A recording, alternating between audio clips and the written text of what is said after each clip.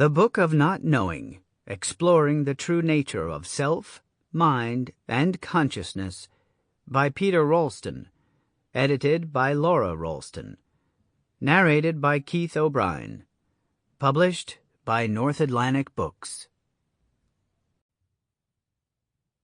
Introduction. Grounded Enlightenment. Just as suddenly as a bubble bursting, my mind opened up to a new level of consciousness, and I felt my sense of self completely dissolve. In that instant, I became clearly and absolutely conscious of who and what I am. Peter Ralston. 1. For 40 years, I've had the good fortune of being able to make a living teaching in two extraordinary fields, martial arts and ontology, the investigation of the nature of being. My reputation as a martial artist is what draws most people to study with me.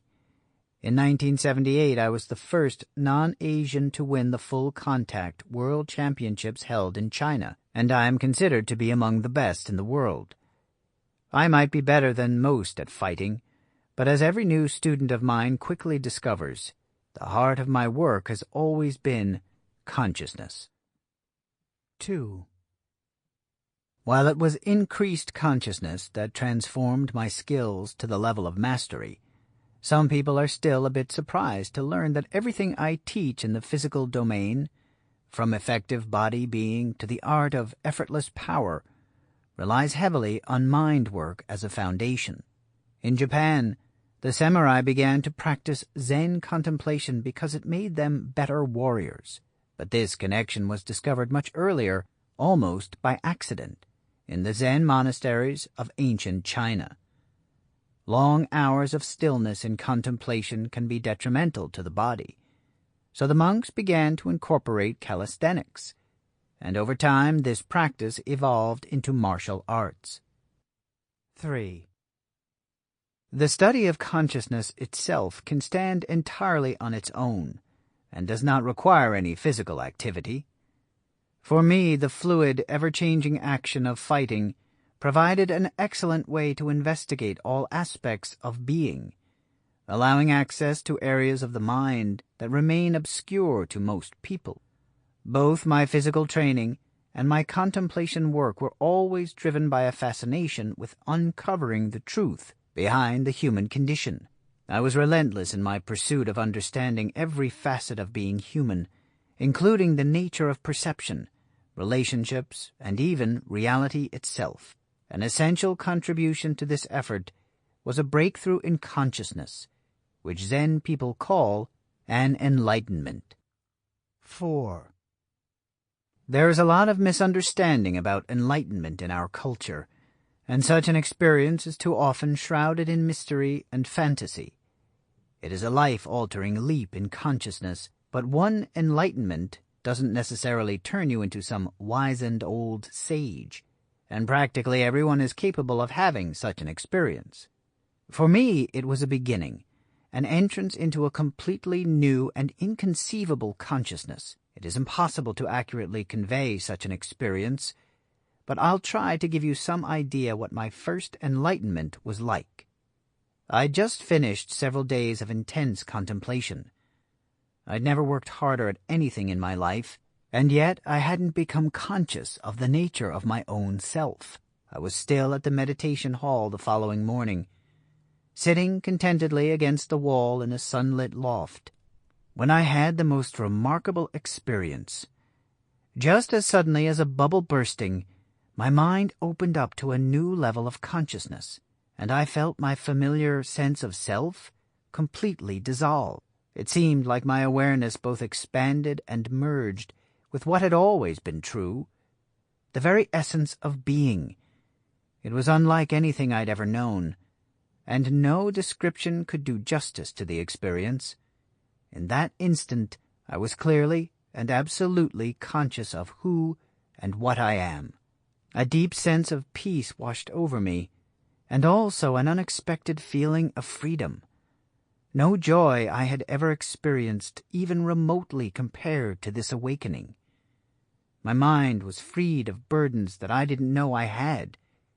Assumptions about reality and limitations in my awareness just disappeared. My sense of self was open and without location. A sense of calm, lightness, and ease saturated my being, and I felt I had at last become one with my real self. All inner turmoil evaporated. All doubt and struggle fell away. It was the most extraordinary moment of my life. 5. Such an awakening is completely outside of conventional human experience. The normal operating principle that used to be and live as myself was no longer there. I didn't even speak about this enlightenment for several days, since there was no self left to desire to communicate it.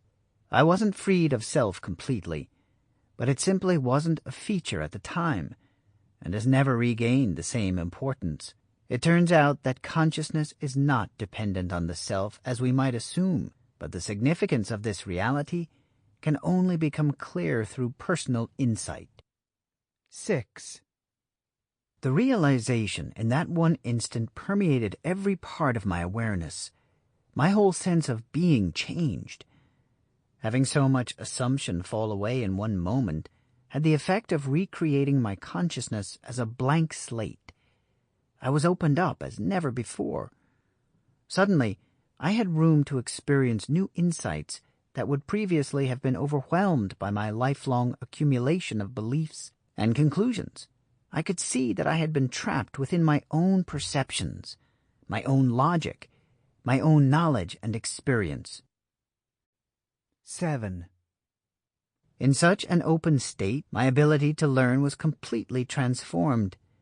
Discovery became a real possibility, not something to be left to other people, but a joyful exercise to be taken on for myself. I investigated my intellect, my awareness, my perceptions, beliefs, and assumptions. I explored my body, movement, interaction, and relationships. I discovered that the more I learned, the more I could learn. From such investigation, many more insights arose, and my continued contemplation led to further, even deeper enlightenment experiences. 8. Over time, I developed new abilities and ways of thinking because my experience was authentically based. Issues of self-esteem and self-image had become irrelevant, and without effort I gained a natural sense of authenticity. I didn't have to pretend anything or doubt myself.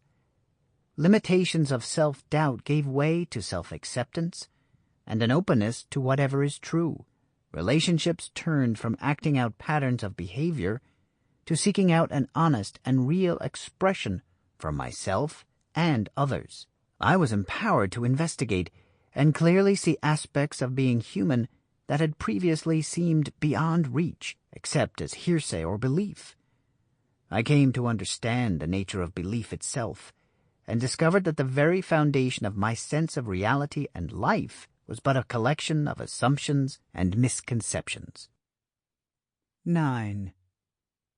Becoming unconditionally open to the truth, regardless of personal preferences, showed me that consciousness is also the key to being truly effective. In time, my body became attuned to principles that facilitated my discovery of effortless power. For the first time, I felt truly comfortable within my whole body. It became soft and relaxed, unified and integrated, full of energy and sensitivity. I could feel every cell of my body all at once, as well as the ground beneath my feet and the space all around me. I developed a powerful ability to feel the presence of other people, and from there made great leaps in skill. Such magical possibilities continued to spring up, and these are what led me to mastery. If I'd been a surgeon or pianist, I'm certain the changes and leaps in ability would have manifested there instead. 10. While I get excited about the possibilities available through this work, I urge you to consider that enlightenment is not a matter to be pursued as an abstract concept or some fantasy on a mountaintop. Taking on the work in this book means a real and personal commitment to experience the truth of your own being and reality, whatever that may turn out to be. I can help you with this, but it will do you no good just to believe what I say. In fact, as any Zen master knows, students need to cast aside all beliefs and make the trip for themselves. 11. Zen masters are notoriously reticent, and with good reason. Matters of consciousness and enlightenment are impossible to convey. Nevertheless, since I myself am notoriously talkative, I'm about to spend 26 chapters trying to help you personally discover the truth about yourself, beyond belief, hearsay, or conjecture. Although the truth is already so, and is profoundly simple, it is not accessible within the world as we know it. What's needed is a new kind of communicating and listening, so please keep that in mind as you read. 12. This book contains real issues about human existence.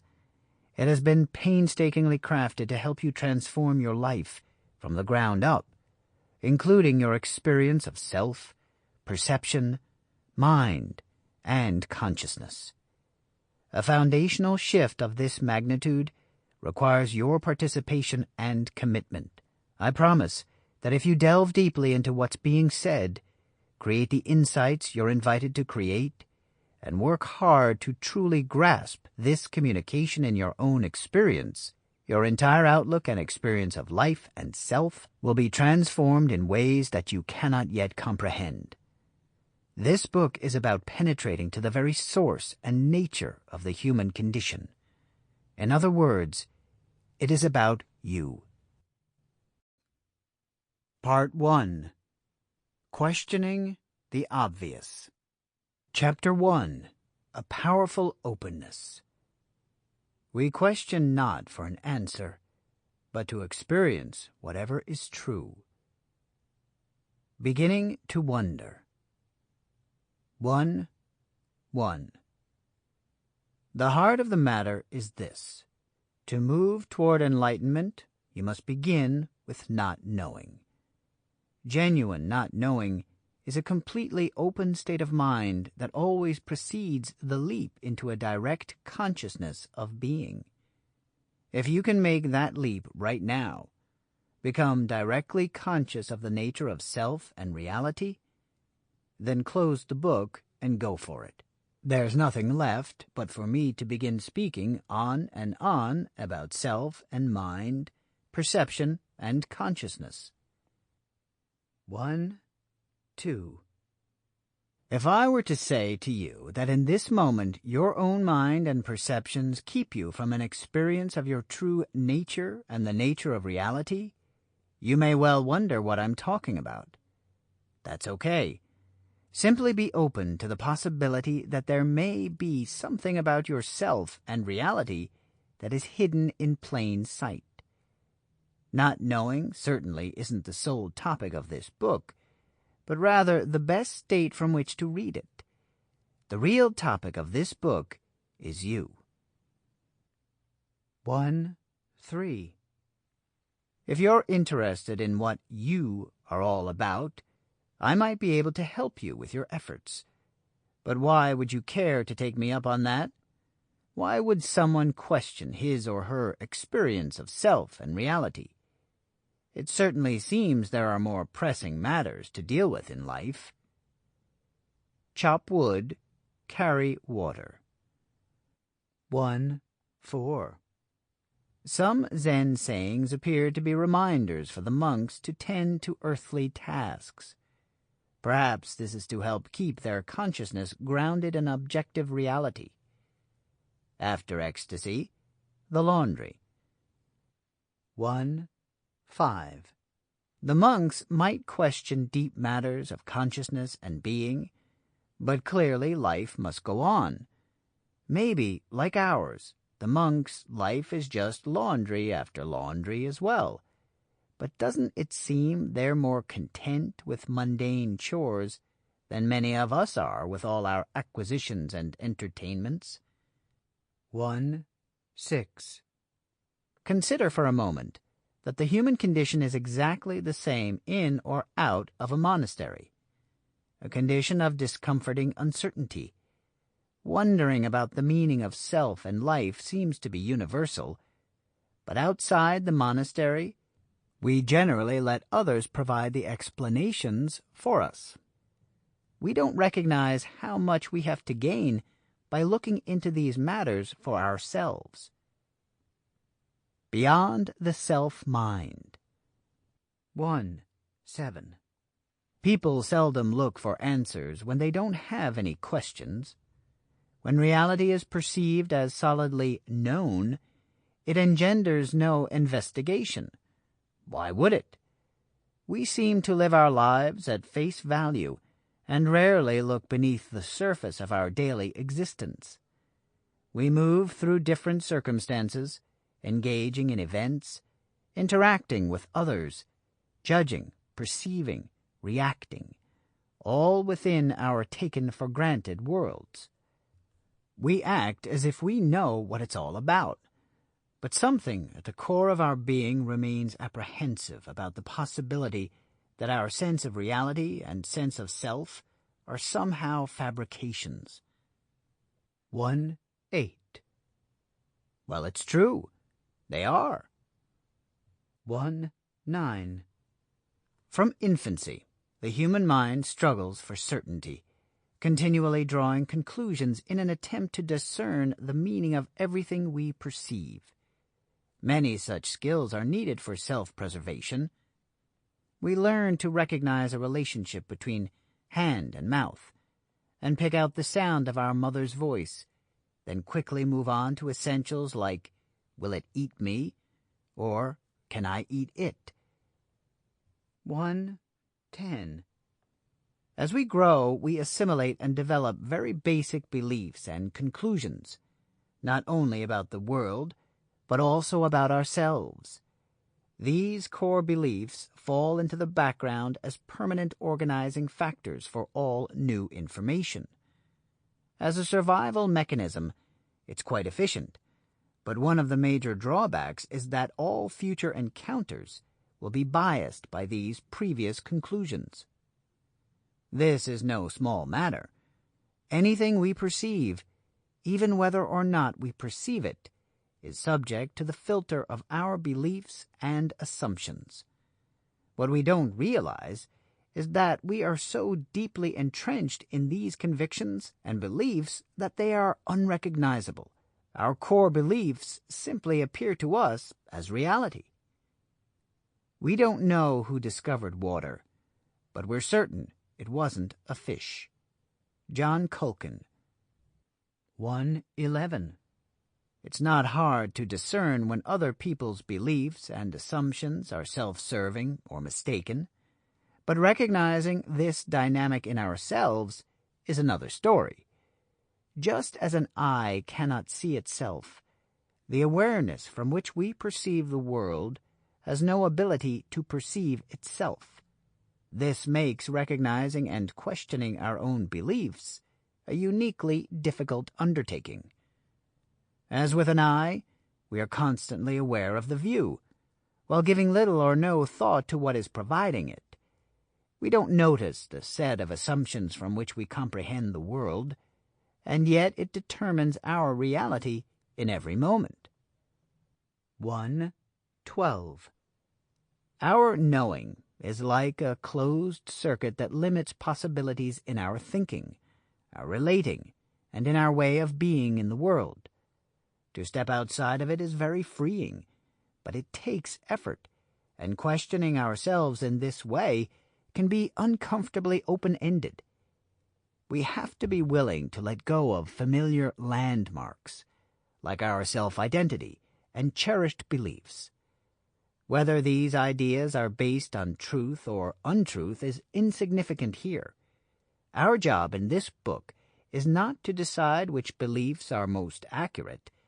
What we want instead is to personally experience what's true. For that, we need to loosen our grip on what we already hold as the truth. 1.13. The alternative is simply to continue operating as we always have, rather blind to the mechanisms that run us, and living at the mercy of our own predetermined reactions. People often accept this as inevitable, but it need not be. Making even a small shift away from this programming, we find that our experience of life and self are altered significantly, and a new kind of freedom becomes possible.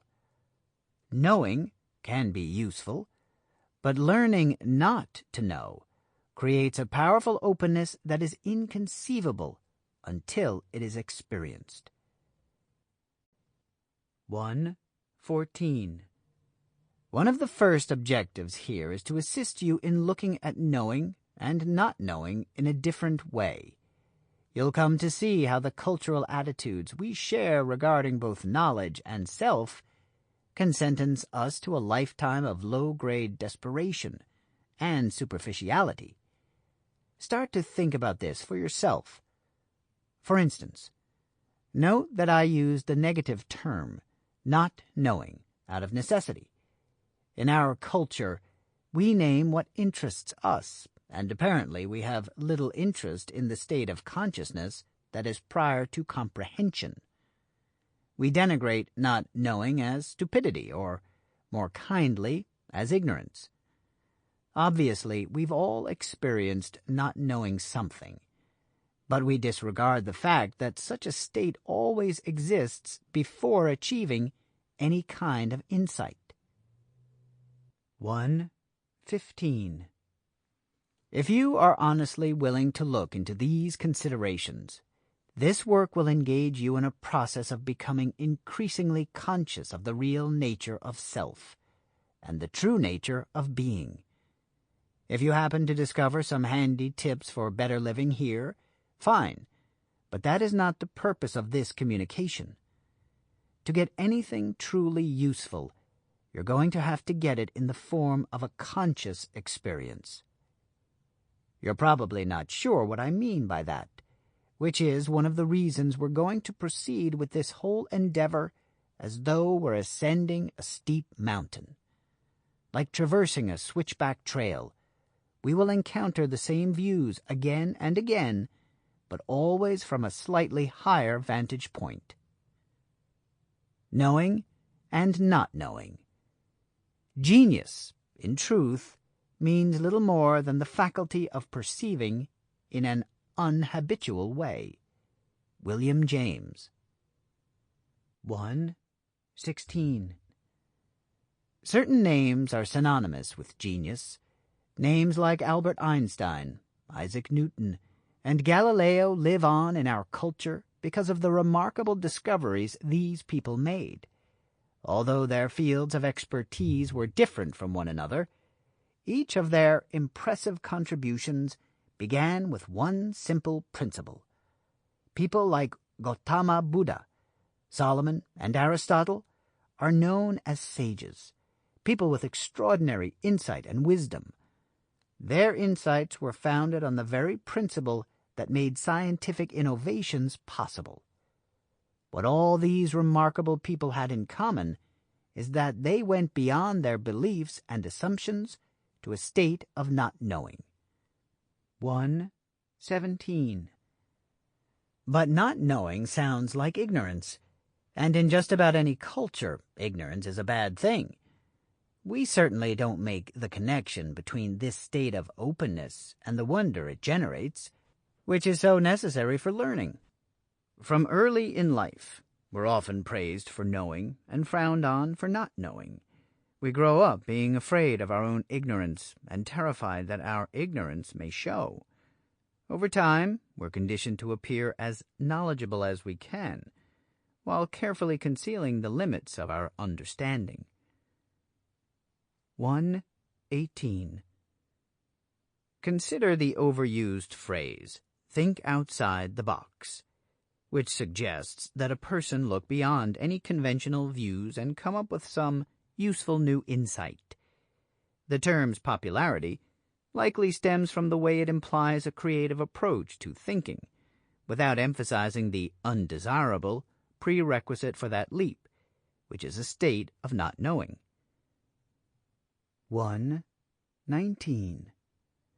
We all experience the dawning of a realization or grasp a new idea now and then, but insight doesn't seem to be something a person can just tap into at will.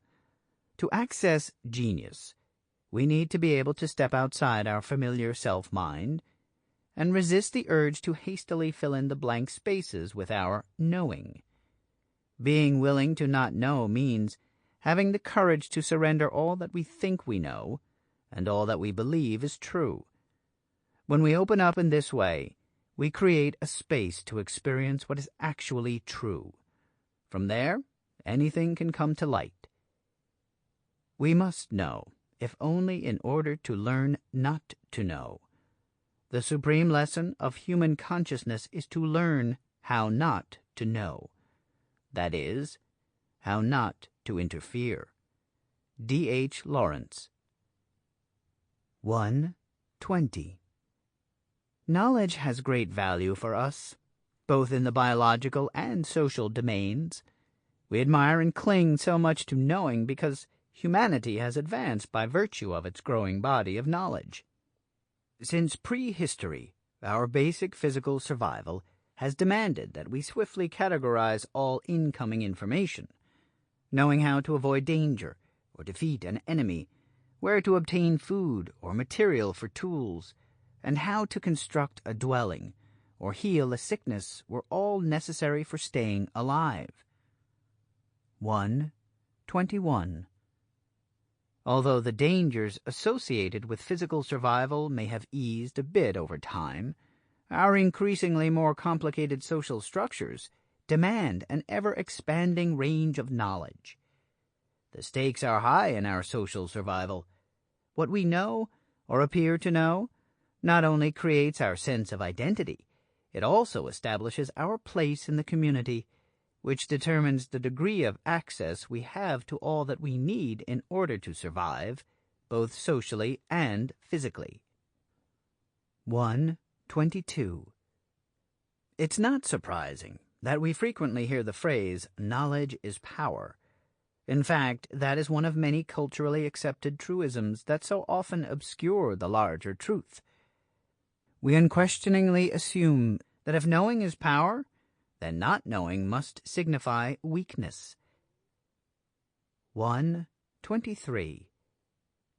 Let's set that one aside for a moment and look at another such truism, which also applies to our current consideration. We've heard many times the assertion that everyone is unique. It's true that the culture we live in provides us with a seemingly limitless range of possibilities from which to create our personal self-identities, beliefs, and behavior. But a closer look reveals that our cultural assumptions act as a kind of filter through which certain ideas simply do not pass. 1:24. While each one of us can claim to be unique in some way, we must keep in mind that we all fashion ourselves in relation to the culture in which we live and develop. The lone wolf may scorn the sheep of society, but the lone wolf is a much more common identity symbol than the sheep. Both notions clearly exist inside the box of our cultural framework, and neither is unique. Every aspect of a person's individuality, indeed, his entire experience of self, life, and reality, is largely a product of the culture in which he lives. And of course, everything he knows to be true, and all the knowledge that he can access, is also based on this unrecognized cultural framework. Becoming aware of this framework creates the possibility of freedom from it, and freedom from it empowers our ability to discover the truth for ourselves. 1:25. Knowledge may be powerful, but holding it as the truth greatly narrows the prospect of any further discovery. Consider people who cling to a belief system or dogma as though it could possibly embody the truth, failing to make a distinction between believing these things and having an experience of whatever is really true. This dogma may derive from someone's profound grasp of the truth, but believing and memorizing what someone else says are not the same as experiencing the truth for oneself. 126. Not knowing allows an open and authentic experience of this moment right now, and it's this kind of genuine experience that allows for great leaps in awareness and creativity. Few spiritual practices will admit that believing in something can only provide us with an idea, a possibility. Merely believing the idea is easier because it seems to relieve us of any responsibility, but it also diminishes our curiosity for looking into the truth of the matter for ourselves. Pursuing an ancient art or spiritual practice is perhaps a positive direction, but only insofar as we use it for furthering a sincere inquiry of our own. Seek not to follow in the footsteps of men of old. Seek what they sought. Matsuo Basho. 127. How genuinely we experience life is determined by the level of our conscious awareness. Unless we're open and willing to directly experience the truth of something for ourselves, there is no way for such an experience to take place. If we rely on hearsay, or fill in all the blanks with beliefs, no genuine experience is likely to occur. Any time that we can open up and not know, we clear a space for understanding something beyond our habits of thinking. This is how someone like Picasso might suddenly be able to see the world in a new way. And evidence of gravity was there all along for Newton, but it took a certain transcendence of his own knowledge before he could conceive of it. 128. From a state of not knowing, people like Galileo and Einstein were able to undertake the open questioning that allowed them to discover and invent new ways of thinking about the universe. Take note that their discoveries weren't just new ideas. Anyone can come up with new ideas. What each of these people had was an insight, which is a sudden awakening in the mind or consciousness, a personal encounter with real possibilities.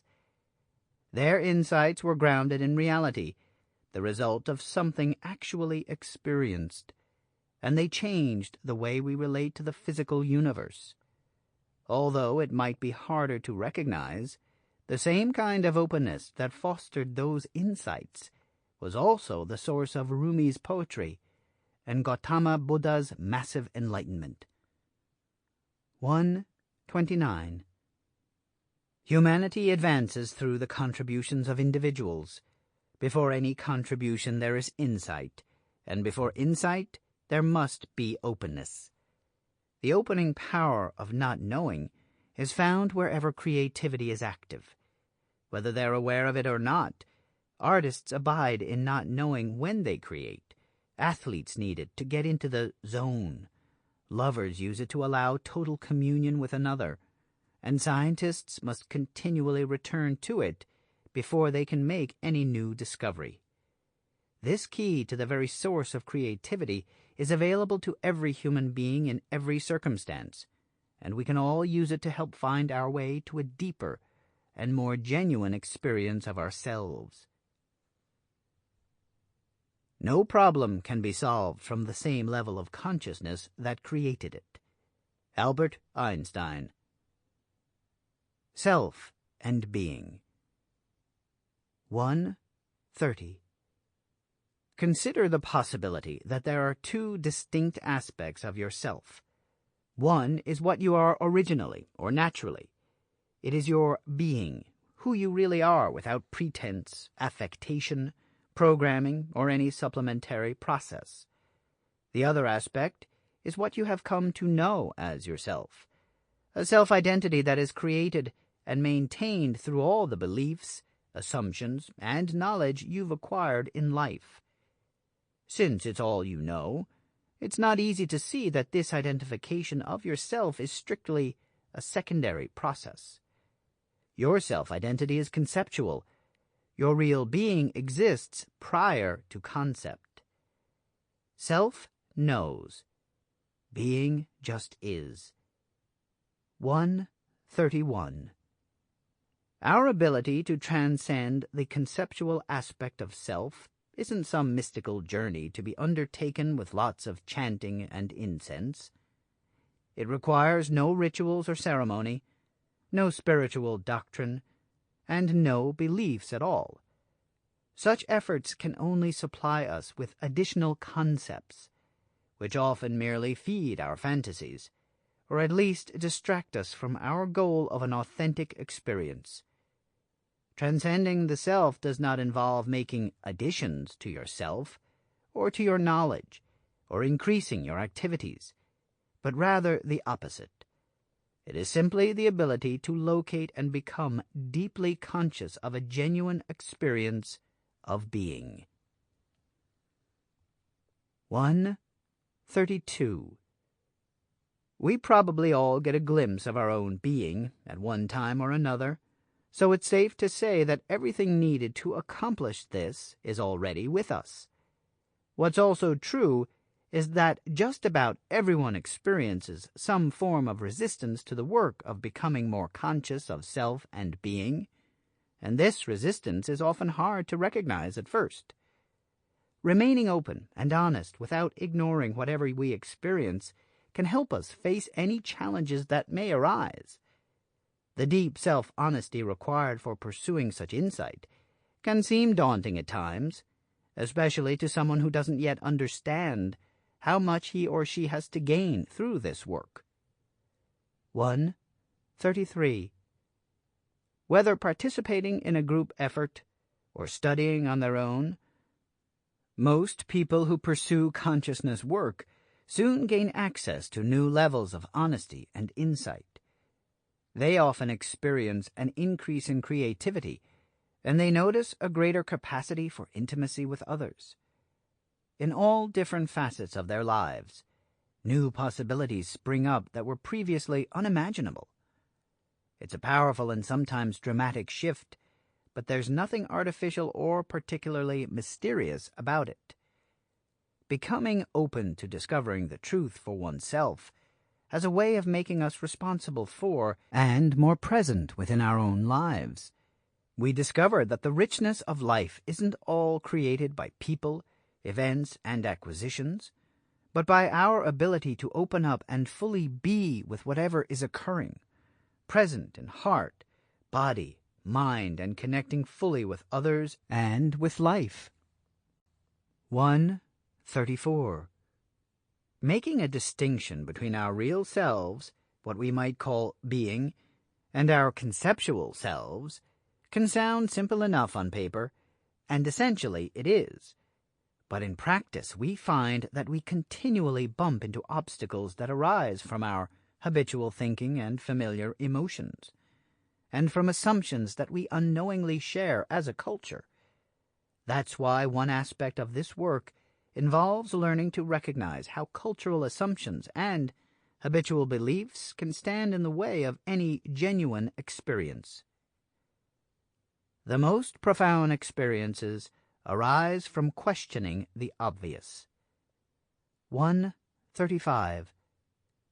In our culture, we spend most of our time looking outward in search of some satisfying experience. We focus on the circumstances of life, attaining our desires and avoiding our fears. Yet, when all is said and done, we still find little satisfaction. When conventional methods don't work, we take on the unconventional. In the hope of finding ourselves, we might explore yoga or extreme sports, practice meditation, study an art form, join a spiritual movement, or read books on philosophy. We might not find our real selves, but we do keep busy. 136. Everyone has had a moment or two when he or she experienced just being themselves, and it probably had some element of surprise to it, as well as a certain familiarity. How this happens, and how often, seems as varied as there are people in the world. In a flash, someone might recognize that she's been living within an act, a pretense. Dropping the facade for even a moment allows her a glimpse of her more honest self.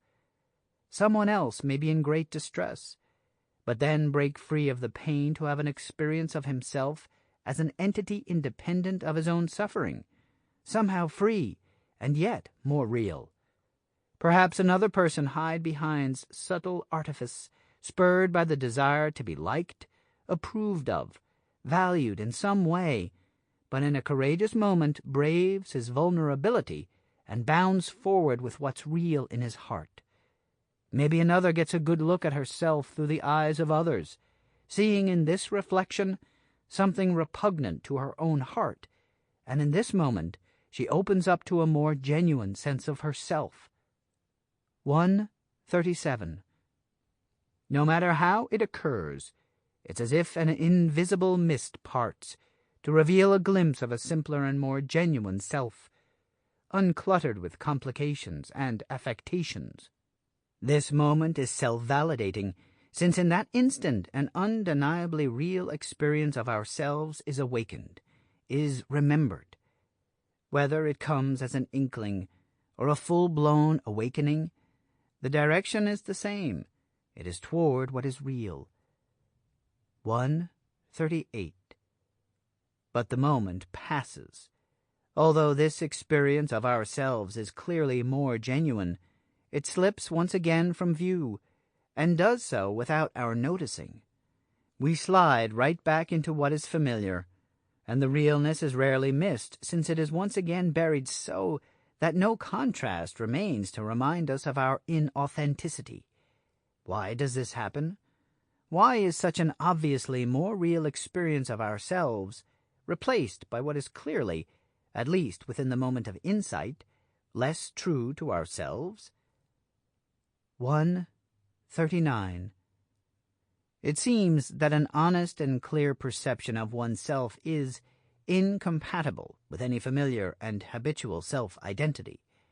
Rather than dwell in the uncertain realm of the real, it's much easier for us to revert to an already established and acceptable sense of self. Wary of uncharted territory, our awareness falls quickly and easily back into the habits and routines that serve our many self-concerns. What we don't realize is that anything we do, think, or feel from here simply adds more layers to the self-identity, further burying what is real. We substitute information for wisdom, and confuse fantasizing about something with having a genuine experience. So immersed are we in our cultural setting that we are unable to recognize how the very methods we use to try to fill the void actually make an authentic experience nearly impossible. 140. This way of perceiving ourselves and the world around us greatly hampers our ability to discover new possibilities outside of our familiar experience. Since our experience is dominated by assumptions and beliefs, we're limited to pursuing a self that is more conceptual than real. But there are other ways to be. Instead of holding our thoughts, feelings, and beliefs as reality, we can open up beyond the world of our beliefs and honestly investigate what's true. It's not so much a way to live as a way to wake up. Try being alone, without any form of distraction, and you will see how quickly you want to get away from yourself and forget what you are. That is why this enormous structure of professional amusement is so prominent a part of what we call civilization. If you observe, you will see that people the world over are becoming more and more distracted, increasingly sophisticated and worldly, because we are inwardly empty, dull, mediocre. We use our relationships and our social reforms as a means of escaping ourselves. I wonder if you have noticed how lonely most people are, and to escape from loneliness we run to temples, churches, or mosques. We dress up and attend social functions, read, and so on. If you inquire a little into boredom, you will find that the cause of it is loneliness. It is in order to escape from loneliness that we want to be together. We want to be entertained, to have distractions of every kind, gurus, religious ceremonies, prayers, or the latest novel. Being inwardly lonely, we become mere spectators in life, and we can be the players only when we understand loneliness and go beyond it. Because beyond it lies the real treasure. J. Krishnamurti. 141. Consider once again the two aspects of yourself, the one that you know as self, which is founded on a collection of overlooked assumptions and beliefs, and the other, which is who you really are prior to the layers of conceptual identity that presently obscure your authentic experience of being. What if you could learn to live your life from this more genuine self? Would it make you rich, sexy, lovable? Maybe not, but it would be the truth. Chapter 2. Moving Beyond Belief. The Delphic oracle said that I was the wisest of all the Greeks. It is because I alone of all the Greeks know that I know nothing.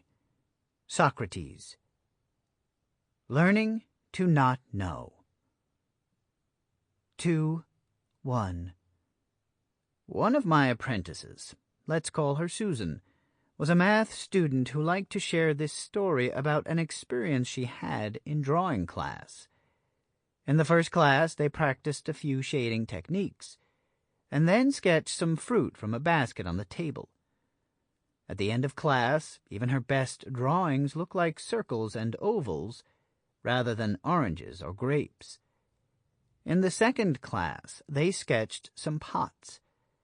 Susan drew cylindrical forms all right, but they didn't look much like pots. Discouraged, she went to the instructor to drop the class, explaining that a math mind was obviously not equipped for drawing. The instructor listened and said that she should attend one more class before giving up. Susan agreed. 2:2. In the next class, a still life arrangement was there as usual, but was completely covered by a sheet of white muslin. Susan suspected the instructor was having some fun at her expense, but she took out her pencils and did her best to depict what was laid out before her. Afterward, she again asked permission to drop, but the instructor wanted to see her drawings. 2:3. Susan showed him, and the instructor told her she had greatly improved. Susan was confused. She looked from sketchpad to table and back again.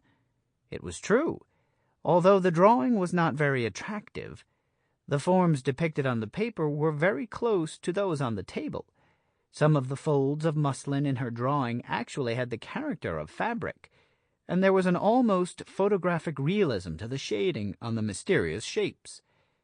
When Susan expressed her surprise, the instructor told her that whether she realized it or not, she had been drawing the familiar objects from memory and association rather than from sight. The unfamiliar shapes made her have to see what was really there. 2:4. When we know something intellectually, but fail to experience what's right in front of us, we are only fractionally engaged with the world around us. On the other hand, allowing ourselves to know about something, and at the same time not know what it really is, provides a new relationship to our knowledge, including what we know, but giving it a back seat to our present experience. 2:5. The same is true in any instance of learning. In any sport, art, or craft, the techniques can only give us a direction. At some point, we must diverge from our reliance on intellectual data, let go of assumptions, associations, emotional considerations, and knowing. Once we open up to engage with what is truly in this instant, genuine insight becomes possible, and we reach our greatest levels of creativity. 2:6. What Susan's drawing instructor did was force her to come from not knowing. While Susan sketched fruit or pots, her knowing provided the idea of what was before her eyes. She was not drawing an apple, but rather her concept of an apple. When this familiar pattern of interpretation was interpreted, she was able to observe things with fresh eyes. Rather than seeing familiar objects, she saw what was present, and she saw it in terms of space, shadow, and light, all necessary distinctions for translating a visual image to paper. She had discovered for herself the difference between knowing what's there and perceiving what's there. Everyone takes the limits of his own vision for the limits of the world. Arthur Schopenhauer. Natural contemplation. 2:7. Any valid inquiry begins with not knowing, or else it merely serves to confirm what is already known. Making a shift from knowing to not knowing opens up a space for new understanding to arise. Clearly, this shift is necessary for creativity, but many people don't realize that it is also the basis for contemplation. 2:8.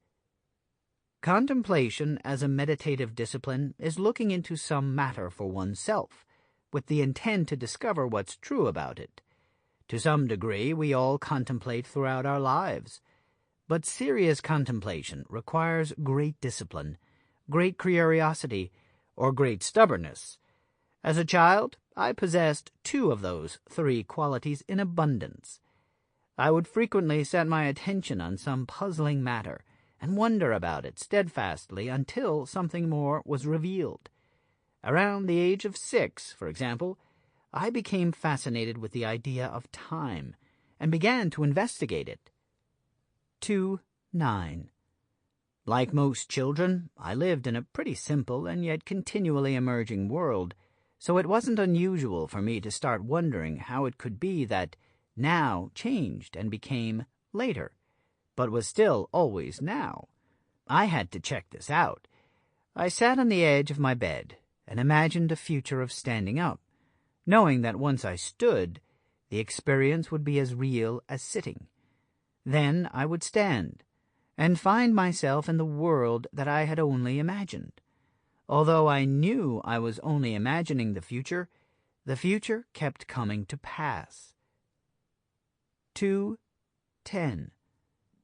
I remained fascinated by this puzzle for some time, standing and sitting. I repeated my little experiment over and over. Eventually, something strange began to sink in. I realized that my whole life was somehow already happening now. It was all now, even though I could only perceive what seemed to be occurring one piece at a time. Then I suddenly got something rather startling to me. Just like moving from sitting to standing, I would move from life into death, and experience dying as the present moment. I felt like there was no separation between my present experience of being a child standing in my bedroom and being an old man dying in my bed. This had a profound effect on my experience of life. Aside from being somewhat unnerving, it was probably the time when I first began to grasp what could be revealed through a persistent kind of wondering. It's not that I am so smart. It's just that I stay with problems longer. Albert Einstein. 2:11. Some of my questions led to insights, but most only led to more questioning. By the time I was a teenager studying martial arts, it was natural that I would spend as much time contemplating judo as I did practicing it. Unable to train as much as I wanted, I'd spend hours working out the throws in my mind. One day, I suddenly realized what the essence of judo was, and my skill took a giant leap forward. Virtually overnight, I became good at it, whereas before this insight, I was no better than any other beginner in my class. From this experience, I became convinced of the power of contemplation to bring about insight. I wanted more, and naturally continued to investigate things on my own. But then, at age 20, I took up the study of Zen. Zen influence. 2:12. The word Zen means to sit, and refers to a practice of meditation. The purpose for this meditation is to reach what Zen people call enlightenment, a leap in consciousness to a sudden awareness of the essential nature of being. Since such an experience cannot be achieved through the use of the intellect, it lies outside of what we know. It is literally unthinkable, which is why Zen has a reputation for being puzzling or nonsensical. Through prolonged meditation, the austerity of having no distractions, and the Zen master's unanswerable questions, the practitioner is pushed beyond his knowing. At this point, if he lets go of his mind, he is ripe for life-altering insight. Not knowing is an essential part of making such a leap in awareness. 2:13. Perhaps because Zen was simply a formalized continuation of the contemplation I'd been doing for so long, in a relatively short time, I had my first full-blown enlightenment experience. Over the years, I continued to have many other breakthroughs and enlightenment experiences. All of these contributed to my investigation into the nature of being human by providing recurring access to an awareness that is beyond knowledge or even thought. It may seem strange, but being able to experience no mind greatly increased the clarity and depth of my ability to investigate both consciousness and mind. 2:14. Throughout all of this study, contemplation, and research, one of the more significant discoveries came as I worked to discern the difference between what I personally experienced to be true and what I only believed to be true. It was here, beyond beliefs, dogma, and wishful thinking, that I discovered the awakening power of not knowing. Since it exists in a place that few think to look, it isn't common or popular, but venturing into this domain produces a freedom and provides new possibilities with each step. Everyone has access to this same facility, but the place we need to come from is buried under countless layers of beliefs. 2:15. It's true that beliefs are very powerful. It's not a new idea that to change anything about ourselves, we must change the beliefs from which our emotions and behavior are created. Several popular self-help trainings involve consciously exchanging one set of beliefs for another. For example, a person who lacks faith in himself might try to override his negative self-image by deliberately formulating a belief that he is intelligent and capable. If he can maintain this new perspective, he will begin to interpret events differently, and his more positive interpretations will support an increasingly positive view of himself. Although this kind of work can have a positive effect, it does nothing to increase our understanding of the real nature of mind or the self. Relating differently to beliefs. 2:16.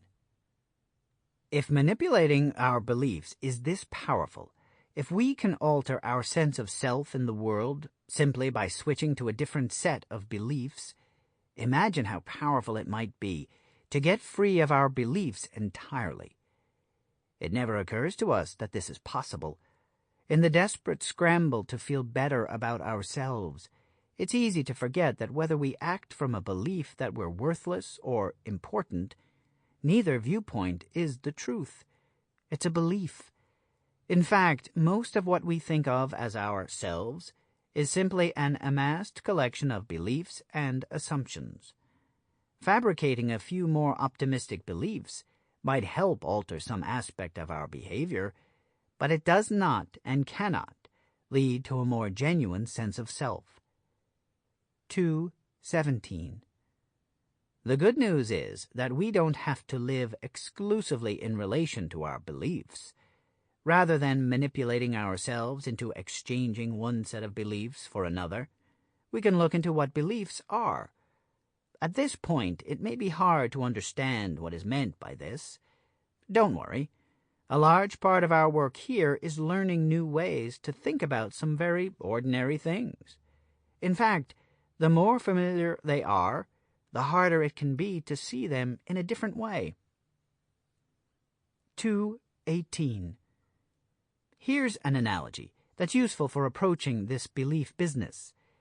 If all you've ever done with your car is put gas in it and drive around, it would mean a huge shift in both focus and effort if you decided to start learning how cars work. Each of these activities concerns a car, but understanding the mechanics involved is very different from using one for transportation.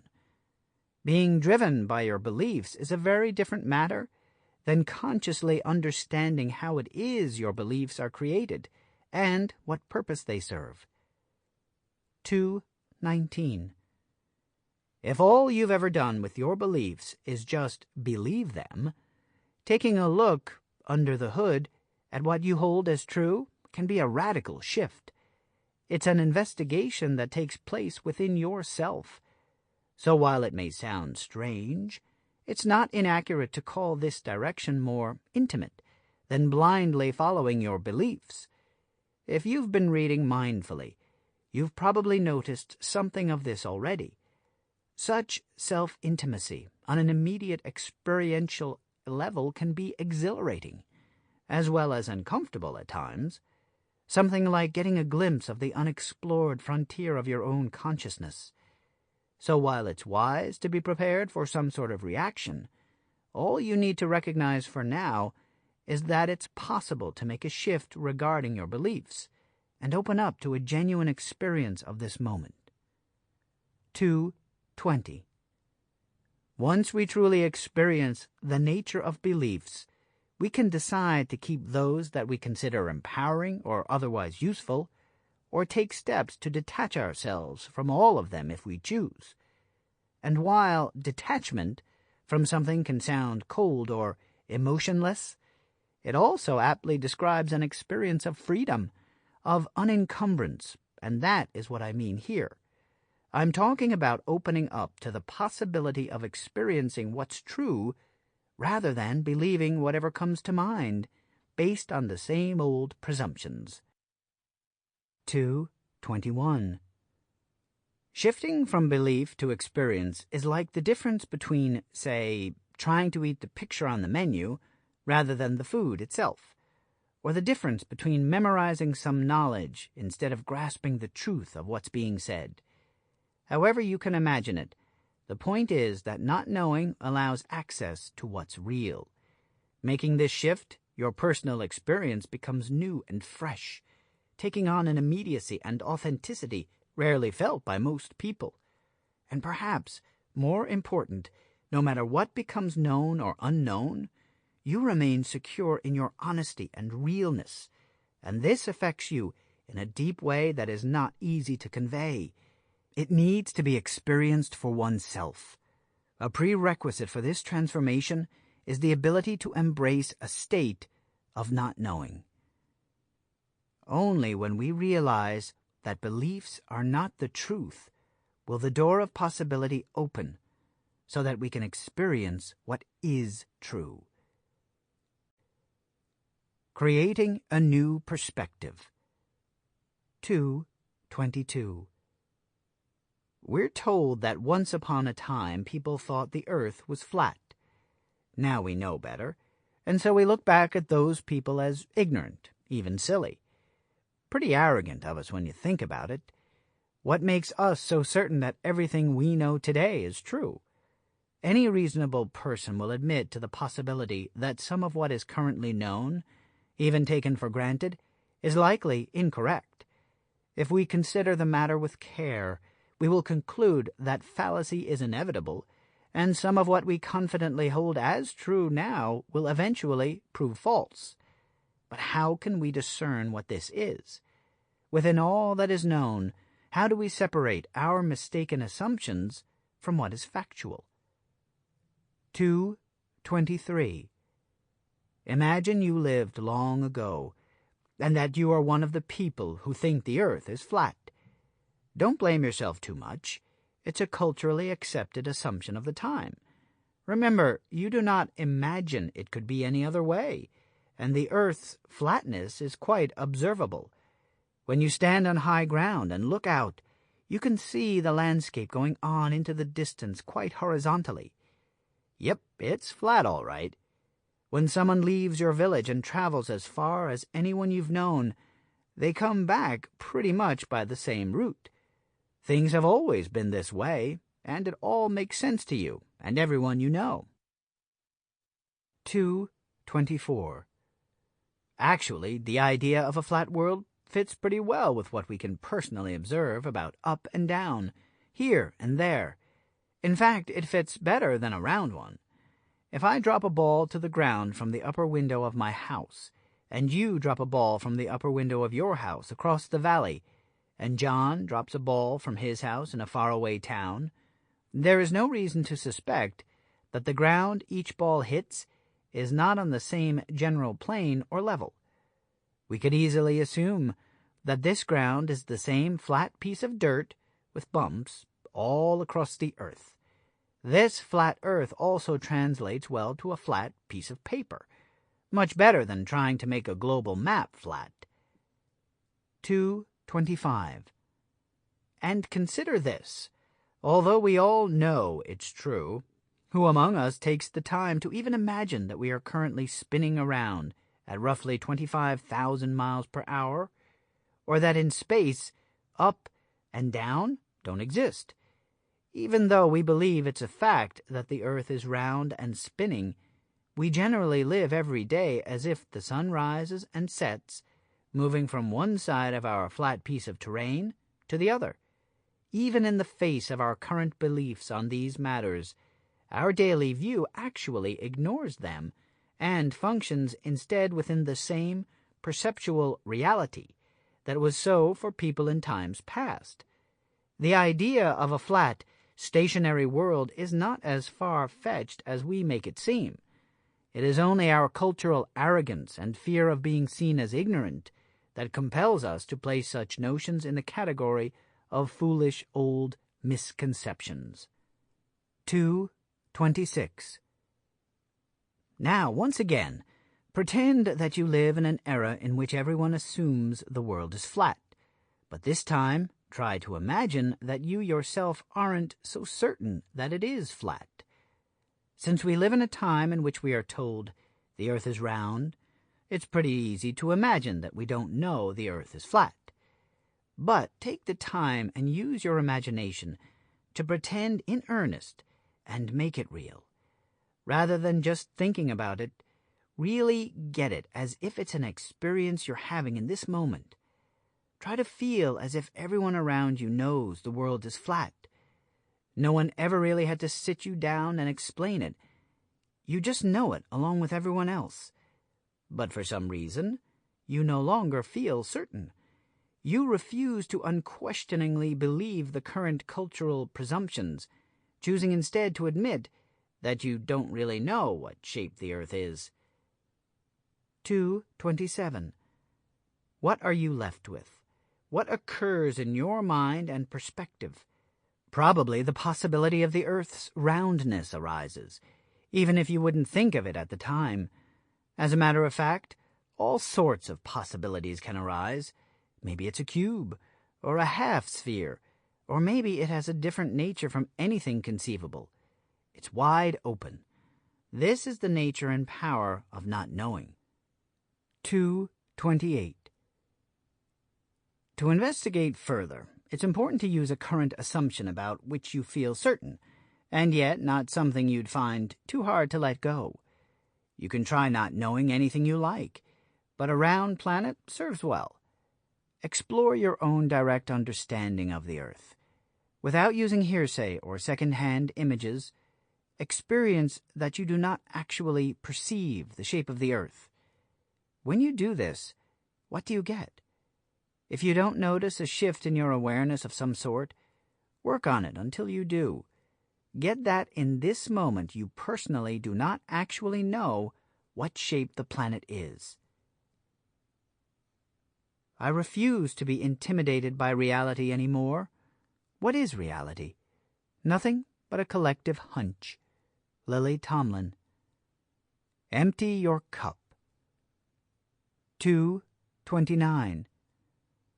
At the root of every true inquiry, from Zen Buddhism to the cutting edge of science, is openness and not knowing.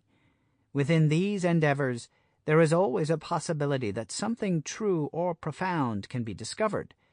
But what frequently stands in the way of even the most sincere and honest investigation is our tendency to grab too quickly for answers and beliefs.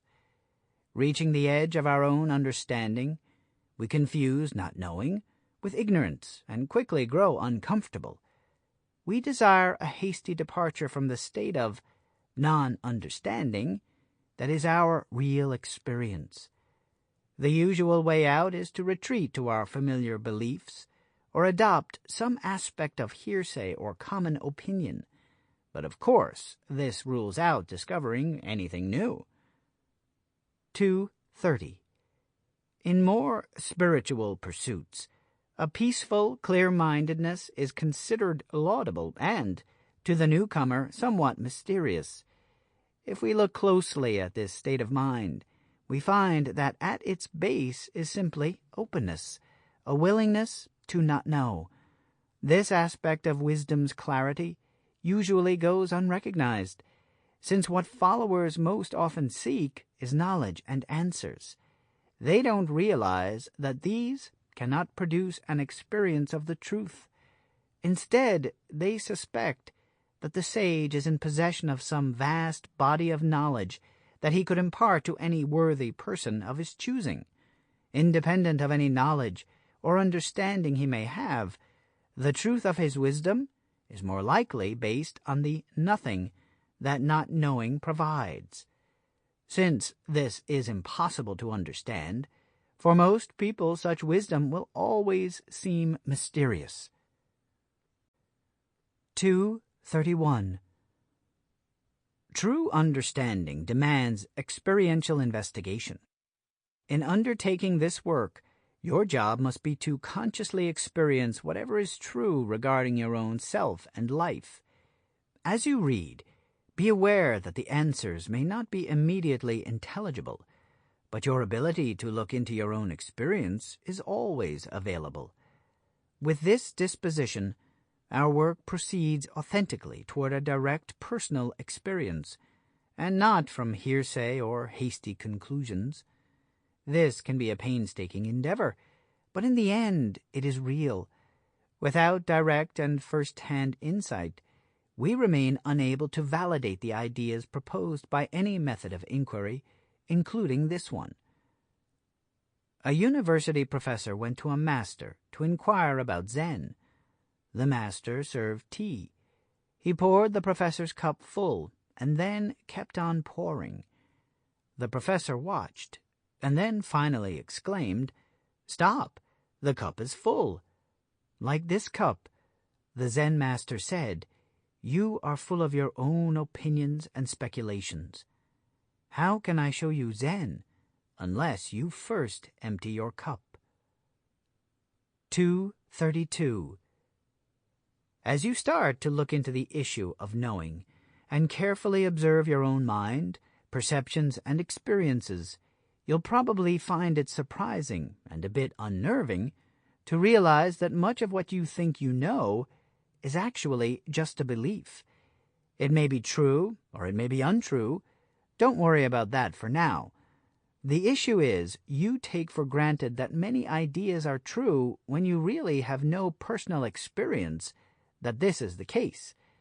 There is a new kind of freedom that comes from separating the truth from what's believed.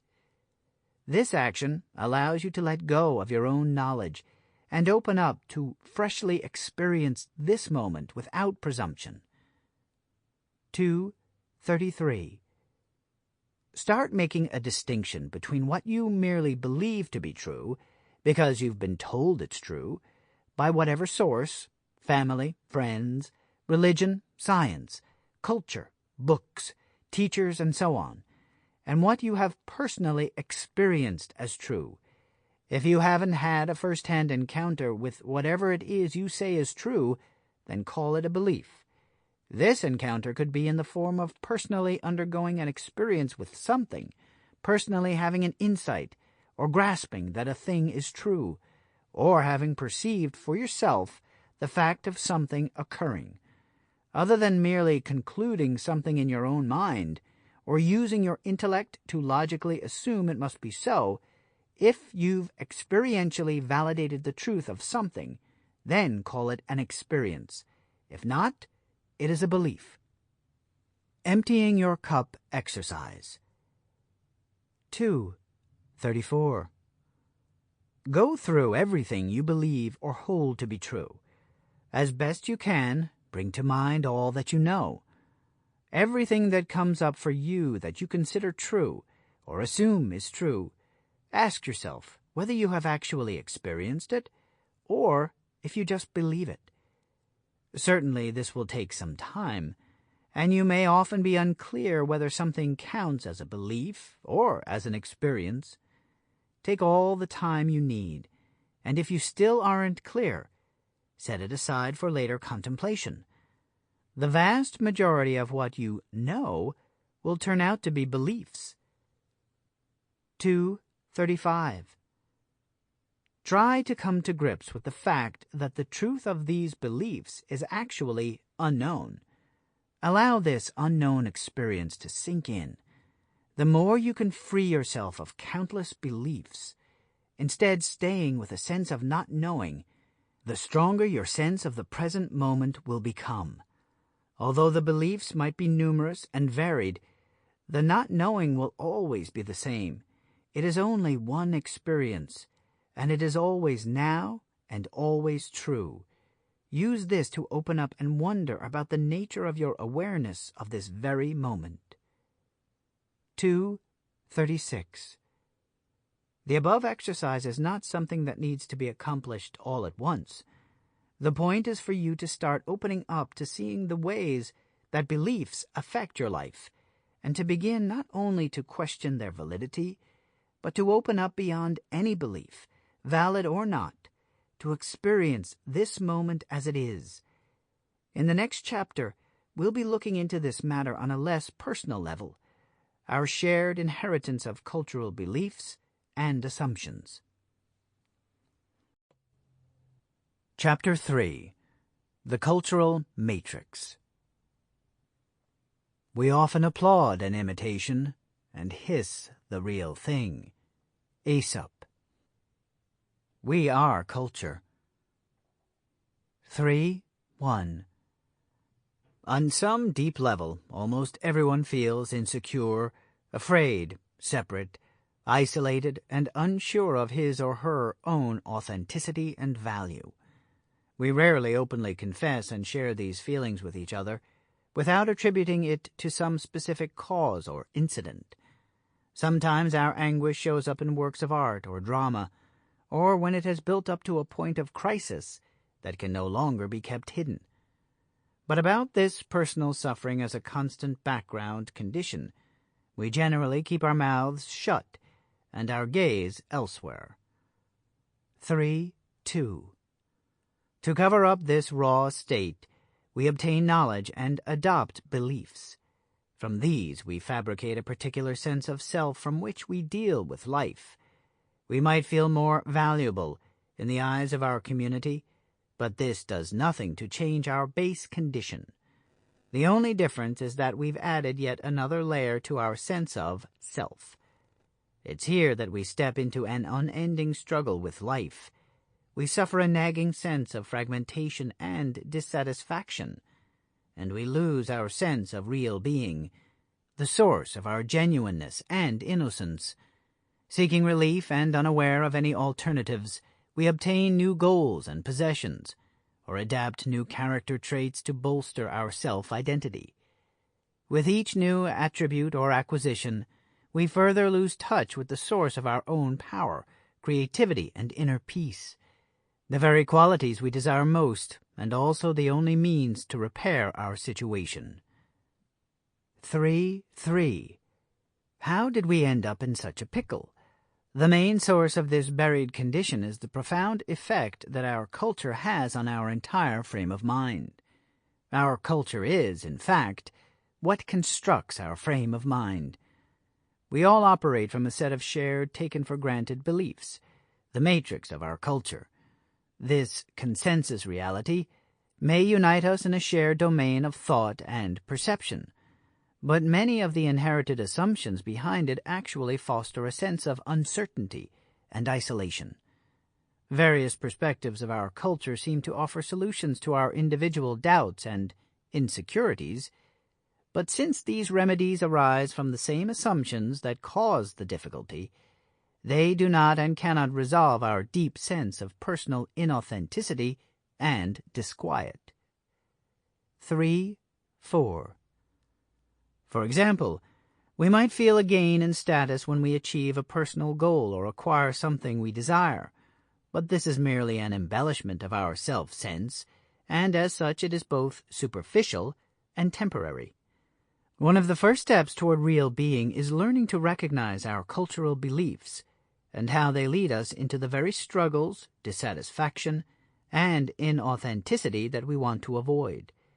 In this chapter, we'll look into two of our most damaging core cultural assumptions and some of the inevitable consequences of assimilating them. Since culture is something we take for granted, let's first take some time to consider the nature of culture. 3.5. To be cultured originally referred to having a refined appreciation for the arts. Over time, the word culture has come to indicate the collective viewpoint and customs of any group of people. Although we now acknowledge that there are many different kinds of culture, the word can still carry connotations of particular aesthetic refinement. So, hearing the phrase, cultural assumptions, you might have the impression that you could find these down at the museum or opera house. Certainly you will find evidence there. Our cultural values are expressed in every piece of artwork, architecture, or anything else that any of us creates. But where exactly is our culture? 3.6. We tend to overlook the fact that a culture exists only within the people who make it up. Instead, we live as though individuals and cultures are separate events, as though somehow we exist apart from our culture. This is a bit like thinking a forest exists independently from the trees. When we look at it impartially, it's plain that culture is purely conceptual. There is no culture outside the minds of the people who comprise one. Our culture is made up of our collective temperament and values, our assumptions and beliefs, our methods of thinking, and our cosmologies. Our culture is found in every building, every word, every idea, every routine, every ritual, every method, every book, every mind, every emotion, every value, every action, every bias. In short, it's made up of everything we do and are. 3.7. Since we're born into a culture, we can no more avoid being shaped by it and passing it along to our children than we can avoid being the product of a gene pool. The assumptions of our culture exist in our minds and perception, in our feelings and beliefs. Although they are merely conceptual, they live within each of us as a very basic part of our experience, and they manifest in every activity we undertake and in every place we live. Our culture, our community, our society is you and I and everyone else. Culture exists in us. It is one of the most basic factors in the framework from which we perceive the world around us. 3.8. Cultural assumptions are part of the foundation for our perceptions. We can't help but take them for granted. We look out from them, which makes it difficult to look at them. No matter what we encounter, much of our interpretation of the event or object or person is predetermined by the assumptions that unconsciously shape our perceptions. One obvious example is gender stereotype. The bias, beliefs, and programming that exist in a given culture will be superimposed on an individual's perception of every male and female. Core cultural assumptions bind us all and are as common and natural to us as the air we breathe. These assumptions are shared beliefs, adopted not from personal choice, but simply as a result of being part of a community. 3.9. Even various subcultures, regardless of their differences, are founded on the same basic assumptions. It may sound as though these assumptions are somehow force-fed into our thoughts and perceptions, but our indoctrination comes about quite naturally in the process of growing up within our culture. These background beliefs are reinforced at every turn and simply fall into place like basic truths that dictate the nature of our experience by shaping our interpretation of whatever's perceived. Since these assumptions are shared by everyone around us, we don't recognize their considerable influence. 3.10. Since the birth of humanity, people have created many phantom worlds in which to live. In fact, our most powerful inventions are not technological at all. They are conceptual. Every culture needs structure and values in order to function as a cooperative effort, and commonly held beliefs and assumptions provide a central unifying force. In response to the questions of existence, such as, who are we, and why are we here, a staggering number of belief systems, values, religions, cosmologies, and worldviews have been invented, lived, and taken very, very seriously. For the most part, these inventions occurred organically or collectively over a period of time, but despite their unpremeditated beginnings, they are inventions nevertheless. 3.11. By design, the modern human mind craves knowledge, especially in places where he can find none. When faced with an absence of information, we'll make something up. We will believe and assume. This tendency appears to be universal. In every culture, some form of beliefs arises to fill in for the lack of absolute knowledge. Every subculture with a set of beliefs clamors to have the last word on the subject, claiming themselves guardians of the truth. Many of the different factions are willing to war over their inventions, but no one is willing to confess that they simply don't know what the truth is. We delude ourselves that we want to implant honesty in our children.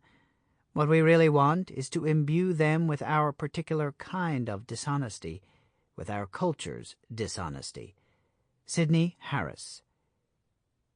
3.12. Everything we invent in this way and live as if it were real or true will have repercussions. While we might understand and accept that there are consequences to the actions we take, it's difficult to grasp that our beliefs and assumptions also have a cost. To recognize this, one would first have to forego attachment to his or her own personal opinions and admit that the ideas at issue are beliefs rather than the truth. Acknowledging this point is scary for anyone.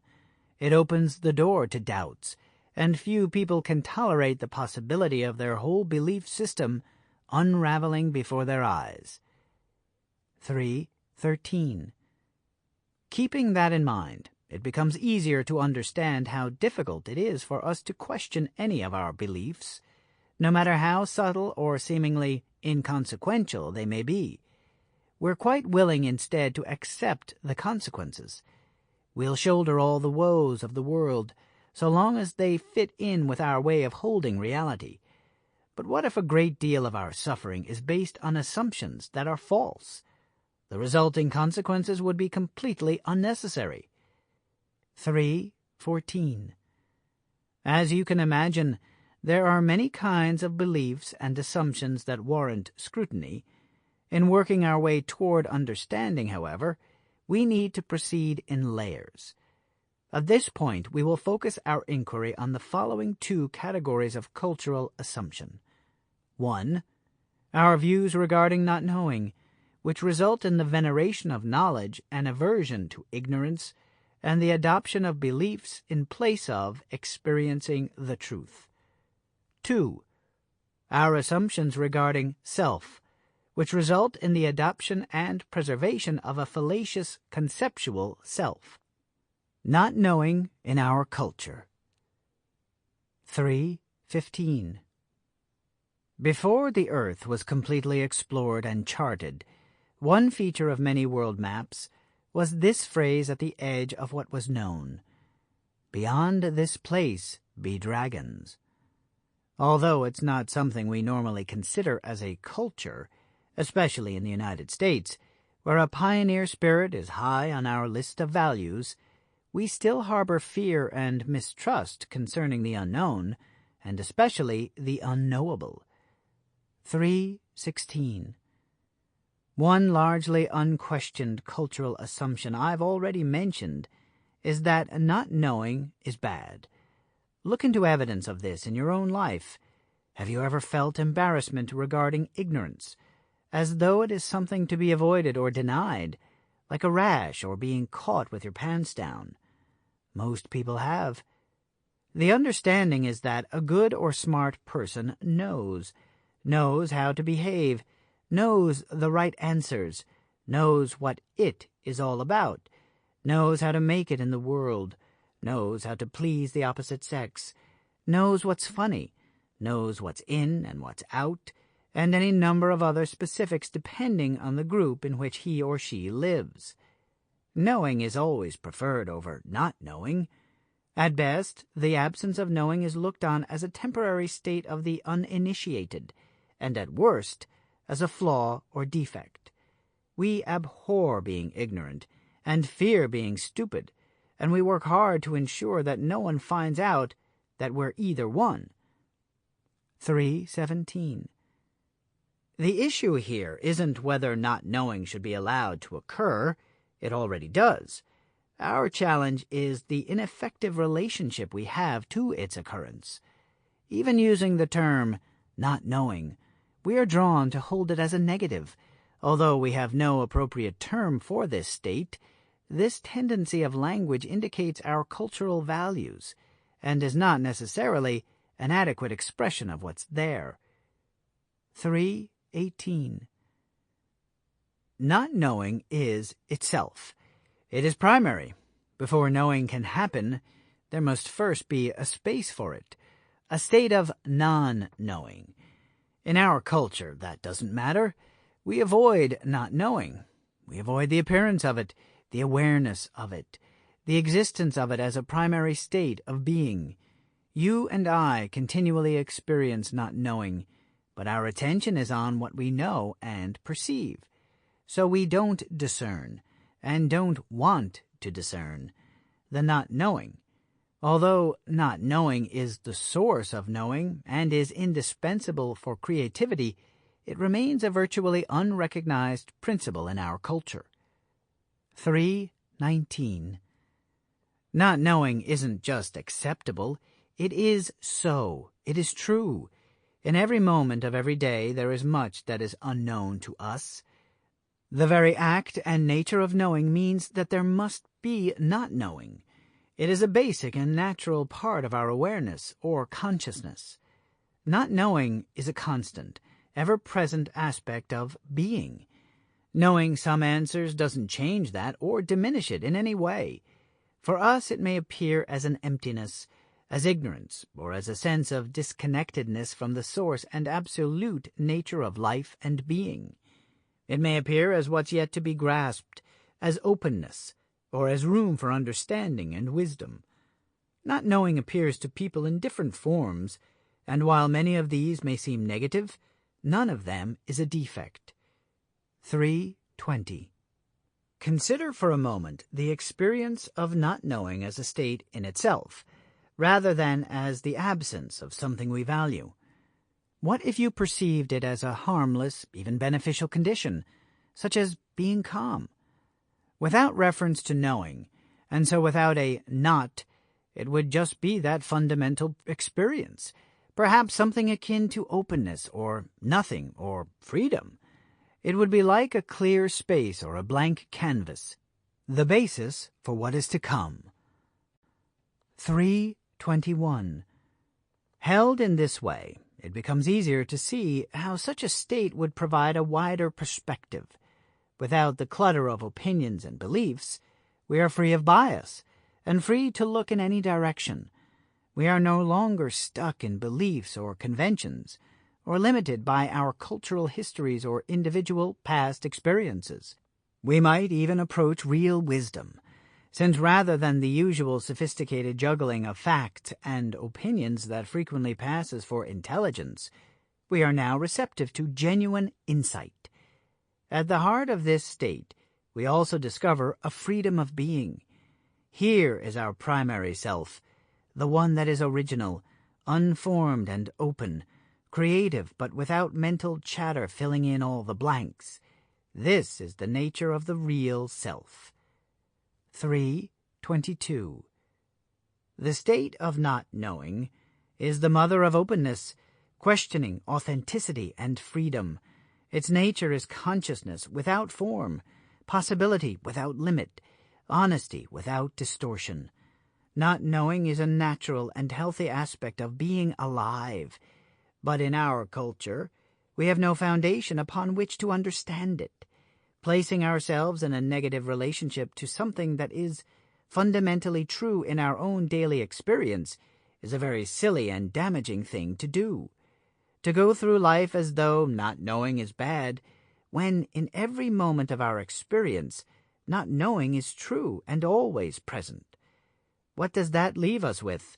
It leaves us with a constant struggle. It leaves us with an aberrant relationship to our own condition. And isn't that what we've got? 3:23. As we begin to recognize and challenge the many assumptions we live by, we uncover a new freedom and open possibilities. It becomes clear that we need no longer take any of our assumptions as reality. At any time we can set them aside, open up to not knowing, and seek out a more genuine experience. There is no freedom of thought without doubt. Bergen Baldwin Evans.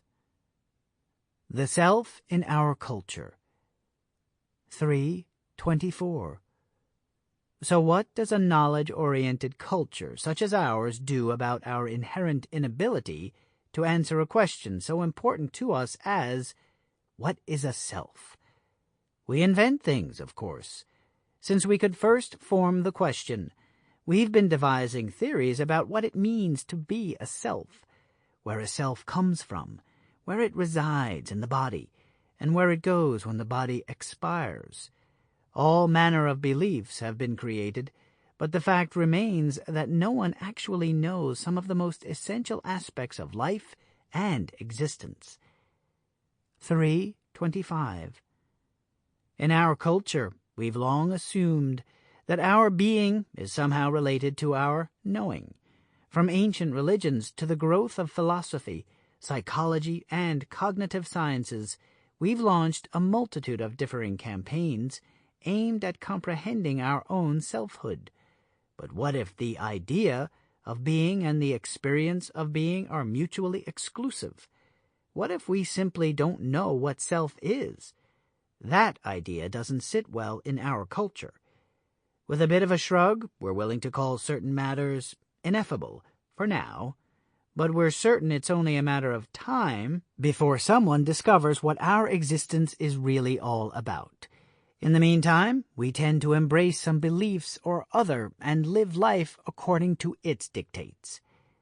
3:26. Although some beliefs can offer helpful guidelines for living, neither religion or psychology, not even philosophy, is appropriate here. Whether or not these embody any truth is beside the point. For us, the ideas behind them will always remain hearsay, and so cannot affect the depth of our being. Instead, what we're after here is a direct, no-frills personal experience. Our task is to grasp what something is, not just what we think or feel or hope about it. We could say we need to look beyond the limits of our beliefs and knowledge. But beyond sounds even further away, and what we want is in a different direction, closer to us somehow. In order to experience what is so, what we need to comprehend is what's prior to all of our beliefs and knowledge. 3:27. Think about it. What do you get from your knowing anyway? Is the experience of being you made complete by what you know? Perhaps you get answers, a personal history, some cohesive operating parameters, an identity, clear social status, etc. But is any of that deeply satisfying? Is it you? Knowledge, answers, and identity are all external to you. They are viewed by you, perceived and received by you, adopted by you, and maintained by you all day long, but they are not you. From these you get to be something knowable, fathomable. You get to have a structure and be filled with your own unique set of answers and beliefs. In short, you get to live as a conceptual self. Is that all there is? In our cultural environment, it is just about the only possibility. But do you feel complete and whole? Why are you unhappy? Because 99.9% of everything you do is for yourself, and there isn't one. Wei Wu Wei. The cost of our assumptions. 3:28. Our two main cultural assumptions regarding not knowing and self play off each other and create a powerful interplay of consequences. In our culture, not knowing is bad, and one of the main things we don't know is who or what we are, what a self is. Since we feel we have to know what a self is in order to be one, we rely on our cultural perspectives to tell us what a self is or should be. From this mental-emotional blueprint, we proceed to construct a self using programs, beliefs, assumptions, and conclusions. What we invariably end up with is a sense of self that is isolated and conceptually oriented. With no discernible alternative, we just assume that this is simply an inevitable part of being human. In our culture, these two facts of life work subtly in tandem so that we are completely dissociated from an experience of real being. 3:29. Operating from these core cultural assumptions fosters a number of negative conditions that we each mistakenly suppose are a result of some flaw within ourselves, or simply a part of life that we have to put up with. The conditions are so pervasive, so familiar, and so distressing that we rarely allow ourselves more than an occasional glimpse of their existence. Although they influence entire domains of our experience, these conditions are so elusive that our first challenge is simply to locate them. In an attempt to simplify the nature and scope of these consequences, they are identified here as 5 general effects: emptiness, self-doubt, feeling trapped, suffering, struggling. 3:30. Essentially, everyone has these issues to a greater or lesser degree. Some people are more sensitive to one or two of these effects, while others may relate more readily to a different set. Yet, if we look deep enough, and through all of the disguises that frequently cover up their presence, everyone will discover all of these dispositions operating in some form within themselves. Freedom from these effects will only come about through discovering the assumptions from which they arise. This will be part of our work throughout the book, but for now a brief look will assist us in realizing the profound influence they have on the way we live. Emptiness. 3:31. From time to time, most people run into a core feeling that might be described as emptiness or meaninglessness. It is the sense that something is missing in oneself or in life. It sometimes arises as a feeling of being personally incomplete, as if there is a void that needs to be filled, and that obtaining whatever is missing would make one feel whole. The feeling may appear in different forms, but in each it comes as a raw and simple sense, even though what's behind it is not so simple. Frequently people experience these effects as almost physical, an ache in the heart, or in the pit of the stomach, or as a hole deep within the core of themselves, and always as something uncomfortable. I'm referring to this rather complex condition as emptiness. Do you know what I'm talking about? Can you find it in yourself? 3:32. Accompanying this sense, or included in it, is almost a feeling of isolation and separation, the sense that you are alone, even in a crowd. Most of us are not happy being alone, but neither are we completely happy in our relationships with others. Both seem to hold a promise that remains unfulfilled.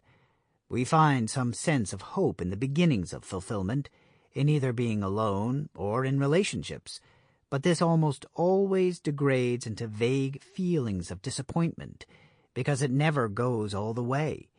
We then tend to assume that real fulfillment is simply out of reach, either temporarily or permanently, depending on our personal history and programming.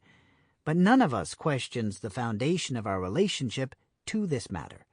We don't notice that overlooked cultural assumptions may be the source of both our desire for happiness and our failure to achieve it. Self-doubt. 3:33. Some people are surprised to hear that everyone has feelings of self-doubt. The seemingly most powerful and confident people doubt themselves from time to time. But the sense of self-doubt that we're discussing here goes deeper than merely doubting one's actions or capabilities. The deliberate pursuit of the issue of self-doubt invariably leads us to discover a deep inner embarrassment, a very personal sense of inauthenticity. I have never met a person who was free of this feeling, nor one who could easily address it. It might be buried deeply, but once they understand what I'm referring to, virtually everyone admits to experiencing this sense of inauthenticity. It's the feeling that you may be the only one who doesn't really know who you are or what life is about, or the uneasy feeling that you may have been left out of some privileged, cosmic information loop. 3:34. One result of this sense of insecurity and uncertainty is an inclination to improve our self-image. Here we pretend, misrepresent, embellish, fake, and so on. No matter how sophisticated or subtle the artifice, deep down we're aware it is fraudulent. And as such it further contributes to a sense of inauthenticity.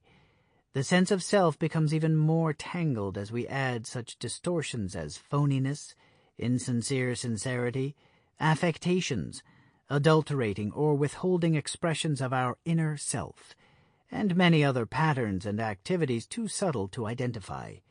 In simple terms, we doubt ourselves. We have a deep and often unacknowledged sense of self-doubt.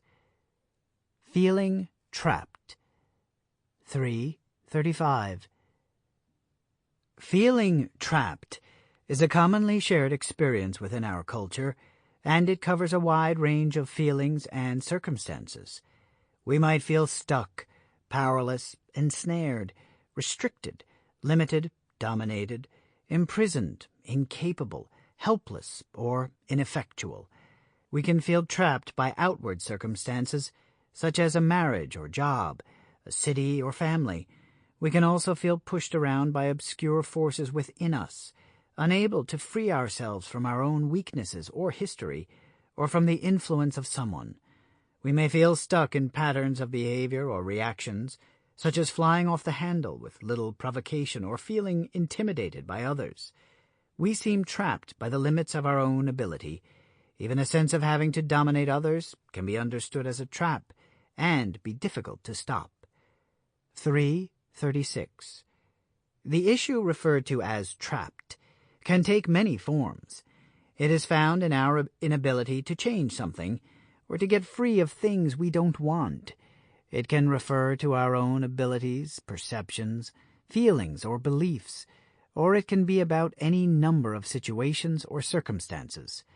It is the entire domain of feeling incapable or stuck in some way. Suffering. 3:37.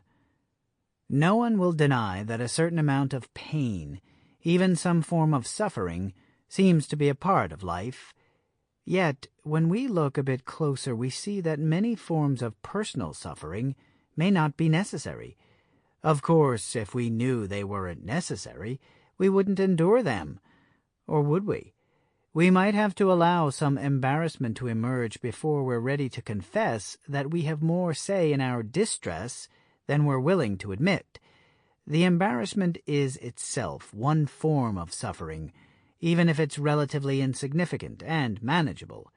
The point here is that most of our fears, reactions, upsets, longing, thwarted desires, anger, stress, anxiety, doubt, worry, embarrassments, and other painful experiences are very often an unnecessary consequence of personal and cultural assumptions. Between grief and nothing, I will take grief. William Faulkner. Struggling. 3:38. Given our experience of emptiness, self-doubt, feeling trapped, and suffering, we naturally have a desire to solve these problems or make them disappear, replacing the painful experiences with more pleasant, self-affirming ones. This whole endeavor could be called struggle. Especially in our culture, competition is common on many levels, and in many subtle as well as obvious forms. Even when all is well, if you look beneath the surface of anyone's daily life, you will likely find a background unease, a muted sense of some inner struggle going on continuously. This inner struggle often manifests as our individual attempts to achieve something in the world, or to become fulfilled in some way. 3:39. Struggling to survive the demands of life is a constant activity. Worrying and trying to avoid the bad things of life are a struggle. Trying to overcome personal defects or resolve unwanted inner feelings always occurs as a struggle. We see obvious and sometimes unacknowledged power struggles emerging in our relationships, both intimate and casual.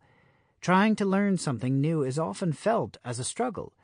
Struggle can even be found in many innocuous acts, such as choosing what to wear to work or trying to sound smart at a party. This constant effort to persist in our culture is most often a struggle for social survival. If we scrutinize our every thought, feeling, and action in terms of effort, we will find a great deal that we might call struggle. Your own experience of these consequences. 3:40. Some aspects of these 5 consequences will be apparent to you right away. A deeper and more encompassing recognition will take daily observation and contemplation. I invite you to look into it. The following meditations will assist you in identifying and questioning the nature of these consequences as they occur in your personal experience. Whether hidden in the background or clearly visible to you, some combination of these feelings is part of the experience that you identify as being yourself or knowing who you are. Even a quick look into these consequences will suffice for now, but you can take it further if you choose. Consequence Meditation Exercise. 3:41. Emptiness. Put your attention on your most intimate sense of yourself. Can you find any feeling within your internal state that you might call empty or meaningless? What is that like for you? When you run into feelings like this, what do you usually call them? How do you explain them or deal with them? Do they feel located within your body somewhere? If so, where? When you isolate one of these feelings of emptiness, does it seem to have a specific cause, or is it always there? If it has a specific cause, something that happened recently, can you recall whether it was absent before that cause? Is it possible that the feeling was present already, and that you felt some relief when the apparent cause arose and could be identified? What, if anything, seems to fill this emptiness? Look into the issue of emptiness and see what you can find in your own experience and life. Don't stop on the surface. Look deeper and ask yourself, what's at the heart of this feeling? Sit for a while with this meditation on emptiness, and then come back to the book to continue. 3:42. Self-doubt. Now put your attention on any sense of self-doubt that you might have. Dig into it some. Is there anything about you that you feel is not fully genuine? Do you have any doubts about yourself? Are you the same on the inside as you appear to be to others? What would it feel like for you, good or bad, if suddenly everyone could see inside your heart and mind? Would they be surprised? What does that mean about you? Would you say that some aspects of yourself are fake? If so, is that all right for you? Or would you feel better if your inside and outside matched more closely? Do you feel certain that you fully and deeply understand what life is all about, or what you are supposed to be? Can you find in your experience a background sense of uncertainty? What is that about? Focus your attention on this experience of doubt or uncertainty and see what you can discover about it. Once again, don't stop on the surface. Look deeper and ask yourself what's at the heart of this feeling. Sit for a while with this meditation and then come back to the book to continue. 3:43. Feeling trapped. How many forms of feeling trapped can you identify? If you like, you can begin by writing these down. Jot down what comes to mind without thinking about it too much. Afterward, look over what you've written and consider the nature of these constraints that you feel. Consider each separately at first and see if you can get to the bottom of what these are. Then consider them all together. What is at the source of these feelings? Look into any feelings of helplessness, powerlessness, and even feelings of being stuck with your own behavior or reactivity. What do you think might happen if you moved from one of the positions that you feel stuck in? Would you be afraid, embarrassed, a failure? Would someone get hurt? Would you lose something? What seems to keep you feeling trapped? Take some quiet time and focus on any feelings you can find that relate to being trapped or incapable. Once again, don't stop on the surface. Plunge into the heart of these feelings. Sit for a while with this meditation, and then come back to the book to continue. 3:44. Suffering. Suffering isn't hard to locate. What forms of suffering have you experienced in your life? Is there any sense of suffering that seems to drag on continuously or repeatedly, hanging in the background like a cloud, or in the forefront as in some crisis currently being endured? How do you meet this suffering, and what do you do about it? Beyond the obvious suffering, can you sense subtler forms of this activity? As you locate these feelings, continue to ask yourself what generates them.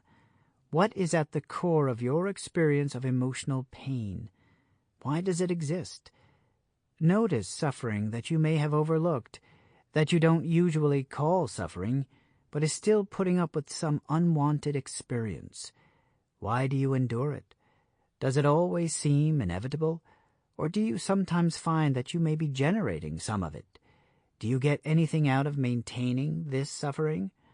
Dwell on any sense of suffering you can find in your life, dig into it, and see if you can discover its source. When you've spent some time on this, then come back to do the next meditation. 3:45. Struggling. Finally, focus on any sense that life is a struggle, that some form of turmoil, either within or as an outward activity, seems inevitable. Why can't things just work out? Do you experience a deep inner peace all the time? If not, what's there that's not peaceful? Would you call that a struggle? What are you struggling with? Locate any inner struggle and meditate it. Observe your relationships with others and see any struggle, perhaps power struggles, going on. What are you trying to accomplish with these?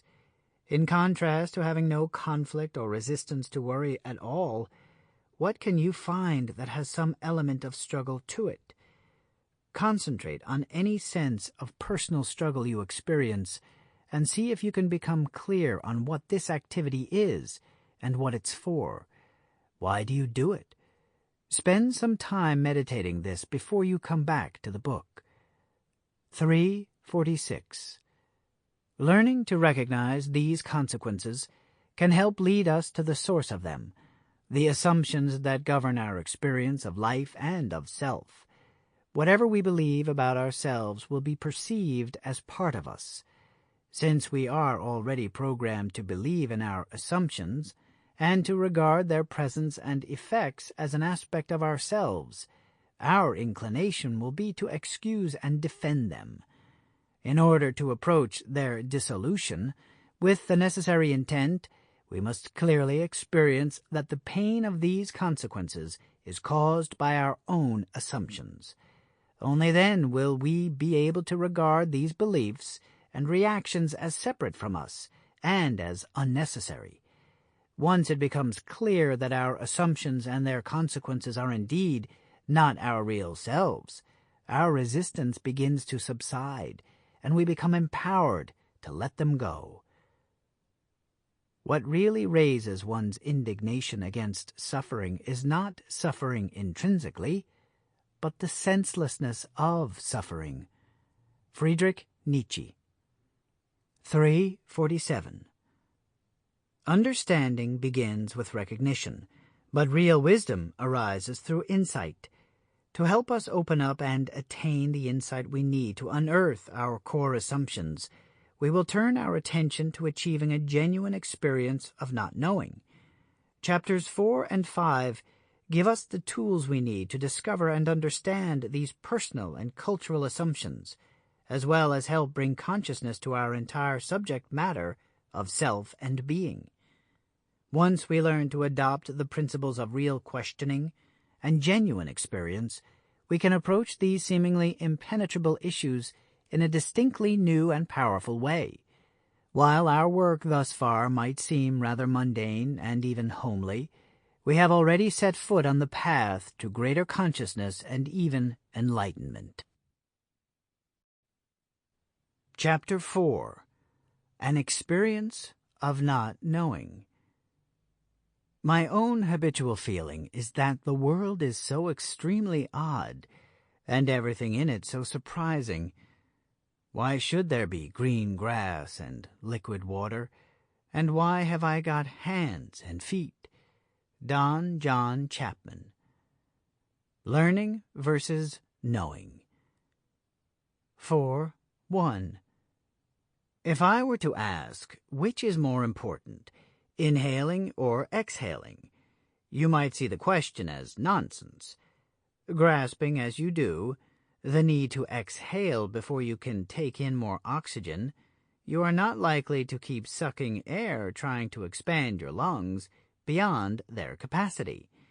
Instead, you will blow out stale air and breathe in again. 4.2. Obviously, you have to do this to stay alive, but maybe you do it poorly and with resistance, making your breathing difficult and certainly not what it could be. If you investigate, you'll realize that even something so taken for granted as breathing can be fine-tuned and improved. You'll learn that blowing air out is just as important and necessary as drawing air in. You might even discover that using different muscles and intention will pull the breath deeper into your belly, affecting your physiology in several beneficial ways. In time, you'll learn to breathe more naturally and with greater capacity. 4.3. It's the same with knowing and not knowing. To be efficient, there has to be a balance. Whenever you or I learn anything, not knowing has occurred, whether we intend it or we haven't a clue that it is taking place. Even when we try sliding quickly through not knowing to get to knowing, somewhere in there not knowing has occurred, or learning didn't happen, just as exhaling occurs, or inhaling doesn't happen. In either case, this interchange can proceed with different levels of efficiency. If we resist not knowing at any stage, our learning capacity is impeded, and we'll have more difficulty acquiring new skills or understanding. 4.4. As we saw in the last chapter, cultural assumptions strongly influence our view of reality, what we collectively know and don't know, and how we regard knowing and not knowing, are both founded on cultural presumptions.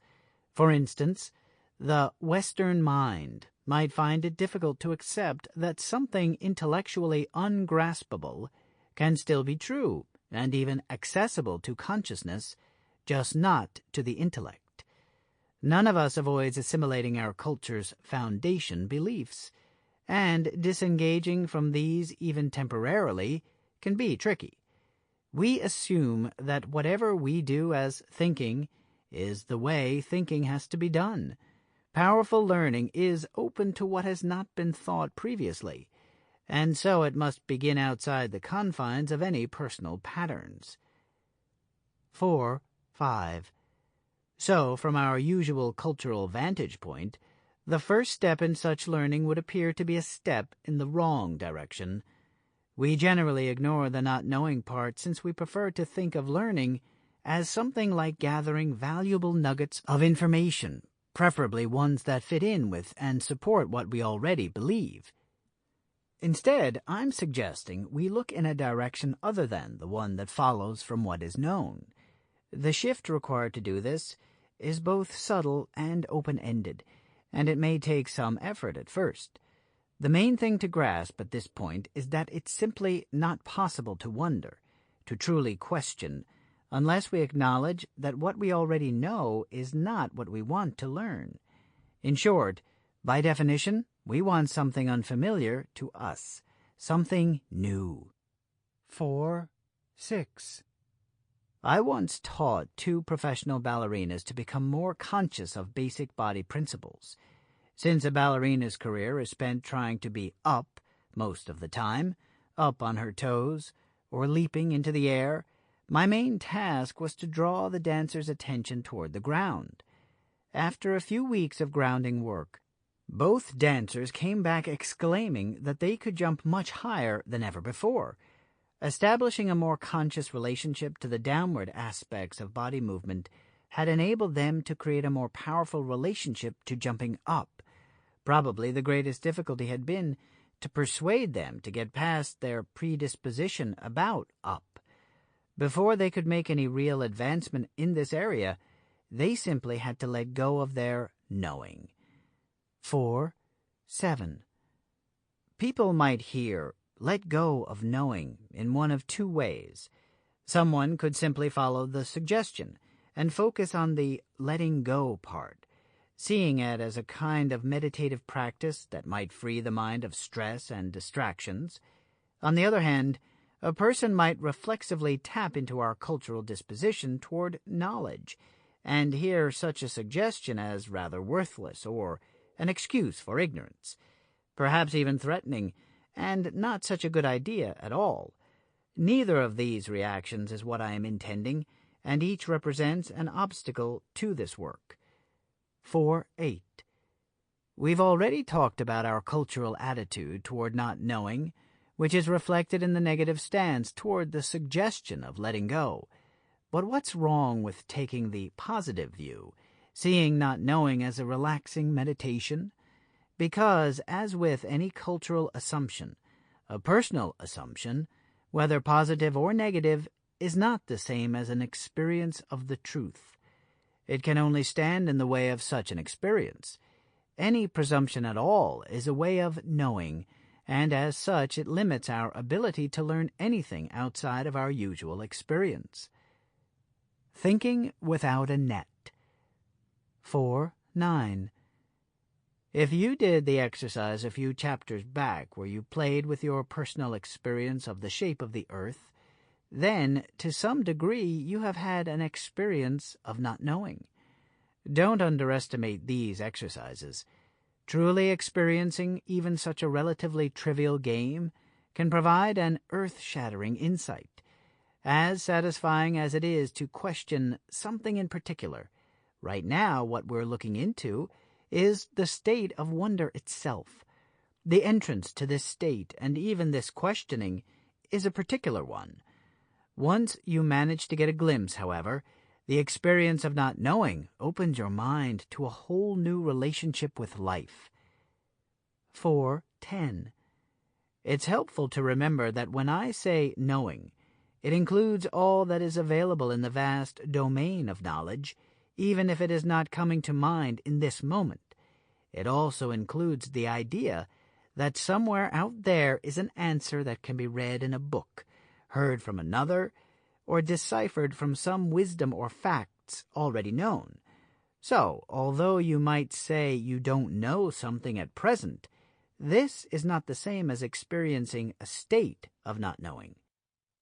Simply having the idea that you don't know will not allow powerful wondering to arise. The idea itself is a form of knowing because it takes place as a thought that something knowable is temporarily unknown by you. Unless we experience a real and open state of not knowing, our wondering will be limited to our familiar ways of searching for an answer among what's known or knowable. 4.11. I facilitate lengthy contemplation intensives in which I guide the efforts of participants trying to become directly conscious of their own true nature. For days on end, they'll struggle to get past their own knowing about who they are. Try as they might, their minds continue to serve up knowing in the form of ideas, images, desires, associations, feelings, intuition, and other mental activities both subtle and obvious. I repeatedly advise them to get that they really don't know, and that real openness will not be possible unless they genuinely get not knowing as an experience. 4.12. Of course, repeatedly hearing this instruction in no way endows them with a sudden experience of not knowing. It just helps them keep looking in that direction. When someone does actually grasp it, the understanding comes almost as a bodily sensation that no matter what knowledge they possess or what their mind generates for them to view, at the root bottom they in fact do not know. Such a genuine experience of not knowing profoundly deepens their contemplation because it opens their awareness to the immediate presence of the real possibility of having an insight into the very nature of being. 4.13. That's an example of some pretty intense contemplation in a workshop setting, but the principle is the same for any true inquiry.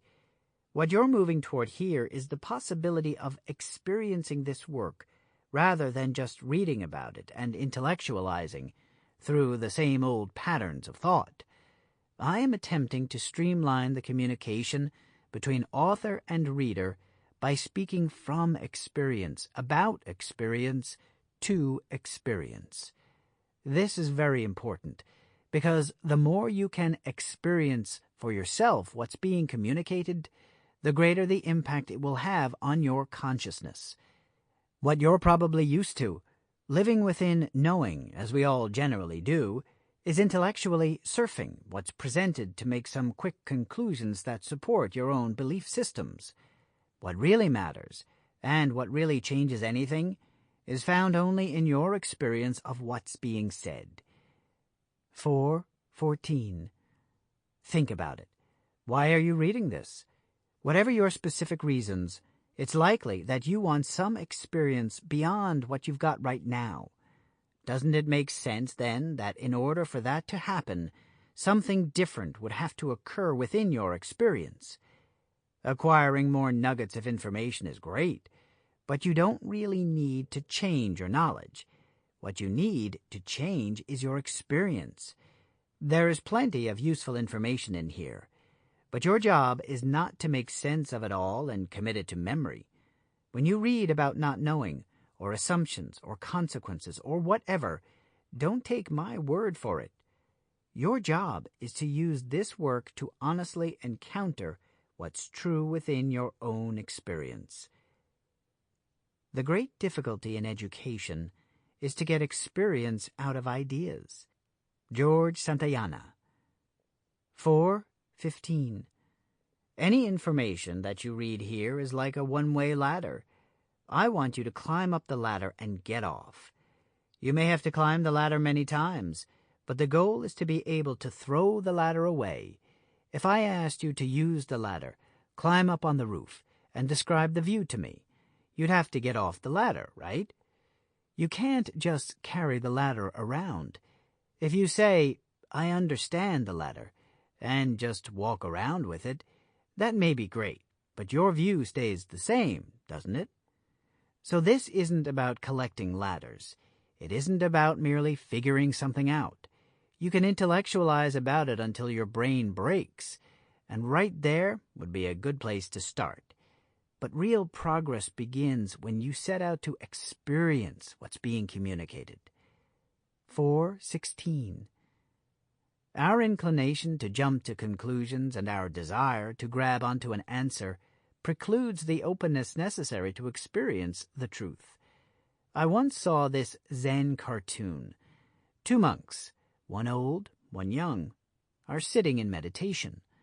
The old monk is turning to the novice saying, "Nothing's next. This is it." 4:17. Okay, so maybe you had to be there. I like it because it hints at the tendency in our contemplation to wait for some punchline or the next step, as if those are somehow going to do it for us. We forget that what needs to occur can occur right now, without further explanation or any outside occurrence, and without a punchline.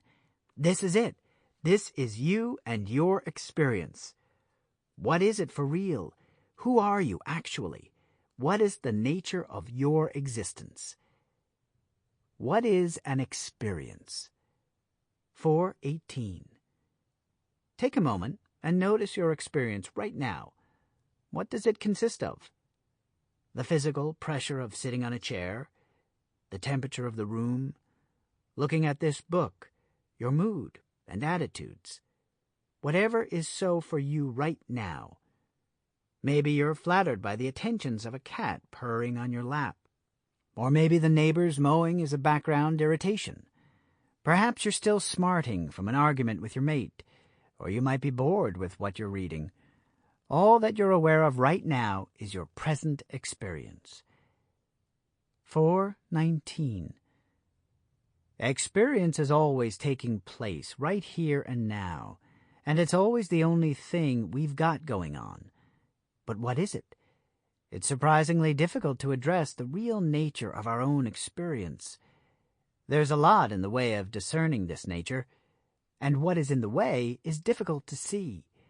As is often useful in making new distinctions, we'll begin by looking into what we hold as the obvious. Some basic definitions of the word experience. 1. The apprehension of an object, a thought, or an emotion through the senses or mind. 2. To personally undergo. 4:20. Within our awareness, we experience or perceive many things on many levels at once. We see a telephone in the room, but we also wonder if Jill is going to call. We are aware of both of these perceptions, and, although it's usually overlooked, we can notice the difference between perceiving an object, the phone, and perceiving a thought that someone might call.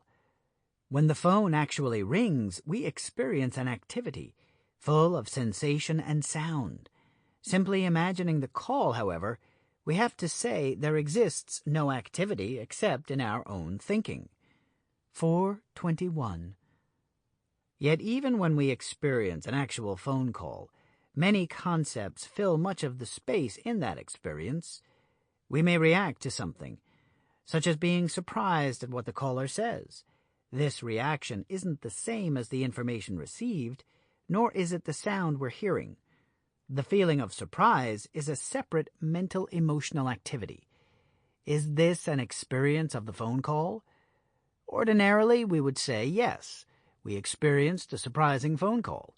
We combine our reaction with the activity of hearing what's said, and we lump it all together as the experience.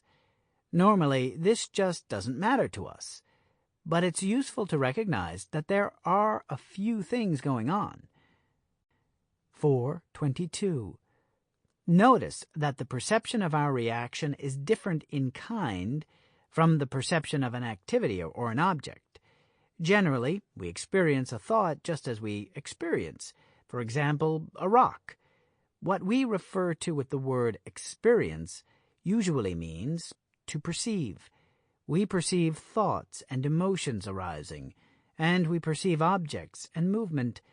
But I want to propose a new possibility here that suggests we can experience the thought versus just thinking it, or experience the rock versus just seeing it. The difference between perceiving something and experiencing it can perhaps be found within our level of participation in the encounter. 423. When we experience something, we personally undergo an encounter with it. The difference between a thought and an object is pretty easy to see. A rock is clearly outside of our imagination. It seems not of our own making and provides consistent information that we seem to have no choice but to receive. The rock is hard every time it hits us in the head, and we can see its shape and color, which also tend to remain consistent. We perceive these things as independent of our imagination. We say we experience the rock when we are clear there is a rock present, and we perceive it or personally undergo an encounter with it. It's not difficult for us to discern the difference between concepts, such as our fascination with the rock or our anger at the rock, and the rock itself. When we do that, and put our awareness on the rock independent of any notions or reactions about it, then we are experiencing the rock. But what about experiencing a concept, like an idea or belief? 424. We do seem to personally undergo our thoughts and feelings, which is why we often state that we're experiencing them. Our emotions, ideas, impressions, and memories enter our awareness in much the same way as anything we see and hear. So how do we distinguish between experiencing an idea and just having an idea? Beyond the presence of the idea as a mere figment of our imagination, like all ideas, how would we experience something that is itself a concept? 425. Adhering to a specific definition of the word experience provides us with some solid ground on which to begin sorting this out. If we define experience as whatever we personally encounter as real and not merely imagined, an idea becomes an experience for us when we have an immediate personal encounter with the reality of the idea itself, or what the idea represents. We're not having a thought about the idea, nor are we merely choosing to believe in it. 426. As with the rock, first we need to get the idea as itself as conceptual and not anything else. Then we must put our attention on the truth or presence of what's there. In the case of an idea, it is whatever is real in that matter. What's real might be that the idea is false or made up, and then that is what we must encounter. It could be that the idea itself is an abstraction, meaning that the idea refers to no objective reality, but instead the reality of the idea exists within a non-physical domain, and yet still may be true. In this case, in order to experience the idea, we need to encounter what's real about this abstract construct. Most of the ideas we have are relatively lightweight notions or conjecture about something other than the ideas themselves. It is rare indeed to discover the source of a profound idea, to directly and personally experience the reality from which the idea is conceived. 4:27. So, on the one hand, we have an experience of some matter, and on the other hand, we have thoughts about the matter. Whenever we confuse our knowledge, associations, beliefs, and fantasies with something we encounter, whether it's a rock or an idea, we're not having an experience of what's actually there. We're having our thoughts and beliefs about it, and this is in a completely different domain from experience. In this work, we will need to experience what's true about ourselves and about being, not add to our thoughts and fantasies about what's true. Do you get the difference? 4:28. It might be easier to see this distinction more clearly by using an example of something present but non-objective, like our awareness. We are quite certain that we are aware, yet awareness is not an object, and when we look more carefully, we also see that awareness is not even perceived. We perceive many things, but it's that very act of perceiving that we call awareness. That we are aware of something implies that there is something called awareness present. But simply taking this for granted is different from experiencing awareness. We can make the distinction between having thoughts and assumptions about awareness and consciously experiencing awareness in this moment. 4:29. Try it. Notice that you are aware. Usually this is taken for granted, and your attention is on the object of your awareness. Now see if you can experience awareness itself, rather than thinking about it, or assuming it, or imagining what it is. When you experience this awareness clearly and presently, without conceptualizations, then you'll have a better understanding of what I mean by experience. A perceiving is in itself pure, i.e., impersonal and real. Wei Wu Wei. What is an experience of not knowing? 4:30. Some powerful communication is taking place here, but the work of understanding must be done by you, the reader. You've got to delve into your own experience. It doesn't become real merely by reading about it. Having an insight into your experience is not something you do on a whim, or merely by obtaining a chunk of knowledge.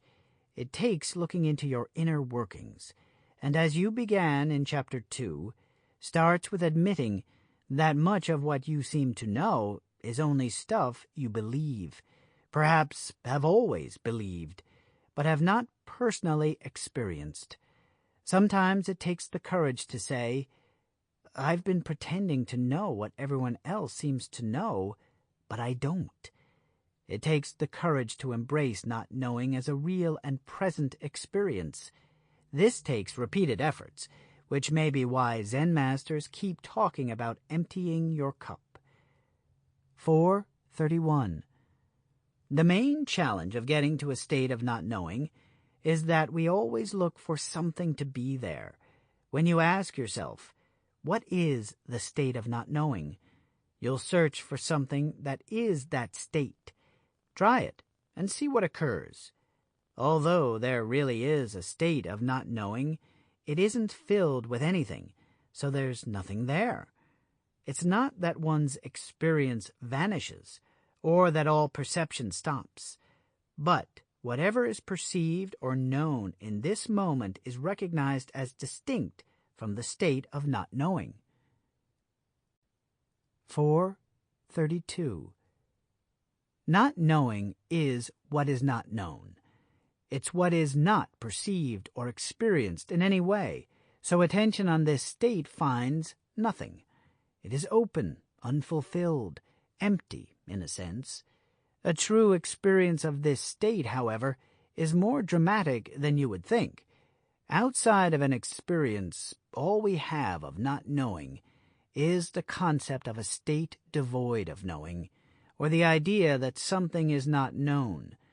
These are ideas, thoughts about it, which are not the same as the actual experience of not knowing. Such an experience frequently comes as an awakening. You may feel vulnerable or have various reactions to it, but when you look closely, you'll see that the reactions aren't the state, they are reactions. Not knowing is simply a lot of nothing, but this can be a very powerful experience. It is the emptiness within the cup that makes it useful. Lao Tzu. 4.33. The fact that the above quotation shows up most often as a philosophical cuteness at a coffee house suggests that our culture has difficulty absorbing what's being said. When it comes to cups, our attention falls to what is there or about to be there. The use and value of the cup is found in filling it. When we look at a cup, we see the shape, the handle, the design, and what the cup is made of. These are important in the world of cups, no doubt about it. Yet, without what isn't the cup, without the space that we say is not cup, the cup would not exist, and so would certainly be useless as a cup. Of course, we don't really care all that much about cups. The point is, what fills our awareness is primarily what is known, the things that are perceived. When we shift our perspective to include what's overlooked, what isn't there but is essential to what is, we move into a more alive, present, and real encounter with the thing. 4.34. The moment we encounter anything, some feeling, thought, conversation, object, activity, it is immediately perceived to be some way. It is reflexively interpreted as a particular something in relation to oneself, and becomes endowed with meaning, history, identity, association, emotional charge, etc. This all takes place at about the speed of light. 4.35. Applying not knowing to this known perception suddenly begins to pull the thing out of its taken-for-granted state into a more fresh and present encounter. The thing becomes more real and clear. Our attention is drawn to what is present, rather than our presumptions about what it is and what it means. Our interpretation of what's there doesn't necessarily disappear, but we shift into a more present and keen perception of what is consciously encountered in this moment. 4.36. Think back to the drawing class at the beginning of Chapter 2. Like Susan, when you look at an object, you immediately know what it is. But beyond this information, what is it? What is it really, as itself, for itself, without having any use or meaning for you? Looking without knowing what something is can momentarily lift the veil of your taken-for-granted presumptions and interpretations. Such an open encounter keeps you from quickly filing the perception away as usual. Instead, you are drawn to look afresh at what is there. 4.37. Right now, look at some object in this manner: a chair, this book, a tree, the cat. See it as whatever you think it is, but also not know what it is as you gaze at it. While you look in this way, more perceptions about the object may become apparent. You may get a deeper and yet more subtle sense of its there-ness, its presence. A sense of wonder about it might begin to emerge. What happens as you try more fully to perceive what is in front of you, not taking what's there for granted? 4.38. At first, you may not have a knack for perceiving in this way. As you work at it, however, and begin to experience not knowing as a reality rather than as a thought, you will become more adept and powerful in your encounters. Remember, you're not trying to pretend anything.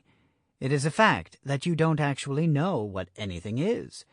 Simply get in touch with that fact and wonder, What is it?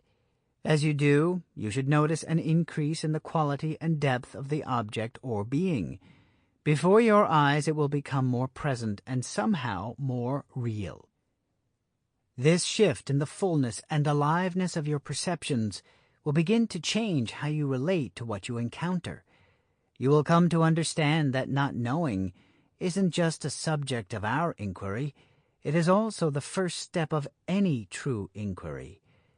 439. Once you recognize within your own experience that you in fact really don't know, then you can start to openly wonder. Once you wonder, real questioning can begin. Answers may come and go. These are possibilities. With true questioning, however, nothing will suffice but a genuine personal insight into the matter. What is an insight? 440. Remember that guy in school who really seemed to understand the math or physics when you didn't? Aggravating, wasn't it? He seemed to be able to do so much more with the subject than anyone else. The whole class worked hard memorizing formulas, but it was obviously easy for that one guy. Why is that? Probably he understood the actual principles that founded the subject.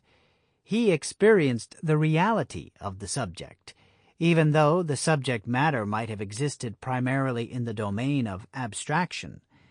Yet we were never taught that such a thing was possible or desirable. Instead, we were led down the path of rote learning in order to pass tests. No one mentioned there were actually powerful and real experiences to be had, and the most powerful of these are called insights. 441. An insight is not simply having a good idea. It's not believing something. An insight is an experience. You don't have to believe your experience of an insight any more than you have to believe you are reading right now. You're right there. When you set out to have an insight, you must participate in the effort. You must do the experiments, make the connections, follow the bouncing ball. You're the one going after genuine understanding. When insight arrives, you are the one who makes the breakthrough. Whether it concerns yourself, your world, or any aspect therein, an insight is when you experientially become conscious of what's true about something. This is what makes life joyful, happy, and fulfilled. The thrill is not so much about what happens to be there, it's that you happen to be there. 442. An insight can be defined as the sudden awakening in our consciousness when we realize something that is true and authentic. It could be about anything, how something really works, what something actually is, anything about life that was unseen, unknown, or unnoticed that becomes clearly understood. The depth and quality of insights can vary greatly, but each will have some things in common. An insight is true, or it is not really an insight. An insight is not simply an opinion or a guess. An insight is an authentic experience. An insight is beyond any belief. It is instead something personally encountered and understood. An insight is self-validating, since the truth or validity of the realization lies inherent in the thing realized. An insight is authentic, and a person who has one will speak with authority, since no guesswork is involved. With insight, a clear and personal grasping of the subject matter is the authority. 443. When Archimedes discovered how to calculate the amount of metal in King Hero's crown, did he jump out of his bath and run through the streets of Syracuse exclaiming, "Perhaps I've got it figured out"? No, he'd had an insight, an awakening to something self-evident, and what he said was, "Eureka," which means, "I have found it." There was absolute certainty in his declaration because he had personally experienced the principle behind measuring an object using water displacement. Insight is not merely an encounter with a new thought or the dispelling of a doubt, or becoming convinced about a good idea. An insight arrives with such depth of perception that it suddenly turns what might have been only a good idea into a living experience. Insight arrives as present and complete, and it always arises from a state of not knowing. 444. There are a lot of people out there who haven't really grasped that they can have a profound realization or an insight for themselves. This is an important point, so look into your own position on this matter. Maybe you've read up on psychology or philosophy, or you're a skeptic, or a common-sense kind of person. Maybe you're reading this to affirm your beliefs, or because you want to argue, or agree, or you want to validate what you've already gotten out of your experience of life. Throw it all out. Whatever it is that you are or know is just fine. But if you really want to get something new here, you've got to step off every one of your taken-for-granted positions, at least for now. You can come back to them later. Trust me, they won't go far. 445. It is to be hoped that you're reading this because you want to awaken in some way, to encounter something new, or discover what's true in your own experience. If you're unwilling to set aside what you already know, this material can't really take you anywhere. You can read it like any other book and come away with an intellectual grasp of the work, but subtle distinctions will escape you as you read further and encounter what appears to be mere repetition. I want you to use this book, to get everything out of it that you can, and make it your own personal inquiry into the truth. If you haven't begun to do so, the principles offered in Chapter 5 will help get you on track. Chapter 5. The Principles of Discovery. Discovery consists of seeing what everybody has seen and thinking what nobody has thought. Albert Szent-Györgyi. 4 Cornerstones of Discovery. 5.1. Insight is exhilarating. Having a previously inconceivable reality suddenly illuminated by conscious understanding has to be one of the most satisfying mind states we can achieve. Gaining insight into the nature of one's own being may be the most exhilarating of all, since it holds the promise of personal transformation. Because profound insight can alter so much of our perceived reality all at once, it can seem as though we have somehow stepped into a different world. We've leapt beyond our own limits to a clear understanding we previously hadn't recognized. We feel alive, aware, and powerfully engaged with what's real. 5.2. As we learned in the last chapter, insight is an authoritative experience that begins with a state of not knowing. While the mind habitually clings to knowledge, associations, and beliefs, these are in fact obstacles to awakening insight.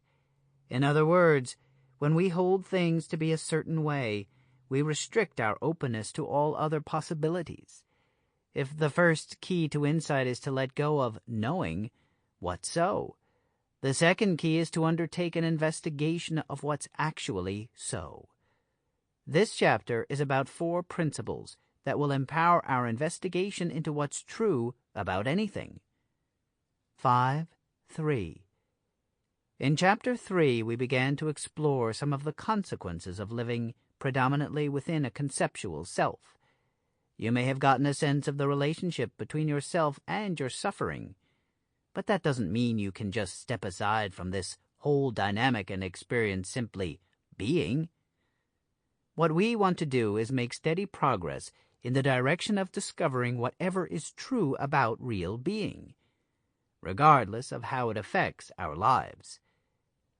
As we do so, we become aware of new distinctions in our way of being that allow us to make powerful choices that were previously unavailable within our normal life pursuits. 5.4. If it were possible to strip away everything that you know as yourself, It might leave you on the threshold of an experience of being, but reality would be quite different from what's normally experienced. So much would seem to be missing, and yet such a shift would probably give you a sense of being closer to the real you. Any valid inquiry begins with not knowing, or else it merely serves to confirm what is already known. To investigate yourself, however, since you are the one doing the investigating, you have little choice but to begin with whatever you presently experience as yourself, and work from there. 5.5. We'll look deeply into self later on, but for now, just try to imagine what it might be like to experience an authentic, genuine you, free of all your ideas about yourself, with your awareness cleared of all the conceptualizing that usually dominates your experience, your beliefs, history, education, assumptions, drives, emotions, etc. You might have a sense of being present even without really knowing what it is that's being present. You might simply have an immediate and genuine experience, unobstructed by self-image, personal history, or any other self-oriented activities. Imagine the freedom of experiencing life, others, and self from such an open position. 5.6. This kind of alive, direct awareness, happening only in the present and free from conceptual tinkering, is where we want to go. You may have gotten a glimpse of this direction in some of the exercises we've already done. It's a good beginning, but there is still much we need to work on in our approach to real being. We need to look more deeply into what a self is, and how a self is created and maintained. We want to investigate the nature of concept and the mechanisms of perception. In short, we want to get to the bottom of what it means to be a self. All this will be addressed as we move ahead, but for now, it's fine if real being is just a hazy possibility. What we need now is a way to personally investigate self and being, one that compels us to experience these things for ourselves. 5.7. There are a few fundamental principles that encourage real discovery. They empower our investigations of self, life, reality, or anything else for that matter. In fact, if these principles are active in our pursuits, real discovery is inevitable, although they are actually 4 distinctions within the same basic pursuit, and it is the spirit of this pursuit that we wish to adopt. They act as cornerstone principles for this endeavor by setting the stage for true inquiry.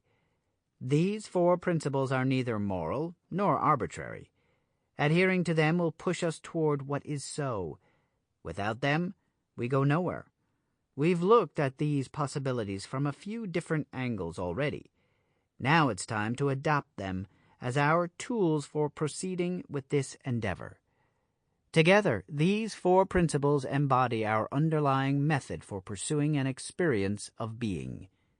Authentic experience, honesty, grounded openness, questioning. Authentic experience. 5.8. The principle of authentic experience indicates where we want to go, and also provides the direction we need to take to get there. As an operating principle, it pushes us to become more and more adept at experiencing things as they are. This begins by being as straightforward and as truthful as we can in relation to our ordinary experience of things. It is noticing what's what, and not trying to pretend something is true that isn't, or that something is some other way than it is. It is removing fantasy and personal beliefs and desires from our encounter with the presence of reality. It is being increasingly conscious of whatever is true to the best of our ability in each moment. 5.9. At the same time, the words authentic experience can refer to having a direct conscious experience of being, the pinnacle of which is a rare and sought-after awakening or enlightenment. It doesn't matter that these words are inadequate to the task of representing this kind of realization. Any words would be. We just need to keep moving in that direction, whether it leads to a profound awakening or just a solid personal encounter with the truth of something.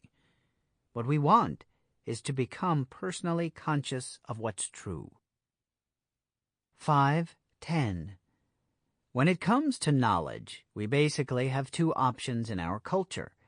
We can either be convinced by conclusions that were arrived at through observation and experimentation, or we can simply believe whatever sounds right when we hear it from others. These two schools of thought are generally divided into science and spiritual or philosophical pursuits. Both of these approaches may have merit, yet neither is a direct experience of the truth. One of them relies on logical conclusions, the other on faith or intuition, but neither acknowledges the possibility of having a direct personal encounter with the truth itself. 5.11. The point isn't whether science or spiritual doctrine is right or wrong. Our basis for believing one or the other depends on the merit and value that they have for us as individuals. Still, they are indirect methods used for making conclusions about what's true. We don't want a conclusion, not even our own. Instead, we're looking for some way to experience for ourselves what's true. 5.12. Obviously, a direct method would have to be personally attended. Hearsay just won't do. And we would have to acknowledge that the truth is inherent in the thing itself, in whatever we are investigating, rather than being determined by our beliefs, decisions, conclusions, or any other applied activity. But how can we become directly conscious of the true nature of anything? Most people would say it is not possible, and they would have a very strong case. Any such claim or assertion, however, is just that, and does not come from direct experience. 5.13. I am asking you to entertain the possibility that we can, independent of our self-serving agendas and perceptions, directly encounter the truth for ourselves. Did you catch that? I said, independent of our perceptions, and I mean just that. We can, without belief, knowledge, conjecture, interpretation, or hearsay, experience the truth of something, or the thing itself, beyond subjectivity. I'm not asking you to accept this as true, for therein lies the danger that the idea of a direct conscious experience will become nothing more than a belief, and so be lost to the domain of fantasy. Rather, I'm asking you to create a space for the possibility that somehow you can become directly conscious of the truth or nature of reality. If you cannot find the truth right where you are, where else do you expect to find it? Dogen. 5.14. This experience has been sought after for thousands of years in contemplative practices like Zen. Over the course of more than 2 millennia, many claim to have achieved it, but there is no way to validate such claims. There is not even a way to accurately convey the experience to another person. Even if I communicate that direct experiences have occurred for me, it will never be more than hearsay for anyone else. It can only be confirmed in one's own experience. There is no other way. 5.15. Now I'd like you to sit quietly for a moment and let it sink in that it's all right not to know what is true regarding this principle. Whenever we have no genuine personal experience, the truth is that we don't know what the truth is, and all the hearsay and fantasies in the world won't change that. All you need to understand for now is that the principle of authentic experience provides the direction we need to take in order to carry on with this work of becoming more authentic. As I said earlier, the direction is the same whether we're talking about living within the most honest and authentic experience we can have in this moment, or an extreme possibility such as direct insight into the nature of reality. Committing ourselves to the possibility of having a direct encounter with what's true changes our perspective. It points the way toward a more truthful and genuine experience, and also helps us learn to gauge the veracity of our experiences. Honesty. The dictionary defines honest as 1. Not deceptive or fraudulent, genuine. 2. Characterized by truth, not false, sincere, open, candid, frank. 3. Without affectation. 5:16. We immediately see how honesty relates to the principle of authentic experience. The more honestly we relate to something, the better equipped we are to set out to experience it. Of course, we all know what honesty is, and no one really needed to review the definition, right?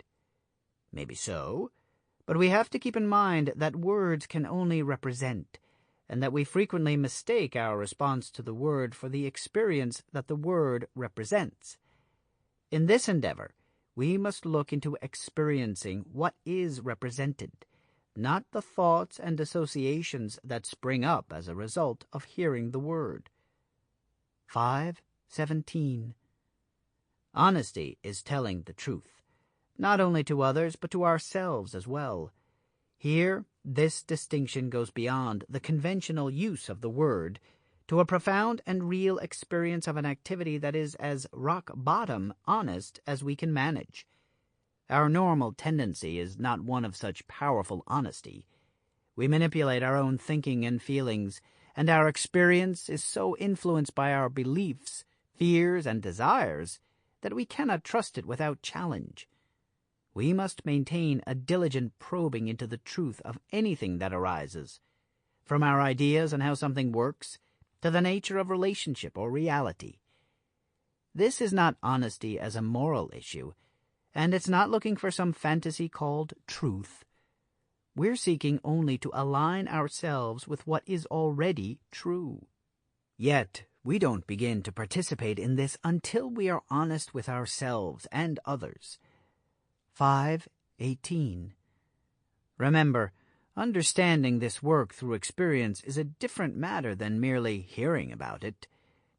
Since an authentic experience occurs as real and true, we don't need to memorize the information any more than we need to memorize what we're doing right now. When we come to this work through honest experience, we find we have no need to fit it all together intellectually, or to make a decision whether we believe it. It is either so for us, or it is not. Anything more than the truth would be too much. Robert Frost. 5:19. We all have some activity that we call telling the truth. Sometimes telling the truth to others is different from telling the truth to ourselves. In either case, because of our desire to be seen a certain way, by others and by ourselves, it can be hard to admit what is simply there. We might look for negative things to confess, or we might emphasize aspects that present us in a good light. Any bias will alter our perception of what's there, refashioning the plain truth into a likeness that serves our needs. But this is not the truth. What is actually so? If we just start with being open to that question, and then resist offering up any of our usual reflexive answers, we are already on a much better footing for telling the truth. 5:20. After an intense 4-day live-in workshop I facilitated many years ago, a young man approached me and said, "When I came here, I considered myself an honest person. Now I see that I lie all the time." A bystander might have been puzzled by his bright smile as he said it, but the two of us understood that his words represented a valuable realization in this work. Generally, it is assumed that discovering something positive within ourselves is a useful event, while discovering something mistaken or negative is unwanted. This assumption is neither correct nor appropriate. We find as much value in discovering what's wrong as what's right, as long as it's the truth. Given the task in front of us, the above assumption is an attitude we can't afford. 5.21. Recognizing a personal limitation or false belief is a powerful experience. Being able to face unwanted personal attributes clearly and without avoidance, not over-dramatizing them or sugarcoating them, but earnestly trying to observe what's there, is a necessary skill for discovering what's true. Consider viewing personal patterns of behavior, emotion, or thinking as a scientist might, trying to discover their real nature and origin. Our goal is to discover what is true regardless of how we feel about it or what we believe. Therefore, it is wise to look on the discovery of even negative aspects of ourselves as a very useful and valuable event. 5.22. Honesty is an essential principle for experiencing the truth. Think about it. Without total honesty, how could we approach what's true? To be honest implies perceiving and representing what is actually here as it is, without alteration, misrepresentation, bias, adulteration, preference, aversion, or any other distortion. There is a relationship between what is and honesty. Without honesty, there is no possibility of experiencing the truth. It is essential that honesty be an ongoing principle in our investigations. Grounded openness. 5.23. The Chinese have a saying, "Paradox and confusion are guardians of the truth." Why would they say that? Because what is true, especially what is absolutely true, is not restricted to what's intellectually comprehensible or logical.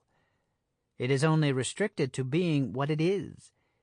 Since what's true exists as its own nature and not that of our minds or our intellect, we may well be stopped by an apparent paradox or be confused by what we encounter. To experience the truth, we must be willing to experience whatever is so, whether or not it fits within the bounds of our logic or our beliefs. The truth often lies in unexpected places. How can we approach the truth if we are not completely open? 5.24. A collection of definitions for the word open is quite revealing. Open. Adjectives. 1a. Affording unobstructed entrance and exit, not shut or closed. 1b. Affording unobstructed passage or view. 2a. Having no protecting or concealing cover. 2b. Completely obvious. 2c. Carried on in full view. 3a. Accessible to all, unrestricted. 3b. Free from limitations, boundaries, or restrictions. 4a. Susceptible, vulnerable. 4b. Willing to consider. 5. Available, obtainable. 6. Not engaged or filled. 7. Not yet decided, subject to further thought. 8a. Characterized by lack of pretense or reserve, candid. 8b. Free of prejudice, receptive to new ideas and arguments. Verbs. 1. To release from a closed or fastened position. 2. To remove obstructions from, clear. 3. To remove the cover, cork, or lid from, undo. 4. To unfold so that the inner parts are displayed, spread out. 5. To make more responsive or understanding. 6. To reveal the secrets of, bare. 7. To come into view, become revealed. 8. To become receptive to understanding. Openness without groundedness. 5.25. Merely reading the list and considering the freedom implied with the word open, one might well feel inspired to go forth and adopt a position of openness. Yes, that sounds right. That's for me. I'm going to be a more open person. Obviously, that's not a terrible idea, but it is only that, an idea. As an idea, openness remains stuck in the intellect. There it might be entertained, approved of, or fantasized about, and sometimes conveniently rearranged whenever the reality gets a bit scary. But since it isn't grounded in one's experience, this conceptual openness eventually reveals itself as hollow and pretentious. People who adopt only a belief in openness tend to become superficial. They may have a broad-minded philosophical stance, but this open-mindedness floats in the abstract world of beliefs. This is openness without groundedness. Openness gone sour. 5:26. People who try to operate from the mere belief that they are open will eventually discover that it has somehow become false or pretentious. That is, if they're honest, because the openness is not grounded in experience. They have no real understanding of what they're talking about, and any assertions they make will begin to have a hollow ring, even to their own ears. To become grounded from here usually requires a fall from their lofty world of make-believe. The whole idea suddenly looks like bullshit. What a crock. Now they see that their openness was a fantasy, and that fantasy has gone sour.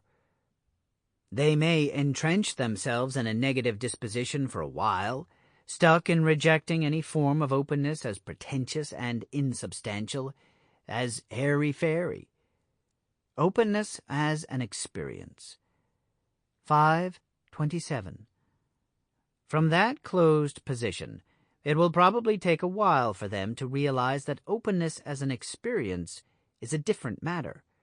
It is both natural and real, and much more present than thinking about or pretending to be open, a bit like the difference between eating food and eating a picture of food. An open person might waver in his degree of openness, but when he's open, his mental and emotional states and his perception and sensitivities will all be strongly influenced by this openness. He will be operating from openness, rather than trying to appear to be open. Groundedness without openness. 5:28. On the other hand, there is groundedness without openness. When people are grounded but not open, it shows up as being closed-minded. They have a position that works for them, and they don't plan to budge from it. They cannot have breakthroughs or transform because they are unwilling to challenge their own opinions and unable to detect their own dishonesty. This is the way it is. I know the way the world works. They may be closed-minded, but they're very grounded. That's groundedness without openness. Balance. 5:29. Once the negativity and isolation of being grounded but closed become overwhelming, we might be drawn to open up. And if this openness is merely an affectation without groundedness, we may well close down again. But such a roller coaster ride may be unnecessary. Instead, we could stop to notice that these two extremes are simply complementary dynamics that need balancing, especially in our investigation of what's true. We can guard against being intellectually abstract or airy-fairy, and also avoid being closed-minded or stuck. We can go for a real experience and be open to whatever is true. An experience of grounded openness. 5:30. An experience of openness has a quality of uncertainty to it. If we're used to a frozen and predictable idea of openness, then by contrast the experience of openness will seem indeterminate, indefinable, and perhaps a bit scary. This is because experience is alive and exists only in the present. As an experience, openness is whatever it is, and we don't know exactly what will arise. 531. To counteract the tendency to float in abstract worlds or to ignore what's real in our experience, we need to be grounded, which is to be real, committed to something, clearly standing on authentic insights and effective distinctions. Maintaining the balance of grounded openness allows us to explore, to be creative, to make breakthroughs, and entertain radical possibilities without becoming pretentious, abstract, or lightweight. 532. The tendency to be open without being grounded, or to be grounded without being open, is present for all of us. Some people may engage more dramatically in one or the other, but each of us needs to remain sensitive and attentive to the dynamics involved. The tendencies will continue far past any clarity we achieve in this matter, and past any resolutions we might make about it. Like walking a tightrope, one can't simply put a foot down and that's the end of it. Balancing is a constant activity within any changing circumstance. Life and learning are always changing circumstances. 533. The issue of balancing groundedness with openness comes up in many aspects of life, and at every turn of our investigations. When the two are in balance, we find that we can attain our most genuine experience. Any growth or change is dictated by a conscious experience of what's true, rather than by intellectual fabrications. Our growth is genuine, and our experience deepens. In this way, our investigations are empowered to become as real and as far-reaching as possible. Questioning. 534. As a result of the way our culture holds not knowing, we're inclined to think of questioning as simply a request for information, asking for the answer. What time is it? Or, where is Tobago? Such questions can be expressed just as well in statement form. Tell me what time it is. Or, point to Tobago on the map. No real wondering is needed. Accessing a stockpile of information to find an answer is not true questioning. It is a data search. 535. We have in our culture a sort of caricature of a wise man who is frequently the subject of cartoons. This sage is immediately identifiable and is most often pictured alone on a barren and rocky mountain top, a bearded old man sitting cross-legged in a robe. There is usually an exhausted pilgrim making his way to the peak to ask some profound question about the meaning of life. The sage character, juxtaposed with an ordinary person, makes for some ironic and humorous captions. But did you ever wonder what he was doing up there on the mountain top? Is he just so enlightened that he need not come down from the clouds? Is he sitting there for the view, or because it feels good? What's he doing up there? Where did we get this guy? 536. The image is derived from the monastic tradition of contemplation. Cartoons notwithstanding, the sage isn't sitting there to act as some kind of drive-through window of wisdom. He's not there for the view. The cliff just helps him stay awake and alert. He's there to get free of the distractions of his culture, and he's contemplating because he wants to experience something beyond what he's already got. He's sitting up there questioning. He's not trying to figure something out or piece together some information. He's intending to become deeply conscious of the truth of some matter. The only Zen you find on mountaintops is the Zen you bring up there. Robert M. Pirsig. 537. Simply wanting to know an answer or requesting information is not a true question. Questioning as a genuine and powerful activity is real wondering, dwelling on and wondering about a subject.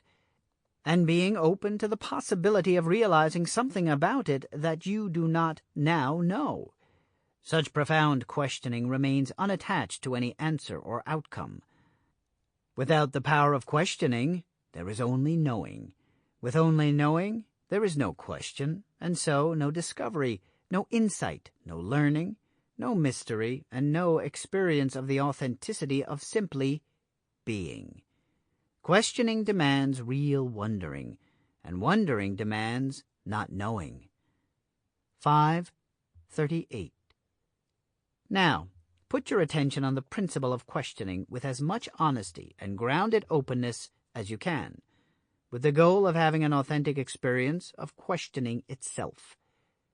Come from your own present experience of not knowing what is meant by questioning, so that you really wonder, what is this activity? Tackle it freshly, as if you really don't know what questioning is, but are ready in this moment to find out. Ask yourself, what is the act of questioning? This is questioning. The moment one gives close attention to anything, even a blade of grass, it becomes a magnificent world in itself. Henry Miller. 5:39. Learning to question isn't complicated. In fact, the difficulty lies in its very simplicity. When we speak of questioning, we're not talking about going into nature to ponder the meaning of life, or mentally sailing off into abstract notions of the cosmos seeking some answer. We're talking about being right here. That sage on the mountaintop may be questioning to understand something beyond himself, but he begins by looking into the truth of his own present experience. 5:40. Our everyday experience is so familiar that we assume we know everything there is to know about it. Let's use this way of holding experience to practice some real questioning. Questioning Exercise, Part 1. Put your attention on a specific sensation that you perceive right now. The feeling of pressure on your fingers as you hold the book. Focus on this sensation for a moment. Where is it located? Exactly where does the sensation begin and where does it end? Concentrate on this task for a while. What comes up as a result of trying to more clearly pinpoint this sensation? Remember, real questioning comes from a state of not knowing, and with no attachment to an answer, just a commitment that it be the truth. This simple exercise already provides an unusually sensitive probe into a taken-for-granted phenomenon, but let's go a bit further with it and try to distinguish more clearly where this perception is located and where it isn't. Once again, focus on the sensation of holding the book. Can you notice all the subtle beliefs and interpretations, meanings and associations, assumptions and conclusions that get added to the pure perception? See if you can separate out your ideas and beliefs and history regarding the perception, and become more presently aware of the immediate experience, the pressure on your fingers. 5:41. We need to practice telling the truth even at times when honesty seems not to apply, such as in this exercise. Here, by learning to discern what is and is not our immediate perception, we are actually exercising our ability to be honest. To take this ability further, however, you must be open to discovering any subtle or not-so-subtle assumptions that you might be harboring and might have had for most of your life. This is difficult at first because our assumptions are habitually absorbed into our perceptions, and so they're normally received as part of the whole experience. 5:42. Questioning Exercise, Part 2. Now return to the sensation in your fingers, and ask yourself whether the sensation is really that, or that way, or do you just take for granted that it is? For example, is the sensation in your fingers the same as touching the book, Or is it merely a sensation that you interpret as a book, mostly because you're looking at your hands touching it? When you explore the sensation, you will find that it is separate from your concepts of books and separate from your visual feedback regarding holding one. Once you've gotten to the simplest and most immediate, no-frills perception you can get at this time, continue to focus on it. Now that you have a present sense of and attention on a specific perception, begin to ask, what is it? What is the perception itself? Since your brain will quickly supply a ready-made answer to that question, which is holding a book, you will need to consider past the answer. Ask yourself, what is the perception beyond my ideas of it? Am I holding a book? See if you can generate enough openness that even such a ridiculous-seeming question can be considered in earnest. What happens when you entertain such questions? Am I touching a book? Of course you are touching a book. You can see it, feel it, and you know what a book is. This is fine, but there is something missed because you are so certain of the experience. What is the present sensation without this certainty? Do you begin to become aware of the perception itself? Then what is that? What is the essence or nature of this sensation or awareness? Can you experience it directly without thought, without interpretation, without meaning, but grasping what it is at its most fundamental level? 543. Questioning Exercise, Part 3. Now, do this whole exercise again without rereading above. Instead of using the sensation in your fingers, use your awareness of your environment. Being in a room or being outdoors, concentrate on this awareness and try to move through all the points we just covered with the finger sensation exercise. See what you remember and what you have gotten just from the spirit of the exercise. Ask, what is this awareness? Once you've done that, go through it again while rereading parts 1 and 2, substituting awareness of your environment for sensation in your fingers. See if you missed something the first time you questioned awareness and whether it makes a difference or deepens your contemplation. As you move toward the end of the exercise, if you're aware of being in a room, for example, ask such questions as, where does this awareness reside? Is it in my head, in the room, both, or neither? Further ask, am I in a room? See if you can generate enough not knowing that these questions can be genuinely asked. 544.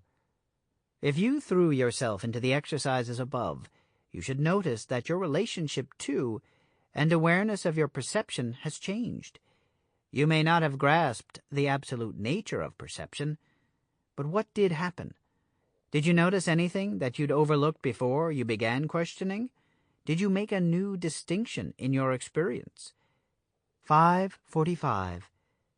Did you grasp, for example, that the actual sensation or awareness is itself distinct from whatever you are feeling or aware of, and that it is also distinct from your ideas and knowledge regarding what it means or what it is in any conventional sense?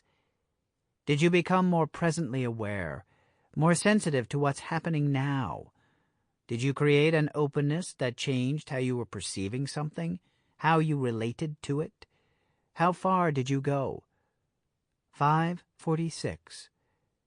It doesn't matter that you reached any conclusion. What's important is that you opened up to the most honest and direct experience and questioned beyond the ready-made answers. As you do this repeatedly, it becomes obvious how inherent and necessary not knowing is to such questioning.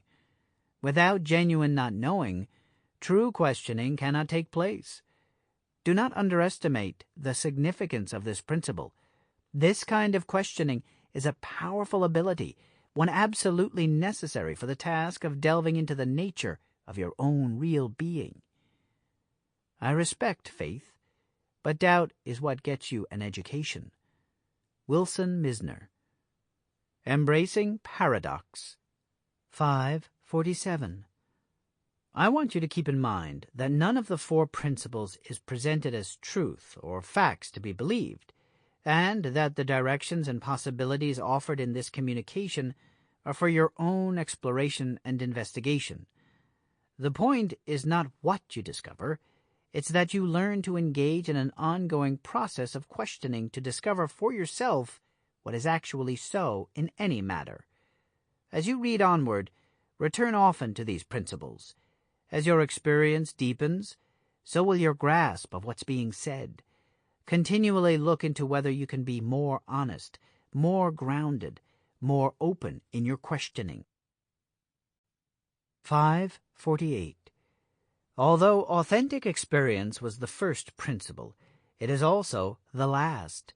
Since our ultimate goal is to have an authentic, direct consciousness of being, it can be said that authentic experience is where honesty, grounded openness, and questioning lead.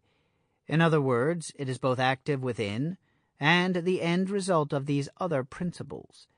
We begin and end with authentic experience because, besides being our goal, it sets the stage for the work ahead and points us in the proper direction. Without our intent to be authentic, none of the other 3 principles will be valid or useful. 549. You may begin to see how these principles are intertwined, really 4 parts of a single endeavor: honesty, grounded openness, authentic experience, and questioning are the main activities through which anyone can make progress toward uncovering an experience of real being. Paradoxically, there are also the abilities needed for grasping and using the principles of honesty, grounded openness, authentic experience, and questioning. 550. So to begin this work requires having already begun it. I hope that some of this conundrum is sorting itself out as you apply yourself to getting an experience of the communication. Although we must keep looking back and ahead, trust that we have already begun the work. In a way, we're always beginning the work. 551. Trying to study one's own awareness can be like looking at an Escher drawing, where ordinary things often don't line up the way we're accustomed to seeing them. Our knowing tells us this isn't logical, and we may feel discomfort, which is how paradox and confusion so effectively guard the truth. As we embrace a willingness to not know, however, we see the discomfort for what it is, and our confusion becomes acceptable. We're free to explore in any direction we choose, and we find that committing ourselves to these simple principles will guide our efforts as far as we want to go. 552. Our honesty helps us align with what's true. Grounded openness is a balanced position that allows us to experience real possibilities in unfamiliar territory. With our commitment to honesty and grounded openness, the stage is set to pursue through questioning what we're really after: authentic experience, a direct encounter with what's true, whether it's the truth of our present experience, our way of being in the world, or of reality itself. 553. Armed with these principles and the desire to know the truth, we can begin to tackle the nature and composition of our self-experience as we live it. What we hold to be true, or what we assume is so, may not actually be true. If we apply ourselves and listen carefully to each step and each consideration as the book unfolds, we can begin to sift through all that comprises our view of self and world, and discover what is fact and what is fabrication. As the dynamics of human experience become illuminated, we create a powerful springboard to leap beyond our current ignorance into an enlightened consciousness of the true nature of being. Part 2. Our Self-Experience. Chapter 6. Conceptual Dominance. Creating a Conceptual World. 6.1. When we watch little kittens, we're bound to notice that their most common activity is play, which consists largely of mock fighting and hunting. Their early attempts are like slapstick comedy, but soon they begin to demonstrate exceptional grace in their movements and great skill in their physical interactions with the world. By the time a kitten becomes an adult cat, what is she good at? Fighting and hunting, of course. And while her activity can still resemble play, survival is a serious game, and the results are most often deadly for her prey. 6.2. When we watch young children, we notice that their most frequent activity is also play. There's a healthy measure of physical activity as they learn to use their bodies effectively, but even more notable is their propensity for creating and inhabiting fantasy worlds, what we call make-believe. They'll push an eraser around and call it a race car while making revving sounds, act out relationships between dolls, or battle pirates on a make-believe ship that in reality is just a few chairs pushed together. They'll defend the house against aliens, have tea with a bear, or cast magical spells on their siblings. Children spend a great deal of time making up situations and acting out imaginary roles. Just like kittens becoming cats, what are adult humans good at? Conceptualizing. 6.3. Even at an early age, humans have an astounding capacity for creating concepts and a natural ability to make up entire worlds in which to be and act. We think of it as merely playing, but make-believe is more than just an imaginative way for children to amuse themselves. What such activities really do is train their ability to conceptualize. 6.4.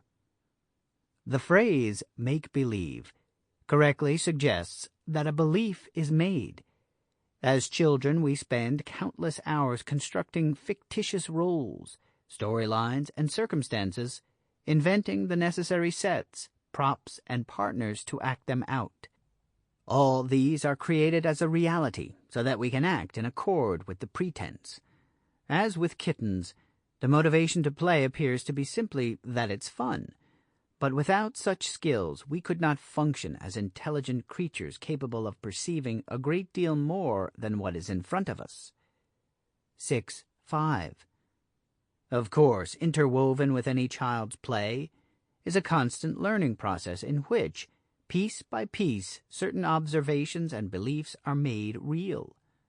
Some of these serve the practical purpose of survival. Hot or sharp objects are not to be touched, and it's dangerous to play in the street or talk to strangers. Also, from a very early age, children pick up subtle instruction in views and values. They might learn that knowledge, talent, and possessions are evidence of a deserving person, and the lack of these indicates an unworthy person, that the beliefs of the family and community are correct, while all other beliefs are incorrect. 6.6. Being predisposed to internalize these lessons, children often reinforce them in their play. They enjoy escaping from imaginary dangers, caring for stuffed animals or dolls, imitating figures who seem powerful to them like a queen or superhero, or acting as if a pretend fire is hot. They invent roles and situations in which they can demonstrate the personal qualities, skills, and knowledge that are admired in their family and community. Make-believe can be a lot like making real. Fur comes from fir trees. Sally in Peanuts. 6.7. It's not difficult to think of a child's imaginative play as a conceptual activity, but we don't usually consider that everything we perceive as adults is subject to a similar, if more sophisticated, system of conceptualization. In fact, one difference between adult and child is that the child is more likely to recognize that he's the author of his fantasies. He might get annoyed when his world of make-believe is interrupted, not wanting to admit that he isn't really Superman, or that his magical energy beams may indeed not be all-powerful. But when called to dinner, he knows it's time to return to the real world. As adults, we are far less likely to do so. By the time we reach adulthood, much of what we know actually falls into the category of make-believe, but we don't recognize it as such. Having thought this way for as long as we can remember, we take it for granted that our beliefs are real. 6.8. The mere act of having dinner, for example, is not a fact of the universe, but an event and custom learned most likely from our families. In the simple act of coming to dinner, we have specific ways in which to behave and a small reality in which to step. As we join in the ritual, the mood often shifts a little, and the conversation may take a turn appropriate to dining. Whatever our particular relationship to having dinner may be, without inspection, we don't notice that a fabricated reality, albeit a rather minor one, adds to our experience of this event. It may be pleasant or inconsequential, but it's made up nevertheless. 6.9. When we start considering all that we have adopted and made into our reality and view, we begin to discover a great deal that is seen as reality when it really isn't. We have beliefs that we recognize as beliefs. I believe in God, or I believe in the tooth fairy, and yet we have many more beliefs that we just assume rather than recognize. We hold many notions that are taken for granted as a part of life or reality. We may assume that children are innocent, humankind is becoming more advanced, thinking is what I do that I call thinking.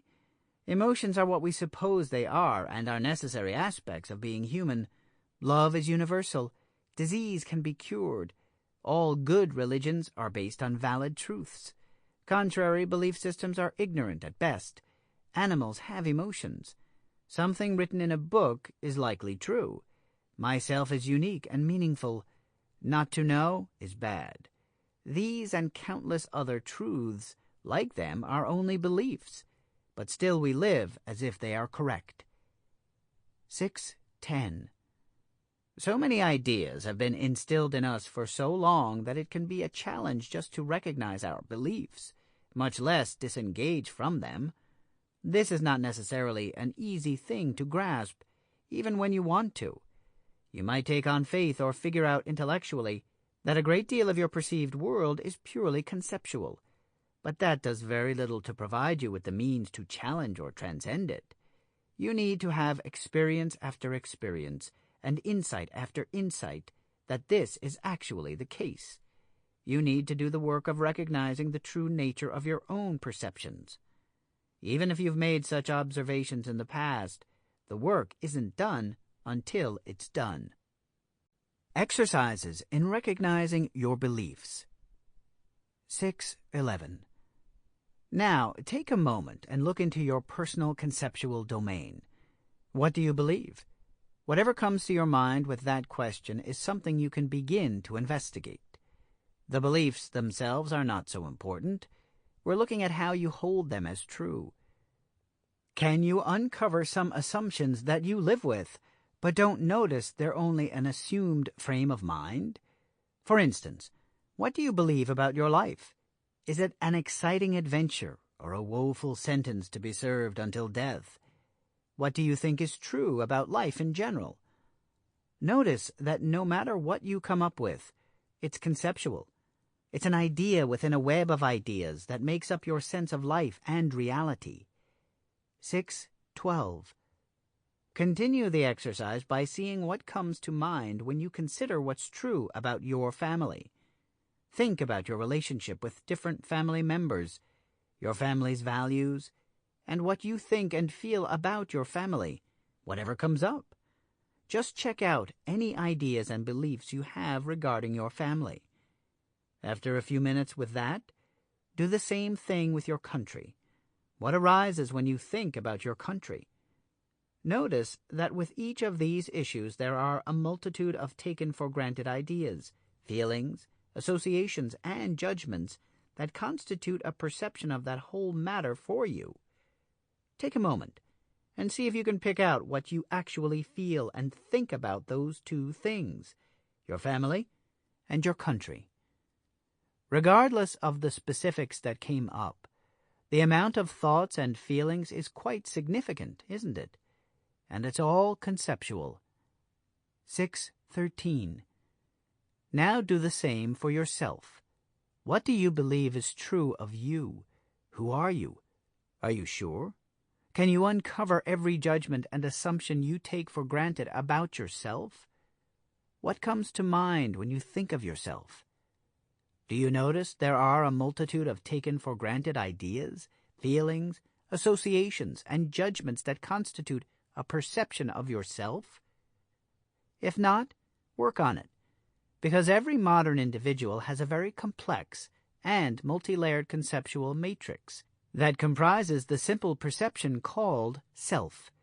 It is highly useful to be in touch with what that is for you.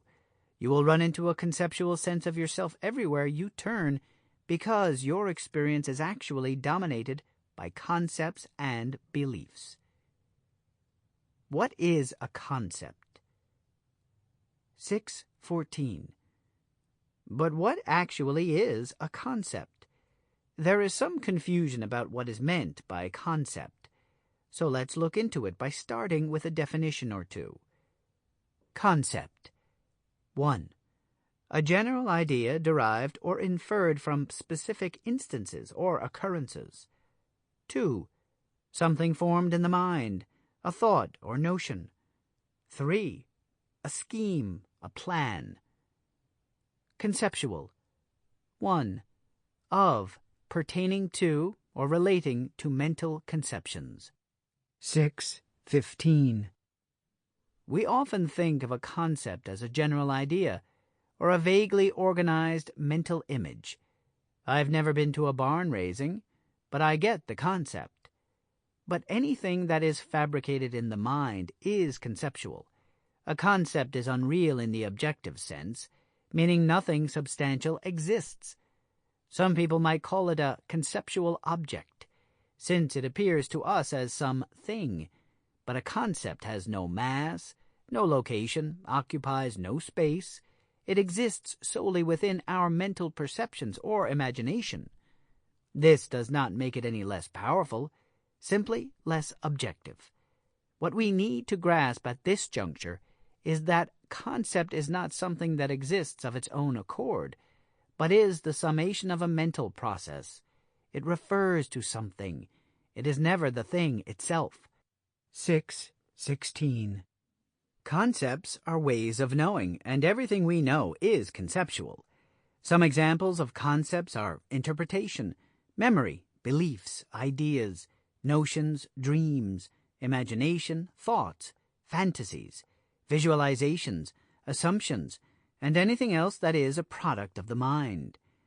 We could even say that emotions are conceptual in nature, since they are produced through conceptualization. Concepts are not limited to one aspect of mental activity. They comprise the entire field of mind, and as such they influence almost everything of which we are aware. 6:17. Abstractions, such as a mathematical formula, a daydream, or a decorating idea, are easily recognized as concepts because they are different from our normal experience and perceptions. But one of the main jobs of concept is to mimic our everyday perceptions and experiences. This means that a perception such as the sight of a bus can be somehow known when there is no bus around. We can see the bus in our minds, so to speak. It is the same with sounds, like remembering a song, as well as smells, tastes, and touch. Anything we've perceived, and even things we haven't, can be conceptually perceived in the mind. Whenever we remember something, we are re-perceiving past events. Given we are conscious that these events have passed, we know them as memories, but they are conceptual nonetheless. Concept not only mimics reality, however, it serves to help create reality. 6:18.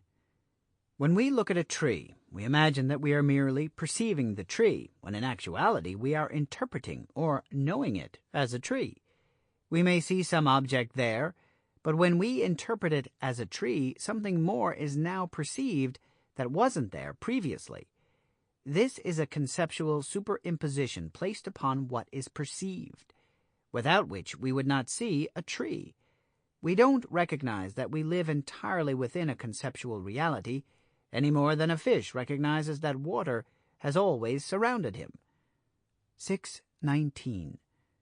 Everything we perceive, whether it's an object or mental image, is subject to interpretation, making sense of incoming data so we can recognize and categorize it. Interpretation allows us to order our world, which requires mental processes that are all conceptual. It is also true that much of what is experienced as oneself is really a concept rather than an experience. And as I've suggested already, there is a distinction we need to make between the experience of being and the concept of self. Concepts dominate our perceptions. 6:20. In simple terms, every perception we have is understood in relation to the concepts we have about what is being perceived. Once we learn to glimpse perception prior to our conceptual additions, we begin to understand the nature of concept and how it can limit us in our ability to experience. I'm not suggesting that we attempt to live without concept, but that we need to be aware of how concept dominates our perceptions and experience. We've already touched on this notion, but now let's look into it in more detail and depth. 6:21. Pure perception is incomprehensible to us. What we commonly call perception is really the interpretation of a meaningless phenomenon into a specific and useful cognition. Fundamentally, a perception is simply a sensory encounter with some object or occurrence, and is without association or emotional charge. 6:22. There are two major conceptual contributors that dominate all of our experience: interpretation and meaning. Since perception as itself is meaningless, what we perceive is useless without interpretation. The mere fact of seeing an object, hearing a sound, or feeling a sensation means nothing unless we know what it is and how it relates to us. To make sense of what we perceive, we automatically associate, classify, and interpret the meaningless data that is available. First, everything perceived is quickly interpreted so as to determine what it is: a flower, a squeak, a dog, a chair, soft, fast, a person. Having conceptually identified what something is, we then immediately relate it to ourselves. 6:23. No matter what we perceive, once we interpret it in some basic way, we will go on to assess its value or threat to us by associating it with an array of past experiences and beliefs, and so supply it with meaning. This meaning renders the thing ugly, expensive, mine, hers, sacred, too big, useful, ridiculous, friendly, dangerous, or what have you. Once meaning is attached, our minds will immediately infuse the thing with some emotional charge, subtle or gross, to indicate in a feeling sense how we should relate to it. This charge is based on the value or threat that a thing or notion has relative to us, and so this feeling reaction contains information suggesting particular behavior. Should we run or feed it a biscuit? Such feeling charge manifests as attraction, fear, disinterest, annoyance, desire, boredom, importance, repulsion, and so on, as well as many such feelings far too subtle to warrant a name. The application of interpretation, meaning, and emotional charge occurs so fast and automatically that we do not distinguish any of these as separate activities within our whole experience. 6:24. This mechanism is a remarkable feature of the human mind, a rapid means of converting all perceptions into a self-relating form which enables us to take the necessary actions to ensure our safety and survival. It's wise to remember, however, that everything we think we know is an interpretation.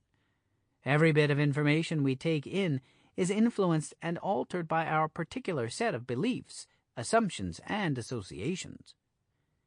These alterations are conceptual add-ons that strongly influence our experience of whatever is perceived. What we react to is not the object itself, but rather the interpretation and meaning that we ourselves apply to the object. There is nothing either good or bad, but thinking makes it so. William Shakespeare. 6:25. The same process that we apply to objects of perception also works the same way on our own thoughts, emotions, and sensations. We associate them with the past. We assess their meaning and value. Just about any reaction we can have to physical objects will also arise in relation to our own mental processes. Our ideas and beliefs and, in a way, our entire history are applied to everything that comes into our awareness, whether it's people and objects or our own thoughts and feelings. 6:26. What we know as reality is influenced by the concepts with which we interpret it. From tree to hot to disgusting, what something means to us predetermines how we will perceive it. Yet this relationship between concept and reality is so seamless it is undetectable. The car is beautiful in our eyes. The apple is delightful in our mouths. Our reactions to an ugly and dangerous monster are pretty much the same thing to us as the experience of the monster itself. 6:27. Unless we make the distinction between our additions and what's there, we can't become conscious of what's actually there. Our whole experience of self and life is conceptually dominated. This means that we are not simply experiencing life and who we are, we're also constantly imagining life and who we are. Since it doesn't seem like it's our imagination we're perceiving, we don't know the difference between what we are adding and what is there. Let's see if we can recognize the way this conceptual influence acts on our personal experience. There's more to perception than meets the eye. 6:28. Boiling down what I said above, any perception we have is only understood through concept. This is a very dominant aspect of experience. Seeing an object doesn't give us much until we recognize it as a chair that we can sit on, or a dog that might bite our leg, or a rotten apple that is best thrown away. Along with every perception is an automatic mental association with many concepts. 6:29. But don't take my word for it. Take some time to look around you. Gaze at different objects and try to ascertain what each object means to you. What do you believe about it? What feelings come up immediately when you look at it? What is the object called? Do you like it or not? Or don't you really care either way? 6:30. For example, when you look at a red sports car, a certain lifestyle association immediately pops up along with commensurate feelings and attitudes. Glancing over at a minivan reveals through contrast the many reflexive associations made with the sports car, since very different meaning is placed on the van. A rock may have a rather lackluster set of mental connections, unless you need to throw one at the dog who wants to bite your legs. A bar of pure gold usually conjures up associations that evoke much more exciting reactions, while an old rocking chair might elicit many fond and comforting memories. 6:31. Once you've done a few of these, try another practice. Just as you did in the exercise in Chapter 4, look at an object and try to see it without knowing what it is. Knowing is automatic and immediate and difficult to stop, so you'll need to put some real effort into it. Keep your attention on whatever you perceive and try to not know anything about it, like what it's used for, what it can or can't do. Attempt to throw out any and all reactions, associations, and feelings you have about it. Don't know what it is for a moment, not even what it's called. Focus on the object until everything familiar about it has dropped away from your awareness, until you can see it without all the normal mental applications in attendance. 632. What happened when you did this? Among other things, you should have noticed that what you perceive has many concepts attached to it, without which the perception falls into a very different category of awareness. Apply this technique to other objects or people. With this simple exercise, you become more apt to recognize how much concept influences your entire experience. 633. This kind of conceptual influence is equally present in the experience of oneself. Our experience and perception of ourselves are found within and dominated by concepts, thoughts, feelings, beliefs, images, memories, assumptions, and programming. Yet this entire conceptual makeup cannot, as a matter of fact, bring us to or even represent an experience of our real being. Why this is so will unfold more clearly as we go. 634. Examining the relationship between concept and experience may not seem very important except for one frequently overlooked fact. The very concepts that dominate our experience, attention and awareness, are strongly influenced, if not outright determined by, unconscious personal and cultural beliefs and assumptions. This in itself perhaps wouldn't be a problem either, except for another overlooked but very important point. Many of these are wrong. The solidification of concepts. 635. When something is held to be true or real, existing outside of our imagination, we hold it in a different category than something that's known to be just a concept. In the hierarchy of perceptions, we relegate abstract ideas to a lower rung of importance than objective reality. We may not like what the bus driver thinks about us, but we'll be sure to get out of the way of the bus. Experience tells us we need to take that solid objectivity seriously. Even if we had the belief or fantasy that we could fly, when the bus bears down and flying isn't an option, we will jump aside instead. We respect the uncompromising aspects of objective reality, yet often blur the line of distinction between it and our mental activities. In so doing, each of us frequently perceives an idea as if it were a self-evident truth. 636. For example, someone might imagine that sex is somehow evil, or that his political party embodies the only correct view of human relations, or that her religion defines the nature of reality, or that science has the only real description of the universe, or any number of notions, many of which are far too subtle or ingrained to recognize easily. But all of these are simply concepts that are believed to be representative of what's true. 637. We stand just as firmly on many assumptions about ourselves. When someone says that he is worthless, we may know clearly that he is not, but for him, this self-description is a fact of his existence. The assumptions surrounding this truth are so ingrained in him that he can't see it as merely a powerful concept that influences his every thought and action. This trap makes what is only imagined in our minds seem like something objectively so. 638. Such a distinction is significant because what we can and can't do in relation to objects is different from what we can and can't do in relation to concepts. For example, if you have no legs, there is little you can do to change it. Pretending you have legs doesn't improve your running skills. If you think you are bad or stupid, clumsy or worthless, and that these assessments exist in the same category as having no legs, then you are just as stuck with them as you would be with a wheelchair.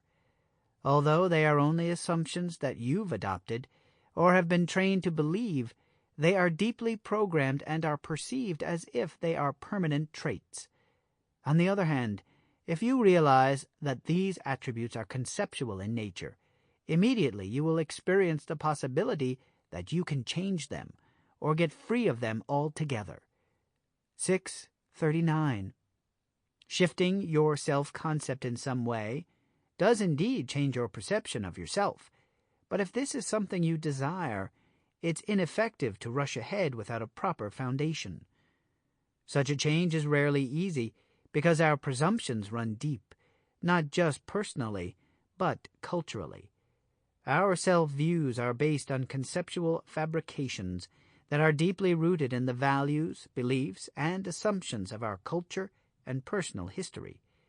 We observe that cultures don't seem to change overnight, and we observe the same thing about individuals. 640. The beliefs upon which self and culture stand are not easily recognized, nor are they easily discarded once we identify them. Remember that both culture and self are created in much the same way. They're the products of many foundation assumptions. These assumptions, accepting particular ideas to such a degree that they become taken for granted realities, give structure to our lives. They are the backdrop for our sense of self and reality, and they offer what seems like solid ground in a world of uncertainty. We may benefit from such structure, but we need to recognize that our assumptions are also responsible for most of the limitations and suffering that we experience. What generally goes unnoticed is that they are not facts, but merely beliefs, and since they are conceptual in nature, they are not necessary in and of themselves.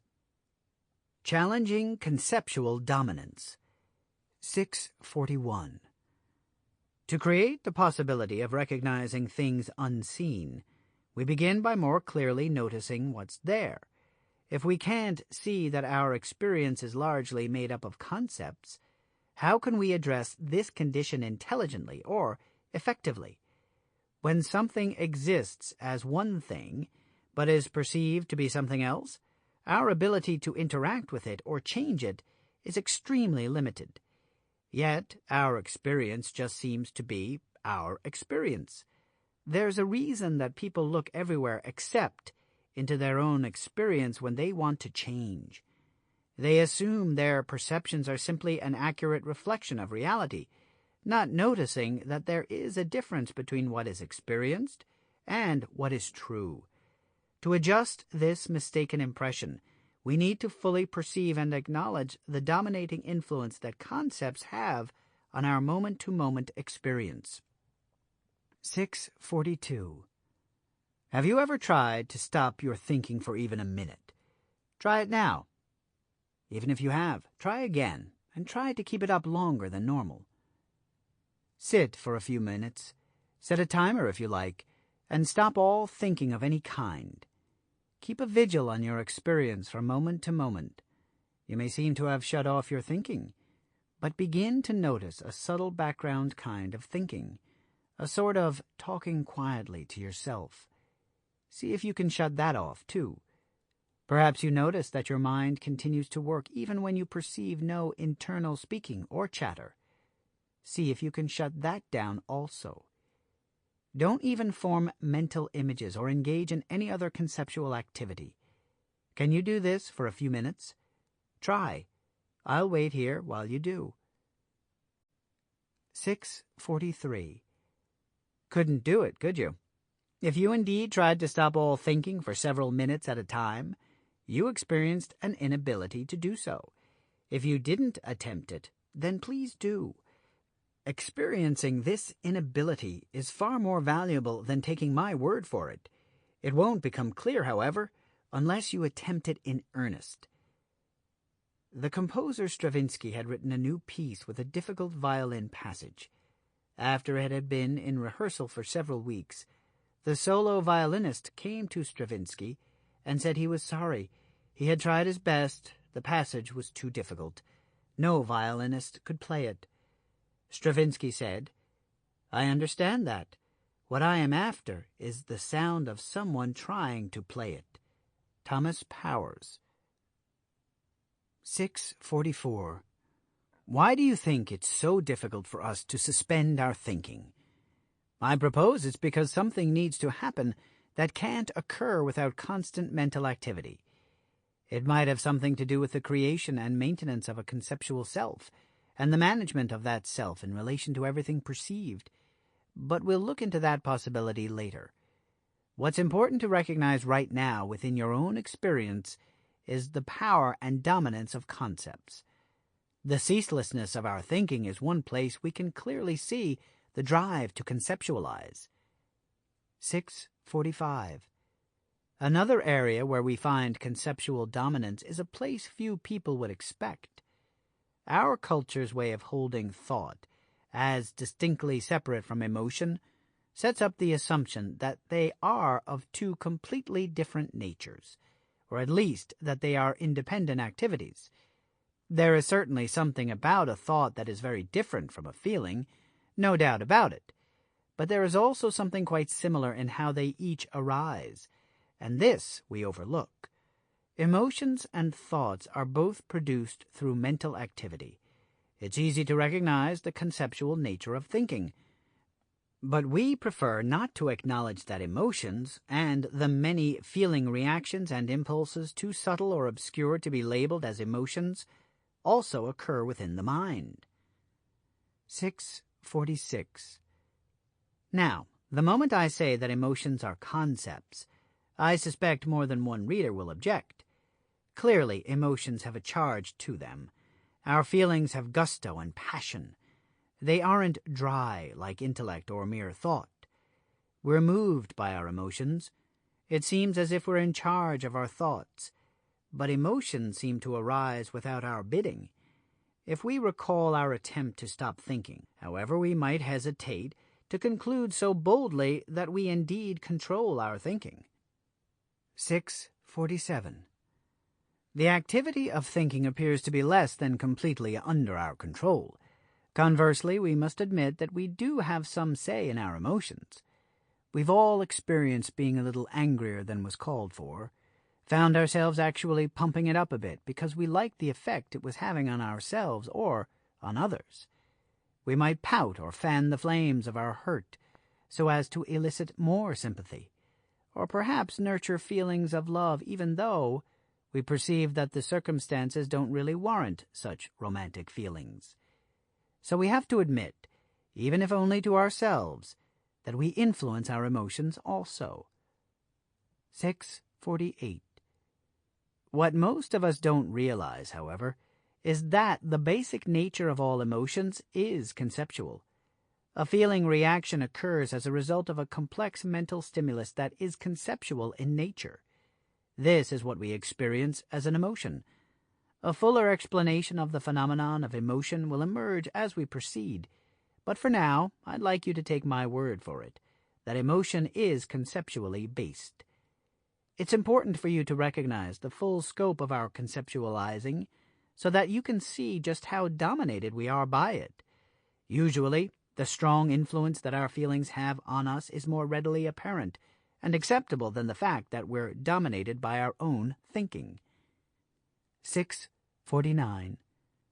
It's not difficult for us to look back and recall the many emotions we've had over our lifetime, including those that were painful or undesirable. Even in our more recent past, we can count a large number and variety of emotional feelings that have passed through our experience.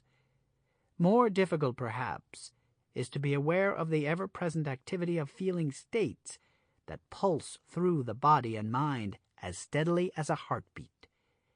If you take a moment to check out your feelings right now, you can probably identify some mood or emotional feeling that occupies your background awareness. Unless you are particularly moved by what you're reading, or your sister has just poured cold water down your shirt, you may not have a clear and loud emotional experience at present. But you do have feelings, right now and always. 6:50. Begin to increase sensitivity to your current feeling activity by doing the following exercise. Put your attention on the sensations and feelings in your body and mind in this moment, and see how many you can identify as not physically produced. In other words, what feelings can you find that aren't something like an itch on your foot or a sense of the room temperature? How you feel about the itchy foot or in reaction to the warm room are not in themselves physiological sensations. Perhaps the itching bothers you, or maybe you enjoy scratching it. The warm room might feel cozy and safe to you, or perhaps it's uncomfortably stuffy. These background reactions may not occur to you as clearly as some emotions, but they are emotional in nature. Other feelings you have are not even that clear. If you pay close attention, you can begin to pick up more subtle moods and feelings, some of which would normally pass for sensations. Upon inspection, they turn out not to be physically based, but rather subtle emotional reactions to certain background ideas and mind states.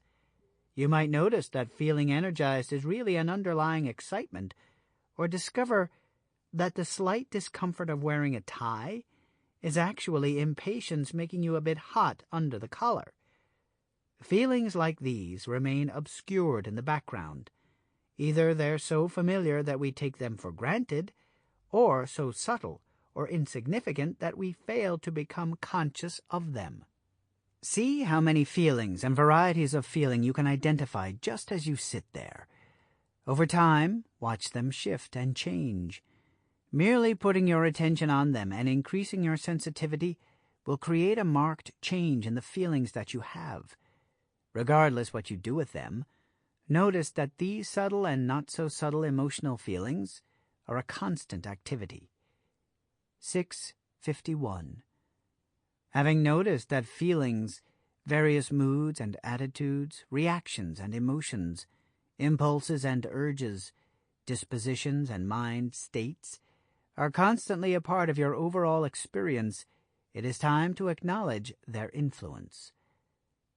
Just as you did with your thinking, take a few minutes, perhaps a few more than you did with thinking, and attempt to suspend all feeling of any kind.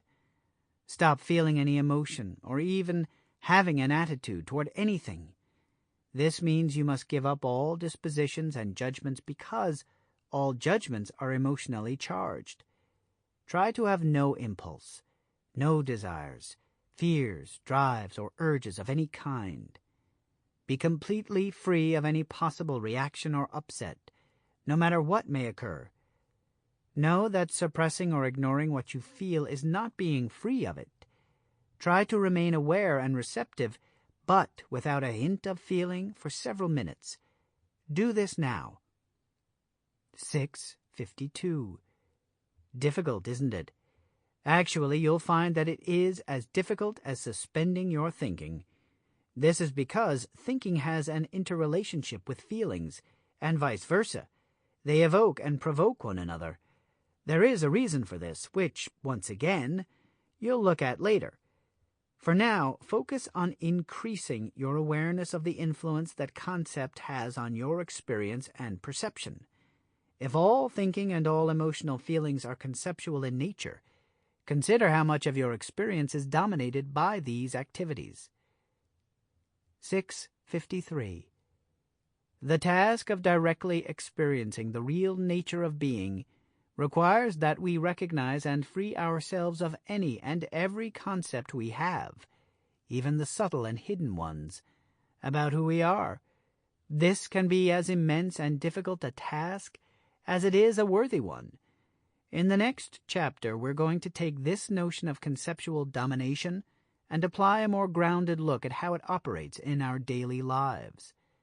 Proceeding in steps and stages, we can begin to uncover and detach ourselves from the dominance and confusion of the conceptual domain, and take steps to return our consciousness to a more genuine sense of self.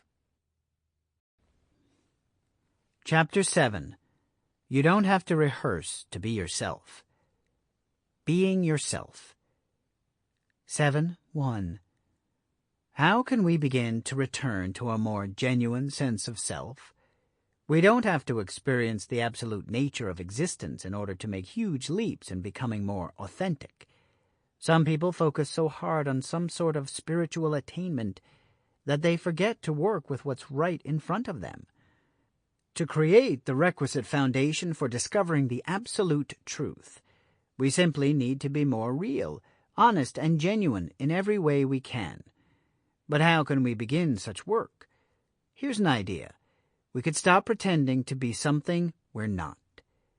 7.2. In the introduction, I spoke of just being ourselves. Yet how do we know when we are being ourselves? Everyone has met people who seem phony.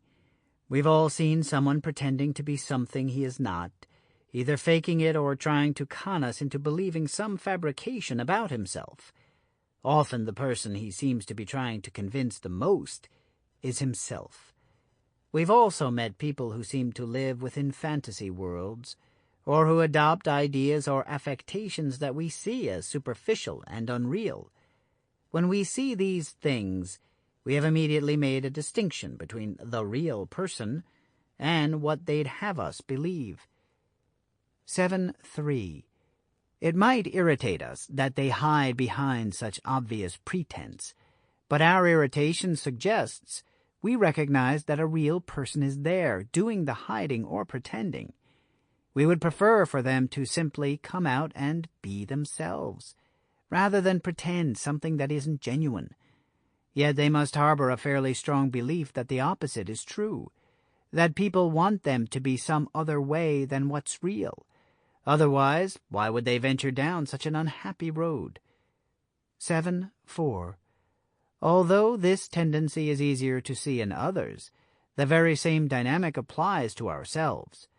From time to time we find ourselves guilty of pretense, or trying to be something we're not. Perhaps we adopt mannerisms that indicate a way we'd like to be seen, or alter the representation of some aspect of ourselves or our history. Most of us can find examples of some sort of personal misrepresentation. Yet what if this tendency goes deeper than we know or are willing to confess? 7.5. When we perceive a person being false in some way, we immediately sense what it would be like for him to be real. Otherwise, we wouldn't know he is being false. Yet, what if we didn't perceive such falsehood? Someone or something may be false, but if the inauthenticity isn't perceived, we won't know it's not real, nor could we sense what is real. This is also true of ourselves. If something unreal exists within us, in order to eliminate it, our first task would be to discover what it is. We can't do that unless we learn to recognize what is real and what is not. Discovering what's real is dependent on recognizing what's false. He who would distinguish the true from the false must have an adequate idea of what is true and false. Baruch Spinoza. The real and the false. 7.6. To investigate what's genuine, it is essential to clarify what real and what false are. Since our work is primarily focused on ourselves, this distinction must be grounded in the experience of ourselves, so consider the following definitions in that light. Real. 1. Genuine and authentic, not artificial or spurious. 2. Free of pretense, falsehood, or affectation. 3. Having an existence in fact and not merely in appearance, thought, or language. False. 1. Arising from mistaken ideas. 2. Not genuine or real. 3. Erected temporarily. 4. Resembling but not accurately or properly designated as such. Unreal. 1. Not real or substantial, illusory. 7.7. When it comes to yourself, what is real and what is false? If you find something that is in any way not genuine, or is erected temporarily, then you must call it false, or at least not call it your self. If you discover that something you've called yourself is illusory and insubstantial, created to mimic or resemble yourself, but is not in fact yourself, then this too needs to be recognized as false. Whatever is born of mistaken ideas must also be called false. 7.8. Without any other practice, Simply devoting ourselves to stripping away all pretense is an incredibly powerful and transformative thing to do. Engaging in such a practice brings us quickly to consider, what could I be pretending or affecting that has gone unnoticed? We begin to search for subtle ways in which our presentation, communication, even thoughts and feelings have been less than straightforward. We discover many expressions that in our hearts we know aren't as genuine as they could be. This practice brings immediate and ongoing changes in our personal presentation and also in how we think of ourselves. It begins to make searching for what's true easier and makes what's false in ourselves and others more visible. As much as you can, freeing yourself from pretense, falsehood, or affectation will go a long way towards helping you discover what is real. 7.9. Beyond our practice of being as genuine as we can, we should continue to bring to light all that isn't really us. Whether it is purposefully false or not, we will begin to discover much that isn't real, and much that is in subtle ways false, that previously we accepted as simply a part of ourselves. Just because we're used to being a certain way, believing in the things we believe, acting in the ways that we do, having the opinions we have, expressing the character traits we've adopted, and reacting in familiar patterns, doesn't make these things true, and it doesn't make them us. Of course, there is a lot of pressure not only to develop these personal attributes, but also to maintain them and to improve upon them. 7.10. Your real self can only be genuine and authentic. It cannot be artificial, false, or merely a thought. According to the definitions, it cannot even be the product of language. Do you grasp some of the implications of that? Can you see how much the experience of yourself lives within your internal dialogue? Now imagine an experience of being without any language at all, without any speaking, not even to yourself. Since thinking is very much tied up in language, what can you experience as you without confusing yourself with your thoughts? Concept is a tool and an abstraction, and is always erected temporarily. So consider experiencing being without any concept at all.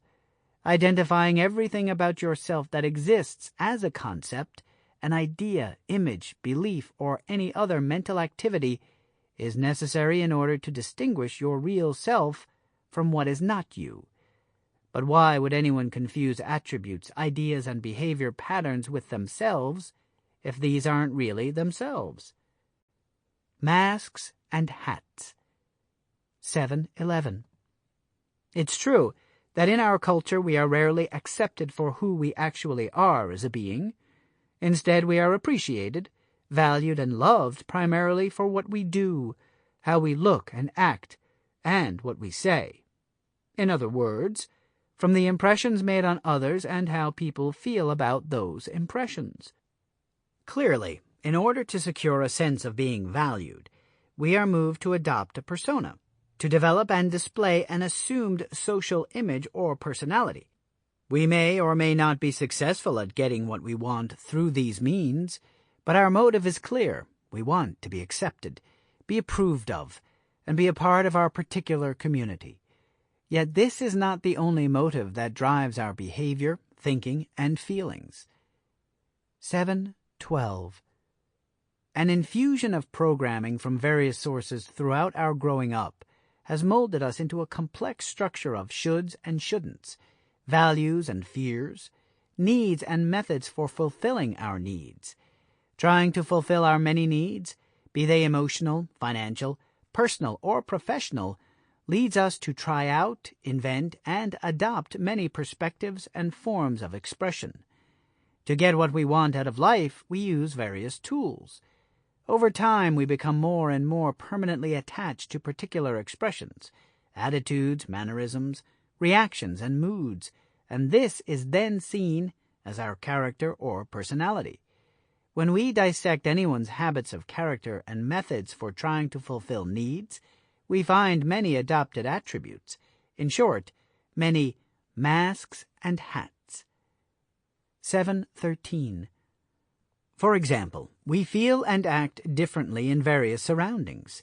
We wear a different hat at work than we do at home, or in our other relationships. A person can be quite different as an employee or boss than he is as a spouse or sibling.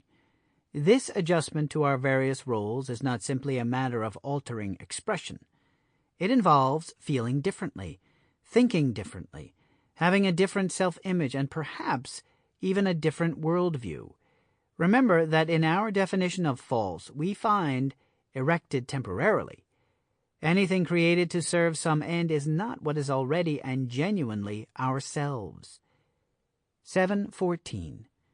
Accommodating our changing roles by adopting different hats is only one area in which our self-concepts reveal traits and experiences that are clearly adopted to serve a purpose. Another such arena is seen in the various faces that we put on to encounter different situations. We might smile and act friendly when asking a favor of someone, or put on an air of bravado in times when we desire to be seen as brave or aloof. We may adopt movements and expressions that make us appear harmless when we need someone to be unafraid of us, or we might put on the face and voice of anger to cow a child into safe behavior. These masks have become familiar additions to our repertoire of ways to get what we want, serving some need or fear. They seem to arise automatically, but they're adopted purposefully as the circumstances warrant. Many of our expressions are not actually reflective of how we feel at the time, or of our more fundamental experience of ourselves. But we've used them so often, and the habit is so strong, we've forgotten they are masks, and instead they become indicators of the way we are. 7:15. If we study ourselves carefully, it becomes increasingly clear that most of our habitual behavior and character traits, as well as our ever-shifting and purposely crafted expressions, exist solely to fulfill needs. They are conceptually produced reactions to external stimuli that come to be known as aspects of ourselves. Altogether, these comprise most of what we know as ourselves. Yet in some sense this is a false self. It is false or unreal in the sense that it is secondary. It is founded on external programming and created to serve external goals. It is not based on what simply exists as the being that we are, as is. Doing something is not the same as being something. 7:16. The activity of expressing is preceded by the activities of feeling or thinking that motivate your expression. All of these activities are doing something rather than being something. The idea that you exist as an internal entity that is then expressed or communicated outwardly in various ways is not the end of the story about masks and hats. Collectively, these adopted internal traits and outward expressions not only help compose your sense of self, they tend to preclude any further discovery of your original sense of being. Being attached to and confused with all sorts of artifice places an impenetrable barrier between your consciousness and genuine being. Through recognizing and perhaps eliminating all that is secondary, you should have better access to an original sense of yourself. 7:17. In Chapter 1, I suggested that you are comprised of two aspects of being: who you really are, without pretense, affectation, programming, or any additional process, and what you have come to identify or know as yourself. Broadly speaking, the self is known through the adoption of beliefs, ideas, and traits that pass for who one is. In our culture, we acknowledge the conceptual contribution to our sense of self whenever we refer to our self-image, self-concept, self-identity, and self-esteem. These activities of imagining, conceptualizing, identifying, and assessing one's worth are always conceptual. They are phenomena we use to identify, know, and define ourselves. 7:18. Because we don't make a clear distinction between a built-up conceptual identity and our own being, This conceptual self dominates our perceptions, thinking, and feeling. We are burdened with the immense job of maintaining this adopted self, and have become thoroughly confused and identified with it. Therefore, almost everything we do is done in service of this self. 7:19. To get free from the culturally mandated destiny of a life spent trying to fulfill the needs of something unreal and unnecessary, we need to make a distinction between what is real or original within ourselves and what is secondary and conceptual. When we begin to relate to and from what is secondary as if it is actually ourselves, rather than something added on to serve some purpose, we run into problems. Recall the consequences outlined in Chapter 3: emptiness, self-doubt, feeling trapped, suffering, and struggle. 7:20. By making a distinction between being and self, we realize that most of what we identify as ourselves is conceptual. This distinction and realization then enables us to work with our conceptual selves more consciously. Concepts can change. Therefore, it is possible to change anything that is conceptual about ourselves. Yet if we don't understand the forces that motivated us to adopt these abstractions to begin with, we will be unable to free ourselves from their return, even if we are successful for a time. Superficial remedies. 7:21. It's not uncommon for someone to feel upset with a life or self that seems meaningless or without true worth, and everyone seems to wrestle with this challenge at least on occasion. From this underlying condition, many attempts are made to remedy our sense of inauthenticity and bewilderment. Some of these solutions come from the community, such as religions, spiritual movements, or other shared belief systems. Some are found within the individual as a collection of beliefs, opinions, assumptions, and fantasies. These remedies might serve to provide some dignity and a sense of worth for a person or for a life. Yet all are only additions, something placed on top of what's inherently present. They do nothing to clarify the experience of the being that is there. This whole dynamic represents the tip of an iceberg, as we'll see in the following chapters. By engaging in such solutions, we only further reinforce the creation of a conceptual self from which to relate. This self is always in some way artificial. 7:22. We need to realize that these solutions we've adopted, as individuals and as a culture, are based on mistaken assumptions, and therefore do not and cannot resolve our deep sense of personal inauthenticity and disquiet. The only way to do that is to experience directly what's real and authentic, which is who we really are. Adding beliefs and convictions, or going through the rituals of life that promise redemption but can't deliver, are futile activities. This is like someone trapped in a burning building piling papers up all around to save himself. It ain't gonna work. 7:23. The more we have failed in our attempts to overcome our sense of inauthenticity, the more it adds to our sense of incapacity. We've all heard the phrase, "I'm only human," and other such statements that accept as fact that we are all flawed. Perhaps we've decided that being human is inherently less than perfect. On one level, this may be so, and we should acknowledge this possibility in our attempt to experience what is actually true and real about being. 7:24. Although it may turn out to fly in the face of our belief in our own limitations, our purpose is to experience what is true even if we discover that we are not flawed in any way. Directly experiencing what's already so is a very simple act. Yet so much seems to stand in the way, distracting our eye and demanding our attention, that it becomes a complex task. The complexity lies in our conceptual identity. Our being is already simply so. If we could toss out all that isn't genuine, perhaps we'd be left with an experience of who we really are. Looking for self in all the wrong places. 7:25. The vast majority of remedies for our sense of inauthenticity or disquiet can be found in our beliefs, our consciously adopted beliefs, used to patch up our incomplete sense of self, only add a superficial layering of which we may be aware. Our subliminally held beliefs, which are more deeply believed or assumed about ourselves, form the parameters of our actual self-sense.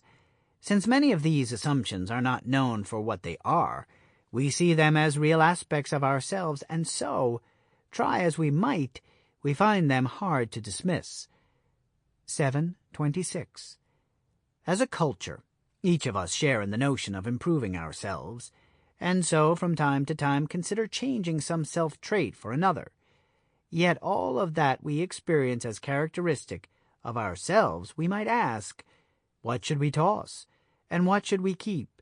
We tend to agree that whatever provides the most benefits in health and well-being, success and growth, are probably keepers. Conversely, anything that creates unnecessary limitations, ineffectiveness, and pain should go. Making this decision isn't the hard part. Our challenge lies in knowing which is which. 7.27. Yet before we can successfully sort out the genuine and beneficial from the false and unnecessary, we need to be able to identify what it is that we believe and uncover all that we assume. Looking at definitions of beliefs and assumptions might help us better recognize these activities as they are occurring within our own experience. Belief. 1. Mental acceptance of and conviction in the truth, actuality, or validity of something. 2. Something believed or accepted as true, especially a particular tenet or a body of tenets, accepted by a group of persons. 7.28. We see that by definition the nature of belief is conceptual. Given that every belief is a concept, it must be separate from whatever the belief is about. In other words, it is not a direct first-hand experience of the truth. It is the belief that something is true. Since it is a concept, and in most cases not even based on something perceived, it is only a mental fabrication. 7.29. The key here is not so much to find the right beliefs, but to adopt a more healthy relationship to all beliefs, to return belief to its true status, a concept, and not the truth. Without allowing the truth to be unknown, we are unlikely to embark on such an enterprise. 7.30. It is the same with assumptions. An assumption is basically a core belief that goes unnoticed and is taken for granted as an aspect of reality. Assumptions most often operate beneath the surface of our consciousness. These overlooked core beliefs exist both as deeply ingrained cultural assumptions and as something individually assumed. Let's consider a bit more carefully what an assumption is and how it permeates our experience. Assumption. 1. The act of taking upon oneself. 2. The act of taking for granted. 3. Something taken for granted or accepted as true without proof, a supposition. 4. Presumption, arrogance. 7.31. Any assumption, whether cultural or personal, is absorbed into our consciousness throughout the process of our upbringing. Whenever there is an assertion made, be it a family belief, a community superstition, a religious dogma, or a scientific postulation, the moment we adopt this view, we also take on the assumptions that go with it. Of necessity, we learn from our parents, our community, our educational systems, and so forth. Some of this takes place in a conscious way, but much more occurs as a matter of absorption or programming. In either case, the assumptions that exist within any kind of thinking or knowledge will be passed along with the rest of the information. Much like when a computer virus infests a particular application, both the application and the virus will be downloaded into the computer. Perhaps more accurately, it is like a computer program that has inherent flaws. When you accept the program, you accept the flaws. 732. Beliefs and assumptions show up within our thoughts and feelings. Sometimes they show up as a thought. I believe we should love one another. I believe high cholesterol causes heart problems. Sometimes they are buried within a feeling reaction, being angry at someone for teasing you, assuming that people's motives are always suspect. And sometimes they show up as core foundations for our thinking and feelings, believing in personal superiority, assuming self is always correct in its assessments, or perhaps feeling incapable of handling life in general. We will tackle beliefs and assumptions repeatedly and in greater depth later in the book. For now, as we continue to challenge what we think is true, remain open to discovering something you assume that has yet to be perceived. 733. How can we better recognize assumptions buried within the mass of our taken-for-granted information that comprises ourselves and our knowledge? We begin by creating the ability to do so. This requires a number of skills, such as a deeper honesty than our cultural norm, a new level of self-discovery, and a degree of openness that will enable us to think outside of our programming. As I mentioned earlier, one of our key ingredients must be telling the truth. This involves more than what usually passes for honesty. It requires an ability to discover and admit what we unconsciously and consciously tend to keep hidden. In our effort to clear up all that we believe or assume, the main drawback is that these are not always available for our scrutiny. Far too much of this domain is hidden from view. Chapter 8. Unknown Origins. Our need to know level of consciousness.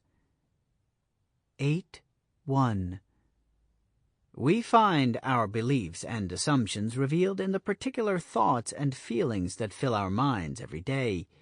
Since our characteristic behavior is motivated by these thoughts and feelings, they determine the roles and expressions we will adopt to meet any given circumstance.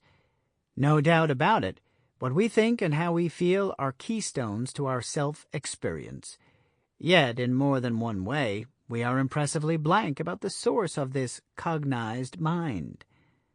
8.2. Our thoughts and feelings seem to determine almost everything we do and are, but where do our thoughts and feelings come from? We assume it is our real self that generates them, but even if this is so, we don't personally experience this source, nor what's involved in creating what we recognize as an idea or emotion. Although the complexities of this process will unfold in later chapters, we need to consider the possibility that an unseen dynamic takes place every time we think or feel something. 8.3. The simple version of what's taking place is this: what we experience as ourselves, what we believe, value, and assume, as well as our memory, programming, self-image, and so on, is related to and weighed against the currently perceived circumstance or issue. From this assessment, the internal state, deemed most appropriate for relating to those conditions, is summarized in a feeling or thought. Yet all we're aware of is the resulting feeling or thought. 8.4. It seems our conscious awareness provides too narrow a focus to grasp and hold large, complex processes within our daily lives and activities. Like a low-ranking member of a spy operation, our personal awareness seems to come into view on a need-to-know basis. Which is to say, much goes on within our minds that remains unknown. What we obtain in the way of thought, impulse, emotion, or what not, is the end product of a complex activity, but apparently it has been predetermined that we don't really need to know all that much. 8.5. In order to consider the matter more deeply, we must look past our existing relationship to our cognitive functions, and we can't do that unless we first recognize where we stop short. As an analogy, If the only access you had to food during your entire life was a refrigerator that was stocked by someone else while you slept, you might well assume that food originated in that refrigerator. If I asked you where food came from, you'd say, the refrigerator. If I pressed on, you would simply have to insist that food comes from the refrigerator, and that's the end of the story. Since you and I really know that food comes from the store, from the farm, we see that it's silly for someone to think that food comes from a refrigerator. But we don't know where food comes from prior to farm, do we? We aren't at all clear about how food gets to be at the farm, how things come to live and grow. We only know that they do. At some point, our knowledge stops. 8.6. In most matters, we know nothing more than our given answers or assumptions. When it comes to our perceptions and experiences, we assume we know what they are all about, but this belief is actually based on cultural assumptions, not unlike the farm. With closer scrutiny, we begin to realize that we don't really know where our thoughts and feelings come from, or how they come to pass, or what they really are. We can only recognize this limitation, however, if we consider beyond our usual inclination to accept our ready-made answers. 8.7. Like food coming from the refrigerator, we assume that a certain thought is valid without knowing why we think so, or that a belief is true without having personal experience of the matter, or that every feeling we have means what we assume it to mean. This is like stopping at the refrigerator and not ever wondering how those items got in there. We think we know what an emotion is simply because we have emotions and can identify them.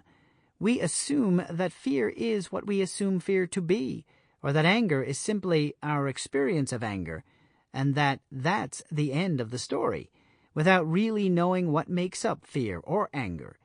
This condition persists because of a lack of introspection and conscious sensitivity, but it begins as a result of what might be considered a necessary convenience. 8.8. Our conscious assessments and linear thinking are processes that are much too slow to handle the amount of data needed for and stored within one simple feeling or emotion, or what pops out as a ready-to-use conviction or judgment. In contrast to all that goes on within the convoluted decision-making and reaction-producing aspects of our minds, the information we consciously receive is quite limited. Our thoughts and feelings are primarily the conclusions of complex processes.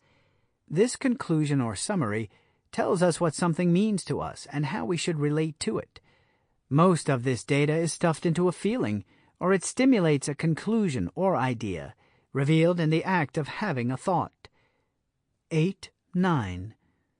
As a simplistic example, I might feel anger when I discover Daniel has been deceiving me about something. When I look into all that constitutes my anger in this case, I discover memories of my past relationship with Daniel and concepts of similar circumstances with others. I perceive a sense of the danger to myself inherent in being deceived, and a sense of hurt at having been lied to, which includes the reasons why someone would deceive another. I will also discover personal values that I have, as well as the shared values and agreements of my society. I notice an overlooked feeling that Daniel must not love me or respect me, threatening to interfere with any need I might have for love and respect, a sense of impotence, an impulse to protect myself by destroying this present threat, and much more. All of these connections are made rapidly and pop into my consciousness as a feeling of anger. It arises as anger since the conclusion of this process is that anger will create the proper disposition from which to relate to Daniel, protect myself, and manage all that is involved with this turn of events. It is quite simple, but also very complex. 8.10. This single feeling experience carries with it a great deal of information and provides the impulses for whatever action or disposition I will take on. The conclusion, and so the feelings that spring from the conclusion, can change at any time as circumstances change. If I were to discover that Daniel indeed hadn't deceived me, that I was mistaken, instantly my feeling would change.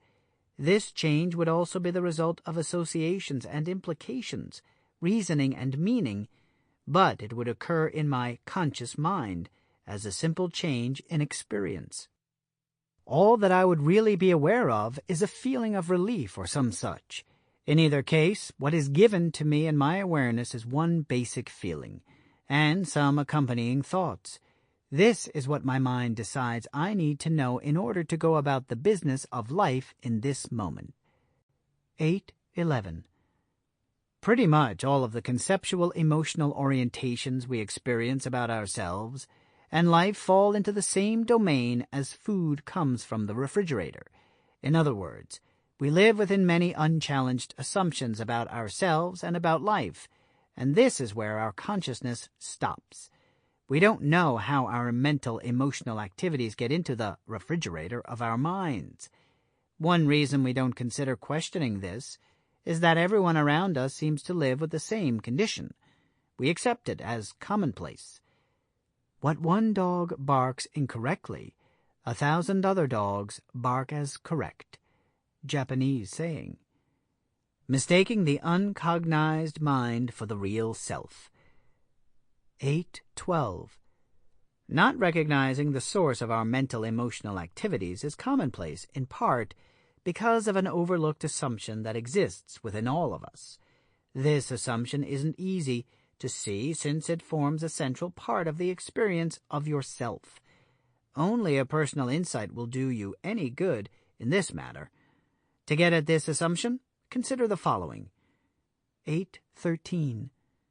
You recognize that somehow you have thoughts and feelings. Sometimes it seems that these experiences come to you, that you are the recipient of a thought or an emotion. If someone makes you angry, then it seems as if this anger was caused to arise in you by that person, and so the emotion appears to come to you. It is the same whenever a thought seems to arise as if from somewhere unknown, like a muse providing inspiration for a piece of music. In these cases, our cognized mental activities seem to arrive as if caused by something outside ourselves. 8:14. Yet, this isn't the whole story, is it? At other times it seems like thoughts or emotions come from you, that somewhere inside you have generated the thought or emotion, like when you say, "I just had a great idea," or "I love you." In this case, you experience yourself as the source of these activities. It appears as if thoughts and feelings both come to you or are somehow caused to occur in your experience, as well as come from you or are generated by you. But what we are trying to get at here is the you that either generates or is affected by these activities. What is that? 8:15. Sometimes we refer to ourselves as our collection of thoughts, emotions, behavior, and so on. When that's the case, it seems as if self is those things, and so that's the end of the story.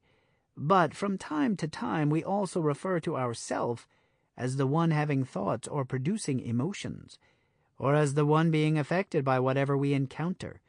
This self is then held as if somehow behind the scenes, since the self itself is not apparent.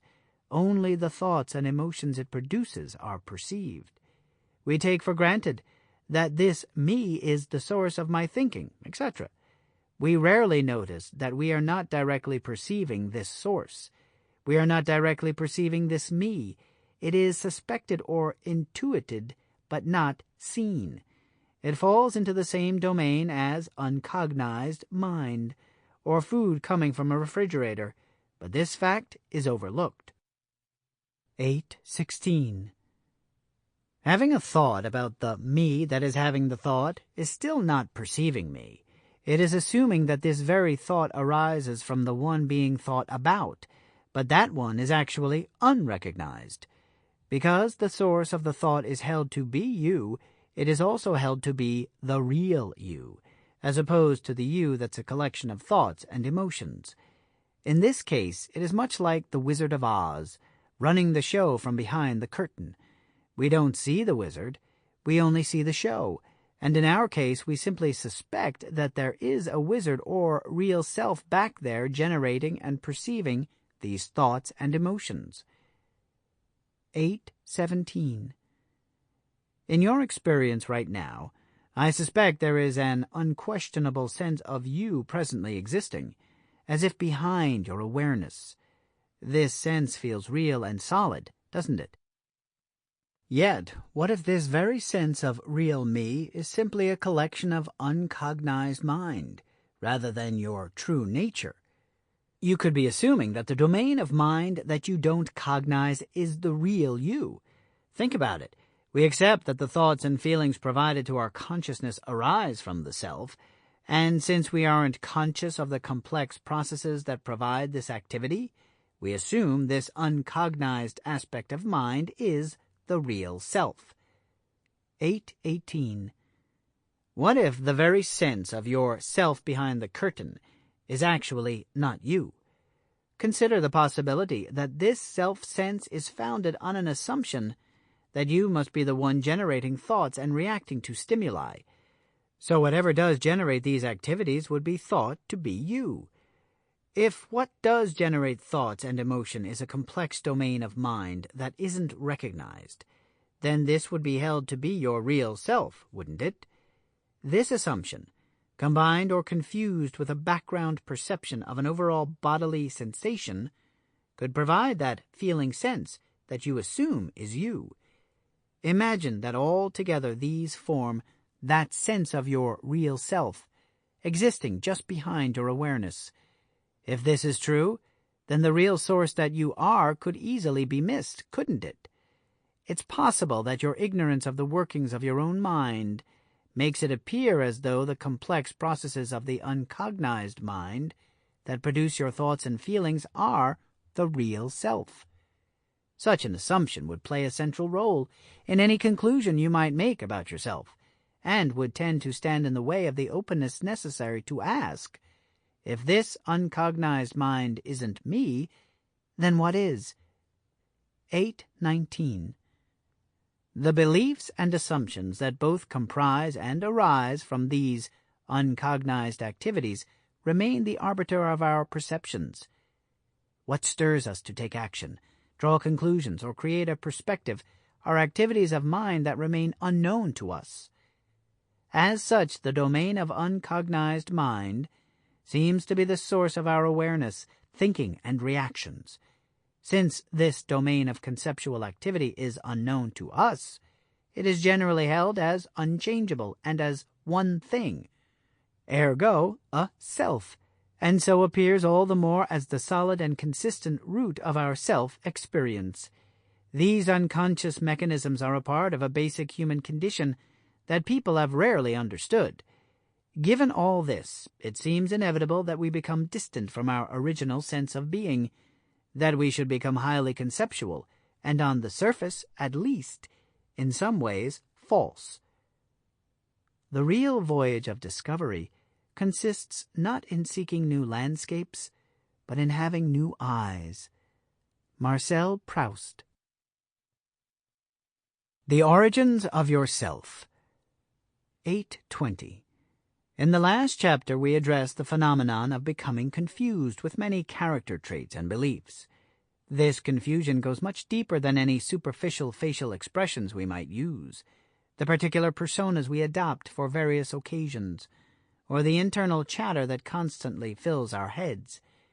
That brings us to our current observation, where we see how unaware we are of what's behind our constant flow of thoughts and emotions, and that this domain of uncognized mind could well be the focal point of the sense that our real selves exist somehow behind the scenes. 8:21. We locate ourselves in our thoughts and emotions. We also suspect ourselves to be some entity generating thoughts and feeling emotions. But where did this conceptual self and sense of self come from? Delving into the origins of our own self-experience requires that we dip into the abstract a little bit.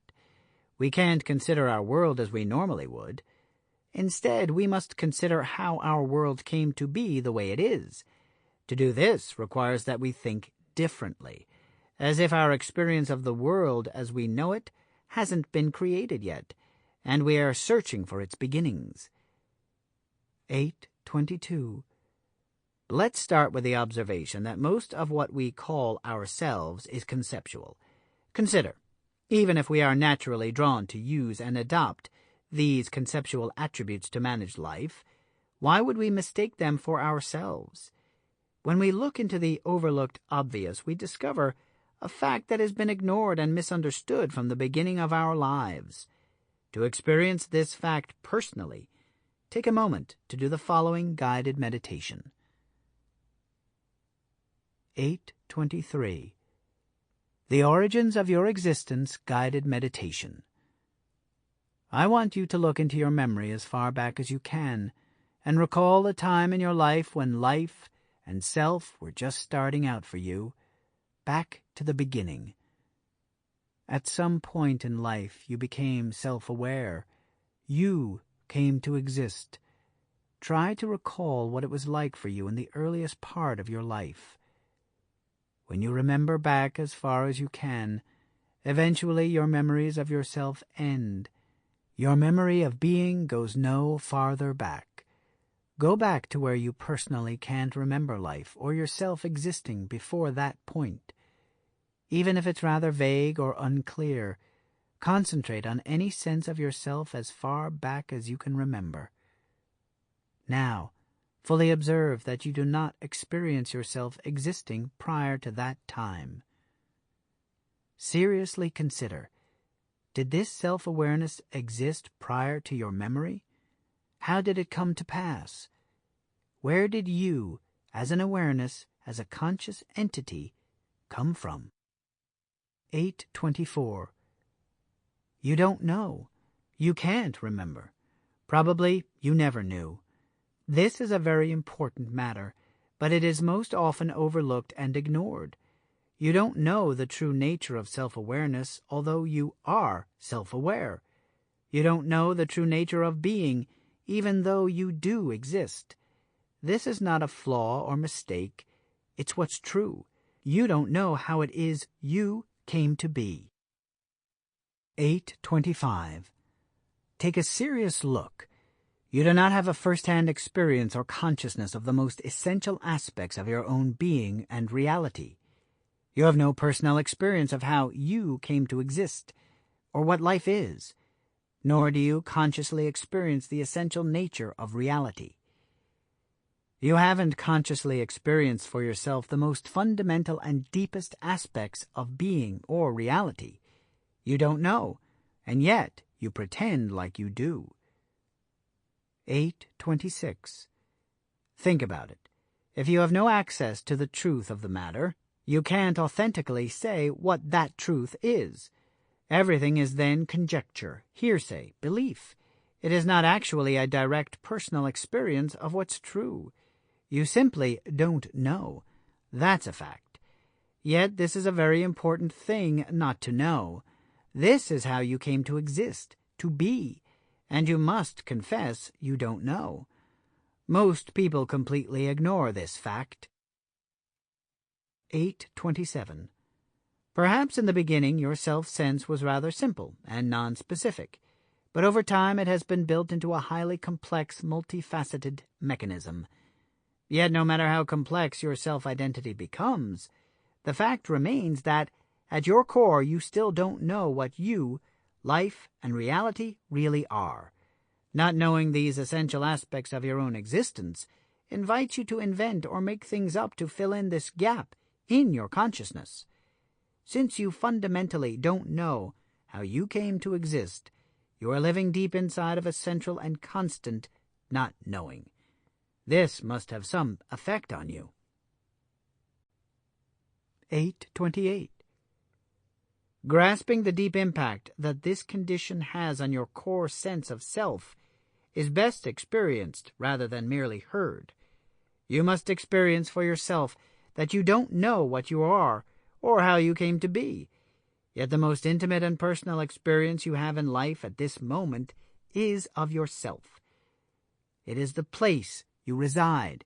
It is where you exist and are aware, and yet, in this most immediate and intimate place, you are completely devoid of an experience of your own creation. Don't think this has gone entirely unnoticed by you. It may have been buried, but my guess is it has been noted and that it bothers you. 8:29. This means that the self you've created and become is not founded on an experience of creating it, or even on knowing what your existence really is. Somehow you simply came into existence. But since you don't know how that happened, you also don't know how to keep your life from going away, or what no longer existing is all about, or how you could recreate your existence if you happened to cease to exist. Don't you think such a primary condition in consciousness would have a significant impact on our primal psychology? 8:30. From this condition, such impulses as pretending, taking on beliefs, asserting convictions, accumulating knowledge, or remaining ignorant seem to be the only options. They are not, and coming to grips with the fact and presence of not knowing, that it is a universal and natural function of being a self, frees us from the many damaging dynamics set in motion by misunderstanding the true nature of not knowing. 8:31. What is life? What is the real nature of existence, of reality? What really occurs when we die? Does God exist or not? What is the nature of being, of existing? We don't genuinely know any of these, which is to say, we do not have a direct personal experience of them. The most fundamental questions cannot be answered authentically by us. We really don't know. This fact is hidden, overlooked, buried, or ignored, but is nevertheless true, and deep down everyone knows that they don't know. We are here, and it is now. Further than that, all human knowledge is moonshine. H. L. Mencken. 8:32. Discovering our own depths of not knowing begins to reveal to what degree and why a conceptual self has displaced our real sense of being. Feeling truly complete and whole, authentic and alive only becomes possible if we recognize this fabricated self-identity for what it is, and seek out an authentic experience of real being. 8:33. Now that we are on the threshold of deep and genuine not knowing, we can begin the real work of setting out to experience what self and being really are. As we go forward, it may seem in some ways that we are going backward, or repeating some of the basic communications already addressed. We are not. We are going forward. Take each step as an invitation into a deeper experience. Contemplate what's said, and delve into the overlooked obviousness. Starting once again from the ground up, let's look into how a self is constructed and what a self is. In the next chapters, we will work through how our experience of self and life has been shaped, touching on the essential elements, components, and motivations that create our experience of self and reality. Part 3. In Search of Real Being. Chapter 9. What am I? Our experience of being. 9:1. All day long you walk around in your skin. You look out of your eyes and hear with your ears. Although the sights and sounds are what grab your attention, the fact that it is you doing the looking and hearing is always tacitly in the background. Throughout the entire day, you are there. Without thinking, you are the one looking. You're the one who delights in an ice cream cone. You're the one dodging cars as you cross the street. You're the one sharing a joke with coworkers. You're the one rubbing an achy shoulder. A constant stream of perceptions, thoughts, and feelings flows endlessly to and from you all day long. The centralizing factor to all these perceptions is you. That's taken for granted. Yet, what are you? 9.2. When we think of ourselves, a certain set of images, thoughts, and feelings will consistently come to mind. I am this person right here. I have certain characteristics. I'm smart, strong, gentle, fat, persistent, intense, timid, educated, black, Asian, funny, a good Christian, or whatever. This person is me. Who else would I be? What else? I'm just me, always have been. But are these sets of attributes actually ourselves? We suppose they are, otherwise why would they come to mind when asked to consider oneself? 9.3. Frequently, when we look into such matters, we are stopped by our first impression. Often this is a taken-for-granted identification of what's there and why it's there. When it comes to ourselves, much of what we experience falls into the domain of subjective psychological activity, emotions, internal chatter, reactions, and thinking. This is an important arena in which to look, but it is not the primary issue that we need to address right now. If asked to consider outside our normal mode of personal assessments, we often search for a more philosophical response, religious, metaphysical, scientific. But neither the physiological nor philosophical domains are appropriate to our task here. If we want to experience something beyond the limits of our beliefs and knowledge, then we need to grasp what something is, not just what we think or feel about it. 9.4. In our culture, we just assume that what we are is what we identify as ourselves. This is a reasonable assumption, but it is mistaken. In fact, as we touched on in chapters 3 and 7, the purpose for some of our most basic cultural assumptions is to cover up our inherent inability to grasp what a self really is.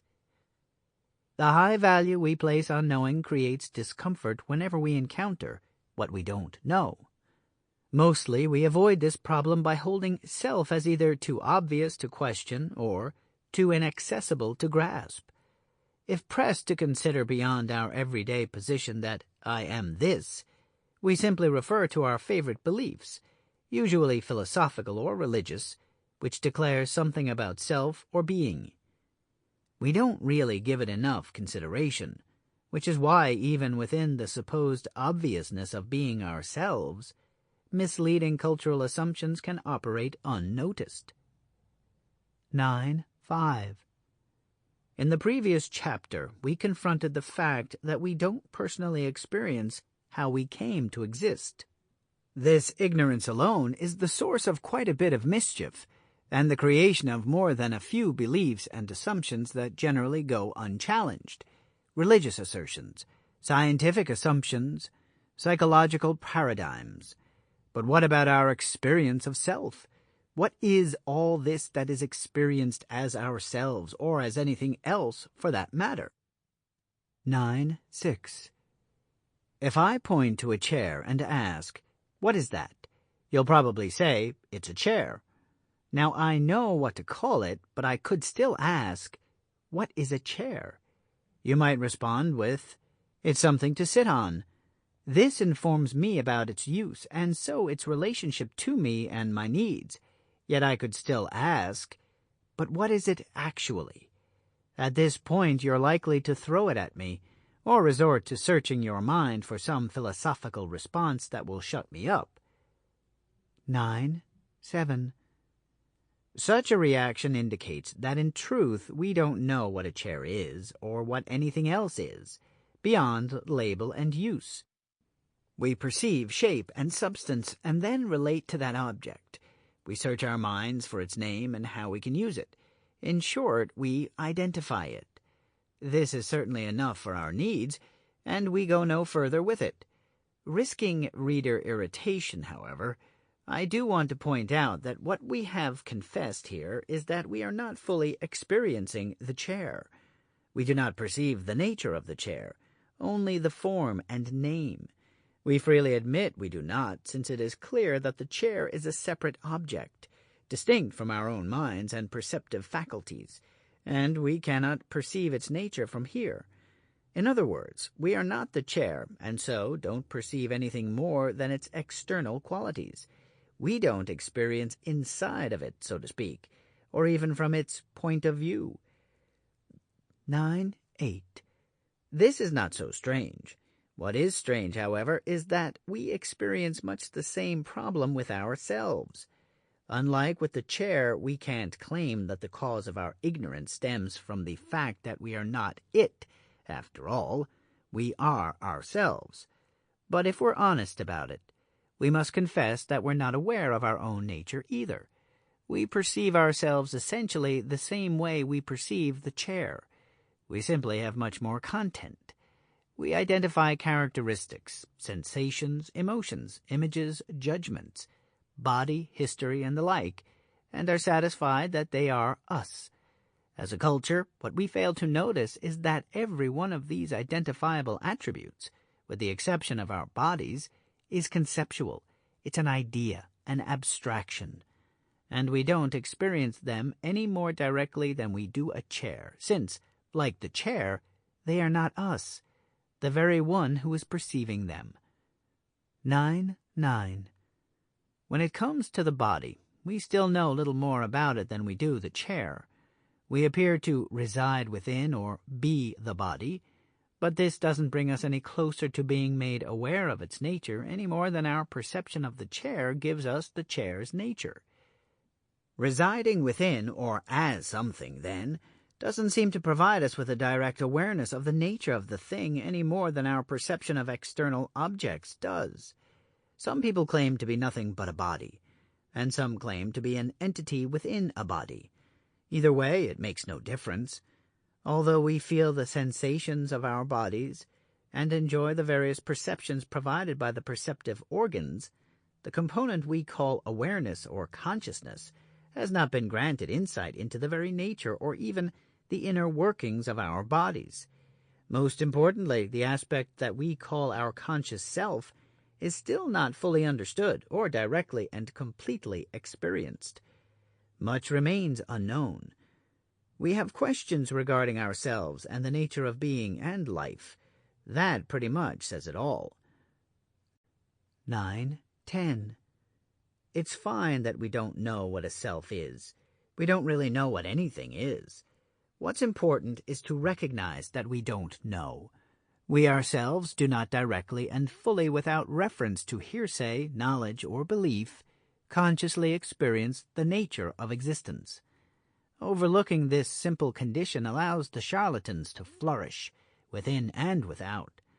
All sorts of beliefs can be bandied about, asserted and refuted, or readily accepted and even died for, simply because we fail to acknowledge the truth.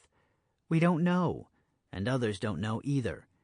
The truth is that we find ourselves in a condition of ignorance, a blank slate in this matter, and no amount of debate or number of ideas changes that in the least. The mystery is not how the world is, but that it is. Ludwig Wittgenstein. 9.11.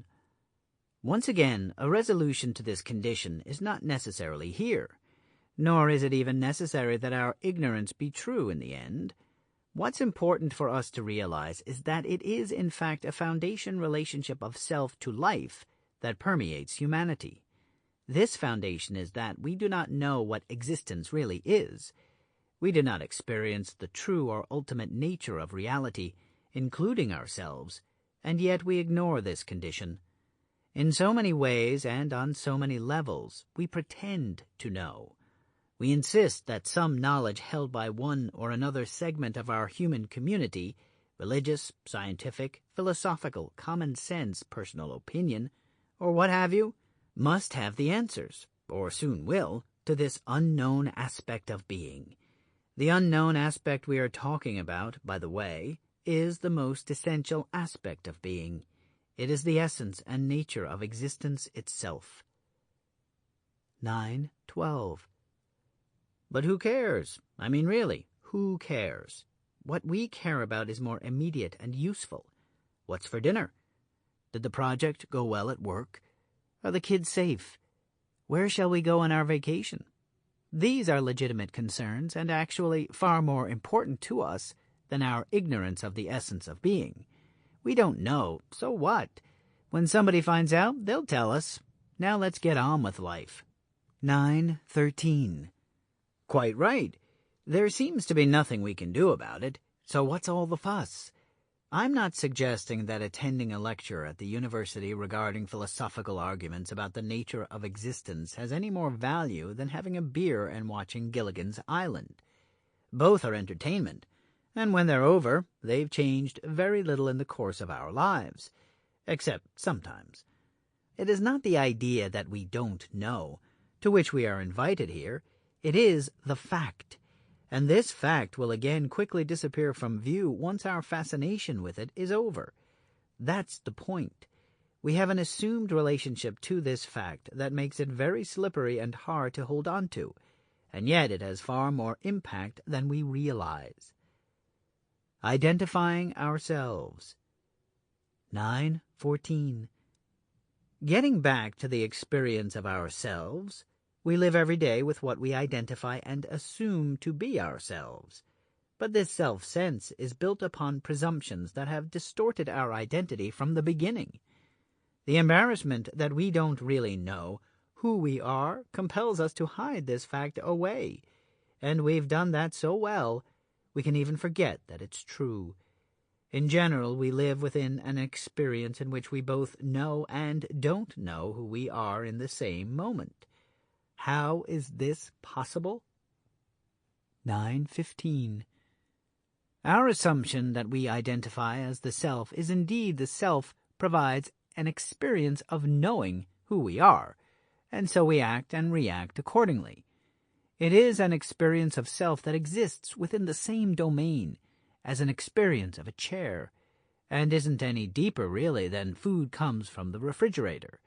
As we've seen, we don't actually know how we came to exist, or the nature of our own existence. This is a central limitation in our consciousness, but it isn't the only limitation. 9:16. In a more psychological vein, can any of us say straight-faced that their inner workings are perfectly clear to them? We all seem to have some concern about what may be true of us deep down in hidden places. We don't know what may lurk beneath the surface of our consciousness. Sometimes we're afraid to discover that something bad may turn out to be true of us, or we fear others may discover something within us that we'd rather keep hidden. If we're honest about it and not blinded by some dogma or other, isn't uncertainty about who we really are a shared human phenomenon? There seems much unknown. People have doubts regarding themselves, both existentially and psychologically. So we can see that although we claim to know who we are, we must also confess that in many ways we do not. 9:17. If we do not perceive something, we cannot identify it, nor identify with it. This is so because we don't know of the existence of whatever is not perceived, and so cannot recognize it or consider it to be ourselves. If we perceive something, we can then identify it. Still, we may not identify with it. We can identify a rock as a rock, but we don't call the rock ourselves because we don't identify with the rock. We don't recognize the rock as the self. Whatever we perceive and identify as the self is what we will experience as ourselves. Identity. 1. The collective aspect of the set of characteristics by which a thing is definitively recognizable or known. 2. The set of behavioral or personal characteristics by which an individual is recognizable. 3. The distinct personality of an individual regarded as a persisting entity, individuality. 9:18. What we know of ourselves is what we identify within our field of awareness as ourselves. How is this done? Our eyes can look at a chair, but cannot be the chair. Just so, we can look down at our own foot and recognize it as a foot, and more importantly, as our foot. But the recognition itself is not what we behold. We behold the object foot. The recognition is a concept generated by the beholder. The one doing the recognizing is what we consider to be ourselves. So how do we identify this beholder? 9:19. When you think of yourself, what is there? Certainly a general sense of your body and an awareness of the body's perceptions. Yet much of what is identified as yourself, as a unique conscious entity, is not found there. Most of your sense of self is found in self-images, self-concepts, a self-awareness, and the specific and general sense you have of yourself. Take a look. How do you recognize yourself? What do you perceive that you call self? Since there may be a difference between what you call yourself and what you experience as yourself, what do you live as yourself even when you don't think about it? 9:20.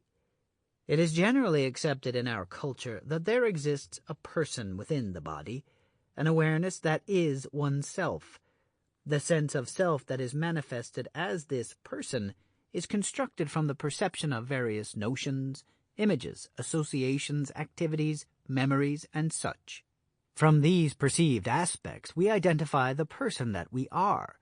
We've seen that collectively all that is perceived and identified as oneself appears to refer to a source from which these attributes come, existing within or behind our awareness, that we infer is the true entity that we are. 9:21. I know this may sound a bit like Philosophy 101, and for those of us not interested in abstract philosophical pursuits, this line of questioning may seem irrelevant and headache-producing.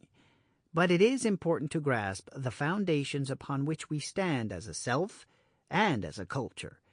The explanation is more difficult than the matter itself.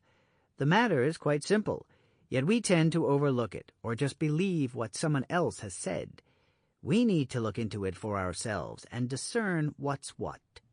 There's a reason for reading all this, so bear with me. 9:22. When we look out of our eyes, they see what is in front of us. We may see a chair, or Bob, or a glass of water. We know these things because we can perceive and identify them. This power is provided through the organ of the eye.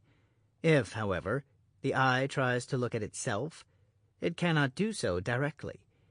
The best it can come up with is a reflection. So it is with ourselves. When we look out, it is the self's awareness that is looking out. When we consider ourselves, we experience strong feelings, beliefs, notions, history, and other familiar perceptions. Do we perceive the self, or do we perceive what the self perceives? As a matter of cognitive mechanics, it's possible that we do not perceive ourselves, but only what comes into our field of perception. Just as the eye doesn't see itself, we may not be perceiving ourselves. Then what is this stuff that we know as ourself? Good question. There ain't no way to find out why a snorer can't hear himself snore. Mark Twain. 9:23. We've seen that in recognizing something, identifying it, the first order of business is that we must perceive it. If we do not, in fact, perceive ourselves directly, then we can't be expected to identify the true being that we are. In this way, it remains an unacknowledged unknown. No matter how many notions we have about ourselves or how many attributes and characteristics we can perceive about ourselves, we are still not directly perceiving the one that is doing all of this thinking and perceiving. We simply imagine or take on faith that these two are the same, that the stuff we think about ourselves and the stuff that we perceive and attribute to ourselves is the same as ourselves. This may not be true. Interesting thought, isn't it? Whatever the case may be, there is one fact that should not be denied. All of these perceptions of ourselves are dependent on concept. Our conceptual self-experience. 9:24. The assertion that our self-experience is really just conceptual doesn't sit well, does it? This is why we must address this phenomenon repeatedly. It may not be hard to hear, but it is actually quite difficult to experience, and even harder to live. Remember, what's most important to know about concept in this case is that a concept of something is not the thing itself. I cannot sit on the thought of a chair. I won't get to the store very fast driving my memory of a car. I needn't wear a spacesuit while imagining I'm on the moon. These are all concepts, and although useful, we must distinguish them from the real objects or activities they are conceiving. 925. A concept is a representation, an abstraction. Concepts, being the content of what we call the mind, do not exist as physical objects but as mental formations. They are not considered real in the physical or objective sense. The conceptualizing itself, or whatever activity produces concepts, may be objectively occurring, but that activity isn't what's perceived as the concept in question. Considerations like this can quickly become overwhelmingly circular, but again, all we need to get a handle on here is that a concept of ourselves is not the same thing as ourselves. 926. Did you follow that? When we consider ourselves, and even when we don't, since this self-concept remains constantly in the background, what comes to the forefront are the currently perceived concepts of our self-identity. For example, the sense of being a good but vulnerable person might arise in one particular moment of relating with an intimate partner. Perhaps the thought of being inferior to others, combined with a feeling of doubt about one's ability to communicate clearly, might come to the forefront at another time or circumstance. Even reflecting on the sentiment that this is my life, or dwelling on the sense that I am over here, are concepts contextualizing a self. Any number of thoughts, feelings, and images can emerge. But no matter how strong, familiar, or important they are, they exist solely within the conceptual domain. 927. Within our experience, and helping comprise our experience of ourselves, reside many taken-for-granted notions of self-concept, self-image, and self-identity. Take a moment and reflect on what some of these are for you personally. When you put your attention on yourself, what comes to mind? You may conjure up thoughts you have about yourself, such as, I am a smart person, or I'm someone to be reckoned with.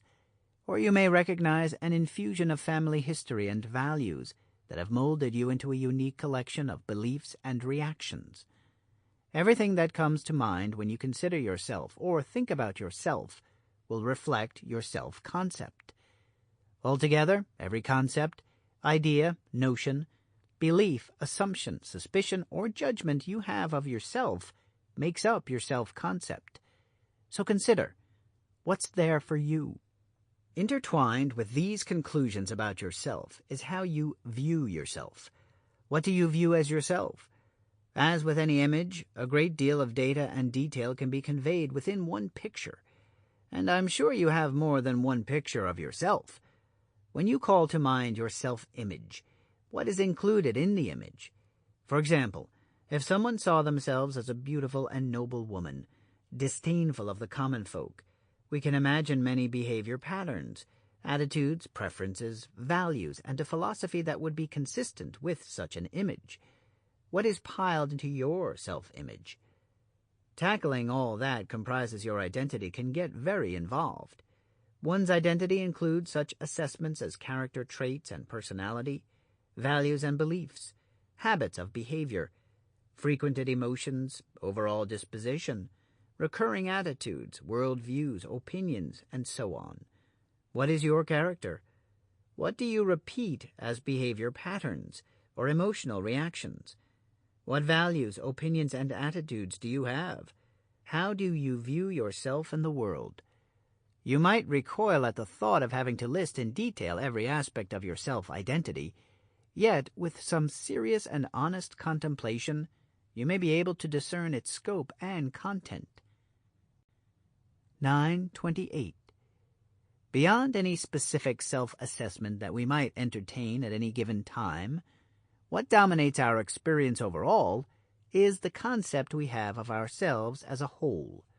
Remember, concept mimics reality. A well-done, full-fledged, multi-dimensional conceptual composition regarding ourselves will look, feel, and seem for all the world very, very real, as if objectively occurring. Take a look. Right now, pause and get a sense of yourself. Now imagine that the sense and perception you are having of yourself in this moment is largely, possibly even completely, conceptual. It seems very real and solid, doesn't it? If it's a concept, then who is having this concept? How can you experience the one who is conceptualizing whatever you are perceiving as yourself? 929.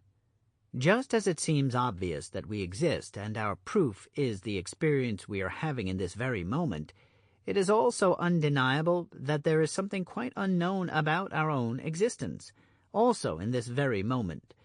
This latter sense may show up in various ways, such as self-doubt, inauthenticity, confusion, a nagging sense that something is wrong or missing within. But in the end, what is actually true is that we simply don't know. Like I've said several times, and will say again several more, we don't directly experience the nature of existence, and so we do not directly experience the nature of our own existence. We don't know, and that's a fact, but not a disease. 930. When we identify something as ourselves within the field of our awareness, we assume it must be what we are. Yet we fail to notice that what we recognize in this way is a conceptually constructed identity, and that this is separate from who we really are. When we ask what something is, we are asking, what is it being? Or what does it exist as?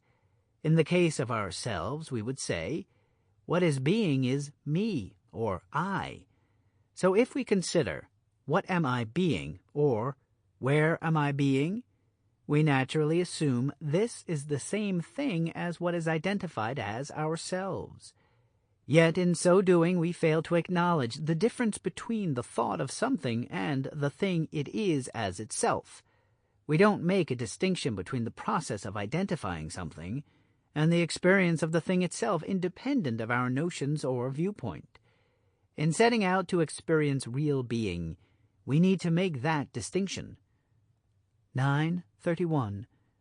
In this very moment, our experience of not knowing what we are is overwhelmed by what is perceived and identified as ourselves. If indeed we are not what we perceive, what is all this stuff that we know and love and call ourselves? It seems two questions need to be answered. 1, what are we really? And 2, if we aren't what we think we are, what is it that we have been living and being as far back as we can remember? Working this out will take lots of back and forth. We'll need to work to make a distinction between what is perceived and identified as oneself and the actual experience of being oneself. If we can get a clear view of the one, then perhaps we will be better equipped to approach the other. Chapter 10. Self and Being. What is troubling us is the tendency to believe that the mind is like a little man within. Ludwig Wittgenstein. 10.1. That we experience ourselves is not in question. It is obvious. In every moment we experience the perception called me. It is not hard to find.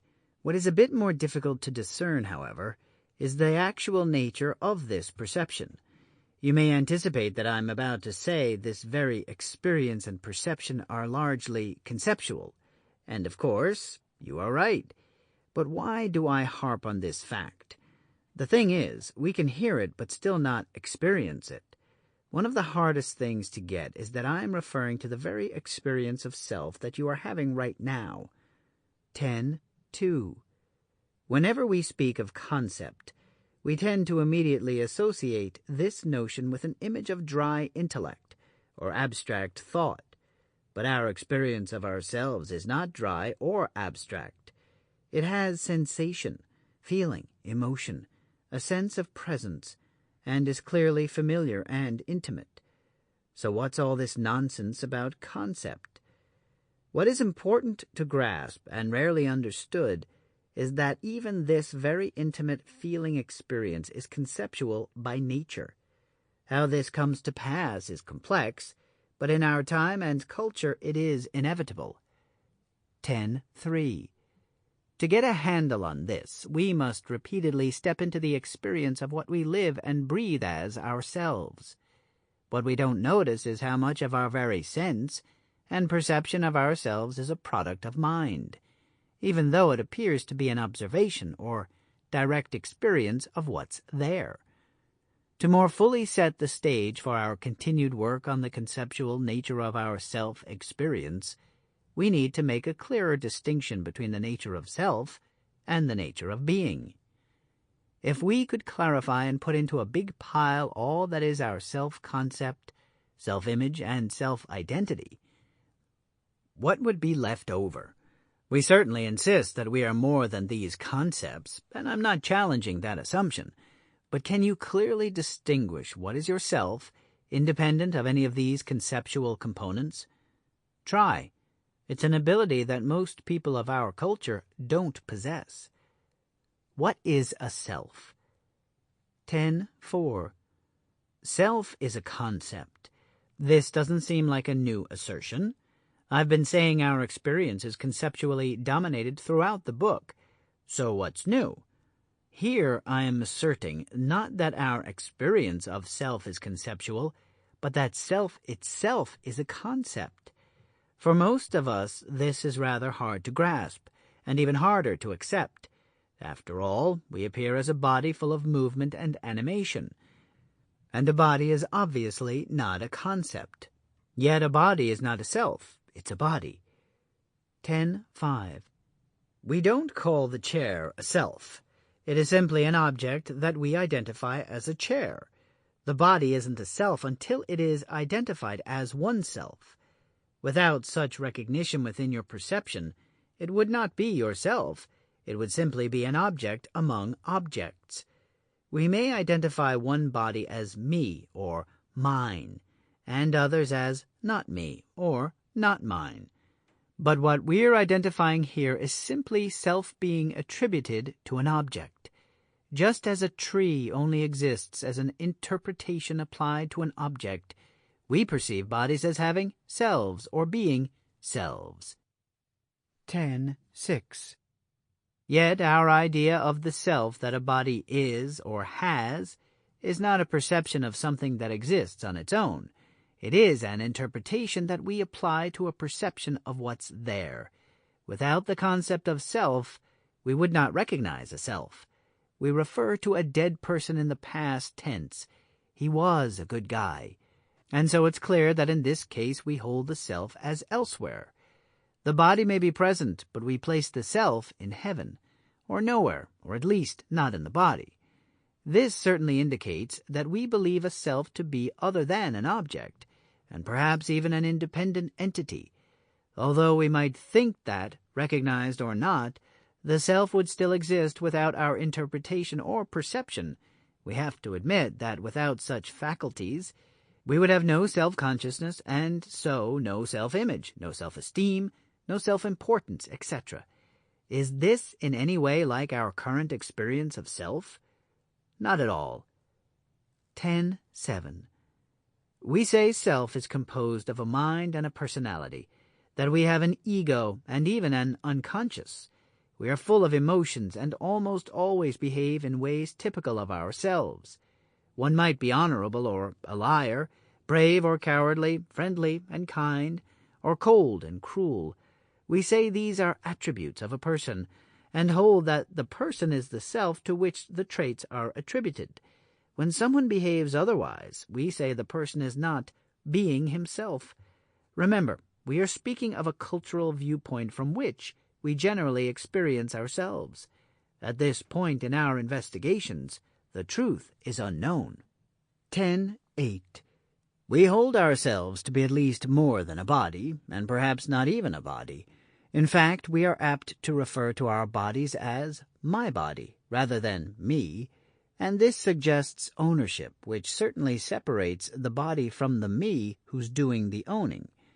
In general, we hold self to be some indistinct and yet specific me-ness that somehow includes every trait that we identify with. We may consider these aspects to be ourselves, or at least be attributable to whatever is really ourselves, yet actually self is a concept that we apply to what we perceive. This being of mine, whatever it really is, consists of a little flesh, a little breath, and the part which governs. Marcus Aurelius. 10:9. A self is perceived through differentiating an individual entity from any other thing or entity. In our culture, each self is held as unique. This unique self is considered to be me, and can be located through a set of specific characteristics. But this still doesn't tell us what a self is. So what is a self? Let's start sorting this out by looking at a few definitions of self. Definition of self from the Oxford Universal Dictionary. 1. That which in a person is really and intrinsically he, in contradistinction to what is of the nature of an addition from without. Ego, often identified with soul or mind, as opposed to body, a permanent subject of successive and varying states of consciousness. 2a. What one is at a particular time or in a particular aspect or relation, one's nature, character, or appearance, considered as different at different times. 2b. An assemblage of characteristics and dispositions which may be conceived as constituting one of various conflicting personalities within a human being. Definition of self from the American Heritage Dictionary. 1. The total, essential, or particular being of a person, the individual. 2. The essential qualities distinguishing one person from another, individuality. 3. One's consciousness of one's own being or identity, the ego. For our purposes, we might boil down these definitions of self into the following. An assemblage of characteristics, dispositions, and qualities distinguishing one person from another, individuality, one's consciousness of one's own identity. 10:10. We imagine that self, as we know it, has always been an aspect of human existence. This may not be true. The thought that somehow a self did not exist for humans or within the human experience in our distant prehistory is rather unthinkable. It is difficult to imagine because self is such a strongly rooted assumption within our culture. As a matter of fact, in our culture, most people project the notion of self onto all creatures. We imagine that every entity has a self, and that their actions and awareness are sourced by this self. Actually, we imagine that each entity is a self. This is so taken for granted that trying to picture the existence of an entity that does not have a self, or is not being a self, is very difficult for us to do. Self, however, may have only been born within humanity as an offshoot of the development of abstract thought. Since we have confused this notion of self with the perception of existence or being, we think of them as one and the same. In order to recognize self as distinct from being, we need to separate the two. 10:11. We say that a chair exists, that it is being there. Yet most of us don't say the chair has a self or is a self. Something being, such as an object existing, doesn't mean a self must also exist. Understanding this starts us down the road to making a distinction between being and self. Yet it can be difficult to discern what simply is or is being there from the added aspect we call self. Even when the chair has the added quality of being mine, it has something it doesn't have when it is just a chair.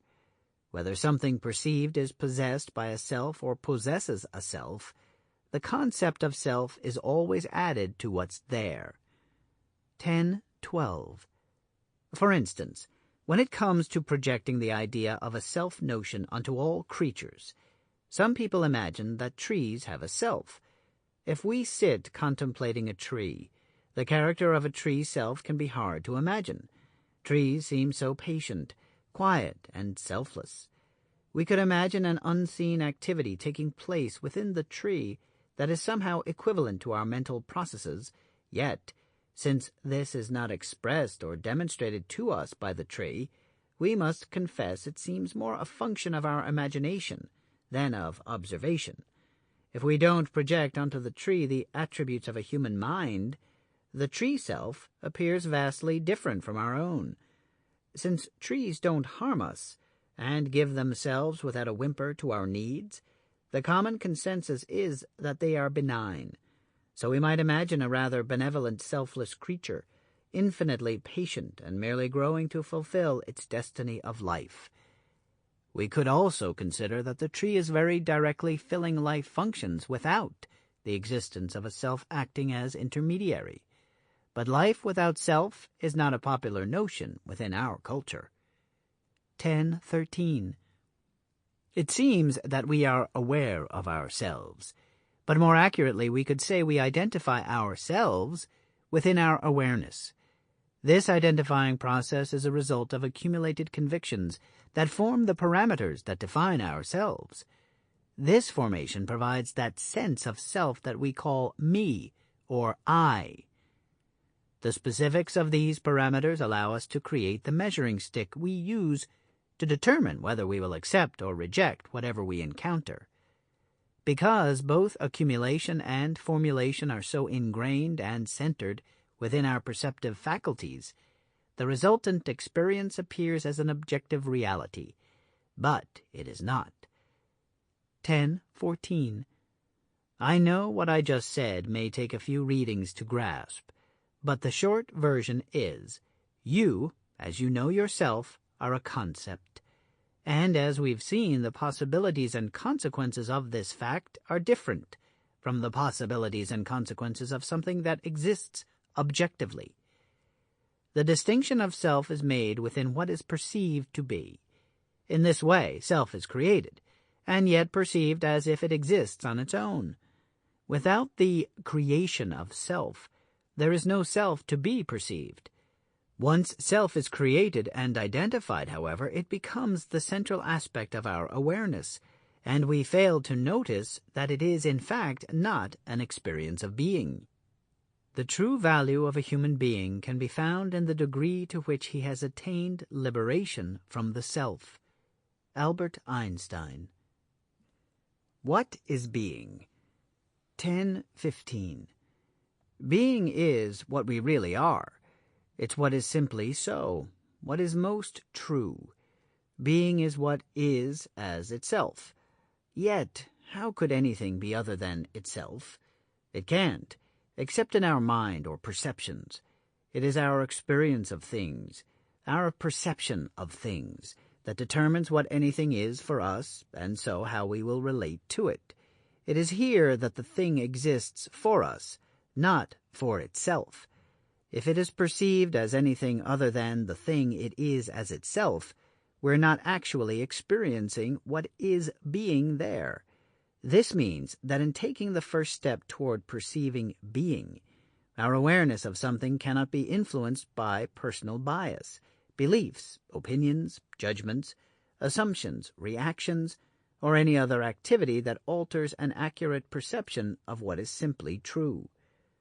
10.16. For example, we know a rock to be a rock, but we don't actually perceive the rock itself. We perceive the external qualities, hard, gray, jagged, 4 ounces. When it comes to rocks, that's enough for us, since all we need to know are its qualities so we can determine what value it has for us. I could throw it, I could ignore it, I could use it as a paperweight. When it comes to ourselves, knowing what use or value we have for ourselves is not enough, nor really relevant. As we've seen, we don't actually know what we are. and so don't perceive what our own being is as itself. The impact of not experiencing or perceiving who we really are is felt in many ways, and is the source of many inner and outer problems, and yet this isn't understood or acknowledged in our culture. 10:17.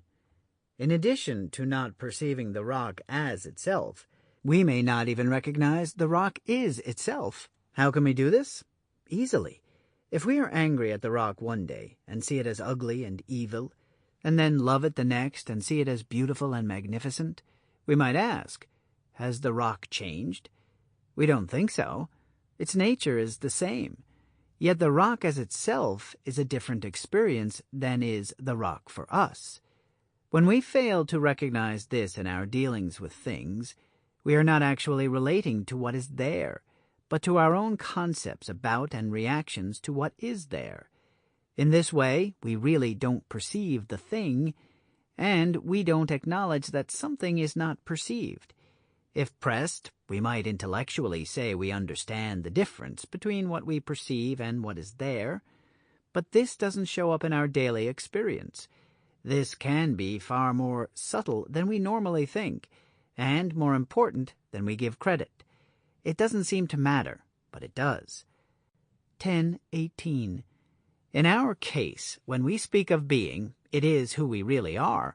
If we want to experience who we really are, we need to make a distinction between self as we know it and being. Making a distinction means learning to recognize two clearly different things within one habitually muddy experience. Here we are trying to differentiate our real self, being, from our conceptual self, the identity and image we have come to think of as a self. Since we've looked at definitions of self, let's now look at some definitions of being. Being, from the American Heritage Dictionary. 1. The state or quality of having existence. 2a. A person. 2b. All the qualities constituting one that exists, the essence. 2c. One's basic or essential nature, personality. 3. To exist in actuality, have life or reality. Being, from the Oxford Universal Dictionary. 1. Existing, present. 4. That which exists or is conceived of as existing. 10:19. What within ourselves is being, and what is self? We see similarities in the definitions of self and being because normally we make no distinction between the two. This means we experience them as the same thing. Our self is our being, and vice versa. This is a mistake. To understand the nature of this mistake, we must be able to perceive these two as distinct from each other. If we were to use the given definitions of self and being to sort this out, we might come up with the following. Within the distinction of self, we would place, from the definitions of self, Oxford Universal Dictionary, 1. Ego, often identified with mind as opposed to body. 2a. What one is at a particular time or in a particular aspect or relation, one's character or appearance, considered as different at different times. 2b. An assemblage of characteristics and dispositions which may be conceived as constituting one of various conflicting personalities within a human being. From the definition of self, American Heritage Dictionary. 1. The individual. 2. The essential qualities distinguishing one person from another, individuality. 3. One's consciousness of one's own identity, the ego. From the definitions of being, American Heritage Dictionary. 2b. All the qualities constituting one that exists. 2c. Personality. From the definitions of being, Oxford Universal Dictionary. 4. That which is conceived of as existing. Within the distinction of being we would place, from the definitions of self, Oxford Universal Dictionary, 1. That which in a person is really and intrinsically he, in contradistinction to what is of the nature of an addition from without, a permanent subject of successive and varying states of consciousness. From the definition of self, American Heritage Dictionary. 1. The total essential being of a person. From the definitions of being, American Heritage Dictionary. 1. The state or quality of having existence. 2b. The essence. 2c. One's basic or essential nature. 3. To exist in actuality. From the definitions of being, Oxford Universal Dictionary. 1. Existing, present. 4. That which exists. 1020. Noting the placements above, we may begin to sense this distinction. In our culture, much confusion results from an overlap of these distinctions, but perhaps the key is found in our failure to draw a line between what is actually so and what is only conceived to be true. Notice how Oxford's definition of being includes that which exists or is conceived of as existing. Being is given as an either-or possibility. It can actually exist, or it can be conceived of as existing. Within this definition, both are considered being. But there is a great difference between what is actually present and what is only a concept. In one sense, we can say both exist, yet we cannot say that they share the same nature. 1021. In this distinction, we can see the obvious difference between what exists as a tangible object and what exists only as a thought. But we should not fall into the trap of assuming that objectively so, or present and real, refer only to objects or things. What we are considering here is what you really are, which may or may not be an object. We want to uncover what is real versus what is merely imagined or believed, in other words, conceptual. But this does not mean that only objects are objective.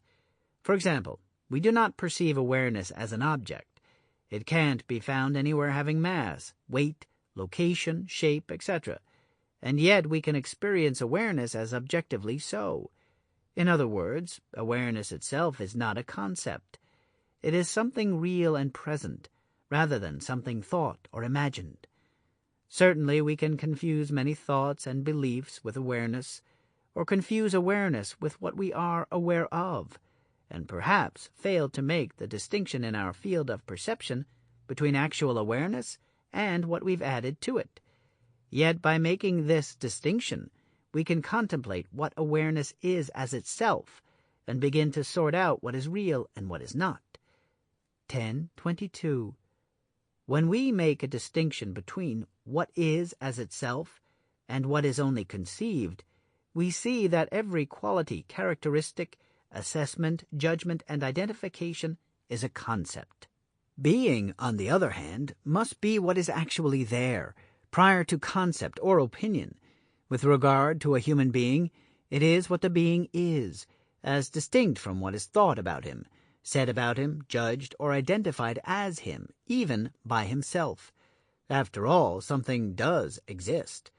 Making the distinction between being and self demands that we perceive the difference between what is actually present and what is only thought or imagined. What is your self, and what is being? 1023.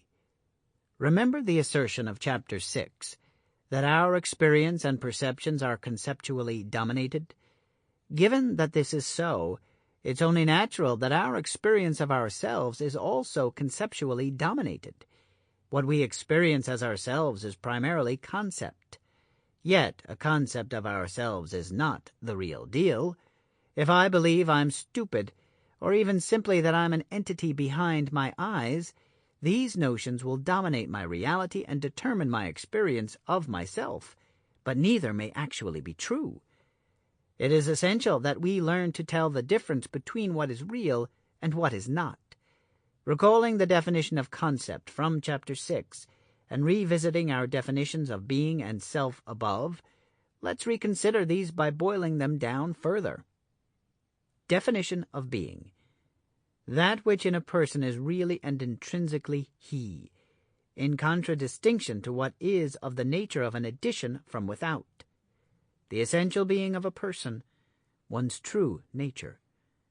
Definition of self: an assemblage of characteristics and dispositions. Ego, identified as mind, by mind. What one is at a particular time or in a particular aspect or relation. Character or appearance. The essential qualities distinguishing one person from another. Individuality, identity. 1024.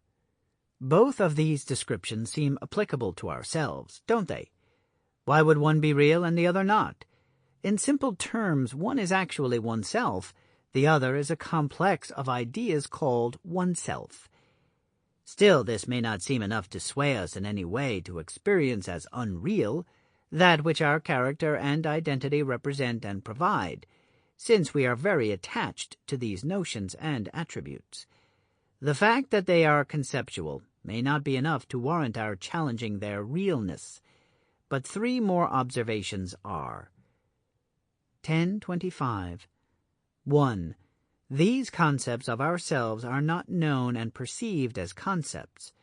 This places them in a domain where they do not belong, and from which much mischief arises. Our way of holding them is very similar to presuming that a belief is the truth. Once the belief is held to be so, it is no longer simply an idea and obtains a status it does not deserve. Any belief masquerading as the truth will effectively eliminate the possibility of discovering what's really true, since the belief is displacing the truth. If we don't grasp or even suspect that what we perceive as the self is not what we are, we won't set out to experience what's true. 1026. 2. These self-qualities are, in many cases, misrepresentations. These concepts exist to serve as representations, to represent and express the one we are, and yet, because of cultural demands and personal ambition, they are very prone to turning into inaccurate representations or deliberate misrepresentations. In short, we lie about ourselves. In Chapter 7, we confronted the fact that many of our personal attributes, character traits, behavioral habits, expressions, moods, and emotional reactions are misrepresentations. They serve a purpose other than accurately representing the one we experience ourselves to be, even if that self is only a concept. We misrepresent what we experience as ourselves in order to appear more interesting, escape repercussions, get what we want, appear as we'd like to be seen, avoid what we fear, or fulfill any number of agendas and needs, and to promote what seems like our social or personal effectiveness. Our motives aside, if we identify with misrepresentations, we can't possibly grasp what is true. 1027. And 3. The tendency for these concepts to become misrepresentations is not a whimsical possibility. It is built into our culture. Since we are genetically programmed to survive, we are powerfully motivated to pursue any available means to do that. Whatever we are conceptually identified with obtains citizenship within this same motivation and purpose. Therefore, in our culture, misrepresentation becomes a viable avenue to pursue the survival of our social self and self-image. Misrepresentation is purposefully done, and will continue to be purposefully done until the elements that comprise this operational dynamic are clearly exposed and understood. This dynamic will be detailed and clarified as our consideration unfolds. At this time, however, our efforts are best directed toward learning to distinguish between what is real and what only mimics reality. 1028. These 3 observations, properly understood, should raise the motivation level for challenging our deeply rooted assumptions about the self. Not only do we confuse ourselves with so many concepts that we displace any genuine experience of being, but our tendency to misrepresent ourselves is built in. Unless we somehow derail this dynamic, it will take place. If we cannot detach ourselves from the world of self-concepts, how can we set out to experience what is real about our own existence? An experience of satisfaction, authenticity, and aliveness depends on being clear about what is real and what is not. Living life as someone who is real is the only way to feel authentic. Moving through life unknowingly dragging along and expressing yourself as a conceptual conglomerate can only lead to dissatisfaction. Being ill at ease with oneself and life, feeling like something is missing or not right, or having a sense of being inauthentic in some way, are all directly related to our inability to distinguish between our real beings and our conceptual selves. 10:29. Having made this distinction, you need to turn your attention onto yourself. What are you as a self, and what is an experience of being? Your sense of self is rather evident, with a multitude of self-concepts always close at hand, but what is an experience of the being that you are? In other words, without thinking, imagining, identifying, reacting, judging, or any other conceptual activity, who are you for real? This question is asked, in one form or another and with varying degrees of determination, by almost everyone. What arises as an answer may differ, but frequently it is at least secretly confessed that the answer is, I don't know. Still, we are fairly certain that we do exist and are real, that somewhere we are not merely a figment of imagination. 10:30. As hard as it may be, asking this question is more easily done than realizing the answer. Experiencing our own true nature is not something that usually takes place on a whim. Our entire sense of self and life has been, and is, dominated so thoroughly by so many conceptual components, so many assumptions, beliefs, convictions, and identifications, that we find virtually nothing that is not of this domain. And whatever we find that seems most real and present is still subject to suspicion. But don't despair. This is a good state to be in. It is open and not knowing, and empowers the possibility of an insight breaking through at any moment. As we continue working on this distinction, separating out all that we can experience that is unreal, or at least not being, and letting it be not us, we start to develop more and more clarity in the matter, and our sense of self begins to change. The most profound experiences arise from questioning the obvious. 10:31. Using the distinction we are developing here between self and being, we can turn our attention toward our most genuine and real sense of ourselves, who we are as a present, aware entity. As we do, however, we constantly run into what we can now see is a conceptual image of ourselves. One might recognize himself as a gentle person born in Wyoming whose name is Harry, and who believes in spirituality. These may be true descriptive statements about himself, but are they who he really is? What was he being before he was named? Who is there that could have been born anywhere, or have different beliefs, or characterize himself with any number of emotional behavioral qualities? Doesn't he exist when he is angry or aggressive? Would he cease to be if he learned that he was actually born in California, and that his name was originally Mike? We can see that the descriptive assessments and labels through which we identify and characterize ourselves are not the same thing as ourselves, and yet such data abounds within our experience, supplanting what is simply there. 10:32. Since we identify so strongly with ourselves, and this identity exists as a collection of concepts, it is natural that we would cling to what are really fabrications as though they're objective truths. After all, we've got nothing else to represent ourselves with, and self is the most precious commodity to us. It seems to be the only real thing that we have, and we are clear that no matter whatever else is lost, self must persist. Without self, we wouldn't exist. But this is another one of those assumptions made within our culture. In fact, it may be the biggest or most influential assumption we make. 10:33. Clearly, I've just implied that we can exist without ourselves. It sounds rather stupid, doesn't it? Yet when we make this distinction of self and being, we begin to see that perhaps an experience of our real existence can only occur when we are not caught up in or confused with the mind. Throughout this book, I will continue to demonstrate how this is so, as well as why it is so important.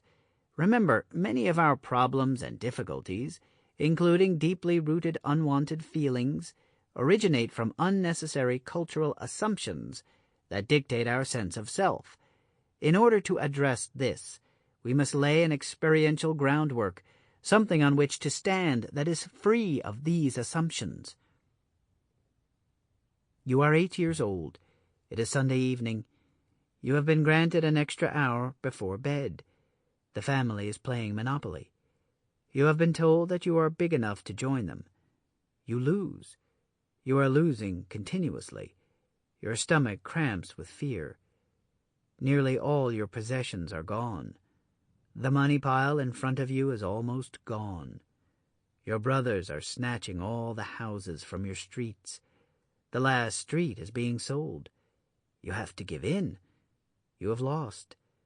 And suddenly, you know it is only a game. You jump up with joy and you knock the big lamp over. It falls on the floor and drags the teapot with it. The others are angry with you, but you laugh when you go upstairs. You know you are nothing, and know you have nothing. And you know that not to be and not to have give an immeasurable freedom. Jan Willem van de Wettering. 1034. To contradict a lifetime of old assumptions, you must be able to experience deeply new perceptions regarding what's true. From time to time, this work may seem to collide with common sense. Hang in there. My intent isn't to present a philosophical argument that is only intellectually convincing. That would leave your more fundamental sense of self out in the cold, or leave you treading the same old circular paths. Instead, I intend to facilitate a very real and bold movement within the very core of your being. This includes a shift that affects every aspect of yourself, from emotions, common sense, and intellect to gut feelings and instinct. 1035. Now that we've started to clarify the domain of being and have carved out a space distinguishing being from self, we've established a better footing from which to look more deeply into the self. So far, our best sense of being seems to reside within an unknown. We may not be able to put our finger on it, but this open state of not knowing is sufficient to hold the place of our sense of being. Let that be for now, while we turn our attention to systematically uncovering the assumptions and dynamics inherent in our experience of self as we've been living it. 1036. We need to proceed slowly and in stages, peeling back layer after layer of the individual that we seem to be. This can't be done all at once, or be understood fully with one simple explanation. What's important is for you to inspect all that you relate to and identify as yourself. Thinking about it once or twice is insufficient for the job. Hearing about it is not enough. Even personally observing the multifaceted conceptual nature of yourself, which you need to continue to do as we proceed through the book, is only the beginning. In the next few chapters, we will examine in more detail the composition of self, the motivations of self, and the founding principle from which self operates and exists. Chapter 11. The Self. Noun or verb. How are you? Perfect, thank you. I'm traveling incognito. Oh, as what are you disguised? I'm disguised as myself. Don't be silly. That's no disguise. That's who you are. On the contrary, it must be a very good disguise, for I see it has fooled you completely. Sufi Mullah Nasruddin. 11.1. If we were to open up your skull and look into your brain to search for the number 4, do you think we would find a 4 in there? No, we would find a lot of tissue and blood. Just so, if we were to look for yourself, what do you think we would find? We have difficulty knowing exactly where to look for the self. As we've considered, we can look at the body and claim self as that. But then, what about all that is non-physical? We can look at concepts and claim a conceptual composition as ourselves, but then must confess that we are merely a fabrication and representation, simply a complex figment of mind. We can look at awareness and consider that to be the self, but have difficulty locating the source and substance of this awareness.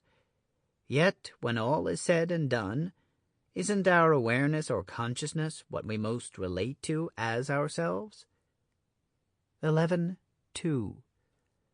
We consider the self to be the source of our awareness, where awareness originates. It might be true instead that self originates from awareness, rather than the other way around. In either case, the mere act of being aware is as close to an experience of being as we seem to get. 11.3. Without trying to determine whether our awareness is a product of mind, body, or something else, we can still assert that we sense the presence of this awareness. Since awareness or consciousness is not conceptual, it is not a representation but the very thing itself.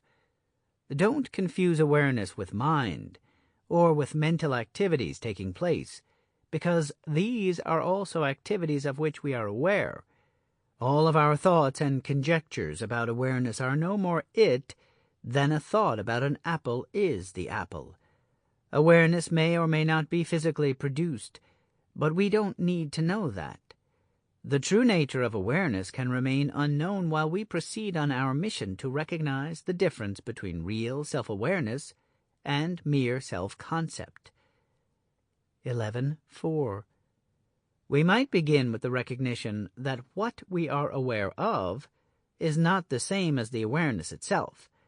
Consider the way an eye is unable to see itself. No matter what is seen, it will never be the eye. If the eye in this example is analogous to awareness, this suggests that whatever we are aware of cannot be the awareness itself. Unlike the eye, however, which can see itself as a reflection, we can find no such reflection for awareness.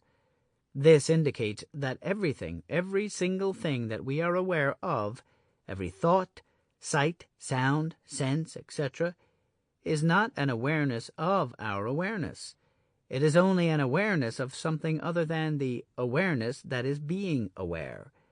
If we consider that our awareness itself is as close to the experience of being as we can come to at this point, this implies that everything we are aware of is not our real being.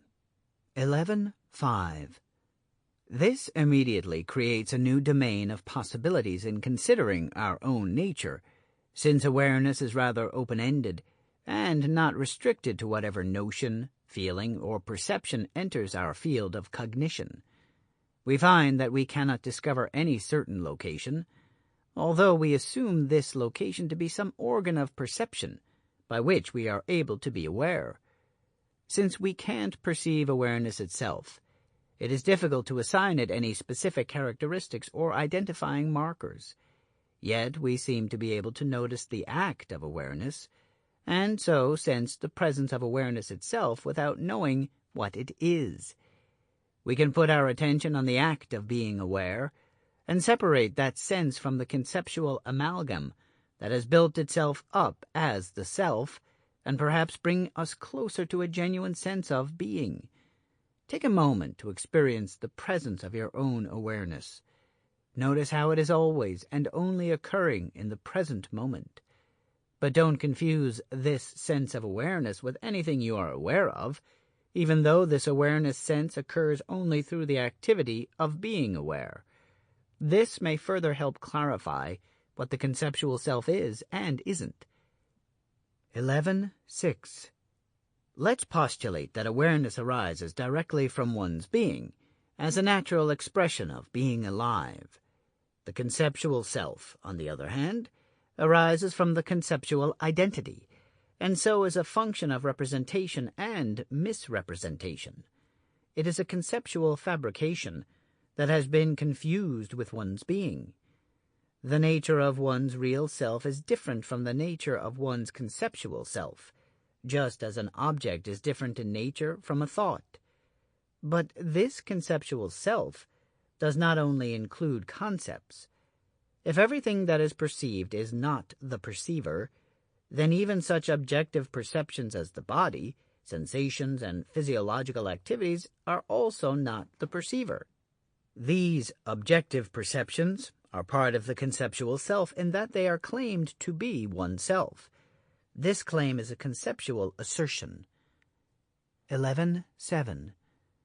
When we allow that awareness is necessarily different from what we are aware of, this shifts our attention away from all that is commonly recognized as the self.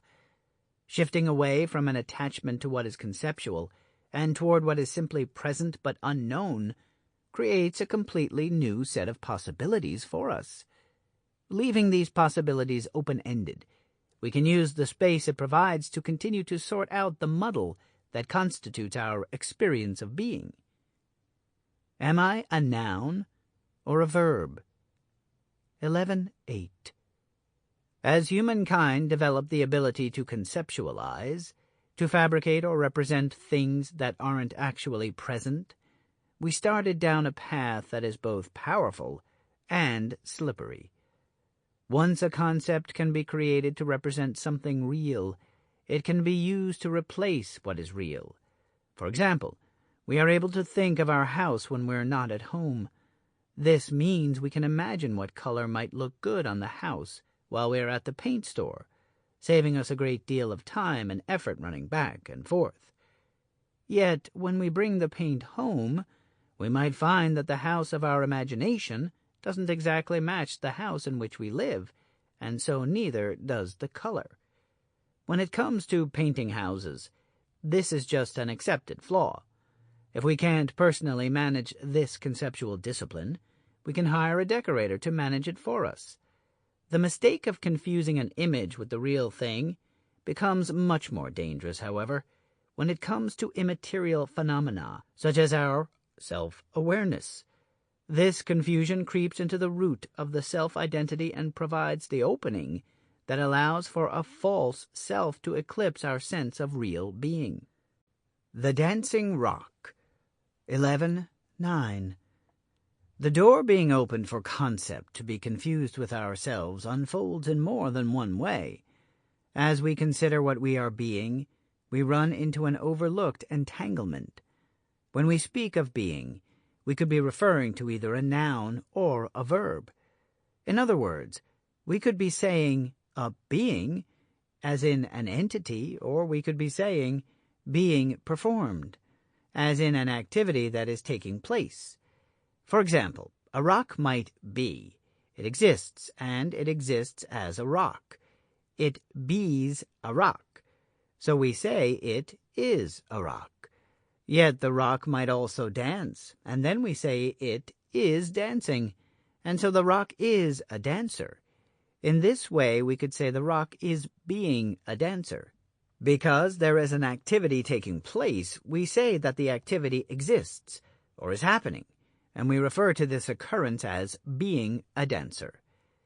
In the case of being a dancer, however, the activity isn't the act of dancing. It is the act of identifying a primary characteristic of the behavior of the rock, which happens to be dancing. We see that dancing doesn't always occur. Sometimes the rock just sits there. But what is occurring is that the rock thinks it is a dancer. When asked, it might say, "I am a dancer." Yet we can see that this mental verb is different from the actual noun. The rock is a rock.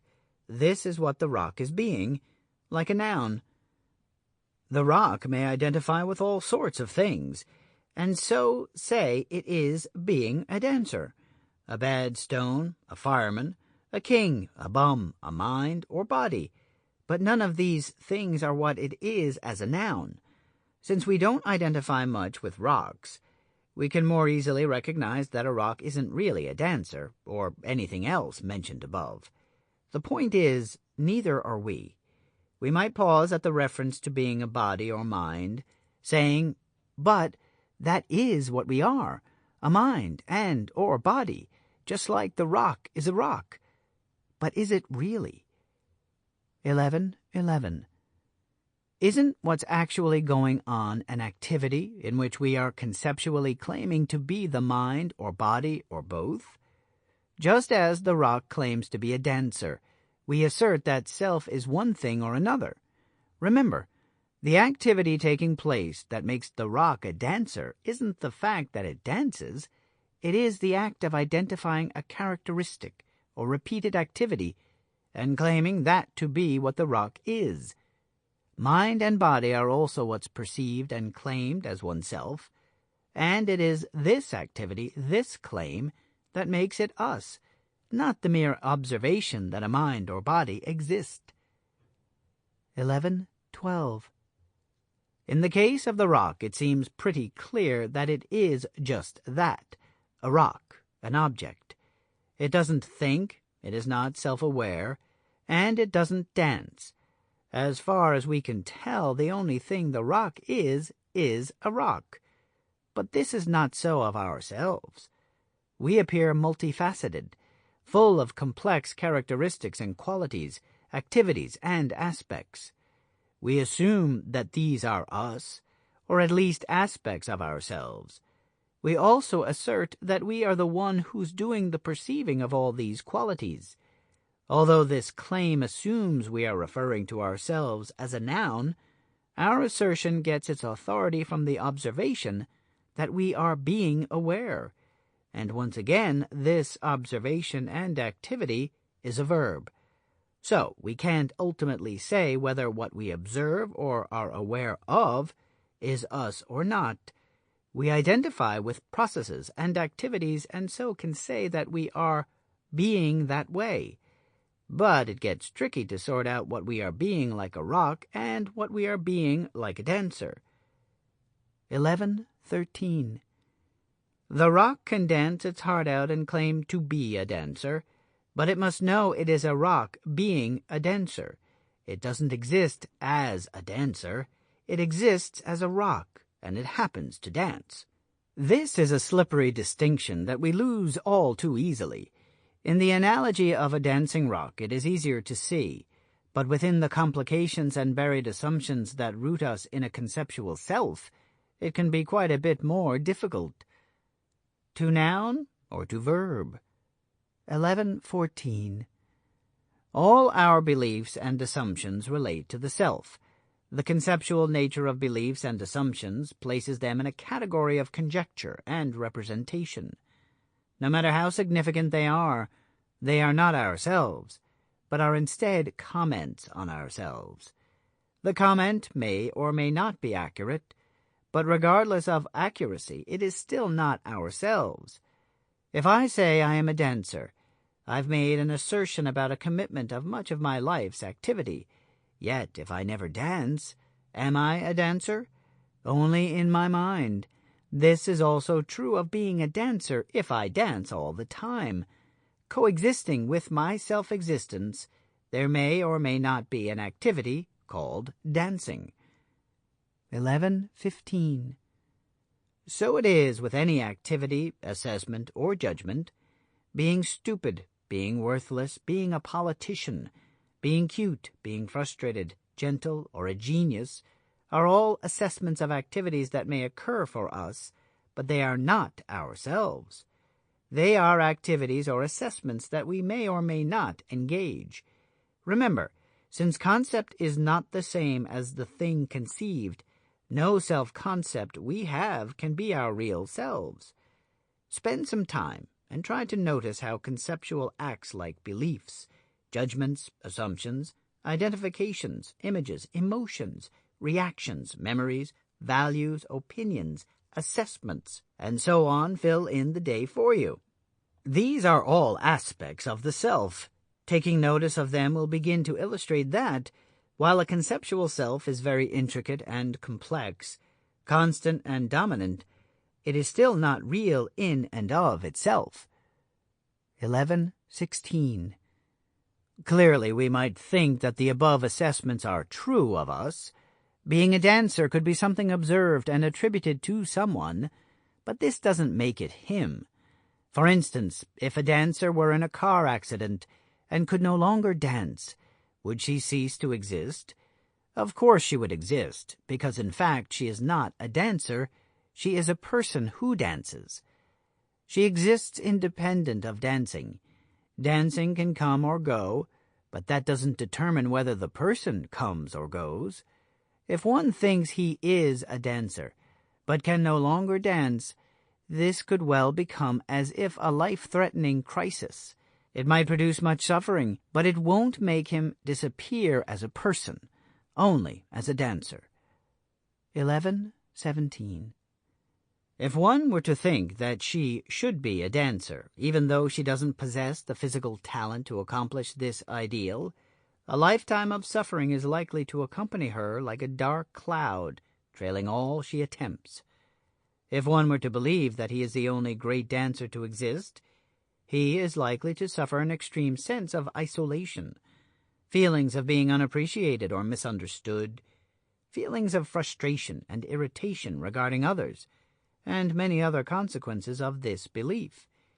Although we might think all of these various assessments are true or valid, none of them are actually the person having them, or to whom they are assigned. Not being able to separate the two always leads to unnecessary suffering. 11:18. If I were to strap a huge rock tightly to your body and force you to live with it, your experience of life would change. Add to that a porcupine, a glass of water, and a number 2 Mongol pencil, and your perceptions will change some more. If you identify these things in your perception as yourself, then you will assess that you have changed a great deal. Yet the perceiving hasn't changed, just what's perceived. Just so, if you are a dancer who loses her legs, have you changed? What you identify as yourself might undergo a dramatic alteration, but you can see that yourself as a being hasn't changed one iota. No matter what is added or subtracted in your experience, it is not who is being aware of these changes. The awareness that perceives these changes is not itself changed by them, any more than an eye is altered by what it perceives. But if the eye were to somehow identify the view of the landscape as its self, imagine the unnecessary suffering that might occur around witnessing, say, a grass fire or strip mining. 11:19. There is no inherent problem in having concepts, but we must not trap ourselves into being concepts. Since we already confuse ourselves with them, however, much distress seems inherent in simply being human. Such conceptual activities are not likely to fade away simply because we begin to entertain the notion that they are not us. We depend on many of these assessments and reactions daily to cope with a highly social and conceptual world. It is an ability we are not likely to lose, and for most of us not one we care to lose. The problem is not that they occur, but that we create unnecessary suffering when we perceive them as ourselves. Like the rock, we are free to dance our hearts out, but shouldn't confuse ourselves with the dancing. And when we find ourselves trapped in some unwanted mental program or activity, we should be free to drop it. This is unlikely if we think we are it. 11:20. We can imagine or believe that we are any number of things, yet once we realize that every one of these things is merely made up, even our most concrete identifications are recognized as unnecessary activities rather than objective realities. I might claim to be a hard worker. It may be true that I am one who believes in values consistent with working hard, and this is a reflection of what I am willing to take on. This may seem like it must be a reflection of me somehow, and in a social context it absolutely is. But this association rarely stops there. Because of my belief, I'm also likely to think I am a good person, and perhaps identify with values and images that, in our culture, are associated with people who have a strong work ethic. This is likely to influence how I dress, what music I listen to, where I hang out, who I associate with, and many other characteristics I could adopt. I may well begin to resent those who don't work hard, or produce what I consider a worthwhile product. I might also feel burdened by my own self-image and the knowledge that I must keep working hard in order to support my self-view, and resent having to do so. 11:21. We can see that a simple, apparently noble identification and expression of laudable values can turn into an attachment to much more than a simple commitment. It becomes an identification with a particular lifestyle and various forms of self-image, all of which are unnecessary, and can even be a means of suffering, and none of which are actually the person who adapts them. As a matter of fact, most of it has little to do with the simple and original commitment to a value. My real self is my real self, on top of which I may commit to something such as working hard. This, however, doesn't make the activity of working hard the same as myself, and it certainly doesn't make all the trappings of such a commitment myself, or even reflective of myself. I can easily adopt all these trappings just to gain approval, or even entirely as a pretense. Either way, none of it is myself. 11:22. If observable characteristics are not myself, then something made up or pretended or believed or assumed is certainly not me either. These fabricated self-assessments are even more apt to be distorted. They're likely to be further from a true representation of my original nature, since they are easily created to be whatever way is desired, having no relation to the truth or to anything observed. Adopted characteristics can be any way I want them to be, but the truth can only be what's true. 11:23. If I represent myself as an honest person and I act, speak, and think accordingly, I could say that honesty is part of my character. Yet this doesn't necessarily make me honest, nor is honesty an experience of my real self, but merely a commitment that I've taken on. On the other hand, I could well say that I am an honest person and not be one at all. I could pretend to be honest, but in fact be full of concealed deceit.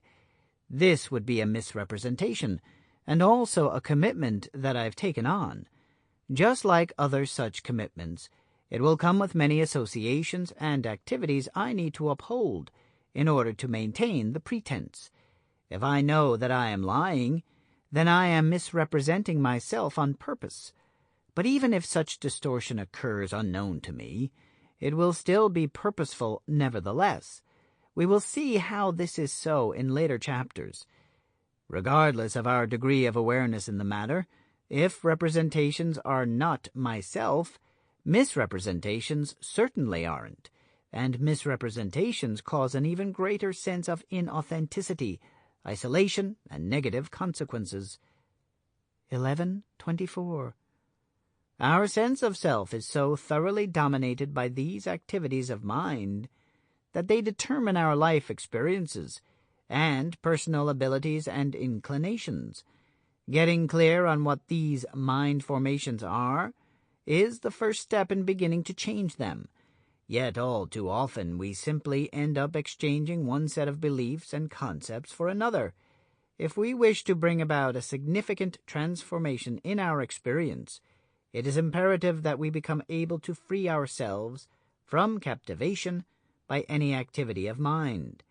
Toward this end, we would do well to discover the underlying assumptions that govern our beliefs, and clearly recognize the shared human dynamics that determine our perceptions. A deep sense of fulfillment and genuine freedom can only come from having an experience of being real. Nowhere within our framework of mind is this likely to happen. Doing versus being. 11:25. Whatever we are exists in the present. It is what we are being, and that is a current condition. This means that what is not presently existing cannot be ourselves. Therefore, our memories of the past and our desires and fears for the future are not who we are as a being. Certainly a memory, desire, or fear could be described as existing presently, but the subject of the memory, desire, or fear cannot. These functions are activities that may occur now, but are not directed toward the experience of what exists now, nor are they even about now. We need to be able to make this distinction between what exists and the activity of imagining what might exist or did exist. We seem to get a bit stuck viewing the what isn't rather than the what is. It's sort of like shining a flashlight at night in the forest. We can see the distant trees, but can't see the flashlight right here in our hand that illuminates them. 11:26. We have confused self with a complex conceptual activity, being, like a verb, that we call mind. We must remember that this is an activity of representation and imagination. It is not the source of the activity itself. Whatever produces this activity can more rightly be called being, like a noun. The activity is what we are doing. It's not what we are. 11:27. Our doing is so constant that this activity is easily confused with being. A great deal of our sense of self has been built up over time. We identify self-traits by recognizing repeated patterns of behavior. Through sheer repetition, these can take on a very solid and forceful presence, since we have so much historical evidence that suggests they reflect inherent aspects of ourselves. 11:28. The truth is, our personal traits are all based on the conceptual activity that we call memory. There are 3 problems with that. 1. This activity is not an experience of our current existence. 2. Our memories are likely to be biased and to distort even more over time. And 3. These character traits are predisposed to relate to some story we've made up, or that we have heard repeated time and again by us, family members, or others, and will be consistent in meaning and significant with the kinds of stories told by our culture. Such stories paint a picture of a character, you, interacting with circumstances. 11:29. For example, when you recall your childhood, what comes to mind?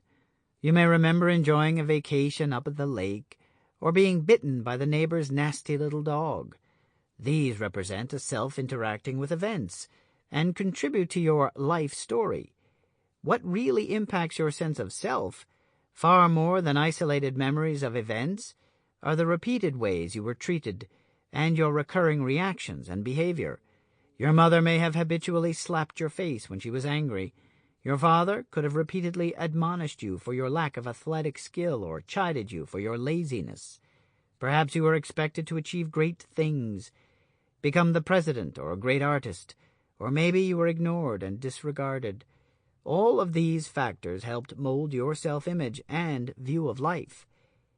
11:30.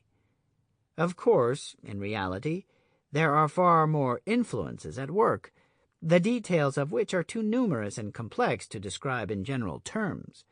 It is only the dramatic or even the remembered events that are influential. Frequently, the subtle and mundane incidents collectively outweigh more obvious events, and can imprint even deeper belief patterns. Each person encounters a particular string of circumstances and environmental factors, and his characteristic methods for interacting with these events are determined by the beliefs he's adopted from family and culture. This represents much of what emerges as a self. 11:31. How you reacted to circumstances throughout your life shaped your personal temperament and helped establish many of your personal characteristics. You may have pouted with regularity, or thrown tantrums when you didn't get your way. Perhaps you sought revenge for ill treatment and plotted ways to get back at your antagonists. You could have lovingly cared for your pet ducks, or hid away for many hours reading adventure stories. Whatever it is you experienced and did, and how you viewed what you experienced and did, became known over time as the way you are. This seems obvious because it represents what you indeed did, and so reveals the ways in which you interact with life. But were they actually you? 1132. By no means does this interplay between circumstance and self end or even diminish after childhood. As an impressionable child, newly forming and developing a sense of self, this time of life is important and tends to set the stage for what is to come. As we grow, however, patterns and beliefs only increase. The kinds of interactions we must engage in and the demands made on us become more complex. In order to deal with life as it unfolds, we establish new sets of personal patterns and traits. These eventually tend to overwhelm our childhood traits, which may disappear beneath the surface, but never go away entirely, and usually simply find alternative ways of expressing themselves.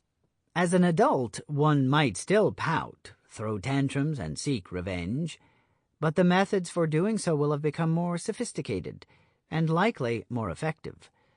Over a lifetime, so many beliefs and methods are accrued and attended that naturally they come to be seen as indicative of oneself. Yet, if they weren't founded on an experience of real self to begin with, no amount of repetition or complexity can make them so. 1133. It is within our behavior and memory that patterns are recognized and traits established.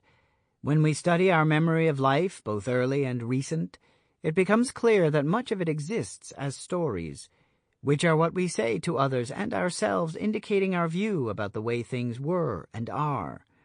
These stories serve a purpose, which is to encapsulate, reorganize, and oftentimes alter past events, so that these events make sense and are consistent with the beliefs from which they are viewed. 1134. Patterns emerge in our behavior because our behavior is a reaction to circumstances that we consistently view from a set of personal and cultural assumptions. Given that these assumptions and beliefs are conceptual to begin with, such an interaction with circumstances primarily takes place between a conceptual self and the perceived circumstances. This creates a non-random expectation of personal behavior, and so is called a character trait. After a while, we could say that an individual's personality is reproducing itself by interacting from this set view and creating more of the same patterns. 1135. For example, if a central aspect of myself is that I am a stupid person, this stupid person will be the one who interacts with circumstances. Since I think I'm stupid, I'm likely to view life as difficult and a bit beyond me, while others seem privy to more knowledge and ability than I possess. These two elements, my self-view and my perception of life, will continually interact. A stupid person will relate to difficult circumstances. 1136. We can see that by feeling disadvantaged in the first place and lacking confidence, I'm likely to experience failure in dealing with these difficult and confusing events of life. Unless I'm Forrest Gump, the outcome will probably be consistent with the input. Even if it is not, I'm likely to interpret that it is, and view any success as an exception. My self-concepts and life perceptions will be self-fulfilling. This means that over time the patterns that are discerned to be characteristic of myself will be more and more about how these conceptually produced patterns and their foundation beliefs and assumptions interact with my perceived environment. 1137. Do you see the loop here? In simple terms, I'm saying that certain concepts are adapted as oneself, and these concepts determine the behavior that will be taken. As patterns emerge, which is likely, since the same set of assumptions and beliefs will continue to produce the same interpretations, reactions, and outcomes, these are identified as traits. These traits will be thought of as a part of the self, and so will also be influential in the next set of encounters, and so on. Our life history will show consistency if for no other reason than it is a conceptual self telling a story, largely created by the concepts adopted by this self as it interacted with life. 1138. I know that is hard to follow, but it is exceptionally easy to do. When we start thinking of ourselves as particular concepts, these concepts dominate our behavior and our perceptions. This means we will produce patterns of behavior and thought, and view these patterns from the same assumptions and beliefs that generated them. As this cycle feeds on itself, it grows so large as to block out the light of our authentic and simple sense of being. 1139.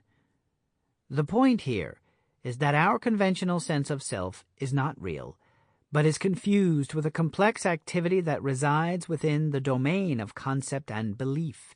Our real selves, or the actual beings that we are buried beneath this conceptual self, and so the real self resides, hidden, as it were, within an unknown aspect of our experience of being. 1140. We must continue to layer into these many dynamics. Addressing them is one thing, but our real job is to experience them in place. In other words, we need to pound at this complex of conceptual identity from many angles, and learn to recognize the many subtle traps that have gotten us into and keep us in this condition. This takes time, observation, and contemplation. Our focus throughout this section and the next is on what we live and experience that is not our real being. Remember, if something you read sounds like it's been covered already, intend to experience it at a deeper level and discover something new previously overlooked. Part 4. Creating Self. Chapter 12. Inventing Self and World. 12.1. At some point in human development, we acquired the ability to do more than see an object. We could see something that was not present, like having a mental image of the sky while we were deep inside the cave. This was a leap beyond the power of the creatures around us, and eventually led to our domination of the planet. With this ability, we became far more creative, but as we saw in the last chapter, we also ran the risk of mistaking concepts for reality. 12.2. The first and foremost job of conceptualizing is to represent an experience with a thought. This takes the form of imagining something that isn't present, like remembering what Sally yelled at you as you walked out the door this morning, picturing that new car you want to buy, or longing for the warmth of your fireplace as you jog home through the snow. Since Sally's voice, a new car, and the warm fireplace don't actually exist for you at the time you perceive them, they must be concepts. 12.3. Concepts that represent objective reality create a mock perception within our field of awareness. Because we cannot personally locate the particular field in which mock perceptions take place, we just call this field the mind. Current Western thought concludes that the mind is a function of the human brain. Whether this is true or not makes no difference to our work here, since we're dealing with our experience, not theory or hearsay. We don't know where these mock perceptions take place except to say that they somehow occur for us, that we become conscious of them, and this we call mind. 12.4. Being able to mentally represent objects that are not currently perceived has certain advantages that we don't often consider. One example is that it allows us to have a constant mental representation of our bodies, which aids us in using them more accurately. For instance, look into it right now, and you'll find that you have an image sense of your head even though you can't see it. As you move your head around, or make various facial expressions, you don't just feel the movement, but you also have an idea of what your head movement looks like. Since this representation mimics perception, in other words, it seems like you are seeing your head in some way, and this arises as an image. It's easy to forget that it's a representation, a translation of the feeling into a sight, and not an objectively perceived reality. In the same way we hear our internal dialogue, though no sound is actually being made or heard. 12.5. When we put attention on our bodies, we find it's not hard to tell the difference between a perceptual mimic and an actual sense perception of our physical selves. It's clear that these conceptual representations take place in the mind, but what about the less tangible aspects of self, the non-physical self? How could this self be represented? Before we could conceptually represent a self in our minds, we'd first have to locate something objective or real that is our self. Is this what we do? Or do we begin by creating the self through concept alone, with nothing real or objective found that is then represented? If that's so, then we aren't representing an existing self, we're creating one. 12.6. Whatever is conceptually created in this way can then be represented through expression to another by communicating some thought, image, belief, or feeling that we say is an aspect of ourselves. But what exactly is it that's expressed? When we speak of expression, we're referring to some internal impulse or feeling or thought that we externalize in some objective form as a symbol of this internal activity. We might speak about our emotional state, gesture with our hands, write a letter to a friend, or even wear a particular style of clothing. Any physical action that represents some aspect of our internal state is called an expression. But it isn't actually the self that's being expressed, is it? Since we can find no actual self within our experience, how could we possibly express it? If this is the case, then what are we doing? 12.7. Obviously, there is some confusion regarding self. We believe we are indeed expressing ourselves, and yet find no real self to express. It seems that what we're really doing is identifying with some specific internal state or personal characteristic. Our identification with this activity of mind and emotion remains private unless we share it with others through some perceptible form, through some expression.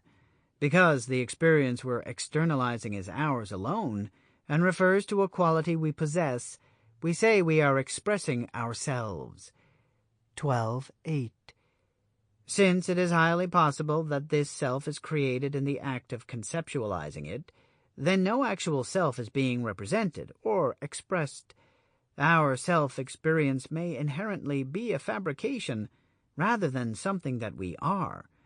So what we are expressing would not be a representation of ourselves, but an act of reinforcing what has been created and identified with.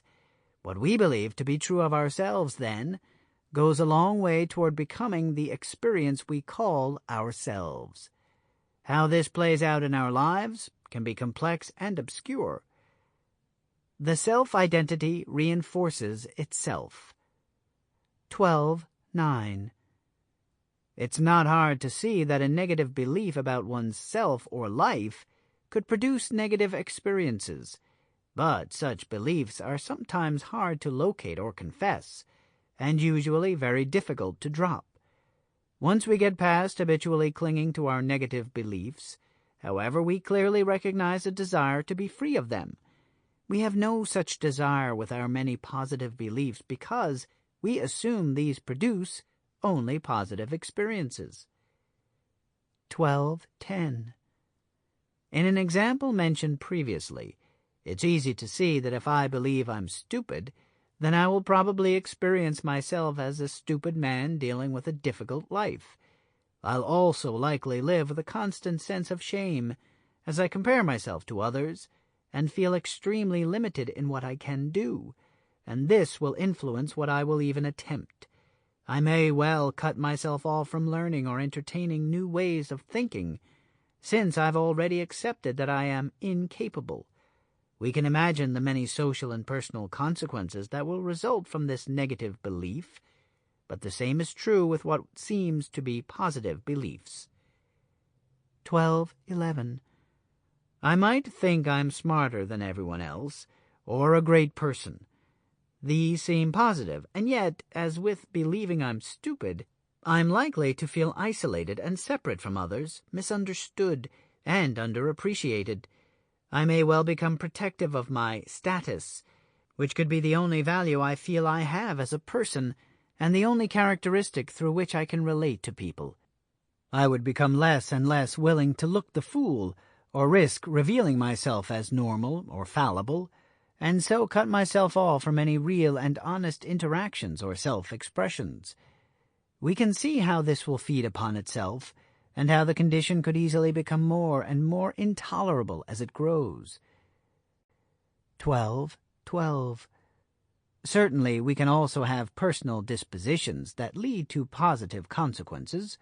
Being open-minded, for example, can lead us to look into new ideas and challenge old ones. But we should note the difference between the fact or principle of open-mindedness and the identification of being an open-minded person. These are not the same. Being open-minded is being open-minded, and it can occur for anyone at any time. Someone known as an open-minded person may well be open-minded from time to time. They may also rarely be open-minded, but instead merely think and behave in a way consistent with their image of an open-minded person. If you think about someone living this way, you can see how it is very different from actually being open, and you see that the personal consequences are also very different. 12:13. Positive or negative, the beliefs we identify with will result in any number of effects that will dominate and shape our lives. In order to be free of these effects, we must free ourselves from our identification with such beliefs. Still, you might respond, but these so-called beliefs are really just assessments, things I've actually witnessed in myself. They're not something I just made up. Which illustrates my point.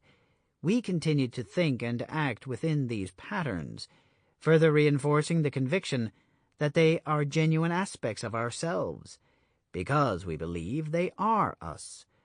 We see them as natural expressions of the way we are, and will defend our right to act them out. Even if we attempt to get free, we're likely to fall again into being stupid or superior, or what have you, since that is what appears to us as true. 12:14. Once a conceptual identity occupies the place of self, this is what we think we are being. Continually thinking of oneself as a bum, a mean old man, a strapping youth, a mothering person, a hot business exec, a cute young thing, a man on the go, a rebel, smarter than most, a refined sort, a dark soul, a victim of circumstance, special and unique, and on, will cause us to become very attached to these images and roles. We tend to think they are simply assessments of what is so, but they're not. They are fabrications within one's mind, and they exist to serve some end. 12:15. Whatever we experience as ourselves was first conceptually created. Once it is experienced, it is identified as being of the self, either representing the self, coming from the self, or as a quality of the self. The thoughts and behavior one identifies with are repeated to create patterns that will appear as character traits. Acting from these beliefs will reinforce their presence and provide the proof that they are indeed indicative of oneself. With recurring observation by oneself and others, these traits not only become familiar, they stand as convictions, which adds yet another layer of substance to their apparent validity. This dynamic unfolds in various ways, one of the more obvious of which occurs through the stories we tell ourselves. To set up what you like against what you dislike, this is the disease of the mind. Zhang Zan. The Never-Ending Story of Me. 12:16. From moment to moment, a drama unfolds within our own minds. We think and feel and tell ourselves stories. We reflect on and react to the world around us and, perhaps more importantly, to the world within us. An inner dialogue runs pretty much unceasingly through our minds. Sometimes we listen, sometimes we barely notice. The commands and assessments of this storyline are there all the same, even if the depth of their influence goes unnoticed. But the most dangerous fictions aren't those we recognize as stories. Of more concern to us here are the ones we assume to be real. 12:17.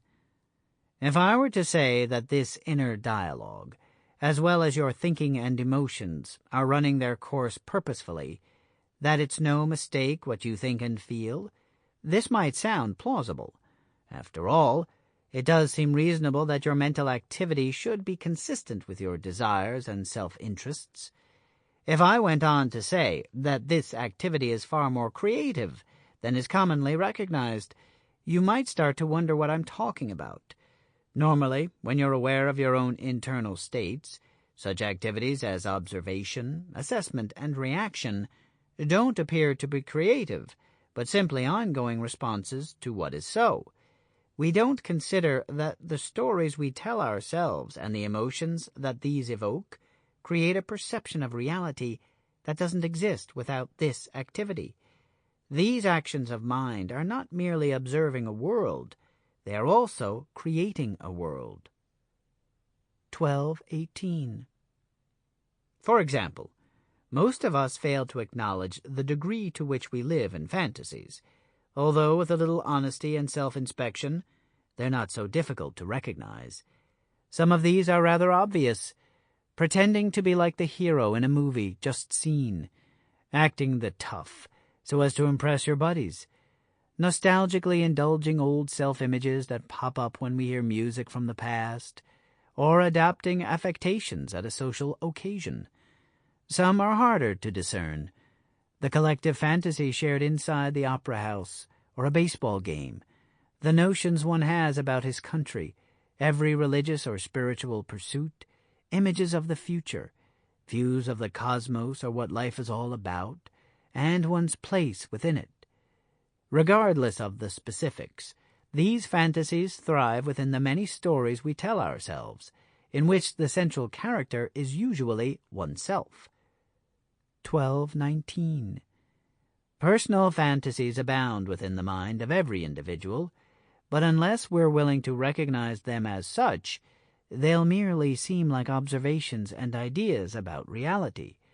These stories or fantasies portray some aspect of what is thought to be true, as well as what is wished or feared to be true, about oneself, others, and life. They are consistent with our beliefs and revealing of our desires and fears. We rely on our stories to position us in relation to every person, idea, and thing that we encounter. 12:20. Probably we've all had some experience where we caught ourselves playing the victim, or generating an internal scenario in which we were the hero, or the martyr, or some such. Our stories help shape our self-image even when we're aware that it's often just an indulgence on our part. If we pay attention to our inner dialogue, we can begin to recognize just how many stories roll through our minds, from tiny story fragments to full-blown scenarios that we play out in our internal dialogue and imagination. Once again, the existence of the stories isn't so much a problem as our inability to recognize them as fabrications. 12:21. Clearly, we make up and tell an endless stream of stories, and we use them to motivate ourselves and help make sense of our place in the world. In some ways, our stories and beliefs are like wrapping bandages around an invisible self so as to make it visible, give it shape, and provide us something solid to relate to. But we should remember, the idea that there is a self being clothed is also something we've invented. Our life of mental fabrication isn't limited to our surface chatter and the complex imaginings that we use to establish our sense of self. We live in and as a complex web of invented worlds that adds to, and in many ways, creates our whole sense of self and reality. It's like trying to unravel a sweater that someone keeps knitting and knitting and knitting. Pee Wee Herman. Inventions. 12:22. In Chapter 3, we address the idea that humans invent conceptual worlds in which to live. These conceptual worlds exist in the form of belief systems, values, religions, cosmologies, self-images, fantasies, moralities, and many others. Why is it important to know this? Because we're after a conscious experience of the way we make up the reality in which we live every day. Unless we grasp that our observations are actually something made up, we will have a wrong relationship to what we perceive, and no possibility of freedom from this whole affair. Freedom from these dominating conceptual activities begins by going beyond merely hearing that they are inventions to actually experiencing them as inventions. To help us gain a foothold in this overlooked and elusive domain, let's take a look into the nature of invention. 12.23. An invention is a tool, a formula, a mechanism, an idea, or way of thinking that is made up by humans. The principles of inventions are basically the same no matter what kind of invention we look at. Inventions begin in the mind. By its very nature, an invention serves a particular purpose. Although this purpose might be accomplished in many different ways, an invention has to be some way. At some point we must put our foot down and choose a design that will get the job done. Once this choice is made, however, we are restricted to the strengths and weaknesses of our design. For example, inventing a means of travel faster than walking. We might design a car with wheels to travel from place to place. Now we can move more quickly, but we are confined to roads. What's also true is that any invention could have a completely different design as long as it served the purpose intended, and from one invention, many more can follow. These are the basic rules of invention, and they apply to every invention, whether mechanical or conceptual in nature. 12.24. Remember, though, our most powerful inventions are not technological at all. They are conceptual. Every single belief that every human has, or has ever had, is an invention. It is something conceptually made up by one or more of us. As an invention, each of our beliefs must be specific and serve a particular purpose, although it could also be some other way. For example, if a young man requires some degree of reassurance that he will survive the ordeal of asking a girl out, he may create the idea that she is a kind person who won't cruelly reject him. But he has the power to represent her in any number of ways. He could instead create the belief that her response will reflect the sort of person she is. In other words, a rejection would mean something about her, not about him. Both of these perspectives serve the purpose of helping the young man summon the courage to approach the girl. They are specific, but different. 12.25. Any culture is built upon an invented set of agreements. Most of these are useful, like rules of conduct that address issues of living as a community. But what does a culture do with the fact that no one actually knows the answers to some of the most essential aspects of life and existence? Because we crave knowledge in places where we can't find any, we tend to just make something up to fill in the blanks. We believe and assume. While not necessarily relevant to our discussion here, it's interesting to note that the more dependent a cultural invention is on belief rather than practical experience, the more defensive about it we seem to become. 12.26. A culture is made up of individuals with shared beliefs. No one ever had to sit you down and teach you all of the beliefs of your culture, but you likely hold certain ideas the way you do because of the environment in which you learn them. I'm not merely talking about opinions here when I say beliefs. It goes much deeper than that, which we'll continue to explore as we progress. A few analogies to get us in the ballpark. If your mind was a computer, your cultural assumptions could be like your operating system. We might also say your cultural assumptions are like the clay from which you construct reality. To help you recognize cultural worldviews, I want you to look at the following list, which consists of a random sampling of rather well-known names of various groups, genres, cultures, and subcultures. 12:27. Simply watch what world comes to mind the moment you see each name. If you have no knowledge of a particular group, just pass on it, since it probably has little to do with your consciously held personal beliefs. See what comes up for you as you pause a moment at each name on the list, and consider what perspective or worldview, which includes beliefs, attitudes, self-view, cosmology, cultural bias, outlook, mood, and other ways of perceiving reality and humanity, might be held by each one of these. Just take whatever comes up, whatever is stimulated, or whatever images pop up as you think of each category. Also, observe whatever emotions, resistance, or attraction arise, as you automatically relate each to your own worldview, values, and beliefs. 12:28. Worldview exercise.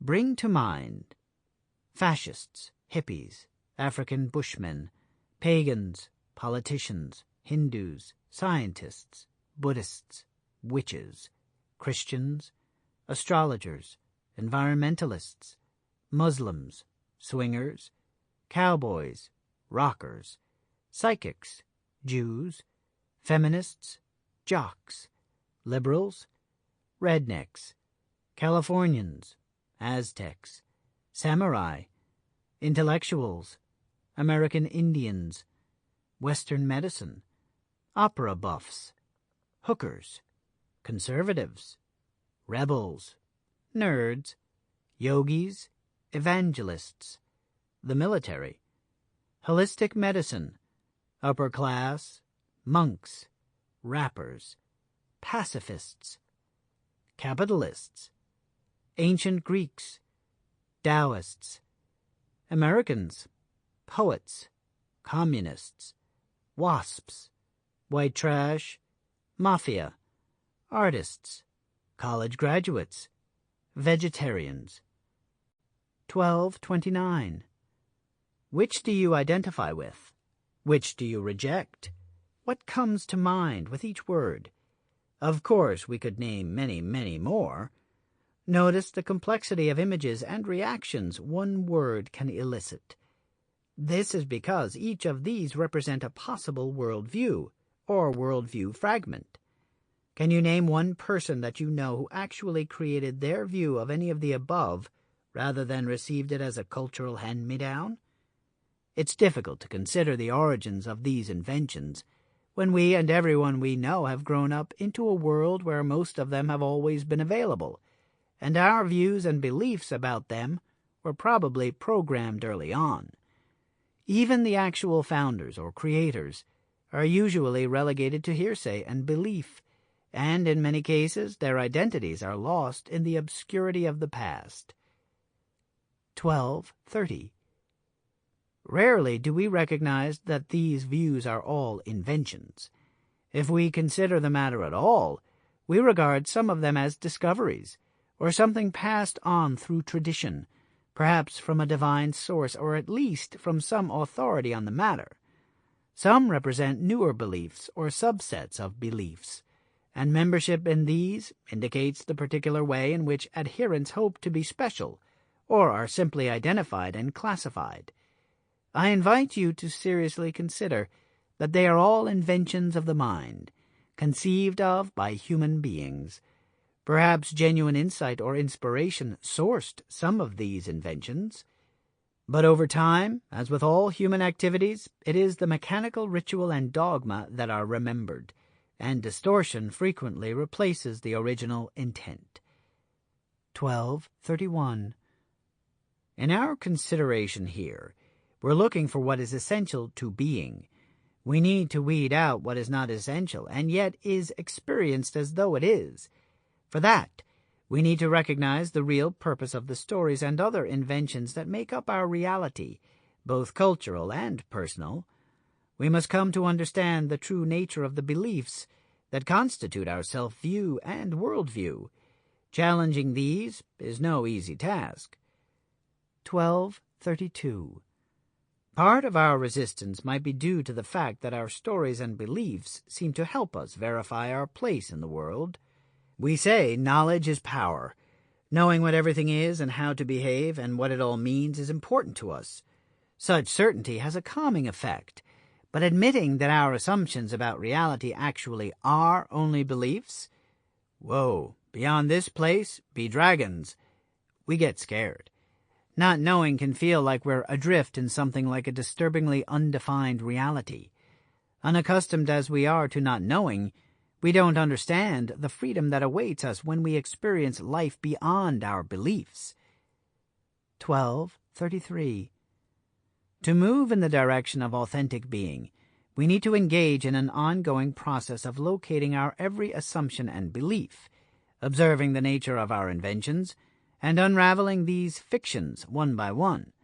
The more we do this, the more likely we are to have a breakthrough where all at once the whole dynamic can be grasped and recognized for what it is. People seem not to see that their opinion of the world is also a confession of character. Ralph Waldo Emerson. Inventing personalized worlds. 12:34. Discovering our buried assumptions first requires the will to do so. Most of us have our hands full just dealing with our various needs and life activities, and testing the validity of our belief system is something we find hard to get around to. It might seem to be rather superfluous, a distraction from real life. In any case, life happens. What we might not realize is that the life demands with which our hands are full actually stem from these unconscious assumptions. The self-perpetuating nature of our belief systems actually creates the very issues that threaten to overwhelm us. Once we grasp that this is in fact true, our will for discovery and so freedom strengthens. Whatever we believe or assume, whether it comes from our culture or is unique, will dominate our experience of both self and life. 12:35. It takes a lot of work to begin to force the brain to take on and realize the immensity and true nature of our self-inventions. This domain includes all that we identify with and all that we identify as the self. We are slow to challenge the validity of our wants and needs, our fears and aversions, because we are too busy fulfilling them. As a clear example of this, when our physical survival is threatened, our attention is completely devoted to handling that threat, and other considerations fall by the wayside. It is the same when any part of our identity is at risk. Considering whether the threat, or even what we are defending, is real or not, is a luxury we reserve for a time of safe reflection. 12:36. In our rush to take care of ourselves, instead of simply being ourselves, we are unknowingly caught up in a struggle to maintain self-concepts, beliefs, childhood programming, and whatever else we happen to perceive as aspects of ourselves. This burdens us with a great number of self-attributes and also the complex strategies needed to manage them. We struggle to preserve our self-identity in many areas, in our relationships, social encounters, at work, and in relation to life as a whole. When we feel something lacking, we tend to embellish our identity further. By adopting more attributes, however, we are just adding to what is identified as self, and so creating even more limitations and boundaries, and so more to defend, validate, and promote. The work of looking into our assumptions may begin to sound like a daunting task. As a whole, it may be, but it's less like fighting a tiger than it is like climbing a mountain at your own pace. 12:37. Let's scratch at the surface of this mountain of mind by taking a look at one rather benign example with which yourself has probably identified. Consider, what music do you like? Country, rock, Beethoven sonatas? No matter what music you lean toward, we could ask, is it real? But the question itself is stupid. So what are we asking? We wouldn't insist that the music we prefer somehow sprang up from the physics of reality, since we understand music to be a human invention. And yet, what does it say about you and me that we like one form of music over another? 12:38. Frequently, people find themselves identifying with a kind of music. Certainly, it isn't merely the sounds that attract them. It is the shared perspective or worldview that has been attached to such sounds.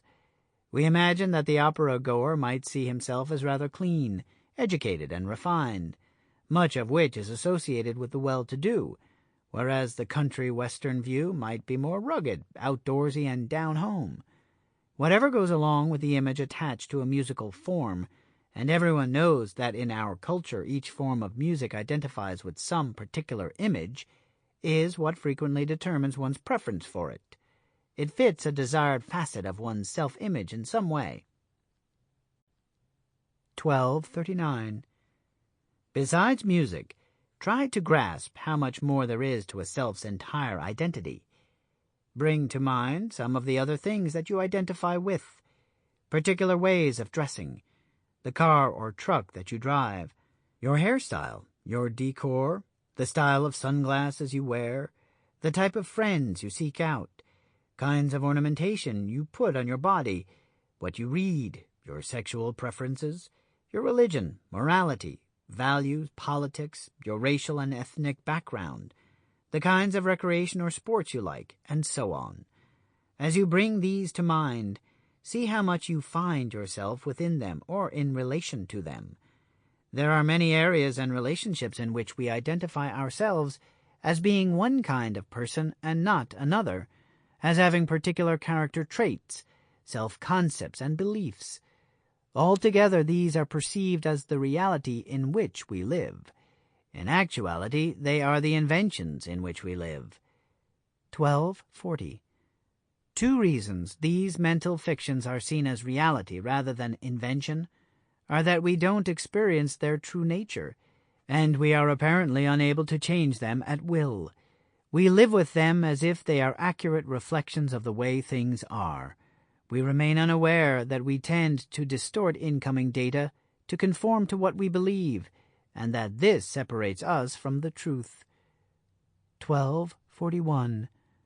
Although our belief-dominated experience remains self-consistent and seems benign, we are actively suffering the consequences of such conceptual dominance. We must confuse this distress for an inherent condition of life or reality, which it is not. Even rather innocuous dispositions, such as being bothered by the presence of something you dislike, can produce unnecessary suffering. A rock fan might hate country music, or a country fan may loathe Beethoven to such a degree that when music antithetical to his self-image is heard, he actually suffers.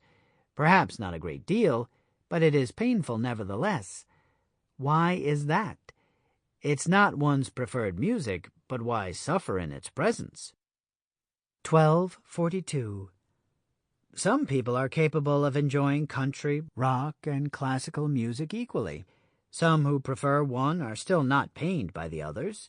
Yet many people are actually uncomfortable when forced to listen to music that represents a reality felt to be antithetical to their own.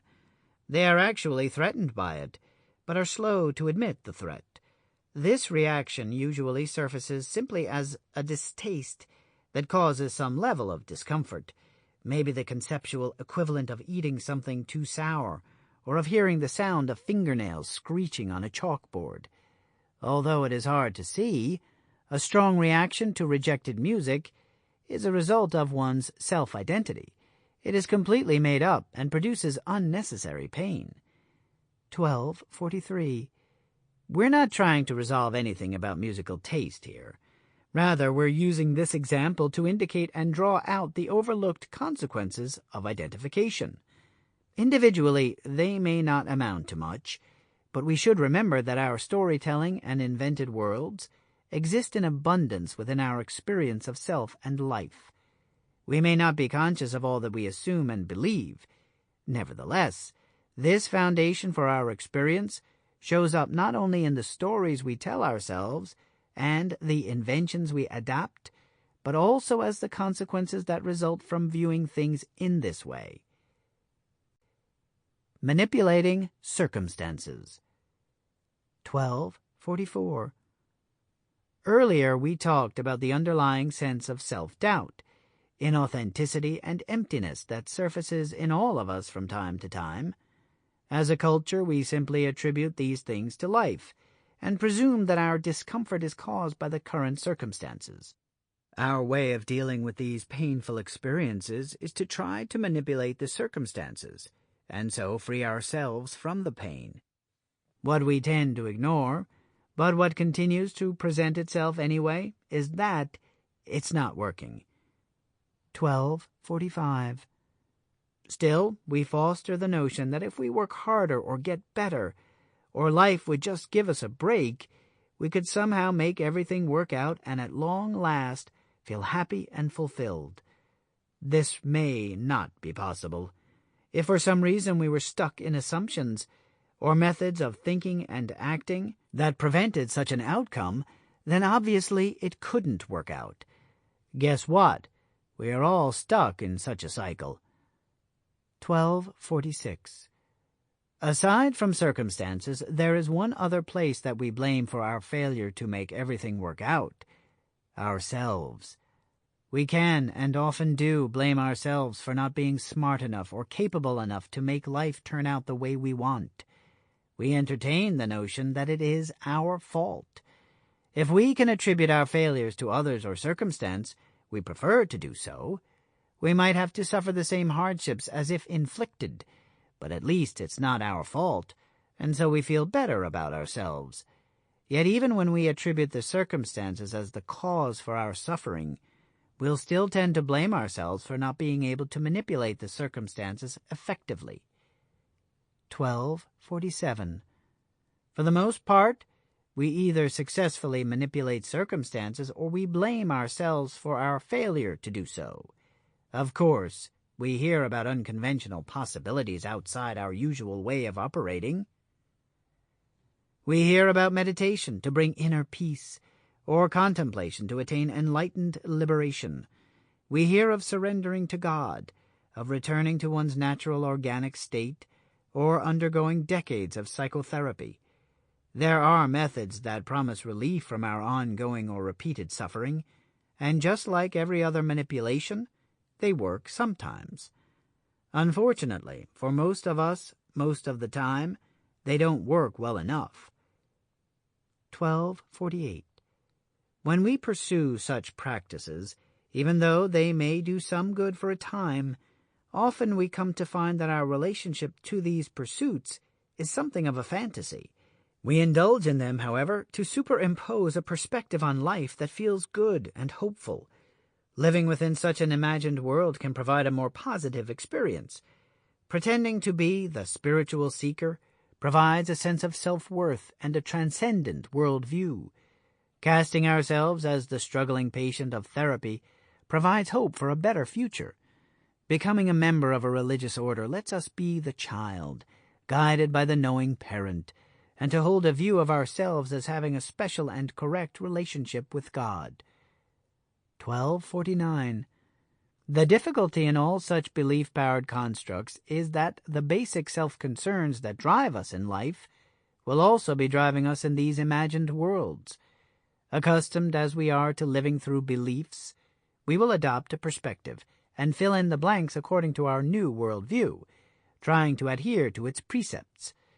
But the same patterns that brought disturbance into our ordinary lives will emerge in our fantasy lives, in whatever kind of life we construct.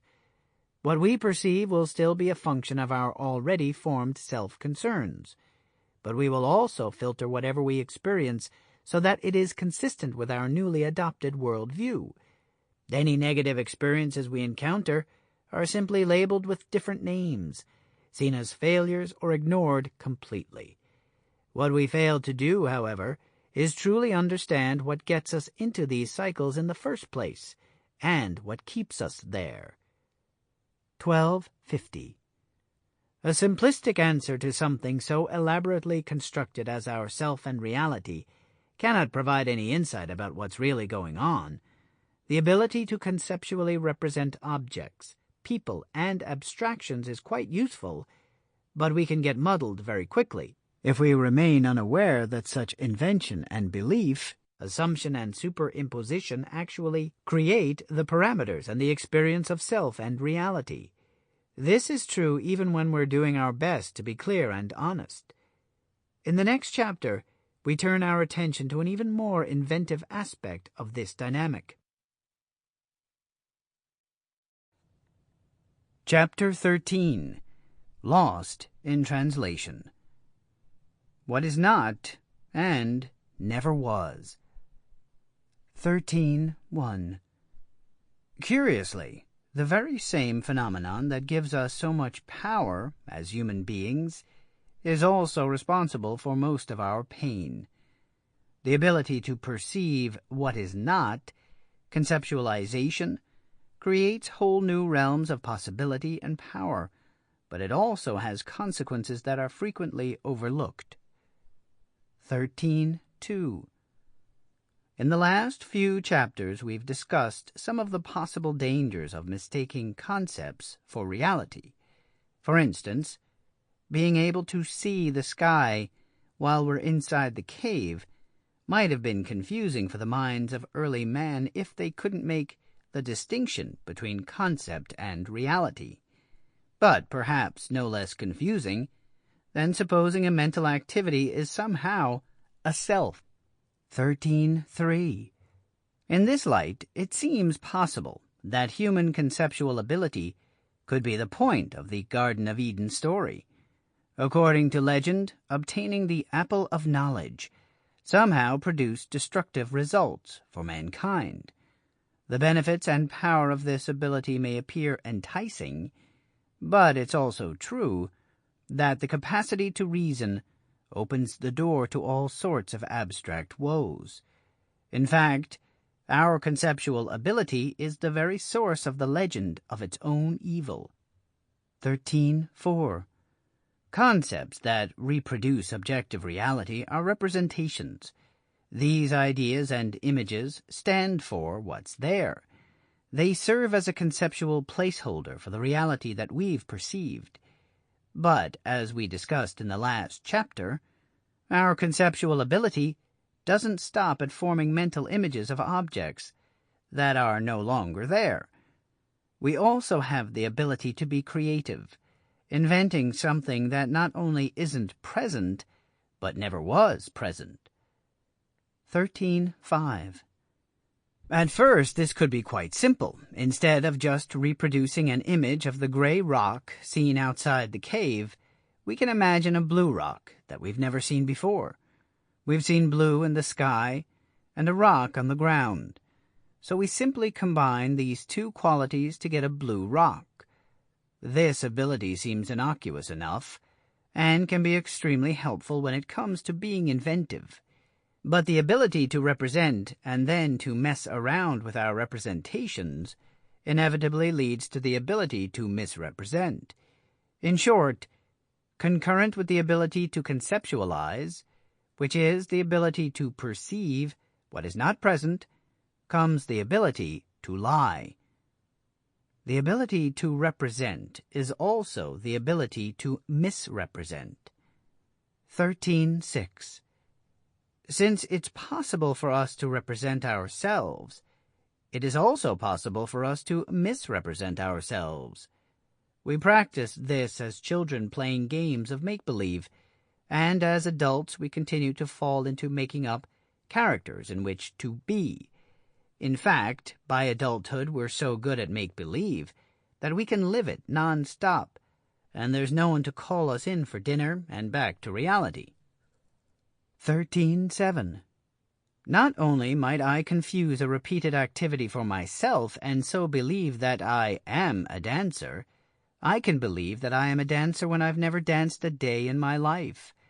I can represent myself as all sorts of things, both to myself and to others, but in so doing I am actually misrepresenting myself.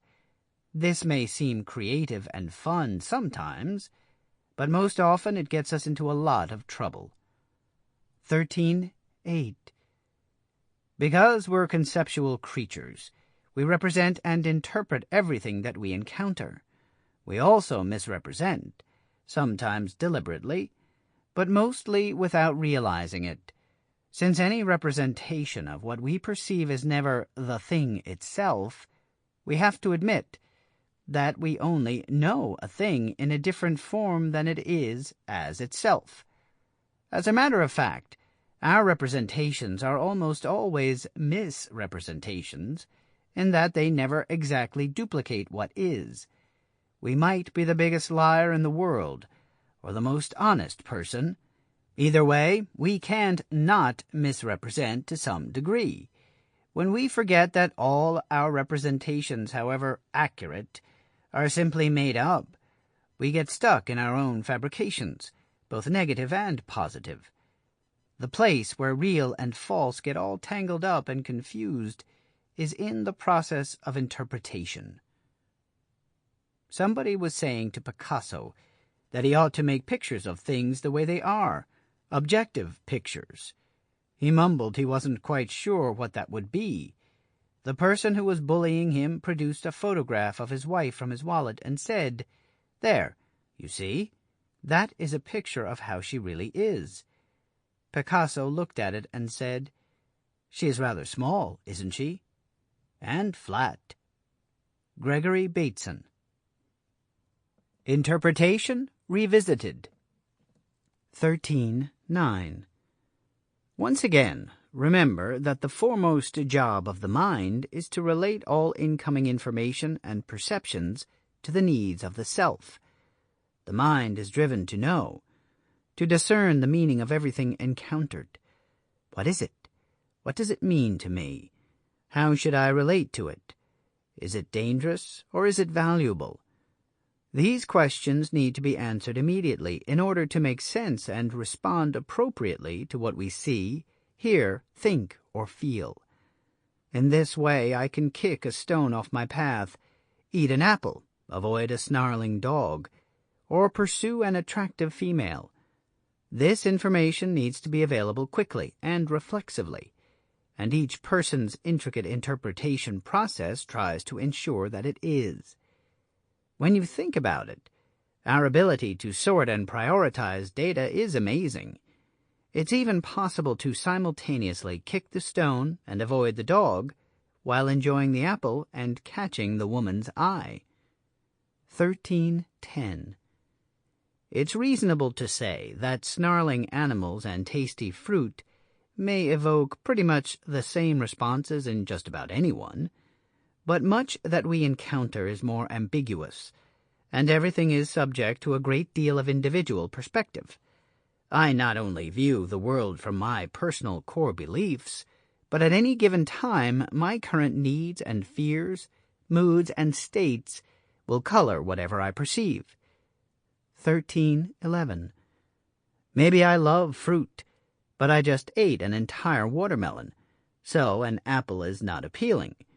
When I'm tired, a chair is a welcome sight. I immediately know I can rest on it, and recognizing this potential, I see the chair as a good and valuable thing. On the other hand, when I'm ready to exercise or practice Tai Chi, the chair becomes an obstacle in the space I need for my movement. Clearly, the chair itself is neither good nor a problem, but relating it to myself and my needs creates the bias in which I perceive it. 13.12.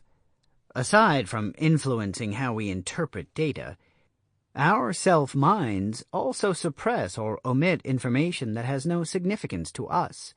Much is resisted, either because it lies outside our interests, or because awareness of it contains some element of threat.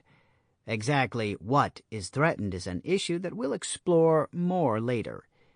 Meanwhile, it's useful to look into our own experience of perception to understand just how much we distort, ignore, select, and essentially personalize all the information that comes to us. 13.13. Recognizing one's own interpretive process can be tricky. For a more grounded look at the particular way in which you receive data, you might want to carefully observe your way of being in the world. Try to grasp all that is involved within your mind and perceptions to successfully manage an interaction.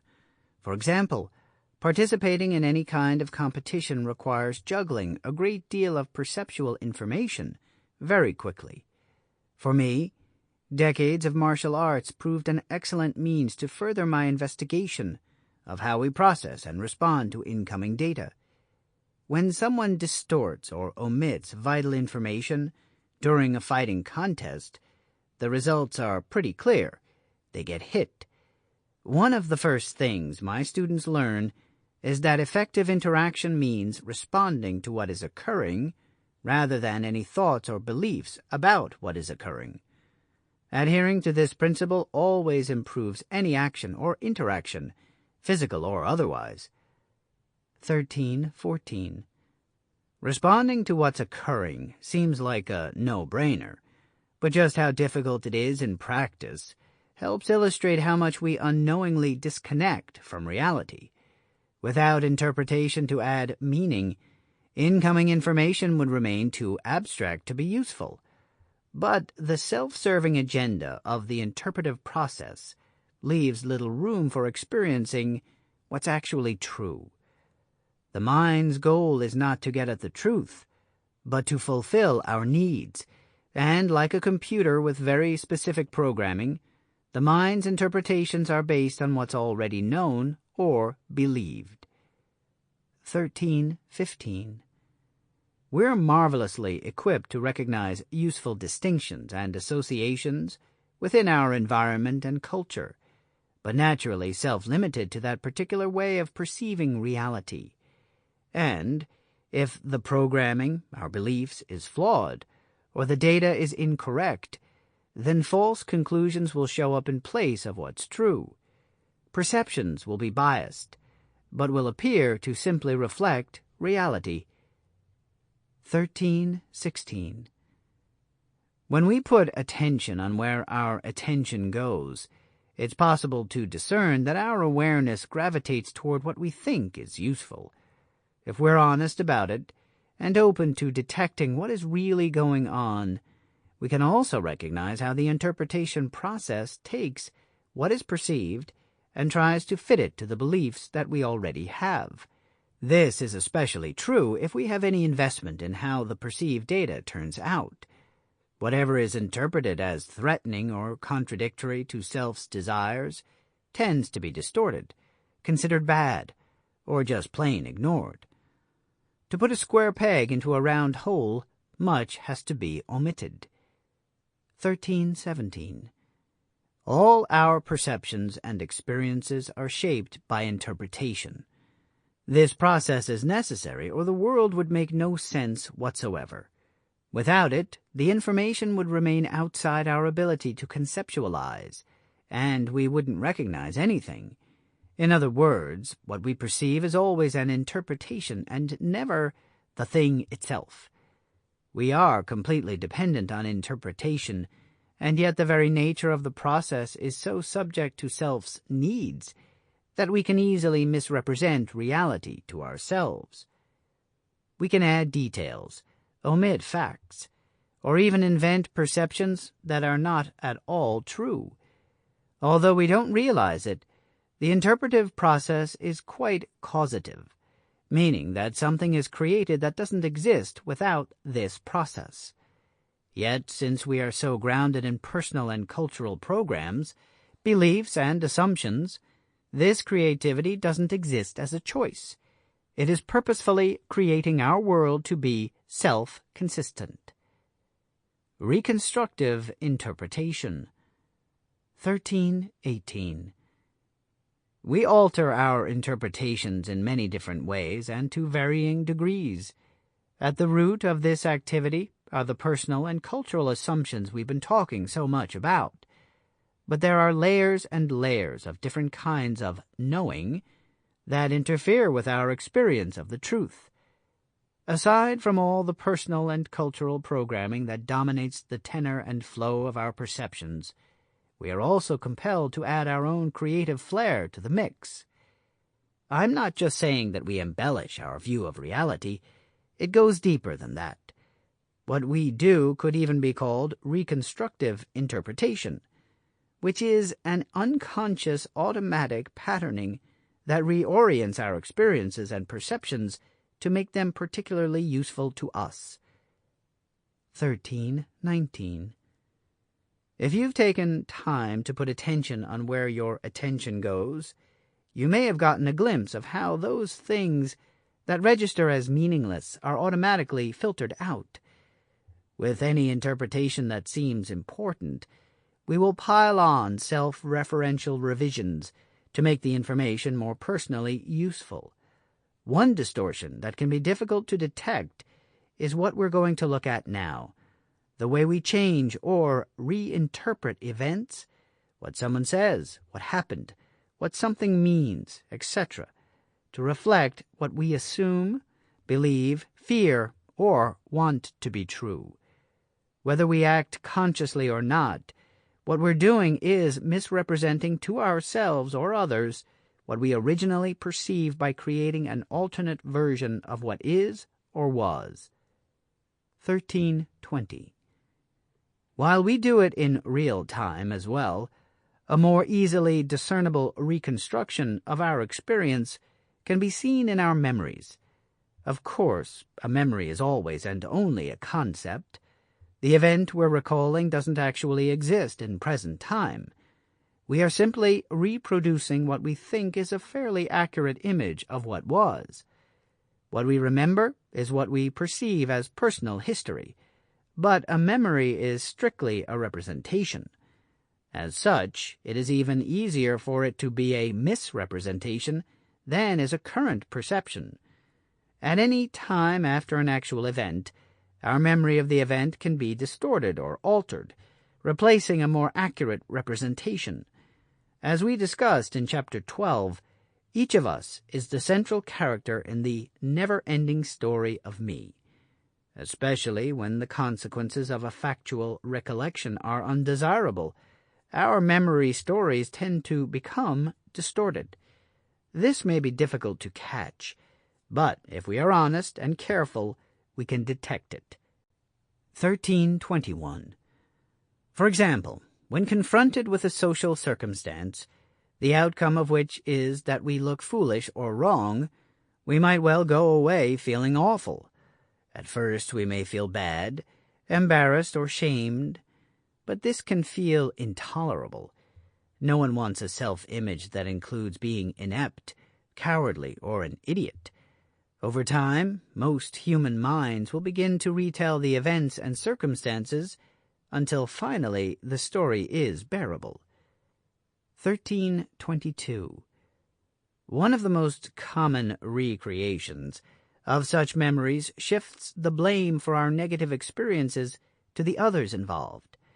Once this has happened, we immediately feel much better.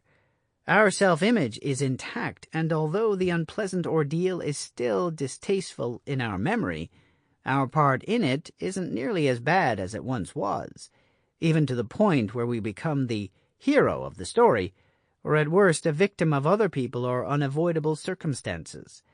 In this case, and in this way, it is clear that the memory of past events is distorted and biased. 13:23. Who can say in all honesty that they have never done such a thing? When we study this and similar phenomena, we find that it occurs far more frequently than anyone is able to admit. The reason it's so hard to see is that the very nature of the distortion demands that we remain unconscious of what we're doing.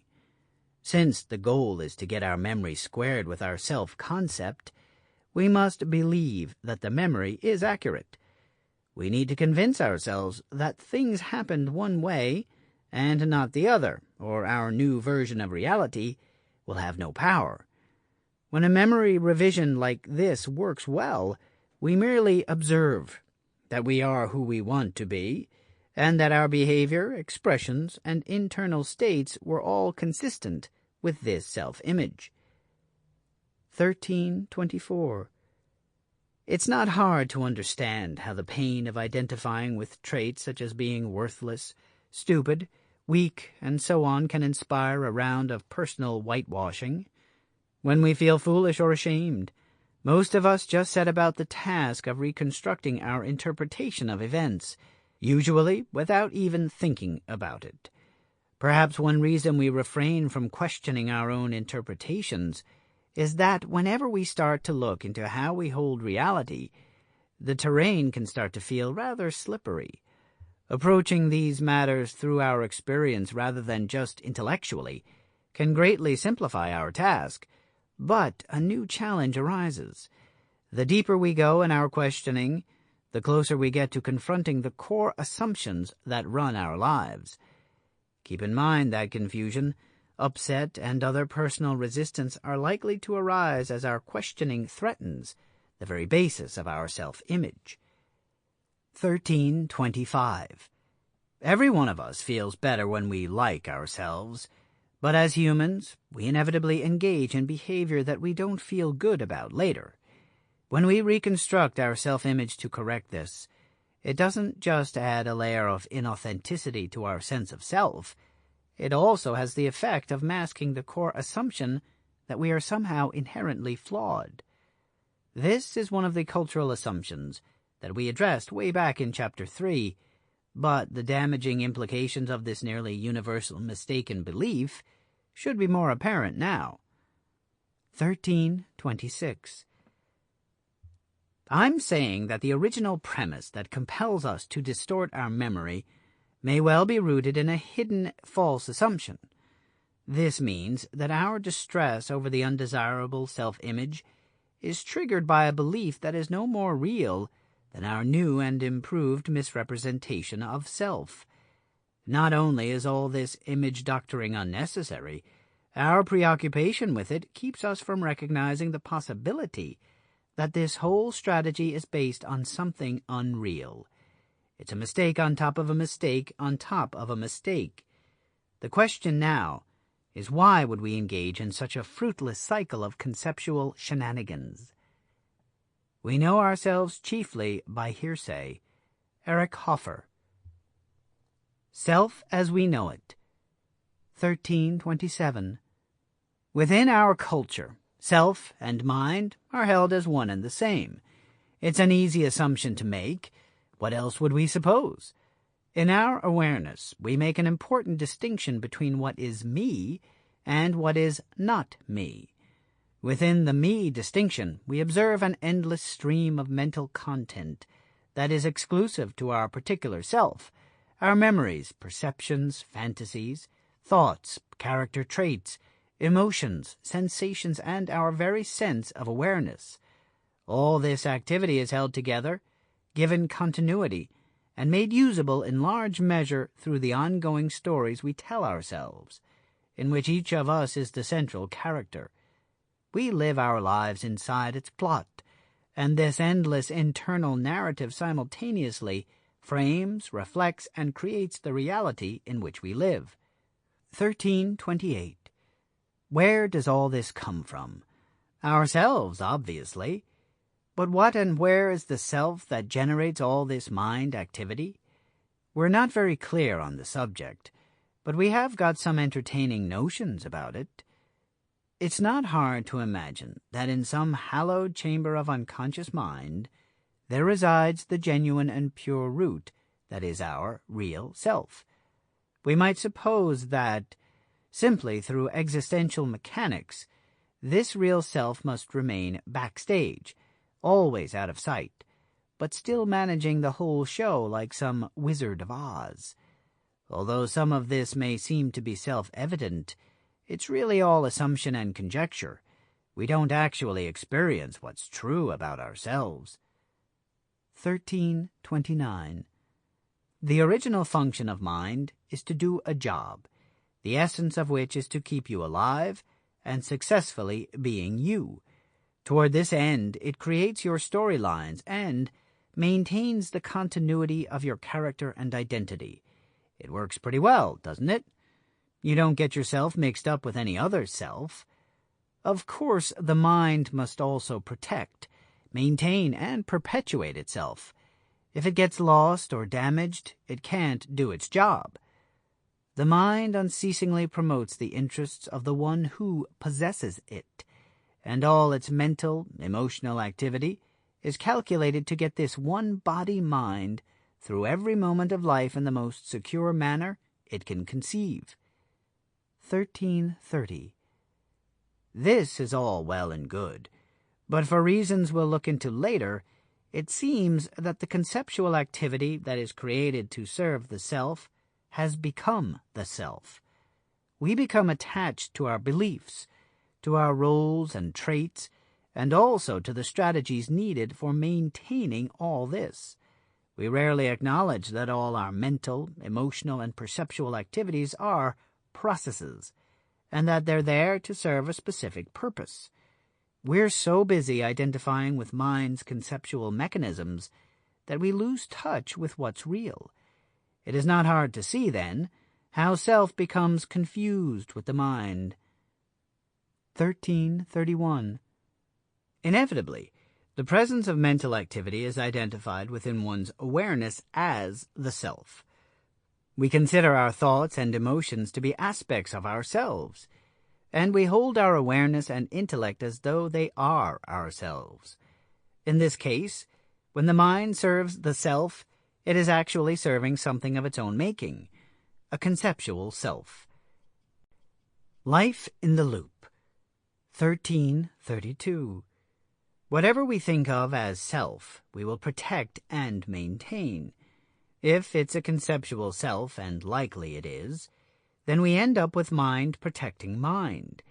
This produces a rather introverted self-mind creating thoughts and perceptions in its own image. When self becomes confused with mind, and mind becomes seen as the self, the mind's self-serving activities end up creating an experience of reality that is entirely self-referential. 1333. Remember, mind has no interest in what's true. Its job is to keep you alive while maintaining an identifiable sense of self.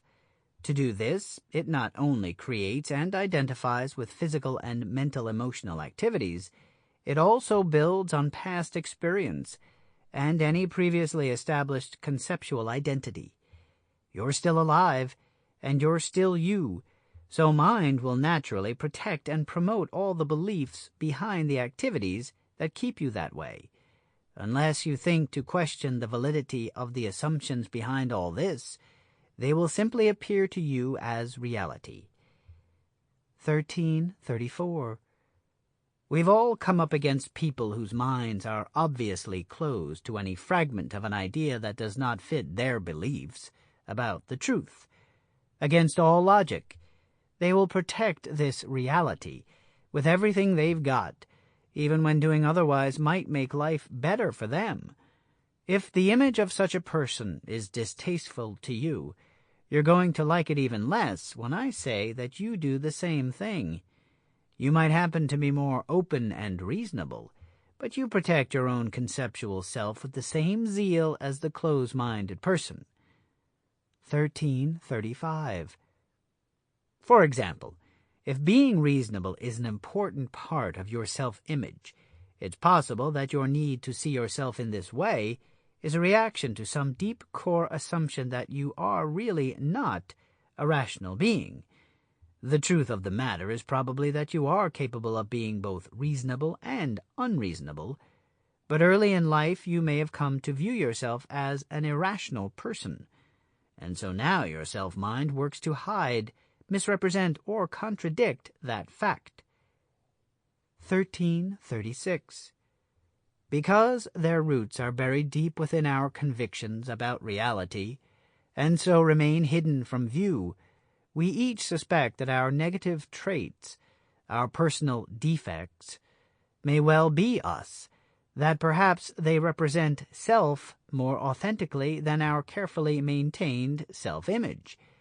By altering our behavior in daily life, we can make believe that we have successfully changed what seems to be an inherent aspect of our conceptual identity. To validate this belief, and give it enough power to counter the core assumptions that conflict with our image, we must always act in accord with our adopted identity.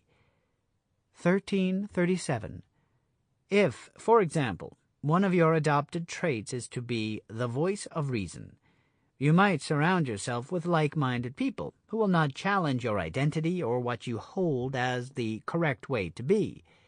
When you behave outside your typical reasonableness, as you inevitably will, your mind will set to work correcting your self-image in some way.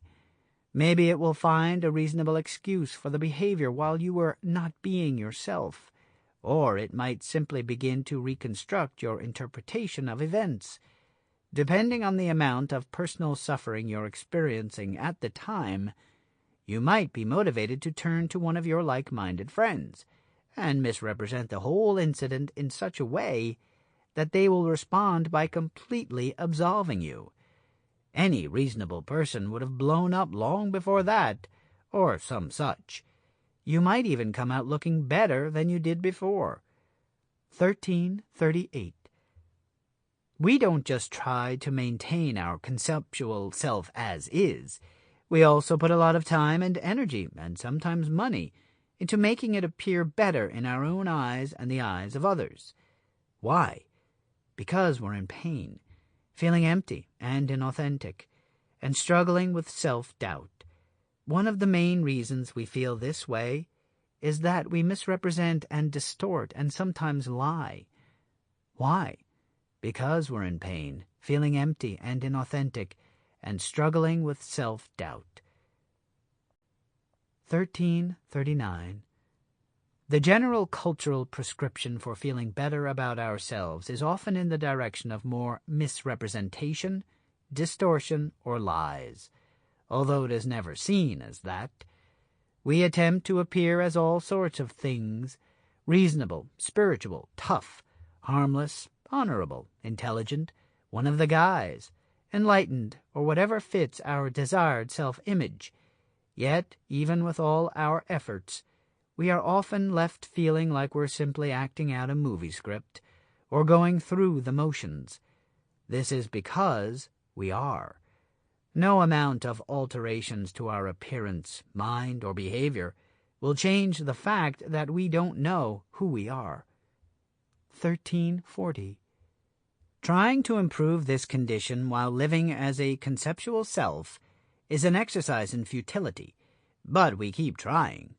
We revise our memory and our self-story, add on to our flagging self-image by making life changes, and if we can afford it, maybe we get plastic surgery or a new car. There's nothing inherently wrong with doing any of these things, as long as we're clear about who we really are, and that it has nothing to do with what we appear to be, either to ourselves or others. This kind of clarity is not easy to come by. We need to be ruthlessly honest in our self-assessment just to begin the process. But not only do we neglect to challenge our beliefs, assumptions, and less than authentic selves, we defend and promote them all the more when someone else challenges them. 1341. As long as something is identified as the self or of the self, our minds will nurture and defend it.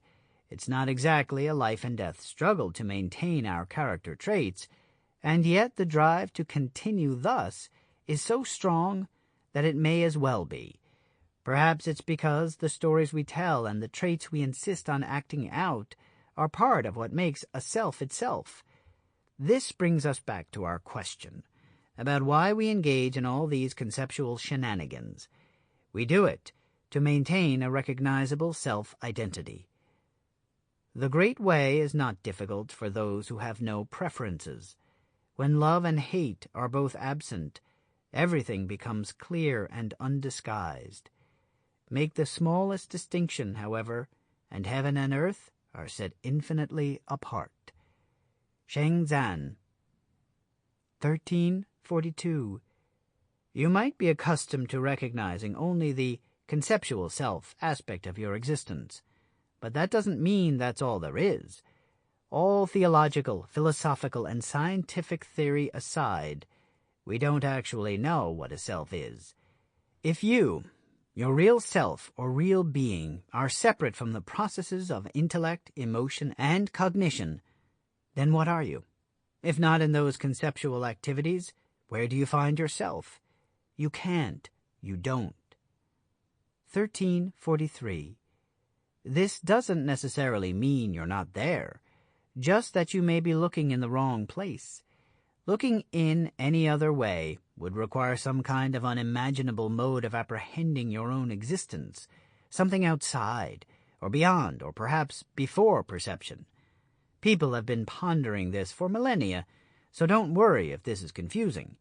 All you need to understand is that the moment you pin self down into a perception, it's not you anymore. It's something you perceive. 1344.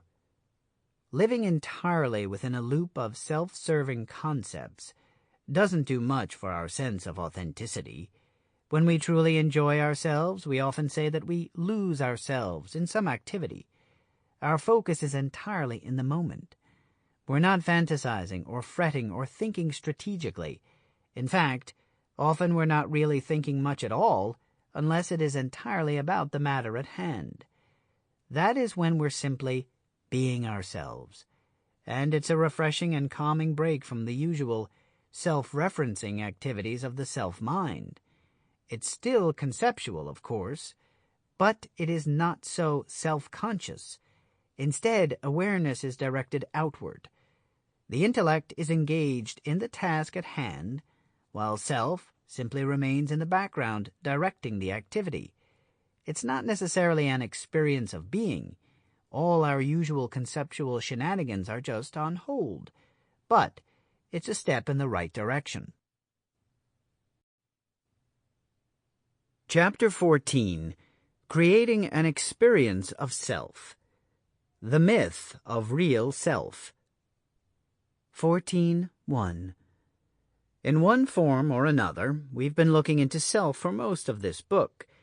This questioning isn't easy for anyone, and unless the matter is approached on a purely intellectual level, each person must wrestle with it alone in their own experience. Theories only lead to more concepts about self. As we approach the matter from direction after direction, you've probably had some insights about it by now, or at least you suspect on some level that you don't find anything clearly recognizable as your true self, although you suppose it's there somewhere. 14.2. In our switchback trail up the side of this very steep inquiry, we find ourselves passing the same views again and again from slightly different perspectives. Now we're nearing a view that I'd like to point out for you as we begin to wrap up Part 4, Creating Self. In fact, because hammering away at the same issue time and again is essential to real questioning, much of this chapter will be a sort of overview of what we've already addressed. I want you to start by thinking back to Chapter 3. To save some time, let's just review a bit to see how your understanding may have shifted. We were talking about the following two categories of cultural assumption. 1. Our views regarding not knowing, which result in the veneration of knowledge, an aversion to not knowing, and the adoption of beliefs in place of experiencing the truth. 2. Our assumptions regarding self, which result in the adoption and preservation of a fallacious conceptual self. 14.3. We hold not knowing as bad, and yet we don't know who or what we are. One question asked was, what does a knowledge-oriented culture such as ours do about inherent inability to answer a question so important to us as, what is a self? The answer was that we invent things. 14.4. Such an answer so early in our investigation couldn't really have much impact, since it's just an idea and not part of our experience.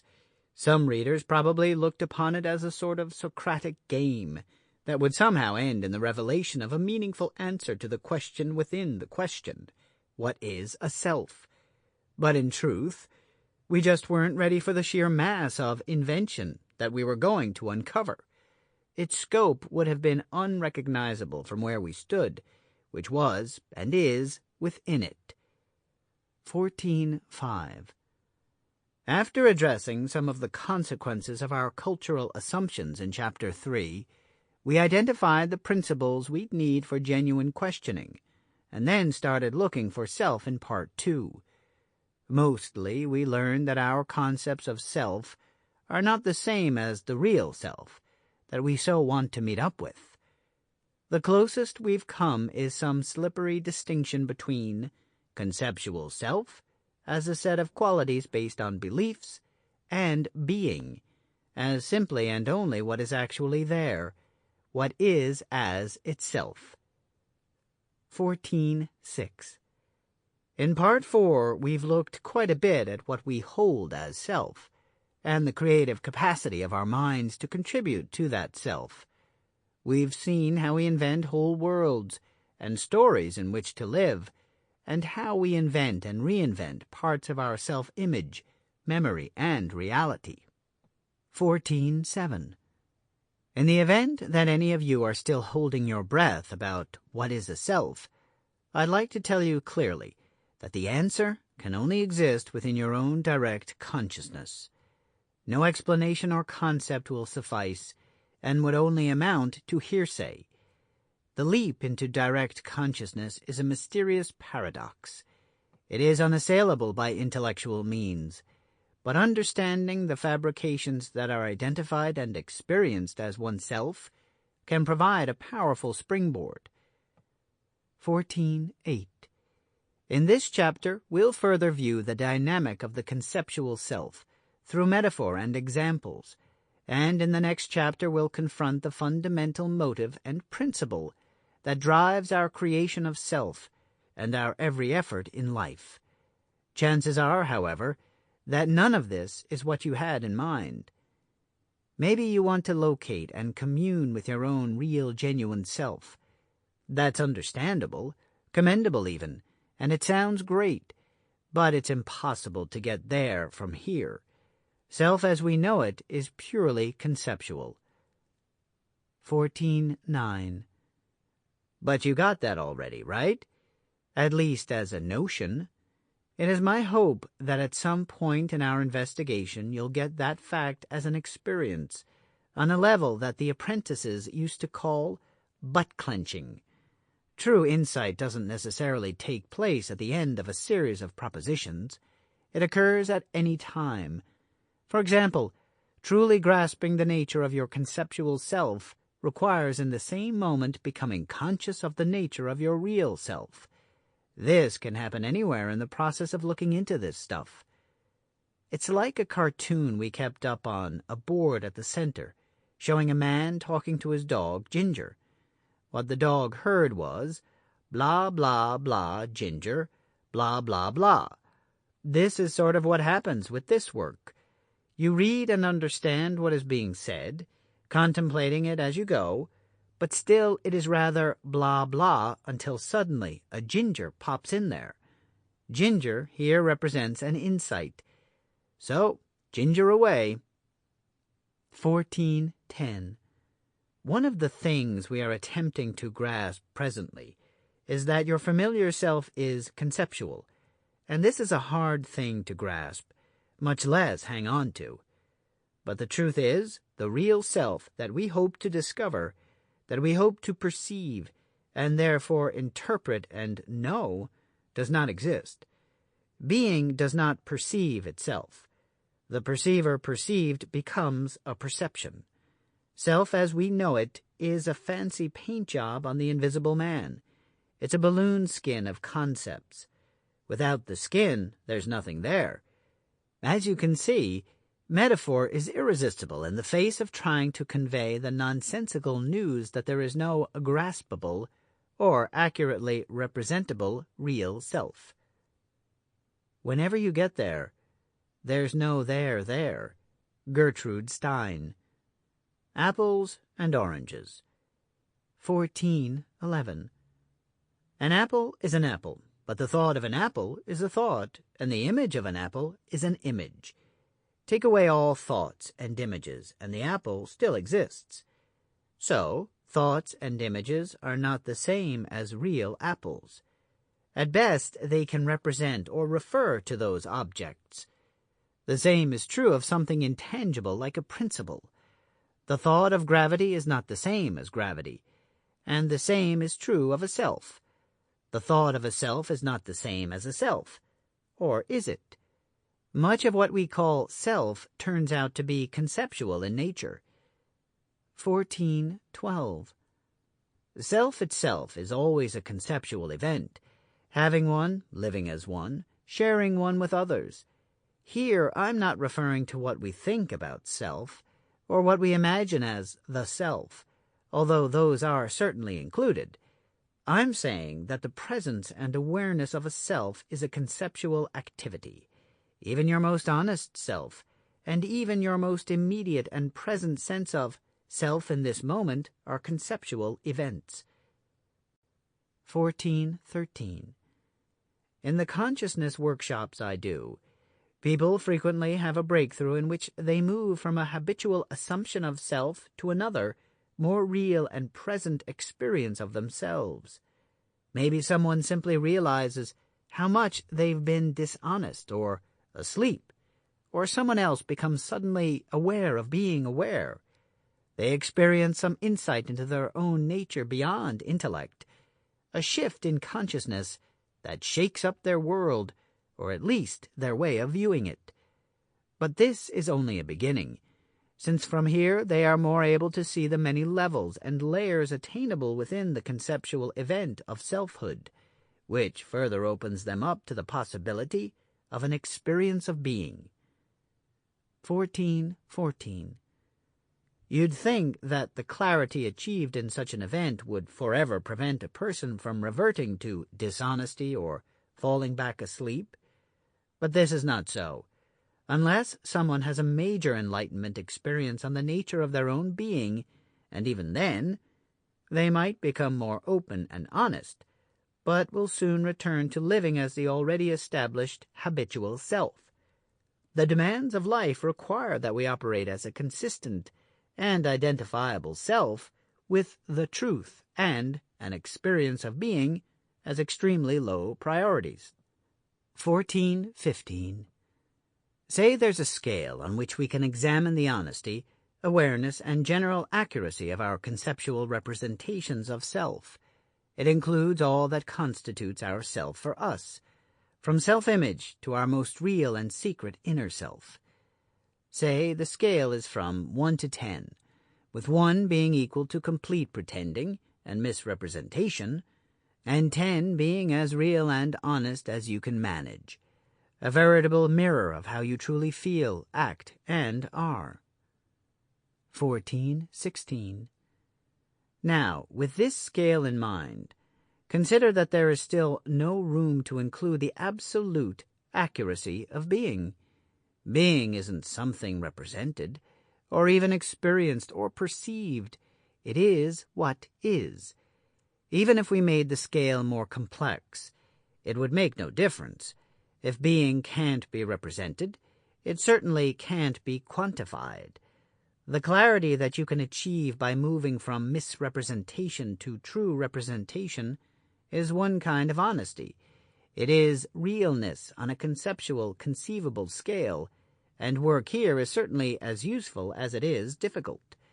But you need to understand that even such honesty is relative, and it takes place in a different domain than what we're calling being. 14.17. Being doesn't need to be honest. It can't be anything else. True consciousness is already what it is, and there is no possibility of misrepresentation. Being is so thoroughly just and only itself that it is not accurately representable by concept. Being just is. When we get tangled up in our web of beliefs and misrepresentations, and we lose our sense of authenticity, the direction we need to go is toward what is genuine. But being is not a better web of beliefs, or an untangling of misconceptions. Being is an absolute. There is nothing there to tangle. Believing in yourself. 14.18. Whenever we believe in something, who is it that believes? Obviously, it is we who believe, but since we've made a distinction between self and being, which of these is responsible for the believing? To investigate this question, let's start with what we find in our self-experience. We find our particular identity, our familiar perceived qualities, a sense of awareness, and the assumption that a self is behind this awareness. With the possible exception of our present awareness, all this is conceptual. None of this mind activity can relate to our real being because, in our experience, we find no real being. Our beliefs and assumptions relate to the self, not to being. 14:19. Since this self is necessarily created from concept and is composed primarily of the numerous assumptions and beliefs that we hold, it becomes clear that all of our beliefs and assumptions must relate directly to the self. They are self-referential, both forming the self and referring to the self. The relationship between belief and self is automatic and ongoing. Even all of the information and ideas that we don't believe will be related to the self. This is necessary in order to compare what's encountered with what we do believe, so that we can know that we don't believe it. What we don't believe defines us as much as what we believe. This process usually takes place so quickly and automatically that it merely surfaces as a knee-jerk opinion. 14:20. Try to catch this in operation right now. Bring to mind something you believe. For example, maybe you believe the earth is round. When you dwell on that notion for a moment, what happens? It comes to you as a yes, doesn't it? In other words, you perceive the thought and image as true, a correct perception, and it sits well with you. It is something you believe. Consider something else that you believe, something about yourself. It could be you believe you're a smart person or a good person. Perhaps you believe that you are special or maybe cowardly. Whatever you believe about yourself, isolate one notion and dwell on it for a moment. Observe what happens and how quickly it happens. This belief not only sits as true for you, it is about you, and so feels like you are perceiving into yourself, doesn't it? 14:21. Now consider something that you don't believe. Perhaps you don't believe the earth is flat. When you peer at this image, this notion, what occurs? It is a no, isn't it? Without delay, it is slipped into the category of rejected. Not so, wrong. Notice how you don't identify with it, how it is not correct, and represents something other than your beliefs, and so in some way not where you will go. 14:22. This all happens in a heartbeat, and so the significance of it could easily be missed. But if you seriously watch what occurs for you as you believe and disbelieve, and how these beliefs relate to yourself, it should become clear that something non-random and quite complex is taking place, because concepts are not the reality they represent, and are produced and shaped by the mind. Beliefs are free to be tailor-made to suit oneself. This dynamic leaves the door open for a conceptual self to recreate data in any way that serves it. Mandatory misrepresentation. 14:23. The way I keep contrasting the conceptual self with both real self and being implies that the conceptual self is not real. Why would I suggest that our self-experience could in some way be false? For two reasons: representation and misrepresentation. 14:24. We believe that every trait and characteristic we observe in our particular self actually defines who and what we are. But how could they be us when everything we perceive, including ourselves and our attributes, are representations in our minds? Since a representation is at least once removed from reality, and never the thing itself, It is technically also a misrepresentation. As with all interpretation, the interpretation known as who we are is both completely created and entirely self-referential. No matter how much is represented or misrepresented, it is still not the thing itself, and so not who we really are. 1425. If I have no genuine experience of who I am, then what am I going to present as who I am? I must either believe something I've been told or make something up. As I do these things, I am not presenting who I really am. I'm presenting whatever takes place and serves the function of who I am. In this way, I am presenting something false. This act of replacing the unknown with something known will soon be forgotten or ignored, since there appears to be no alternative. 1426. Everyone and everything around me seems to be specific and particular. This is what defines their existence. So I need to be specific and particular too. But, there is no graspable real self available. I really have no more insight into my true nature than I do into the nature of that chair. 1427. In our culture, we seem to be set up to handle this dilemma by assuming and accepting that defining a specific and particular self is the same as what we are. This demand to present ourselves as known requires a sort of mandatory misrepresentation. Of course I've got a self. I am a self. I'm just not totally clear on the matter, yet. So I'll fudge it for now. Perhaps I'll find myself later and get free of this nagging feeling that I am inauthentic. Maybe a religion would help clear things up. Meanwhile, I'll present whatever comes into view as myself. The need to identify with something specific appears like an honest mistake. It seems there's just nothing else to do. But most of us don't stop there. We go on to consciously produce something even less straightforward.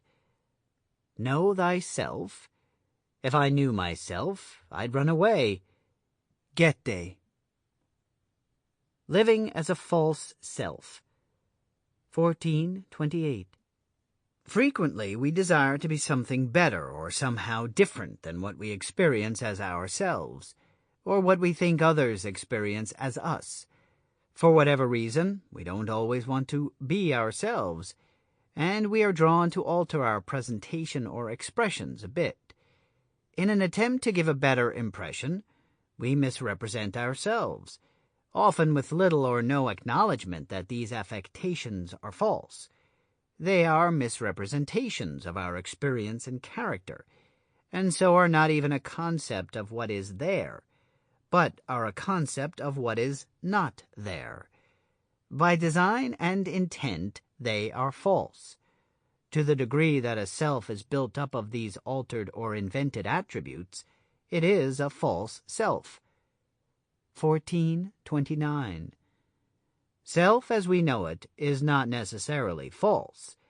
It is what it is, a conceptual fabrication. But if a representation is not a real self, a misrepresentation certainly isn't. Deep and shallow, active and passive. Much that we identify with as our self is false. It is a conceptual invention of some kind, some quality or way of appearing or acting that is not aligned with what's actually experienced as us in this moment. 1430. Some of this is immediately visible as false. We ourselves don't even think it is real. Some is more difficult to admit because it is motivated by the strong impulse to manipulate oneself and other people for the purpose of fulfilling one's needs.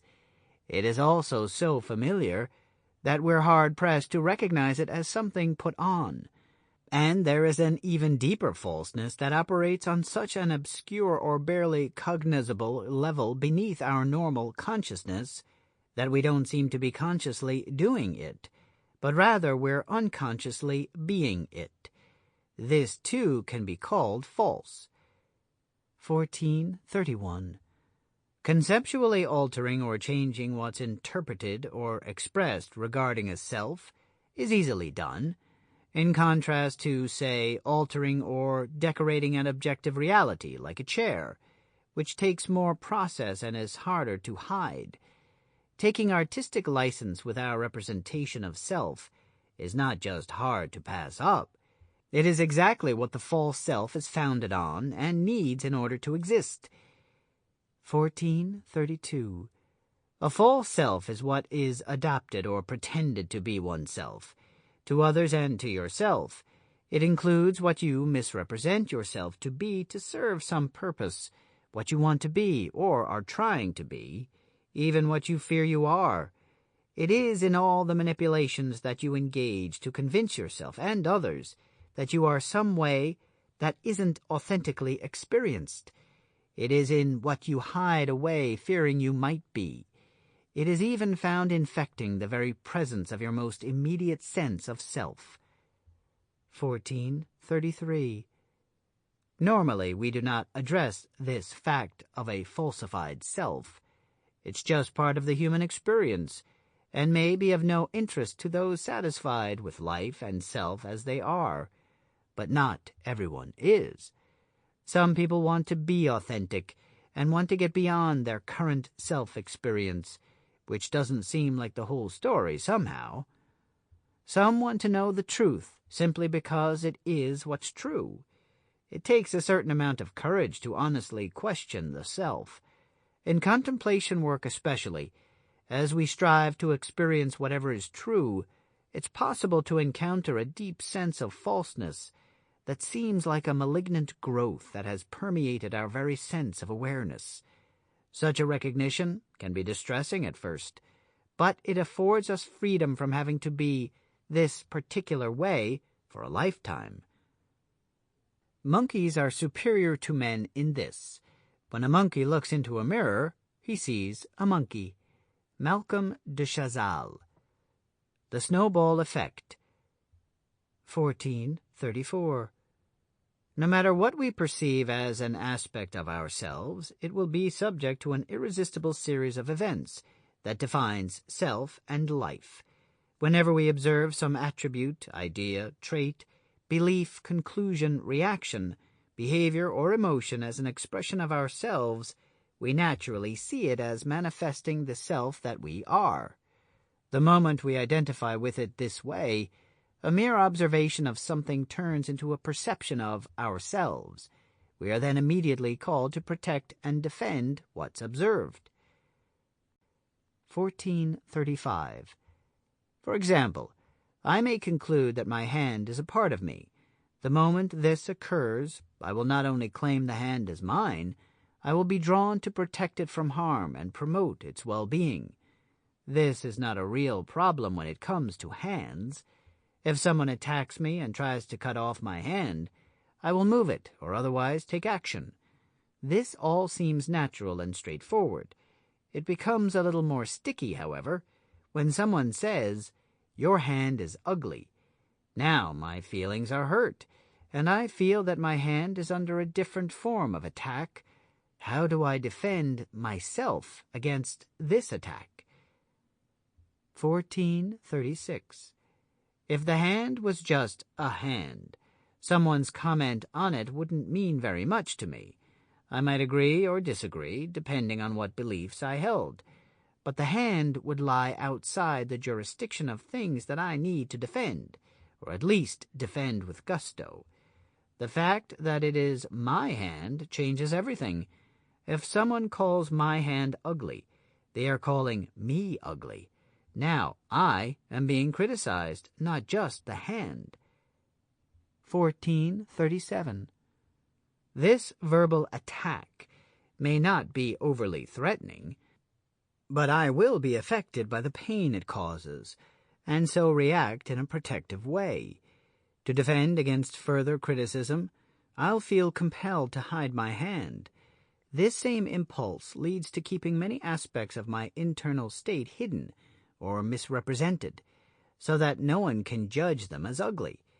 Since in this case I'm already exposed, I might imply their words are powerless to hurt me by saying, "Sticks and stones," or I might say their hand is ugly too, or I may sit down and cry pitifully, trying to make them feel guilty and so take back their statement.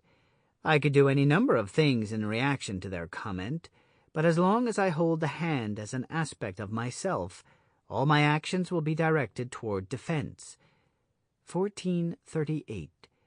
The hand itself is an object, but my hurt feelings and other internal reactions to negative comments are not objects. They exist instead within the conceptual domain, which is why we call them internal reactions. It is within this domain that our self exists, and within which arise the majority of our personal problems and distress. It is also here that a matter of personal identification can proliferate into such an unwieldy mass that it becomes difficult to manage. 1439. Imagine a snowball. It's just a small collection of snow at first, but then picture it rolling down a snowy slope, gathering layer after layer of snow as it goes until it reaches a size many times larger than the original snowball. Our self-identities follow a similar dynamic. In fact, one of the reasons this matter is so difficult to understand is that our self-identity has snowballed into something so large and complex that it is impossible to grasp with the intellect alone. 1440. Personally identifying or attaching ourselves to any idea, trait, disposition, characteristic, or what have you, is the beginning, the formation of snow into a ball. It could be any handful of snow.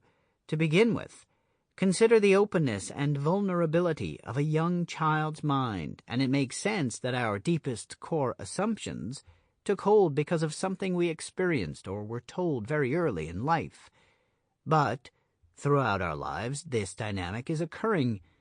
All that's needed is a belief in some idea of what or who we are, or about our personal worth in the world. It doesn't have to be at all true. Anything believed will do. The conceptual self will make it seem real. 1441. As we absorb this new belief about ourselves, we begin to adopt new forms of behavior and thinking that relate to it and from it, giving it even more substance, the beginning of the snowball. What was at first seen as merely an aspect of our identity will come to be perceived as a genuine personal attribute. As we continue to defend and promote this attribute, we will also begin to create and then identify, with the new behavior and thinking as well, a bigger snowball. These newest attributes will require their own defense and promotion, creating even more patterns of behavior and thought, adding more and more layers, a growing snowball. 1442. Are you following this? On and on we go, amassing a huge and complex matrix of self and self-serving traits.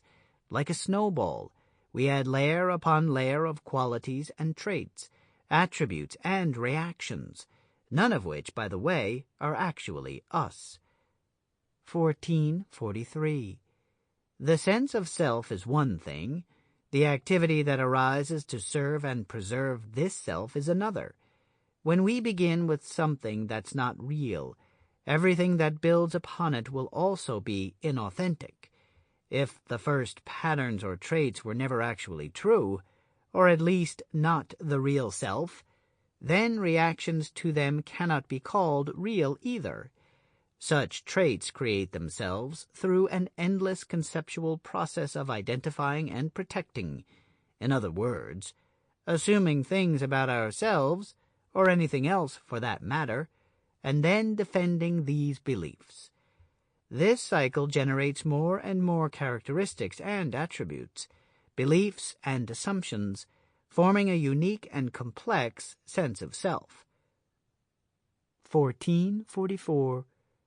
In the case of my ugly hand, for example, I may wear a glove all the time to hide the hand from ridicule, Soon I might be known as a strange guy who wears one glove. This will undoubtedly lead to behavior consistent in reaction to being seen as a strange guy. Perhaps I associate as little as possible with others, because I don't want them to see me as strange, or discover my embarrassing secret. This could easily lead to being seen as a shy guy, which of course will tend to make me actually become shy. 1445.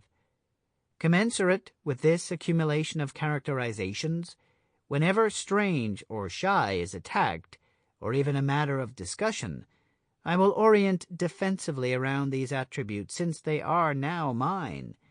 Depending on the environment, I might adopt a proud-to-be-strange attitude, or I might sulk about being shy.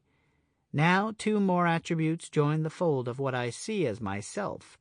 I become both proud and a sulker. These in turn will be defended when attacked and accepted when praised. 1446. When dealing with others, and within my own thoughts and feelings, I will relate both to and from an ugly-handed, strange, shy, proud, sulking guy. Whatever new behavior, reactions, or thinking might emerge to manage these attributes will also become identified over time as myself. On and on this will go. I will certainly begin to recognize patterns and traits that seem to be true of my particular self. A cycle is created and maintained as I defend concepts of myself that were themselves originally created to defend the self, and the snowball effect is underway. Fascinating, isn't it? Your duty is to be, and not to be this or that. Ramana Maharishi. Assembling a particular self. 1447. Begin to discern within your own experience what you have come to know as yourself, or more accurately, as the way that you are, what you are like, qualities you attribute to yourself, emotional reactions that you frequent. Notice what you think is true of you, both negative and positive attributes. Consider the experience of yourself in light of our most recent discussion. Start to recognize the astonishing number of effects your self-traits have on your experience of self, others, and life. 1448. Since these concepts about self are accumulated over time, they are representations or misrepresentations of what was, not what is. They are largely a collection of memories, personal decisions, beliefs, assumptions, programming, and patterns of thought, emotion, and behavior. Added to this ever-increasing compilation are the many reactions and patterns of behavior and thought that arise to relate to and protect what's already been adopted. This complex accumulation congeals into the self-image and self-concept that you experience presently. 1449. Constructing a self in this way sounds too big to miss, but it takes place every day, all day, in our every thought and gesture. It seems odd that so much could be involved in the simple self-sense we experience in this moment. It might be a bit like our experience of an object. We see the object and make a few distinctions about it, and this seems rather simple and graspable. What we don't see are the billions of atoms and molecules whizzing around, forming a complex web of activity that creates that object. Our rather busy but unconscious self-mind formulates what seem on the surface to be commonplace experiences. 1450. Perhaps our taken-for-granted strategies of self-manipulation are most clearly visible in the emotional patterns that arise as we attempt to fulfill our many needs. Consider a child pouting because he fails to get his way. His original impulse might be desire, which is then thwarted by his mother. The child's reaction to his frustrated desire manifests as pain, a feeling of hurt. The hurt alone doesn't help fulfill his needs, so he generates a strategy of action. He makes his pain visible with an expression of pouting, and thus more effectively manipulates his mother to give him what he wants. 1451. We can see that his reaction of emotional pain and his expression of pouting arise in relationship to his thwarted desire, but we might not realize that both are secondary activities. The child may well feel hurt, but the emotion itself arises as a manipulation to get what he wants, as does the more obvious expression of pouting. This suggests that he is the author of his own pain, although it is not always a conscious choice. Unless our pouter creates an experience of emotional pain, it will be difficult for him to generate a convincing pout. 1452. If successful, over time, the child is likely to repeat this behavior whenever his desires are thwarted, and eventually may adopt some form of automatic pouting, a skill that will become increasingly more subtle and sophisticated as he grows up. This rather familiar example of the manipulative process frequently adopted by children helps illustrate the possible origins of a particular characteristic. Whatever works has a chance of becoming a pattern, which will then be adopted as part of the identity.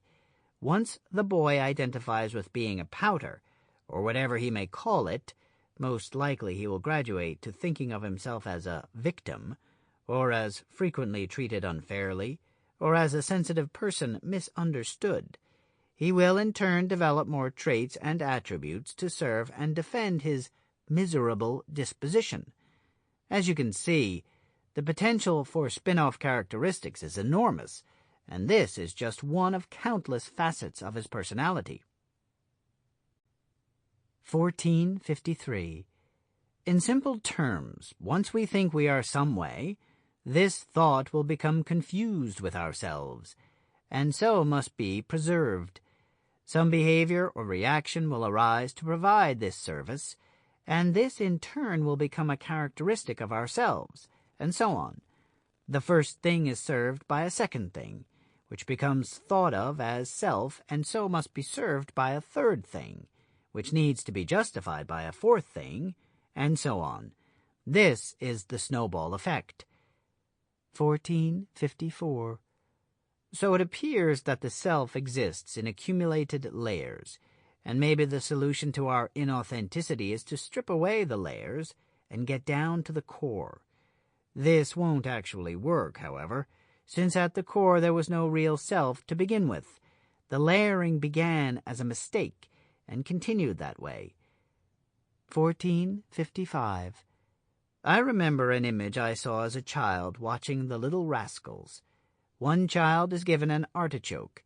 Having never seen one before, he assumes the edible part must lie inside, so he begins to pull off the leaves looking for the real vegetable. When he gets to the center, he is left with nothing, and is rather mystified about where the artichoke went. For us, however, layering into our core is a very valuable experience for getting to know what it is we've called self all these years, and to understand on what all these attachments and personal reactions are based. It's difficult to free ourselves from what binds us without becoming conscious of the bindings. Things are entirely what they appear to be, and behind them there is nothing. Sartre. The way you are in particular. 1456. Recall the never-ending story of me from chapter 12, and that you are constantly telling yourself a story about yourself and your life. What is this story?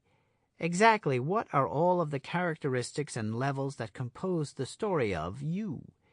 In a minute, I'm going to ask you to contemplate this.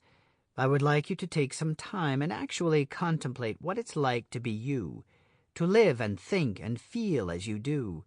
Not just the story you tell yourself on the surface, but all that you live that is true of you. 1457. To make this more interesting and to help keep you on track, I'd like you to imagine that you're getting this experience across to an unformed entity, a blank slate of open possibility, one who knows nothing of what it's like to exist in the world like you do. Pretend that this entity is available to become you and take over that job, so you can be freed of the burden of having to be you. By forming a sort of Vulcan mind meld, all you have to do is experience yourself, and they will experience it also. But you need to become fully conscious of everything that is true of you, every facet exactly the way that it is for you. Otherwise, they can't get it, and you would still be stuck with the burden of having to carry on the way that you are. 1458. Contemplate to be conscious of the one you are, being in particular. Not what it is to be human in general, or even what it is simply to be, but what it is like to be you. Do it in such a way that this unformed entity can experience what you experience, so that they could actually be you if they decided to take the job. This means that it's very personal, intimate, honest, and true. You can't give them the way that it's not or alter it in any way, since then they would not experience self and life as you do. If you only tell them the story you tell yourself, to make yourself look better in your own eyes, for example, then what they would be is that story, not you or the way it really is for you. Honesty is a factor. Your job is to recognize fully and acknowledge the entire scope and reality of you as an individual, positive and negative, to consciously come to grips with the way you are simply because it is the truth. Self-contemplation exercise. Now, contemplate what it's like to be you as if open possibility were applying for the job. Do that first. Then when you've done that, come back to the book. 1459. Okay, take a look at what you came up with. Did you get it all? Could you admit and fully experience the truth of you, regardless whether you like it or not, or whether it fit all of your ideals? Did you experience the multi-layered nature of your internal workings? Did you become conscious of everything that you are up to in being a self?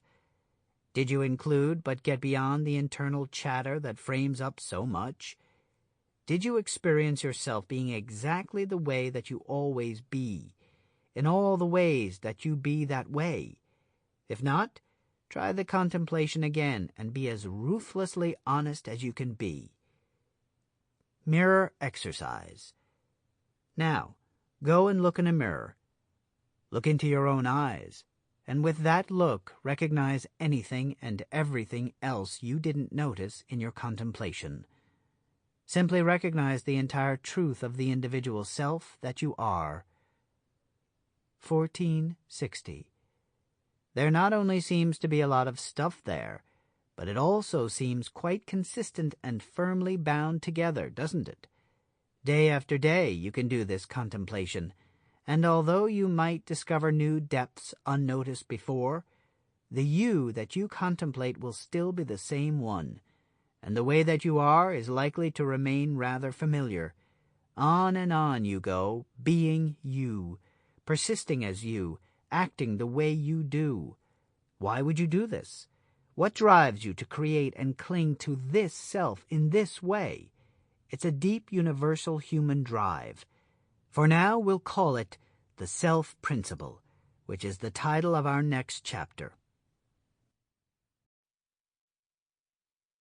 Chapter 15.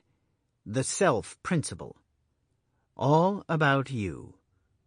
15.1. When you get rock-bottom honest, you can probably admit that the most important thing in the universe is yourself. You may love others and cherish your ideals and principles, but how could these sentiments exist without you to create them?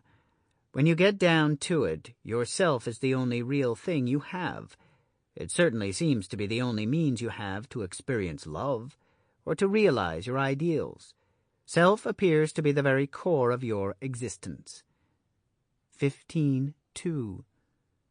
Culturally, we believe that awareness comes from the self, and that self is where perceptions are received. We're pretty certain that each self is unique and essential for our existence, and yet to acknowledge the primary importance of our own self is considered impolite. Being self-centered is held as a negative activity, but where else would you be centered? Go ahead and drop your manners, and really delve into your experience. Admit it. Yes, as a matter of fact, the universe does revolve around me. Your self is the central aspect of existence. It is you, and that is the only totally indispensable item there is. Even if all is lost, you still have yourself. 15.3. This brings us to what could be called self's operating principle.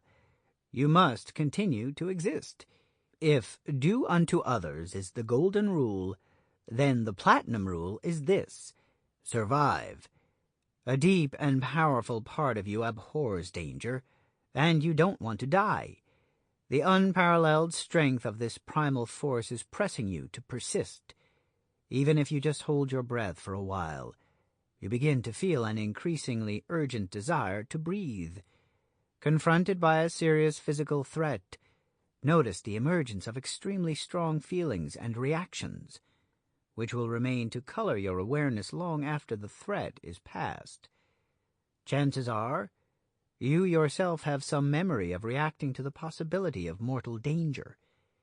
Get in touch with the deep driving force that motivates your will to survive.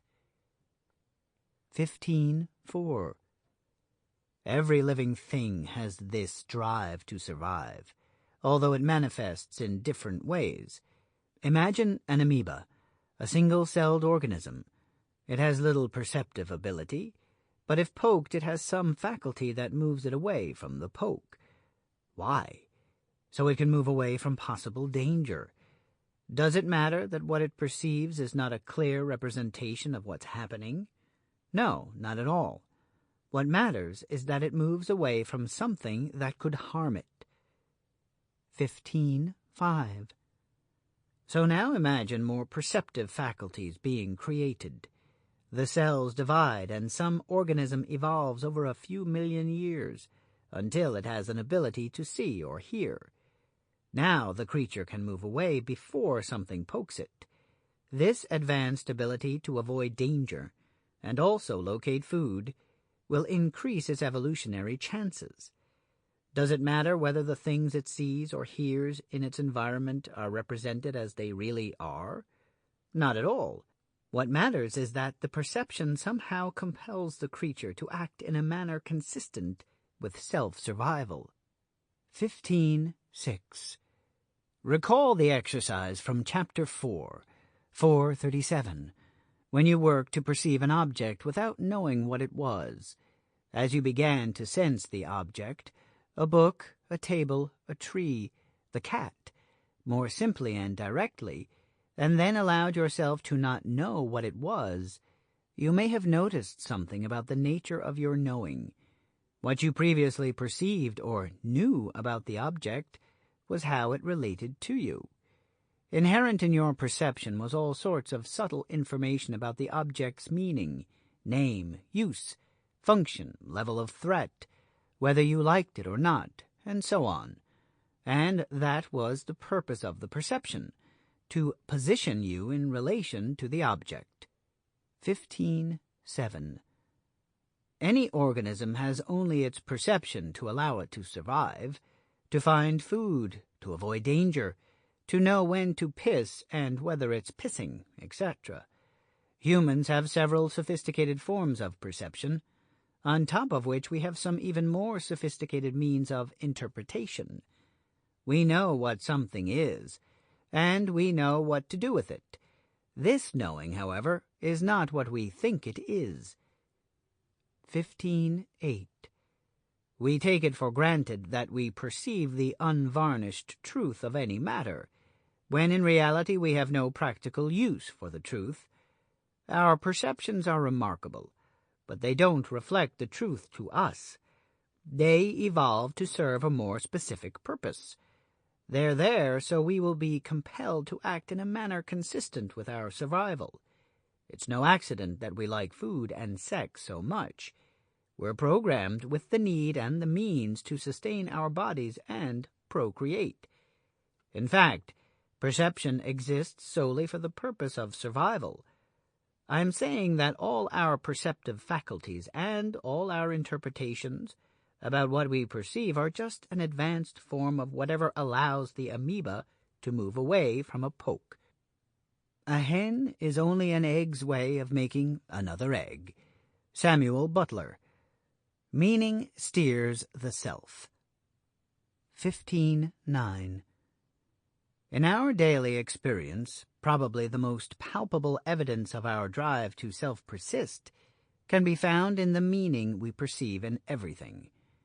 Our survival needs demand that the world we perceive be divided into positive and negative, and so every object, person, circumstance, or idea will automatically include a charge of some kind. Of course, we make many other distinctions as well, but one of the first assessments we make is whether something is threatening or benign. After that, it's about determining the specific risk or value the thing has to our particular self, and what we should do about it. 15.10. Our desire to know in this way is not a matter of human curiosity, but rather it stems from our need to evaluate everything in terms of its relationship to us. This concern arises so incessantly from our survival drive that if it weren't so automatic it would probably be overwhelming. Whatever we perceive internally, like thoughts and feelings, or objectively, like objects and actions, this drive fluidly relates each perception to ourselves and quickly provides us with an array of sophisticated meaning and its appropriate charge. 15.11. With our need to survive as a physical self, it's obvious that continually making these flash judgments can come in very handy for quickly positioning ourselves in relation to whatever comes up. Consider we hold that the value or threat of any object, person, or circumstance is somehow inherent in its existence, and that we merely discover the meaning it has.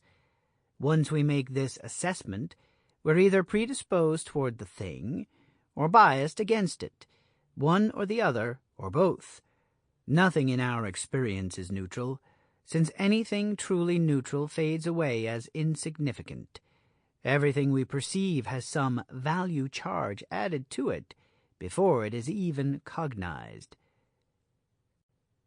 15.12. It makes sense that our drive to discover meaning is a result of our need to survive. Meaning allows us to identify and avoid danger, discern what's valuable, and fulfill our needs, but clearly that's only part of the story. We don't just discover meaning. Meaning is created specifically for the purpose of our survival. Meaning exists for us because we are in the act of surviving. 15.13. At the risk of oversimplifying, being a self is like living within a machine that sprays your particular blue paint everywhere you look. Of course you know the world is blue. That's the way things are. It doesn't even occur to you to question this. When nothing you see is not blue, how could you possibly notice the way your own activity colors your every perception? The self that you're surviving generates every interpretation, meaning, and charge that you experience. It does not merely perceive what is there. 15.14. Even if we suspect that it is we ourselves who assign meaning to everything, we prefer not to scrutinize or even acknowledge this fact. It lessens the power of our certainty and interferes with the notion of reality as an absolute. We like to experience reality as a fact that exists independent of us. In order to powerfully direct our survival activities, our feelings and other reactions must have the weight of truth, and yet need not be true at all. Besides, the possibility that the meaning we assign to reality is in any way coming from us is just too much responsibility. With great freedom comes great responsibility. 15.15. Recall an instance of spotting a gorgeous woman, a perception that's likely to evoke some meaning and charge for anyone. If you're a heterosexual male, then one set of meanings and feelings will arise. If you're a heterosexual female, it's likely that the perception will prompt a very different reaction and charge. How something is perceived is a function of the self doing the perceiving. 15:16. Supplying the meaning to everything encountered is an automatic operation that occurs in the same moment as our perception. A great deal of information is contained within each moment of meaningful perception, but the distinctions we make aren't just random conceptual add-ons that we decide to tag onto everything. 15:17. Adding meaning is not a choice, it's a drive. All this is just what we do. It is survival occurring. As a self, we don't experience our place at the helm of this creating. We only experience being driven by it. We are not conscious that we are generating meaning or charge. It seems as if the resulting emotions and other reactions we experience just rise up out of somewhere hidden within us.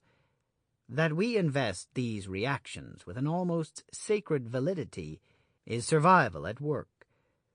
The feeling charge that we experience serves solely to direct the self to adopt an appropriate relationship to whatever is perceived. It's a beautifully efficient mechanism for survival, but it cannot provide an experience of what's simply true or real in itself. Meaning exists to serve the needs of the self. Whatever the self describes the self. Jacob Boehm. Two domains of survival, physical and conceptual. 15:18. Of course, when we first hear the word survival, it's likely to evoke images of someone in the forest digging around for grubs just to stay alive. Extreme life or death situations will not often be an immediate concern for most of us, but the same power behind our will to survive still drives everything we do and experience. 15:19. Even at the hectic pace of modern life, handling our physical needs is rather straightforward. Basic acts like breathing are certainly essential for being alive, but we do it regularly and usually without a thought.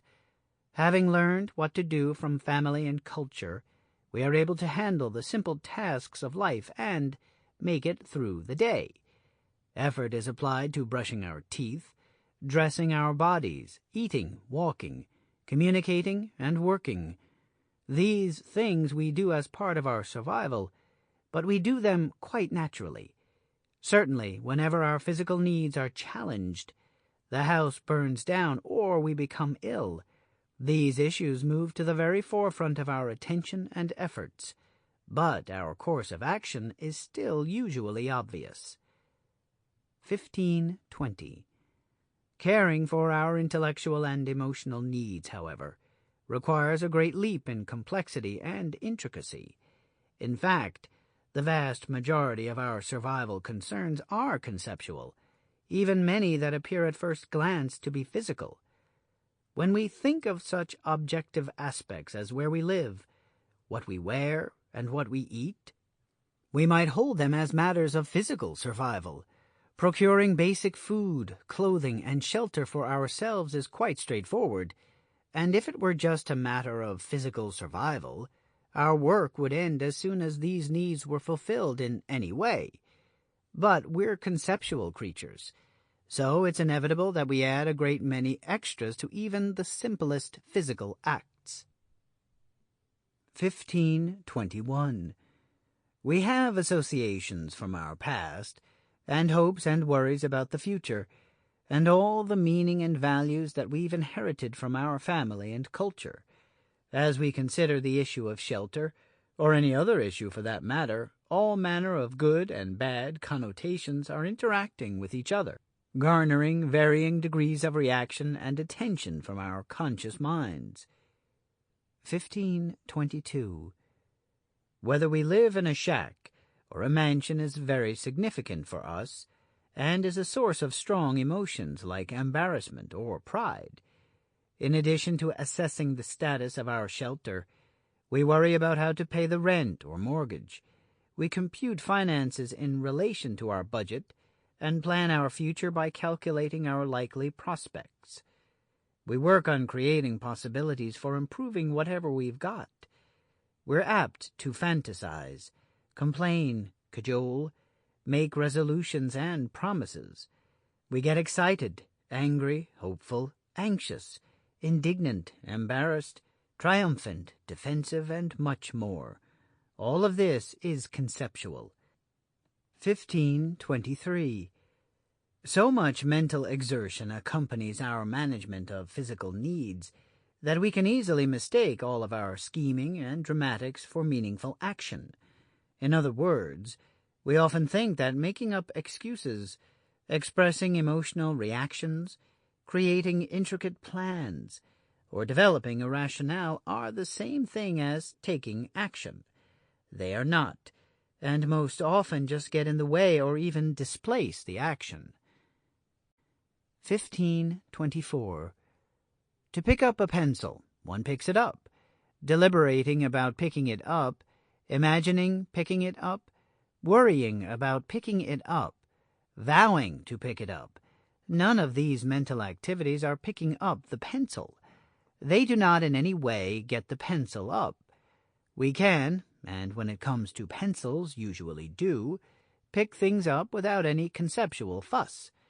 A physical act requires only intent and action. In fact, such a bare minimum of conceptual activity is needed to pick up a pencil that we frequently do it without thinking, which suggests that action can be taken with the merest background intention. The only additional requirement is to do so. Just making this distinction helps us begin to strip away extraneous conceptualizing and free up a great deal of the energy and time that we usually apply to handling life activities. Just do it. Nike. 1525. Since the human experience is so thoroughly dominated by concept, it's only natural that survival for us includes survival in the conceptual domain.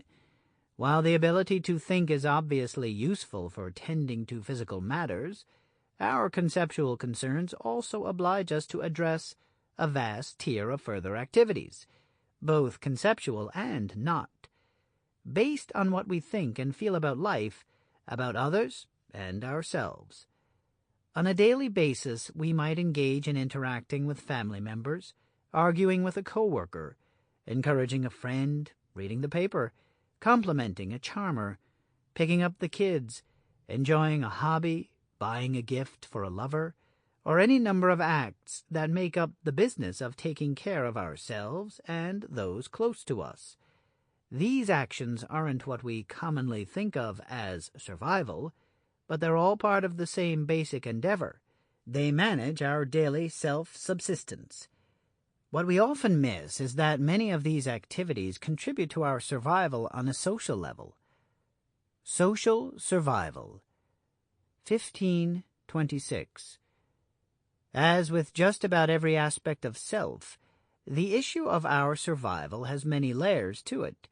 As social animals, it's clear that our social concerns take up the greatest portion of our energy, especially with all the machinations that frequently accompany our interactions with other people. Even so, the domain of what I'm calling social survival is much broader than you might suppose. It is probably the largest and most continuously attended domain of self-survival. 1527. You should understand that I'm not talking about the way we behave at parties, or how popular we might be, although of course those are included. What I'm calling our social experience is active even when there's no one for miles around. The mere existence of another person, whether in front of us or only in our minds, creates an entire world, one that cannot exist without the possibility of interacting with another. Think about it. 1528. The act of comparing yourself to others, the idea of being a good or bad person, can only occur in relation to others. The existence of social interplay generates realms such as judgment, communication, emotion, manipulation, sexuality, empathy, and argument. Without other, we wouldn't have notions like value, self-worth, individuality, beauty, deceit, honesty, agreement, and accountability, nor would we experience reactions like hurt feelings, intimidation, pride, love, embarrassment, loneliness, hate, and shame. Social survival is the source of language, family, religion, politics, the media, community, culture, entertainment, education, fashion, status, employment, government, subcultures, music, law, and on and on.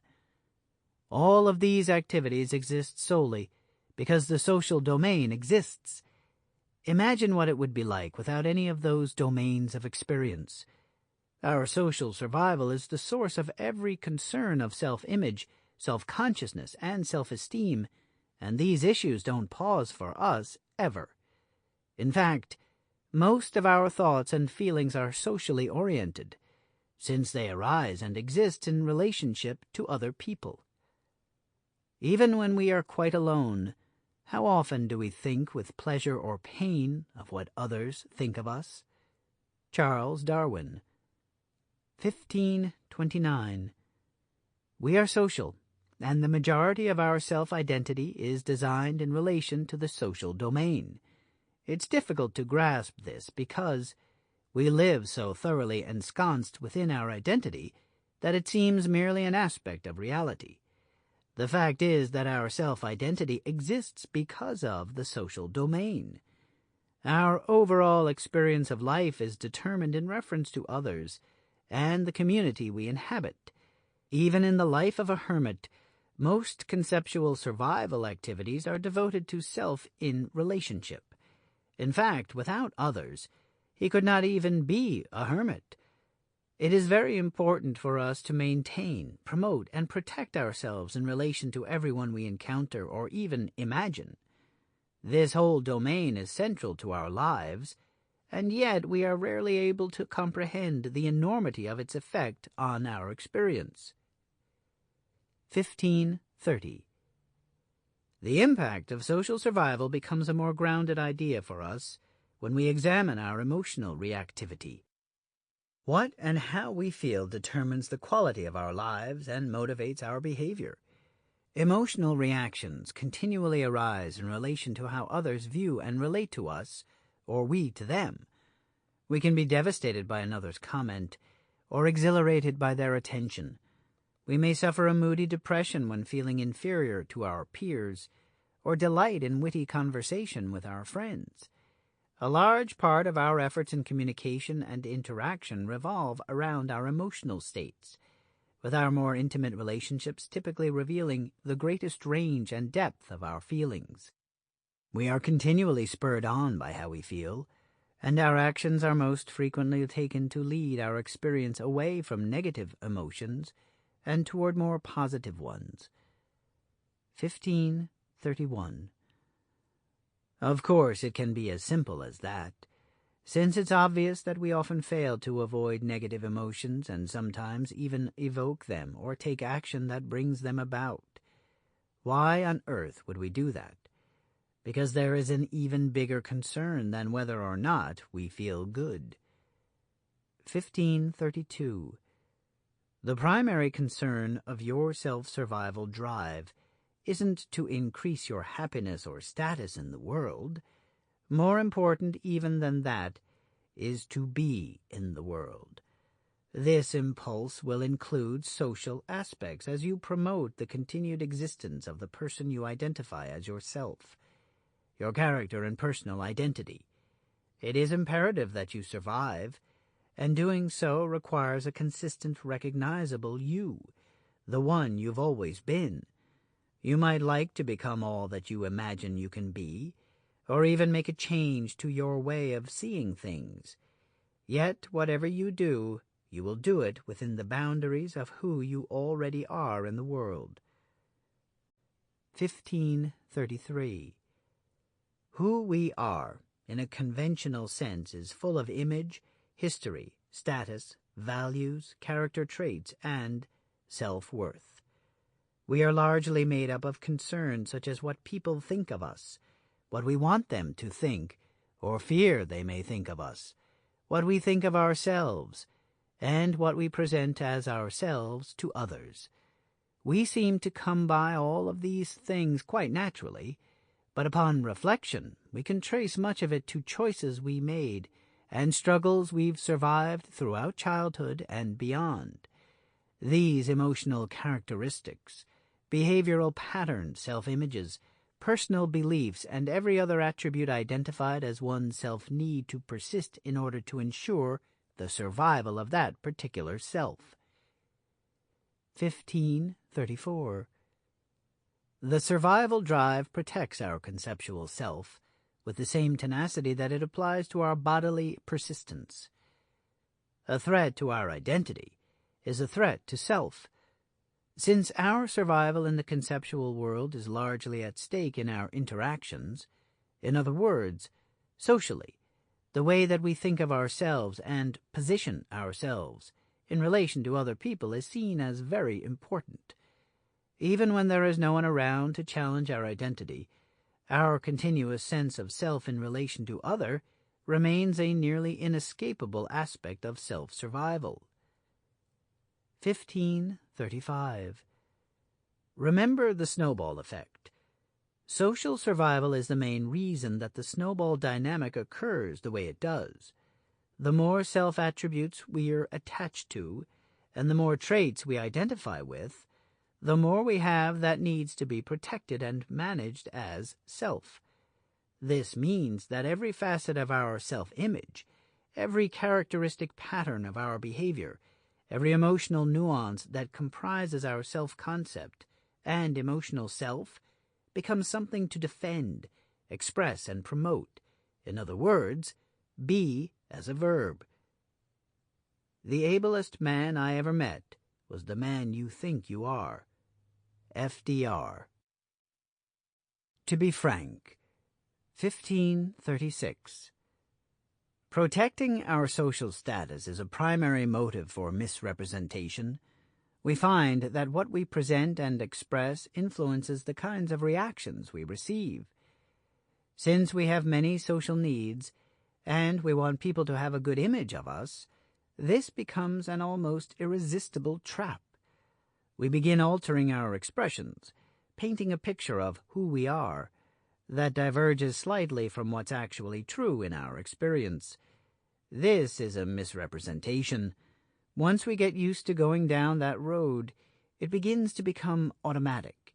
By the time most of us are adults, so much of this has taken place, and the real and the false have become so blurred that most people honestly believe things about themselves that aren't true. These affectations were only adopted so that we and others would view us in a particular light. But repetition has created a real pattern of misrepresentation. Such patterns then turn into character traits and become believed as real even by oneself. This is one way a false self begins to be perceived as real. 1537. When a false self determines our expressions, these will not only be inaccurate representations of what's there, they will be purposeful misrepresentations.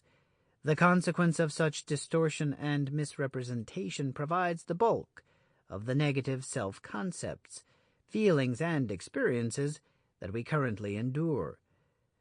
1538. For example, say Frank believes himself to be a worthless and uninteresting human being, that these are buried core beliefs to which he has become attached.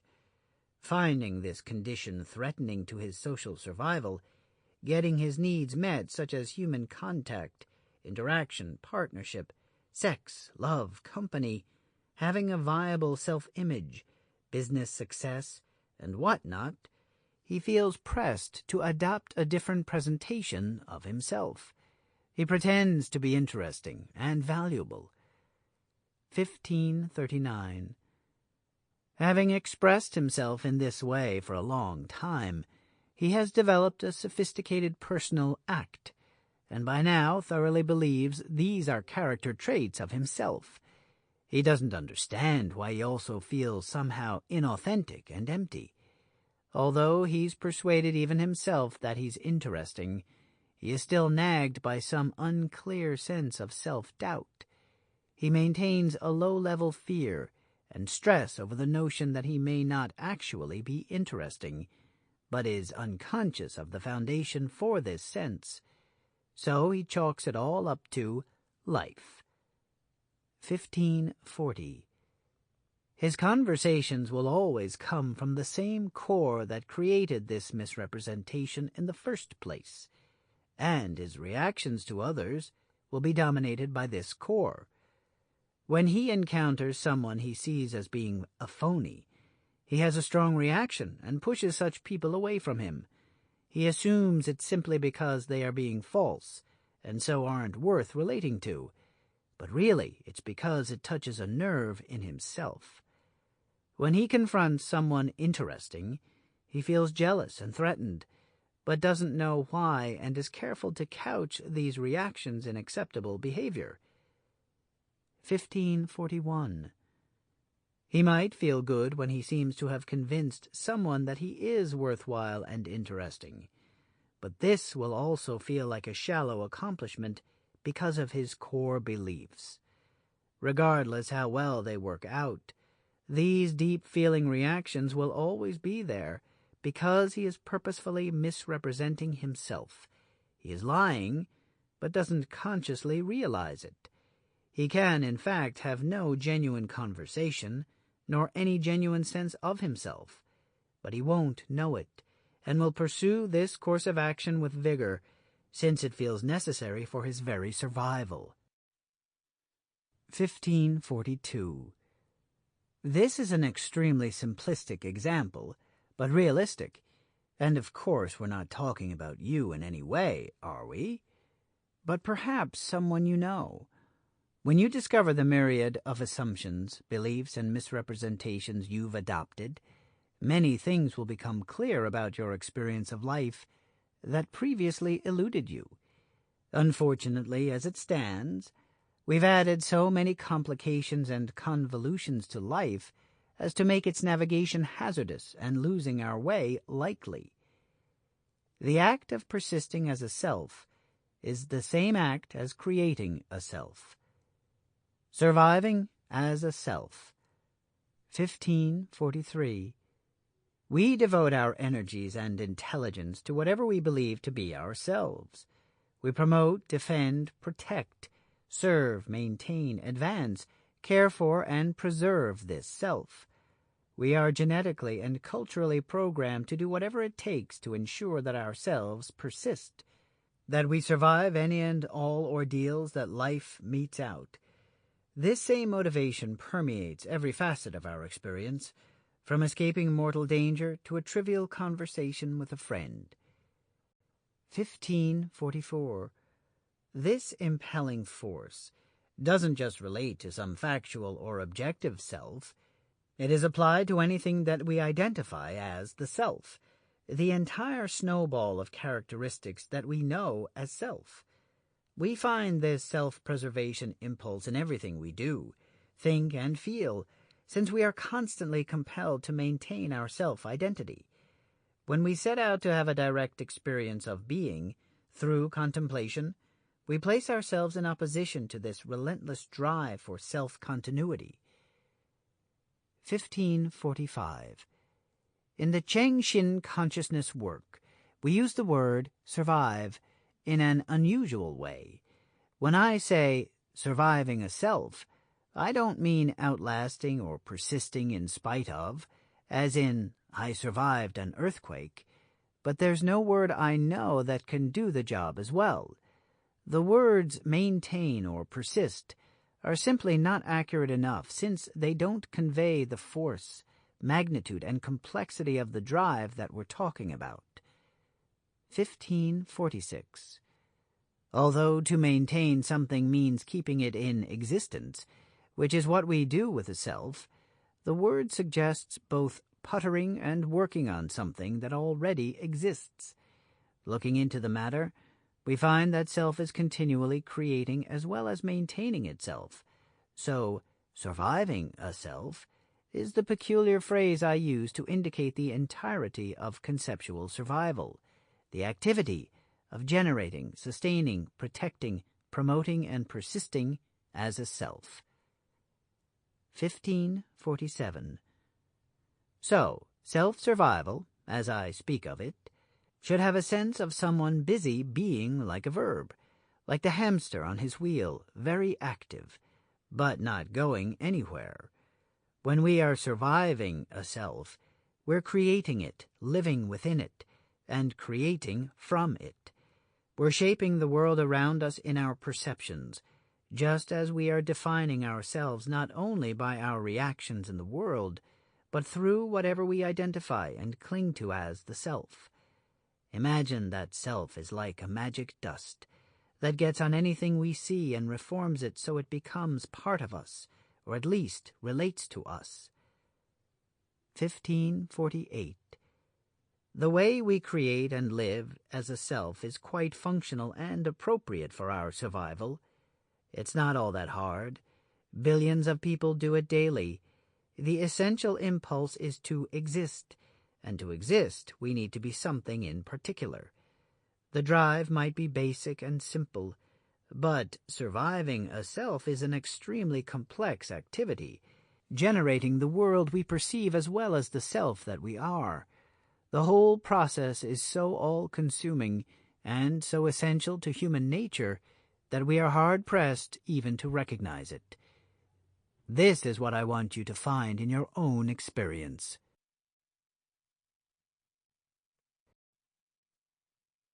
Chapter 16. Survival is not being.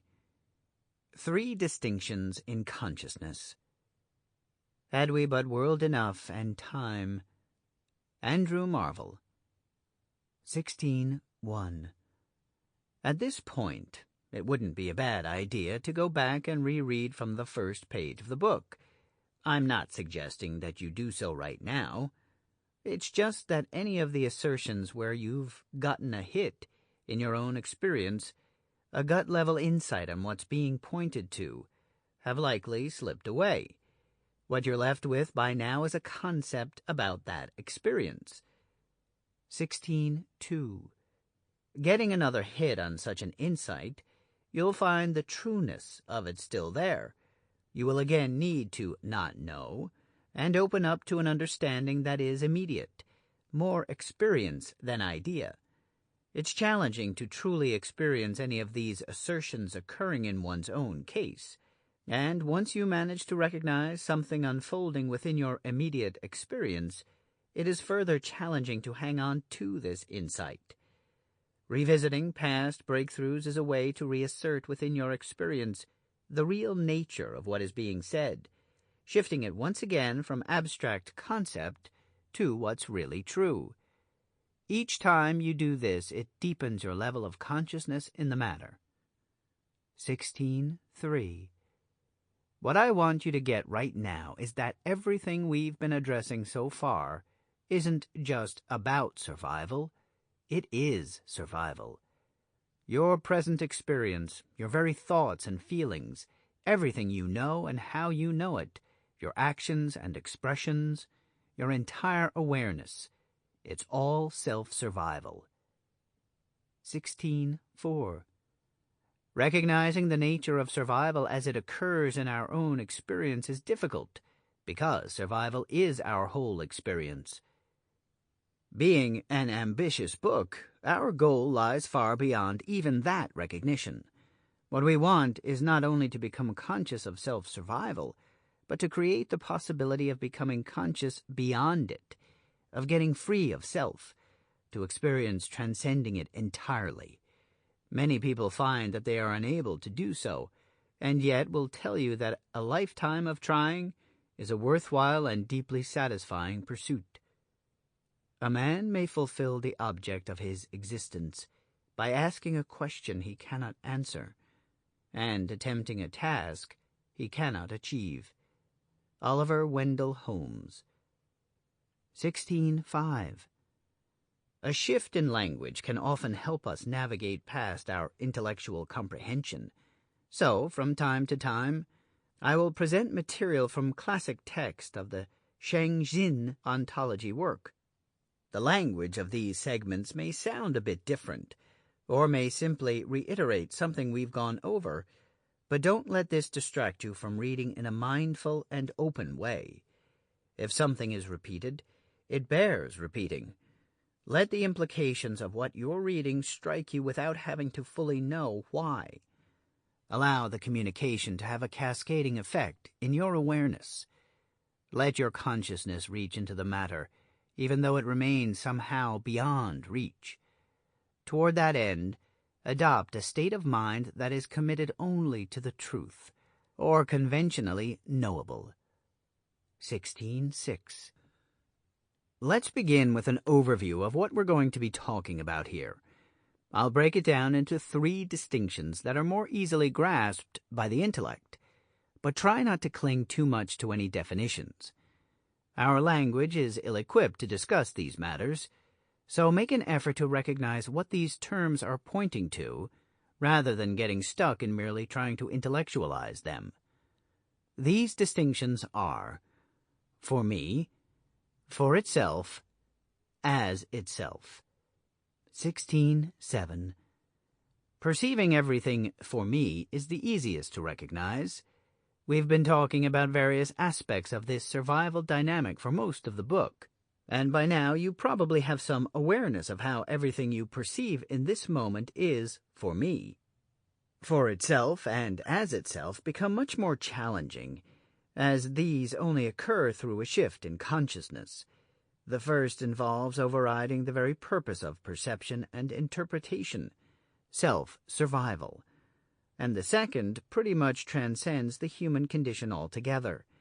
Remember, don't just try to figure out what's being said here. This work must take place in your own experience, and all I or anyone can do is point the way. Let's look at each of these distinctions a bit more closely. 16.8. For me.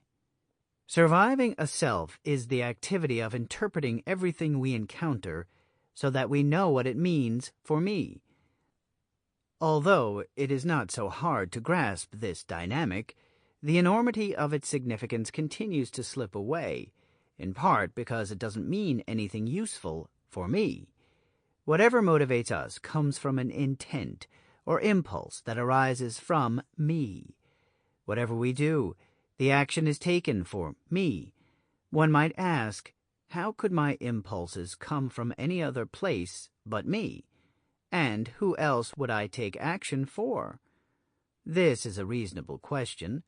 Clearly, all our actions, reactions, beliefs, thoughts, feelings, and perceptions seem to come from and exist for oneself. That is their purpose, to serve whatever is identified as oneself. We've covered this extensively already, but must continue to strive for a deeper experiential understanding of this dynamic. 16.9. For itself. Since everything we perceive is interpreted within the context of self-survival, nothing is known for itself. It is only known as its relationship to us. To know something for itself takes a concerted effort, consciously overriding our automatic perceptive processes. Achieving this is just as hard as it sounds, especially if what we want to know for itself is the self. Remember, even a tree is only a tree to the perceiver. Unless I achieve some sort of shift in consciousness, the interpretation of what tree is and means for me will always completely eclipse whatever is there for itself. This is perfectly appropriate in relation to our survival perceptions, so why would we care to do otherwise? Well, mostly we don't. It depends on whether we want to survive or to experience the truth. We'll go more deeply into for itself in the next section. 16.10. as itself. For me and for itself both take place in the domain of perception. By contrast, as itself is a direct consciousness that defies rational understanding.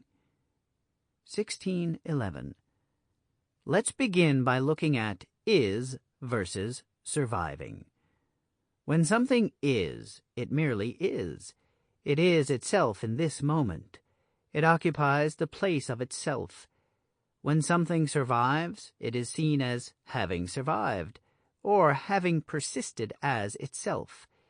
It is only as a memory of the past that this persistence arises, and it can only arise in concert with the future possibility of the non-persistence of that something. 1612. Survival occurs as a process in time, the process of surviving. This process can only be identified or known from having persisted for at least a moment, as a memory of a past moment of persistence. The concept of something identified as you persisting is what is known as the self surviving. When you say I am or I am surviving, you are making a statement that you remember existing. The process of identifying with something that is assessed as still occurring, this is all based on the past, even if it is only a moment ago. Otherwise, what could be identified as you or as persistence? The idea of you existing in the future is based solely on the memory of you persisting in the past and extrapolating that out. This provides a self-experience, not a consciousness of the true nature of this moment. When something is, it merely is. To become conscious of something as itself is direct and immediate, and takes place outside the realm of perception. 1613. So what you have now is an idea about three kinds of experience. Of these three distinctions in consciousness, two take place in the perceptual realm, and so are conceivable, while the third is beyond perception, and so remains incomprehensible. You're not designed to easily understand the real nature of these distinctions. The names I've assigned to them may not seem so disparate, but the difference between knowing something for me, knowing it for itself, and being conscious of something as itself could be called infinite. 1614. Since you're still here reading, you have some interest in getting beyond an experience of mere survival. It hasn't been easy. You have likely had to let go of some cherished fantasies regarding self, spirituality, and enlightenment. If your understanding is not just intellectual, and you're getting this on an experiential level, you were probably challenged by the assertion in Chapter 14 that the real self you wanted to find doesn't exist. But you're still here reading. Why? Perhaps you are indeed seeking out the truth. 1615. For someone setting out to experience the nature of being and reality, the powerful forces of self-survival are blindingly prohibitive. But such characters are rare in any culture, and for most of us, seeking out the truth is no more than a passing interest or an entertaining debate with some friends. Attention and commitment to such things are usually temporary and minor.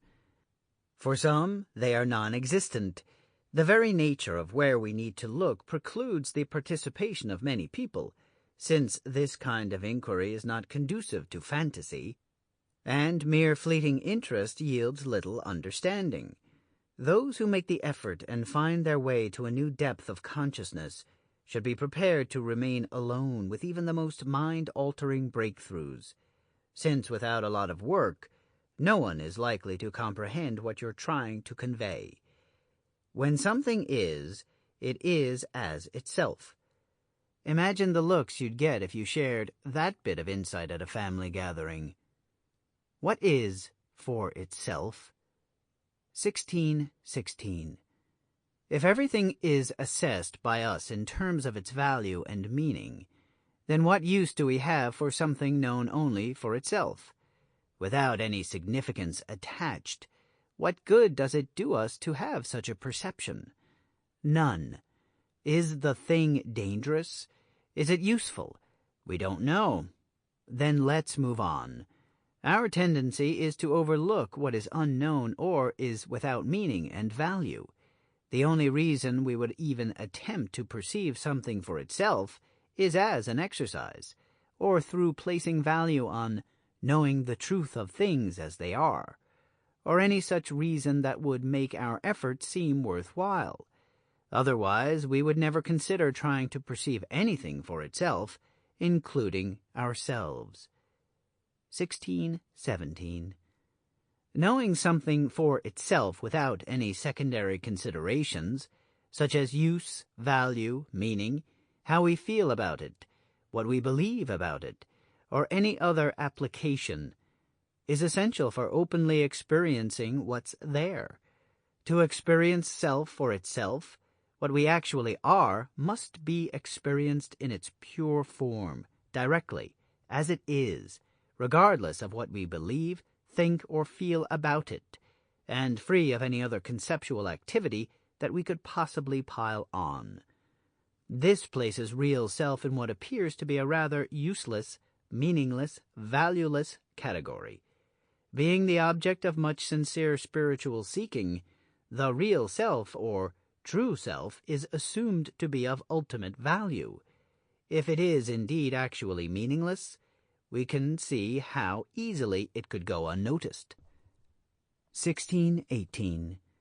Perceiving something for itself requires eliminating everything in our perceptive experience that is there for me, all judgment, charge, reaction, preference, use, value, name, and so on. This leaves us with a very immediate perception that something is there, but it is without meaning. We are not relating its presence to the self. Instead, it is seen as how it relates to itself. Experiencing things for themselves is not easy, but it is possible. In such a case, a tree then becomes that thing, which isn't named a tree, but is a presence that is experienced as there for itself. When you get down to the most honest perception of the thing itself, without any of the automatic self-references mentioned above, this is an experience of something for itself. Not metaphor, not standing for, not sign. Minor White. 1619.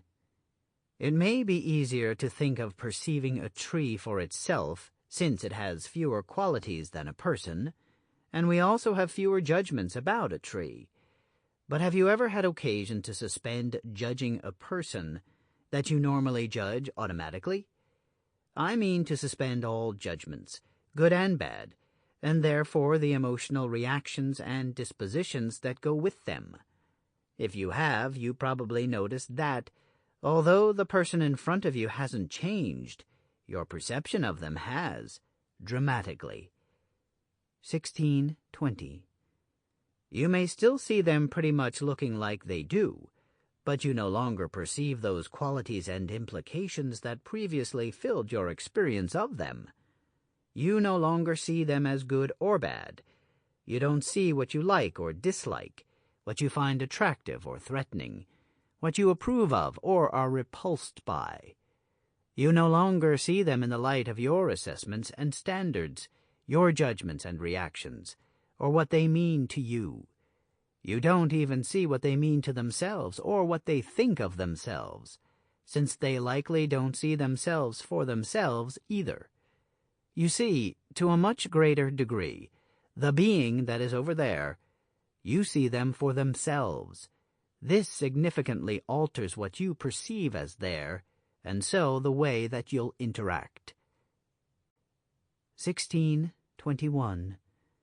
If you've ever done such a thing, the next time you encounter someone you clearly judge, a hero, an asshole, a sniveling coward, a brave and noble person, a slimy con artist, an out-of-touch intellectual, a beauty, a stupid person, a kind and loving soul, suspend every judgment that you have. This may take a few minutes. Okay, probably longer, since you will need to uncover judgments so subtle or taken for granted that you overlook them. Once you've managed to eliminate all the judgments you harbor, take a fresh look at the person and see what you perceive. 1622. Now repeat this whole exercise with the judgments you have about yourself. In fact, consider this a standing invitation to question all your perceptions of self and other. He who knows much about others may be learned, but he who understands himself is more intelligent. He who controls others may be powerful, but he who has mastered himself is mightier still. Lao Tzu. 1623. Because our perceptions work out for the most part and appear consistent and familiar, we imagine that this means they're accurate, and that they truly represent what's there. This may indicate some sort of commensurate relationship between our perceptions and reality, but it does not mean that they are one and the same. 1624. What do you suppose an amoeba envisions as the reality behind being poked?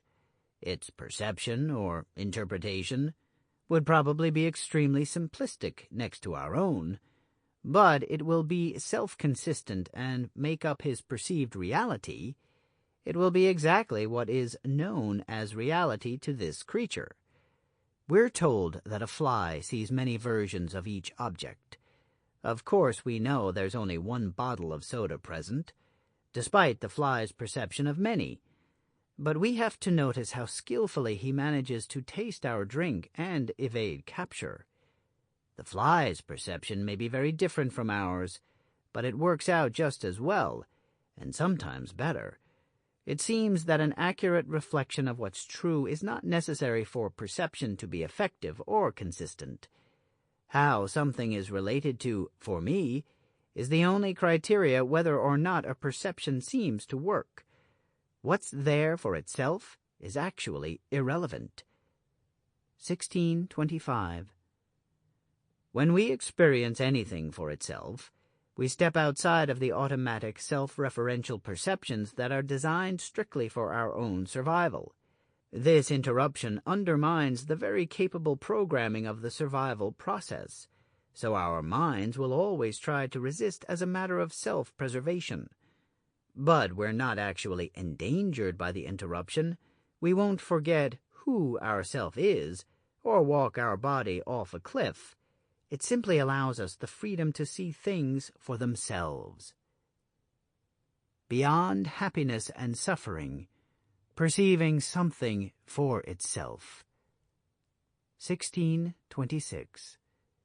All this talk of perceiving things for themselves without some survival drive overwhelming our perceptions seems mighty abstract. What is it good for? When we put the book down, who cares? What's going to occupy our energies and attention then? The same things that always do. We'll live life trying to get what we want and achieve our goals. Seeing things for themselves is just an exercise that will fade away soon enough. Even if we can make this distinction, how does it influence our lives? It seems merely an intellectual diversion. 1627. Our very inability to grasp such distinctions in real terms is self-survival at work. It all seems so unintelligible and useless when it comes down to real life. When we tire of philosophic entertainment, we will get back to business as usual. Our goals and perceptions will remain aligned to the self-principle. In general, we'll continue wanting to be happy and struggling not to suffer. We might even say that being happy is the most important attainment for us, and surviving our most unwanted condition.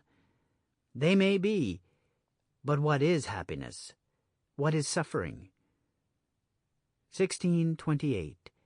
In order to grasp the truth of anything, whatever is so must be tackled on its own terms. No matter what our concerns are in the matter, they can't be allowed to interfere with an open discovery of what's true. even if the truth turns out to be contradictory to our needs or beliefs.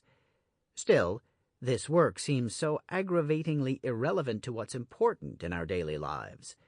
But what if we learn that grasping the distinction of what is for itself can tell us something very significant about both our happiness and our suffering? This should get our attention, shouldn't it? Getting what you want and avoiding what you don't want is not happiness. It's self-survival. 1629. Nothing seems to mean more to us than our happiness, but we may once again be confusing one thing for another. Culturally, we share a belief that obtaining what we desire will make us happy. Yet, when all is said and done, does it? Obtaining what we desire may indeed temporarily alleviate some fear, tension, or struggle related to our self-concerns. It may even bring the rush of pleasure that accompanies success. None of these is happiness. Contrary to our common assumption, the pleasant emotion associated with accomplishing a goal or avoiding a threat is not an experience of happiness. It is an experience of victory or relief. Perhaps a bit of giddiness or satisfaction arises when we successfully manage some aspect of self-survival, but this is not happiness, and is always only temporary. The next survival issue is sure to arise in due course. Since survival is about persistence, issues will persist. 1630. Although it may seem like it, happiness never was the goal of our efforts. Self-persistence is our goal. This is an important distinction. Although everyone says in earnest that he or she wants to be happy, this statement really means, I want to have what I want and to not have what I don't want. For most of us, these seem like the same goal. So what's the problem? The thing is that wanting and not wanting are really a statement of self-survival, not happiness. There is a reason this dynamic goes unnoticed for what it is. 1631. As a metaphor, we could say we are like a mouse running inside its wheel. What keeps us moving is the allure of some tasty cheese, the myth of obtainable survival happiness, just outside the wheel. The cheese is only there to get us to run. It is not there for us to obtain. Unfortunately for us, we don't know that. Since we don't seem to be closing the gap, we run all the harder chasing this cheese, the promise of happiness. If we didn't believe we were entitled to the cheese, or we knew we couldn't ever get the cheese, we'd stop running. But our wheel and our running and what we perceive as our particular needs are a large part of what makes us this particular one. In the overall scheme of surviving as a self, it's imperative that we remain ignorant of what's true and what's only an illusion. If we were to grasp this dynamic for what it is, this self we've become confused with might cease to persist. 1632. Although we tend to think that attaining all positives and avoiding all negatives would make us happy, this is not actually the purpose of wanting and not wanting. Notice our desire to be happy is not the desire to be happy with whatever happens to be the case, or to be happy whether we get what we want or not, or to be happy regardless of how life turns out. Being happy is confused with being successful, or being comfortable, or having life turn out as desired, or being free from pain and suffering. Believe it or not, all of these last examples are self-survival orientations. They are not the impulse to be happy. 1633. It's hard for us to recognize the difference between happiness and the sensations associated with successful self-survival. We're hardwired so that the activities of self-survival take precedence on every level, especially an emotional one. Consider the word emotion. Its root word is the Middle English emove, which means to move or incite to action. The emotional promise of happiness keeps us moving on our wheel. 1634. When we confuse obtaining survival goals, getting what we want, fulfilling needs, winning some battle, protecting ourselves from danger, with being happy, we also assume that realizing these goals is the only way to be happy. This is a false assumption. Using happiness as a survival goal puts it out of our reach. It becomes the unobtainable cheese that motivates us forward in life.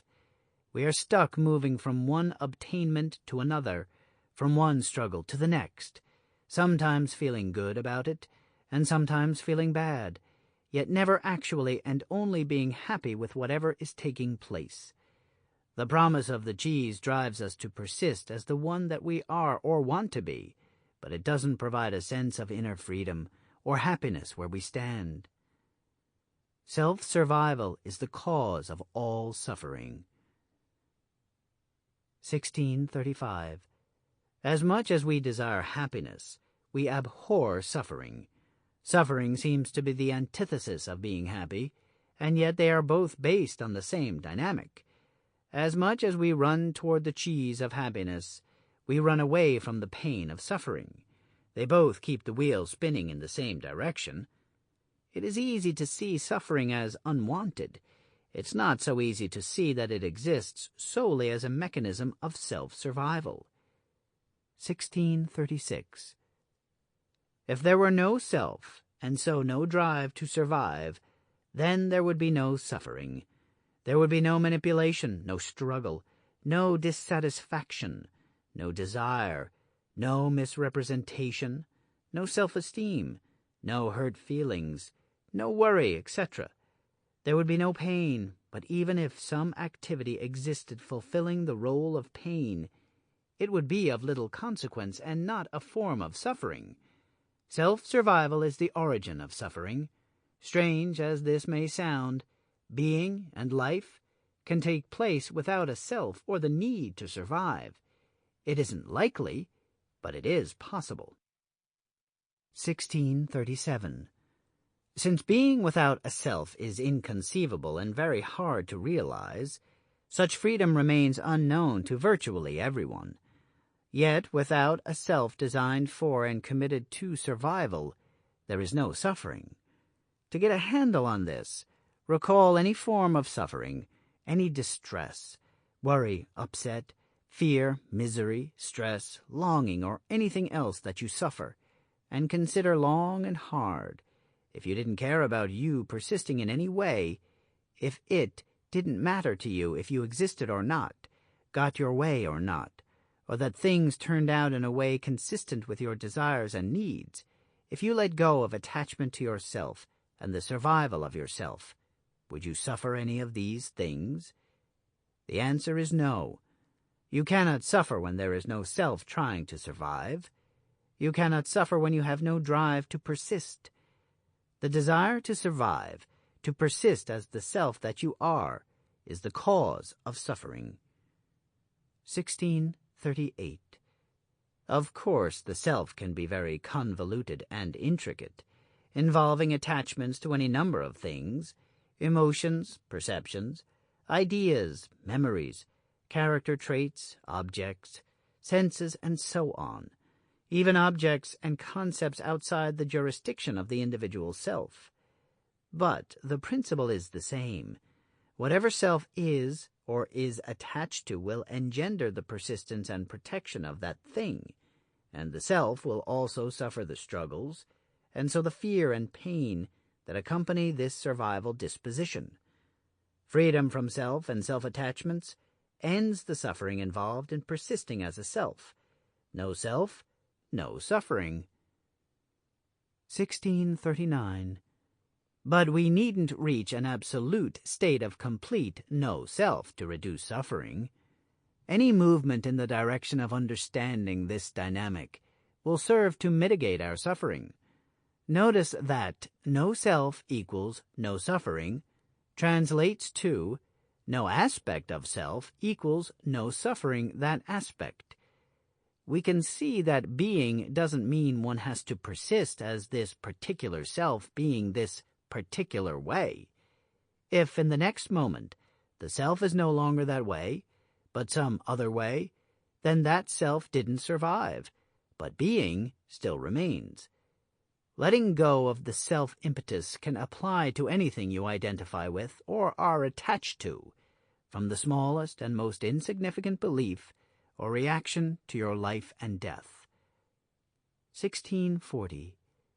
Consider, if you were to suddenly let go of one of your beliefs, if you had no motivation to maintain this belief, have it survive, then it wouldn't matter at all to you if it were right or wrong, remained or vanished, would it?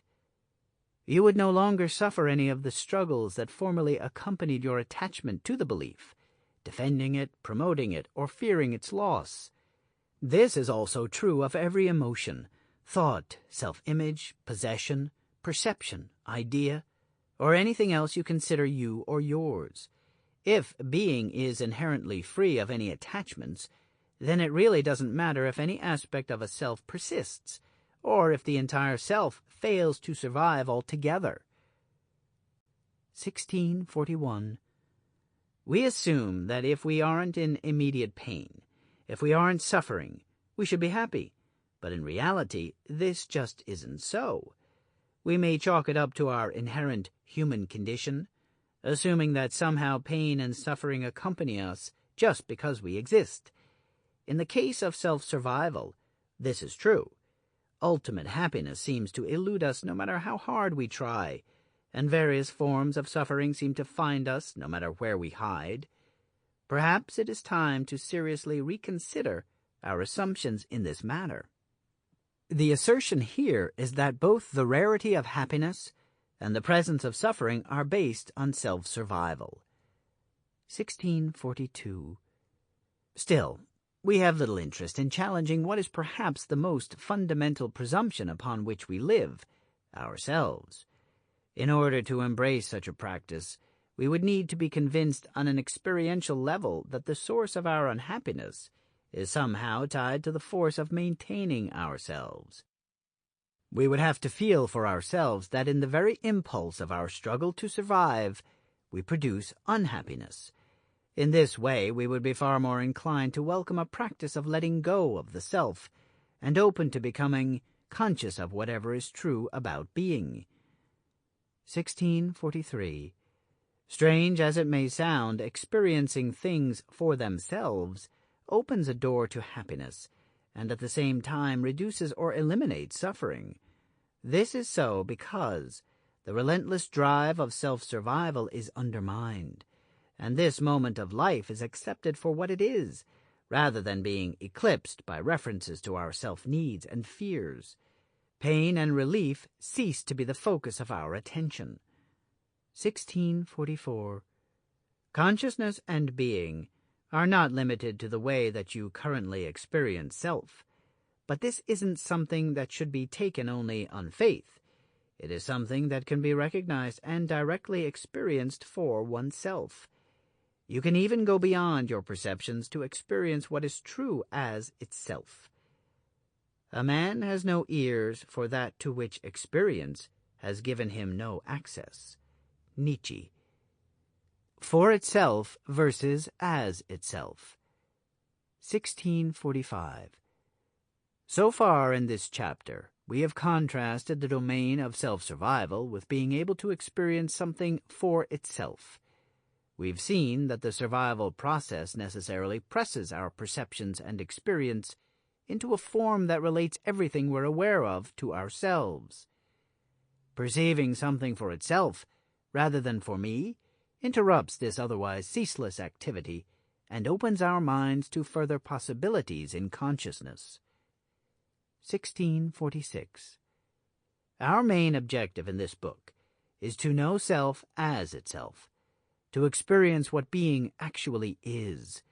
In other words, whatever is true of self and being, we must become conscious of the thing itself, and this must be gotten directly as it is.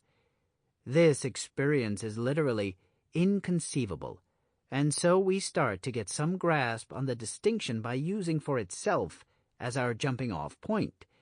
But remember, Direct consciousness of anything cannot be found in a representation, model, reflection, thought, or image, nor can it be found in the perception of something for itself. The truth or reality itself must be gotten directly as itself. 1647. When we perceive something for itself, we're much closer to grasping its unaltered presence, but it's still a perception, and therefore it's still indirect. When we make a distinction between the awareness of something for itself and the consciousness of something as itself, we see that getting something as itself does not occur in the domain of perception. As itself is the thing. It can't be perceived, since perception by nature is not the thing perceived. Perception is a method, a vehicle, through which to glean practical but indirect information about something. The thing itself can only be gotten through direct consciousness. With this consideration, we have gone beyond what is immediately intelligible, or even thinkable or imaginable. Yet, pondering what's being said and where it points, we may begin to recognize how the term as itself refers to the true nature of something. 1648. Unfortunately, the operating principle that founds our entire experience, mind and understanding, is the persistence of the self. Our experience of our whole existence is based on this principle. An awareness that's dominated by self-survival is inconsistent with the consciousness of being as itself. Unless we can deeply grasp this, how can we do justice to our attempt to become conscious of being? 1649. Taken all together, our perceptive faculties do not amount to consciousness.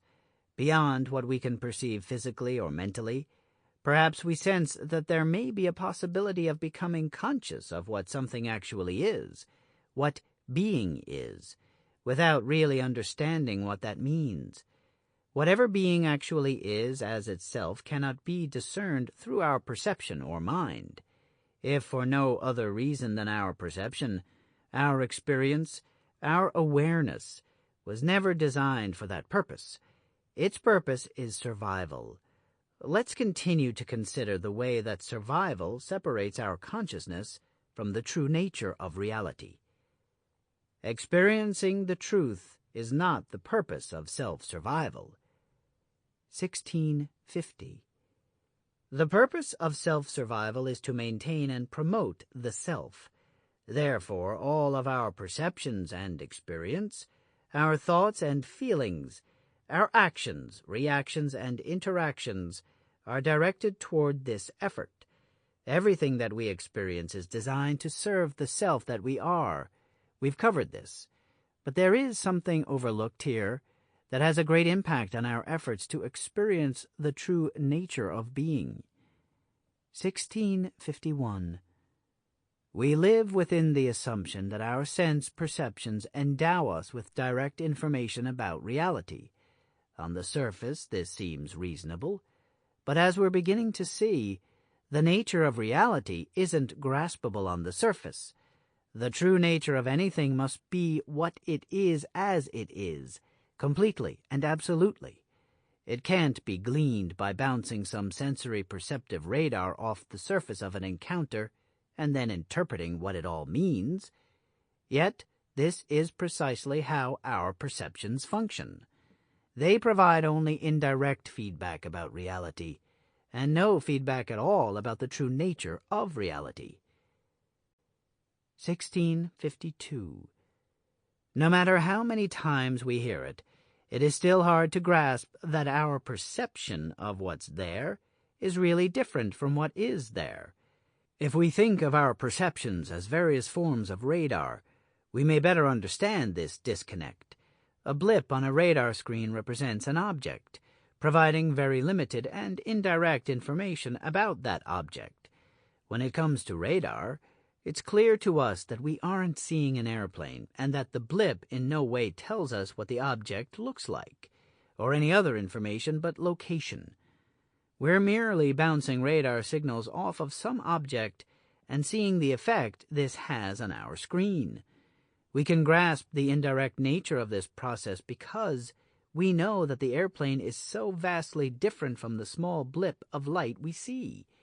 It is the same with every perception we have. It is only because our perceptions are so familiar, and the only ones we've got, that they seem to be reality. 1653. An eyeball doesn't actually see the object it perceives.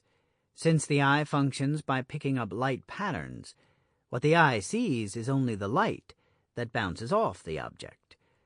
So we're not seeing the object, but the light. We are not even seeing the light that is accepted by the object, but what the object itself repels.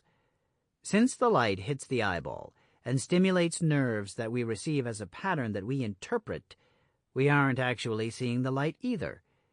Furthermore, we can only pick up the data that sight as an indirect perceptive process can supply. We don't hear the object.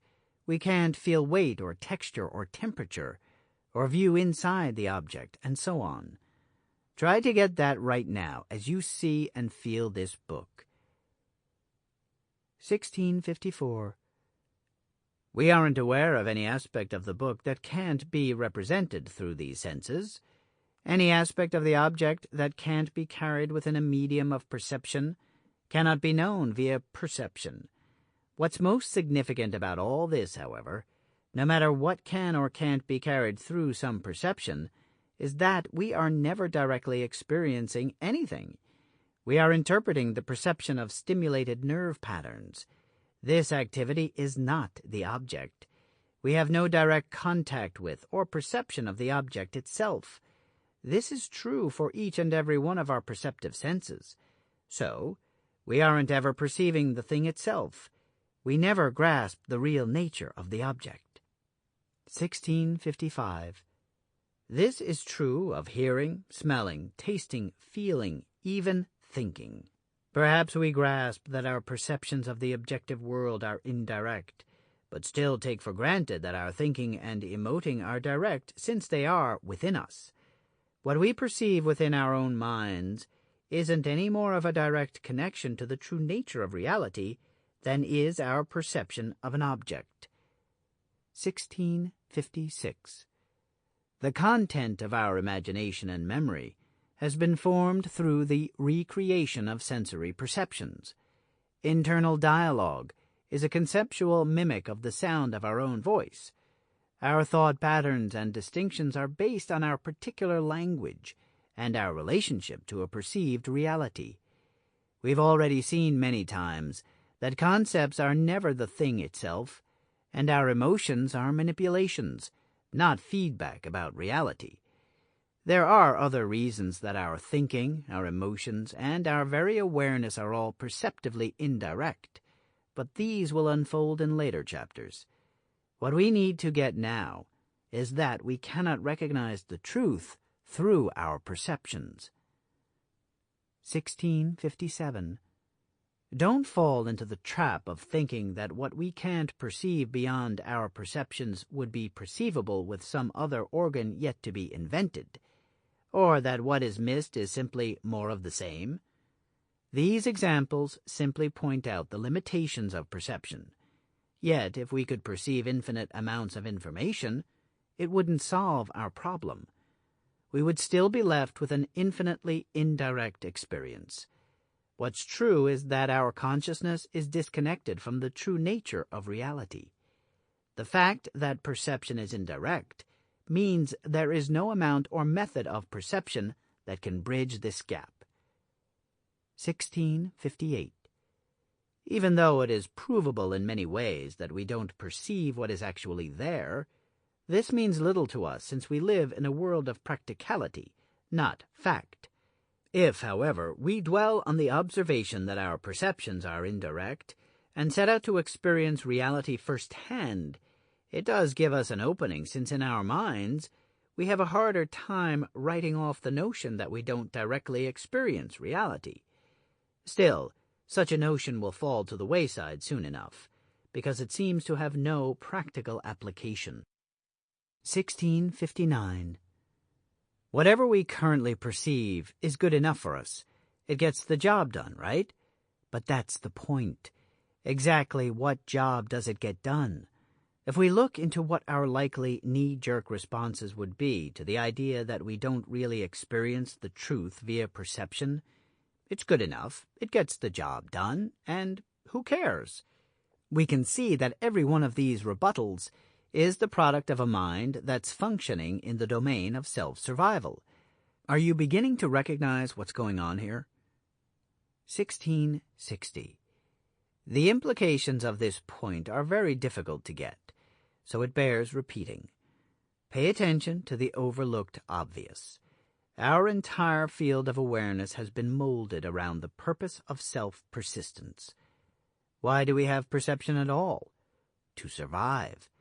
For what other reason would a creature create any form of perception? Since the beginning, the purpose of any perceptive ability has been to serve survival. The truth isn't just secondary, it's unknown and irrelevant to the self, so nothing within our experience or mind is designed to know the truth. We've observed that we don't experience our own true nature, nor that of anything else. This is why. It is also why we cannot find such an experience within our mind or perceptive efforts. It is not possible to use perception to become conscious of the true nature of something. 1661. Do you really get this? The truth cannot be ascertained through our perceptions or experience. This leaves us in quite a predicament, doesn't it? There is nowhere to look, since everywhere we look is a reflection of this principle.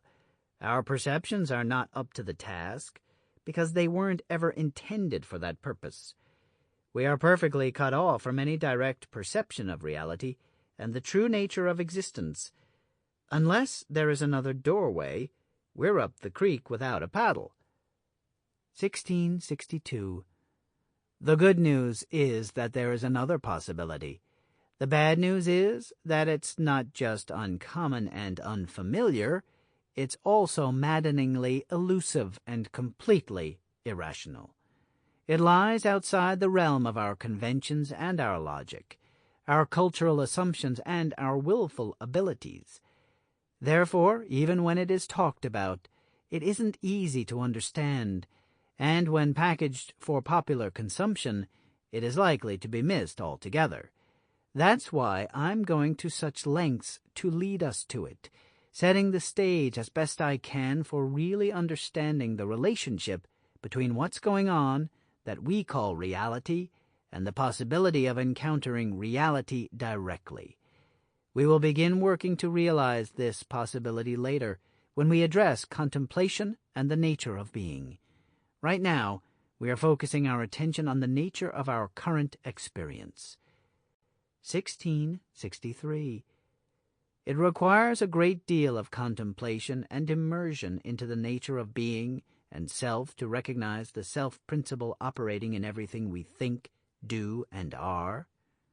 Eventually, this can reveal the all-encompassing nature of self-survival, as we find that it isn't something simply behind or within us, it is us, as well as our experience of everything. Getting free of it, even for only a moment, is as difficult as it is earth-shaking. And yet, simply through challenging the human condition in this way, we are on the brink of uncovering what is real but unknown.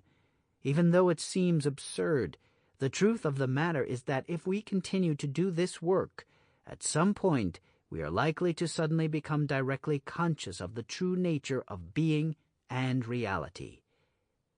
Holding up a staff, Shuzan said, "If you call it a staff, you oppose its reality. If you do not call it a staff, you ignore the fact. Now, what shall you call it?" For itself versus as itself. An ontological overview.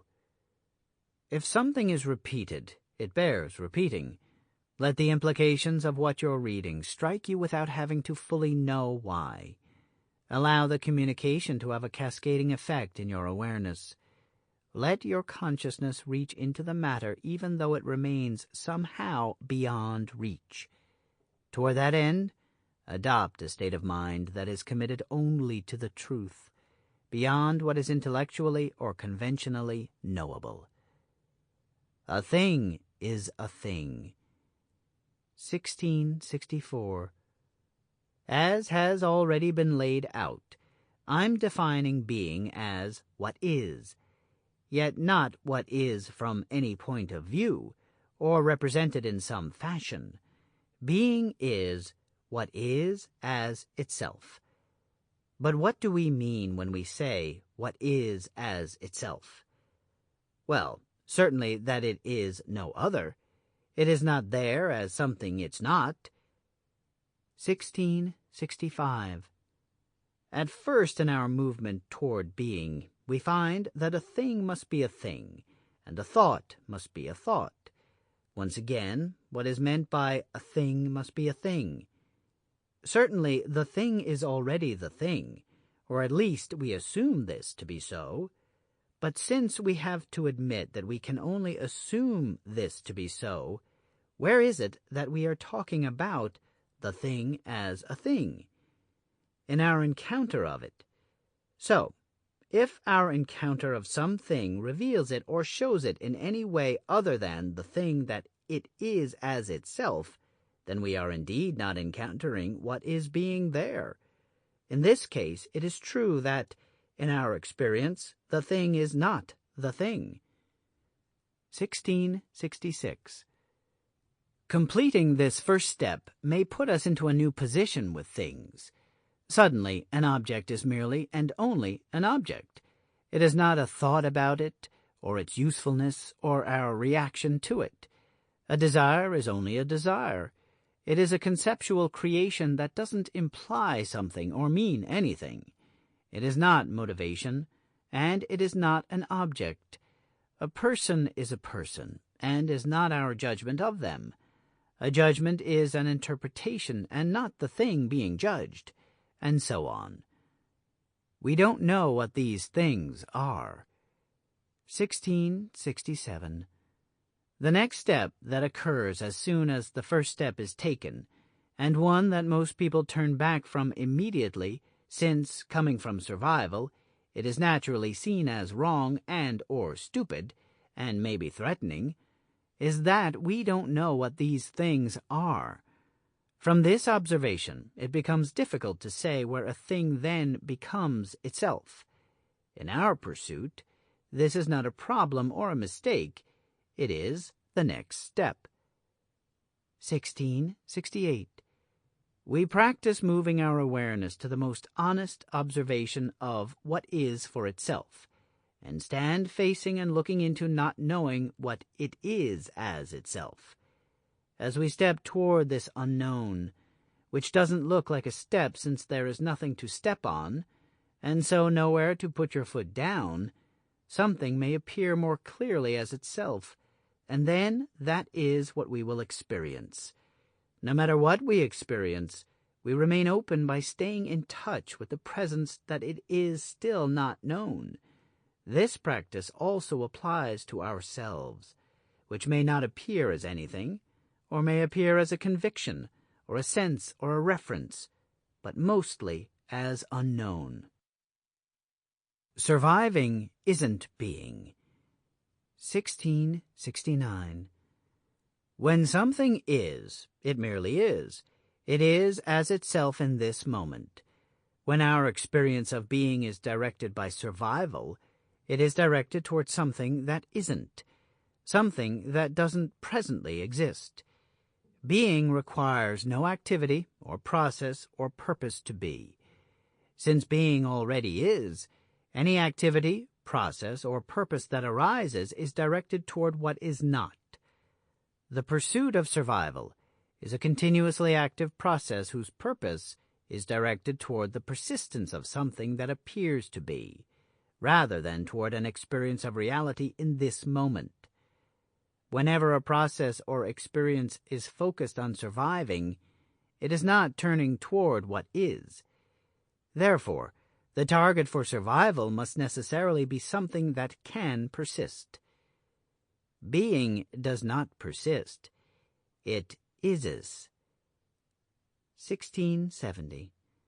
Survival demands a constant attempt at fulfillment, and this fulfillment can only take place in the future, and must always and only take place in the future. Recall the metaphor of running on our wheel after the happiness cheese. We must believe it is obtainable, but it cannot take place now. If it did, it would only and completely be, and then survival or persistence would no longer be an activity. We can see then that a sense of unfulfillment must accompany and perhaps be necessary for this survival. 1671. In order to have something that can be and is singled out for persistence persist, another dimension must take place. This is one in which activity and process and experience can all be directed for this purpose. There must be a method in which to accomplish this survival, and the survival of this particular thing. In other words, process, ergo experience, cannot be allowed to arise randomly. It must be directed to serve the persistence of the thing.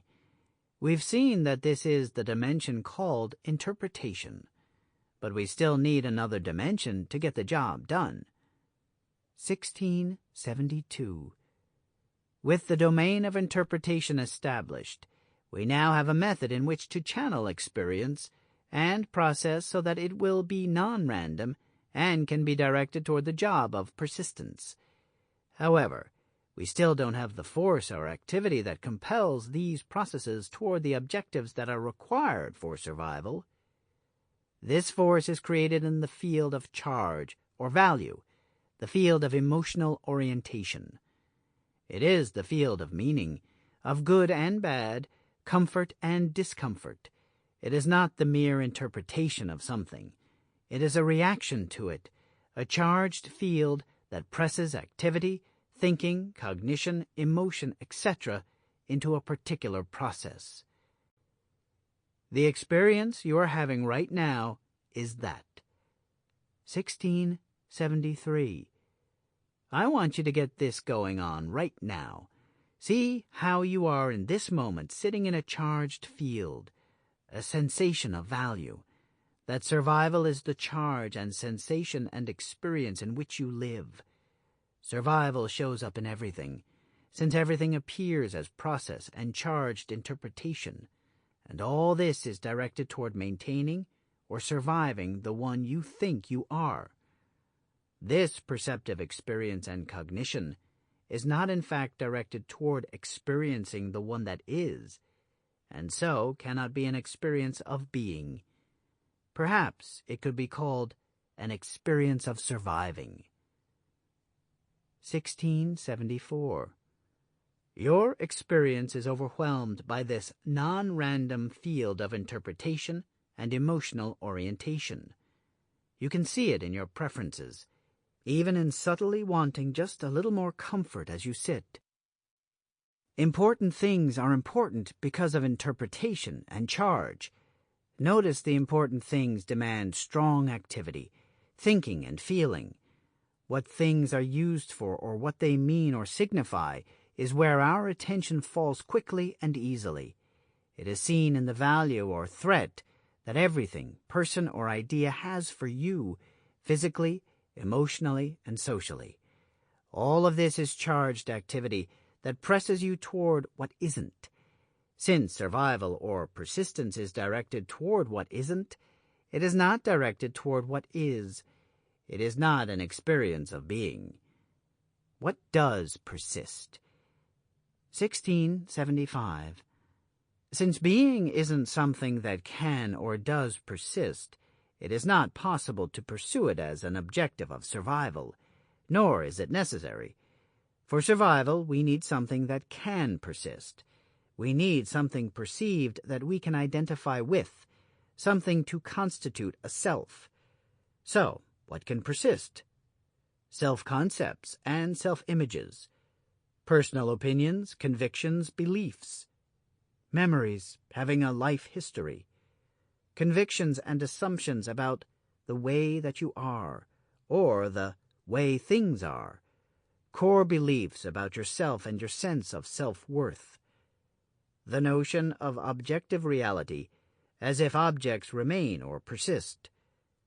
The memory of fixed activities through self-expression, like your personality and character, ways of thinking, emoting, reacting, etc. In other words, all that constitutes a self-identity. 1676. Obviously, these are not what is being as itself. Interpretation and emotional orientation are necessary for survival, but are not an experience of what is as itself. Ironically, we claim to pursue survival for being in order to be, but self-survival is not being and never bees. 1677. A consideration. If something exists to serve a purpose, and you live within an interpretation that this purpose must be realized, and if, in fact, the purpose cannot be realized, then there is no experience of completion or freedom possible here. You will not survive.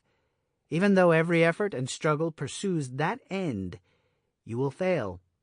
The pursuit itself is always toward what isn't, and what will never be. Think about it. 1678. Being already is. In being, nothing needs to be pursued or attained. Since our experience is dominated by what is basically an illusion, in order to realize what already is, we need to free our experience from what isn't. Besides learning to see, there is another art to be learned, not to see what is not. Maria Mitchell. Entertaining the possibility of not surviving. 1679. In order to be free of something, we need to let it be itself, thus becoming fully conscious of what it is and isn't. How can we let survival be itself? In our experience, whenever we let something be for itself and as itself, it becomes unknown. This is the freedom of not knowing. Within this not knowing is an openness, or infinite possibility. Among other possibilities, what immediately arises is the possibility opposite to whatever our interpretation defines it to be for me. In the case of the survival of myself, that would be non-survival. So let's use this as a way to open up to the possibility of experiencing being by imagining not surviving as a self. Guided meditation, letting go of self. Take a moment and contemplate each of the following until you achieve some sense of it. In your experience right now, consider and create the possibility of not persisting as anything in particular. Create the possibility of not having any of your beliefs or your opinions.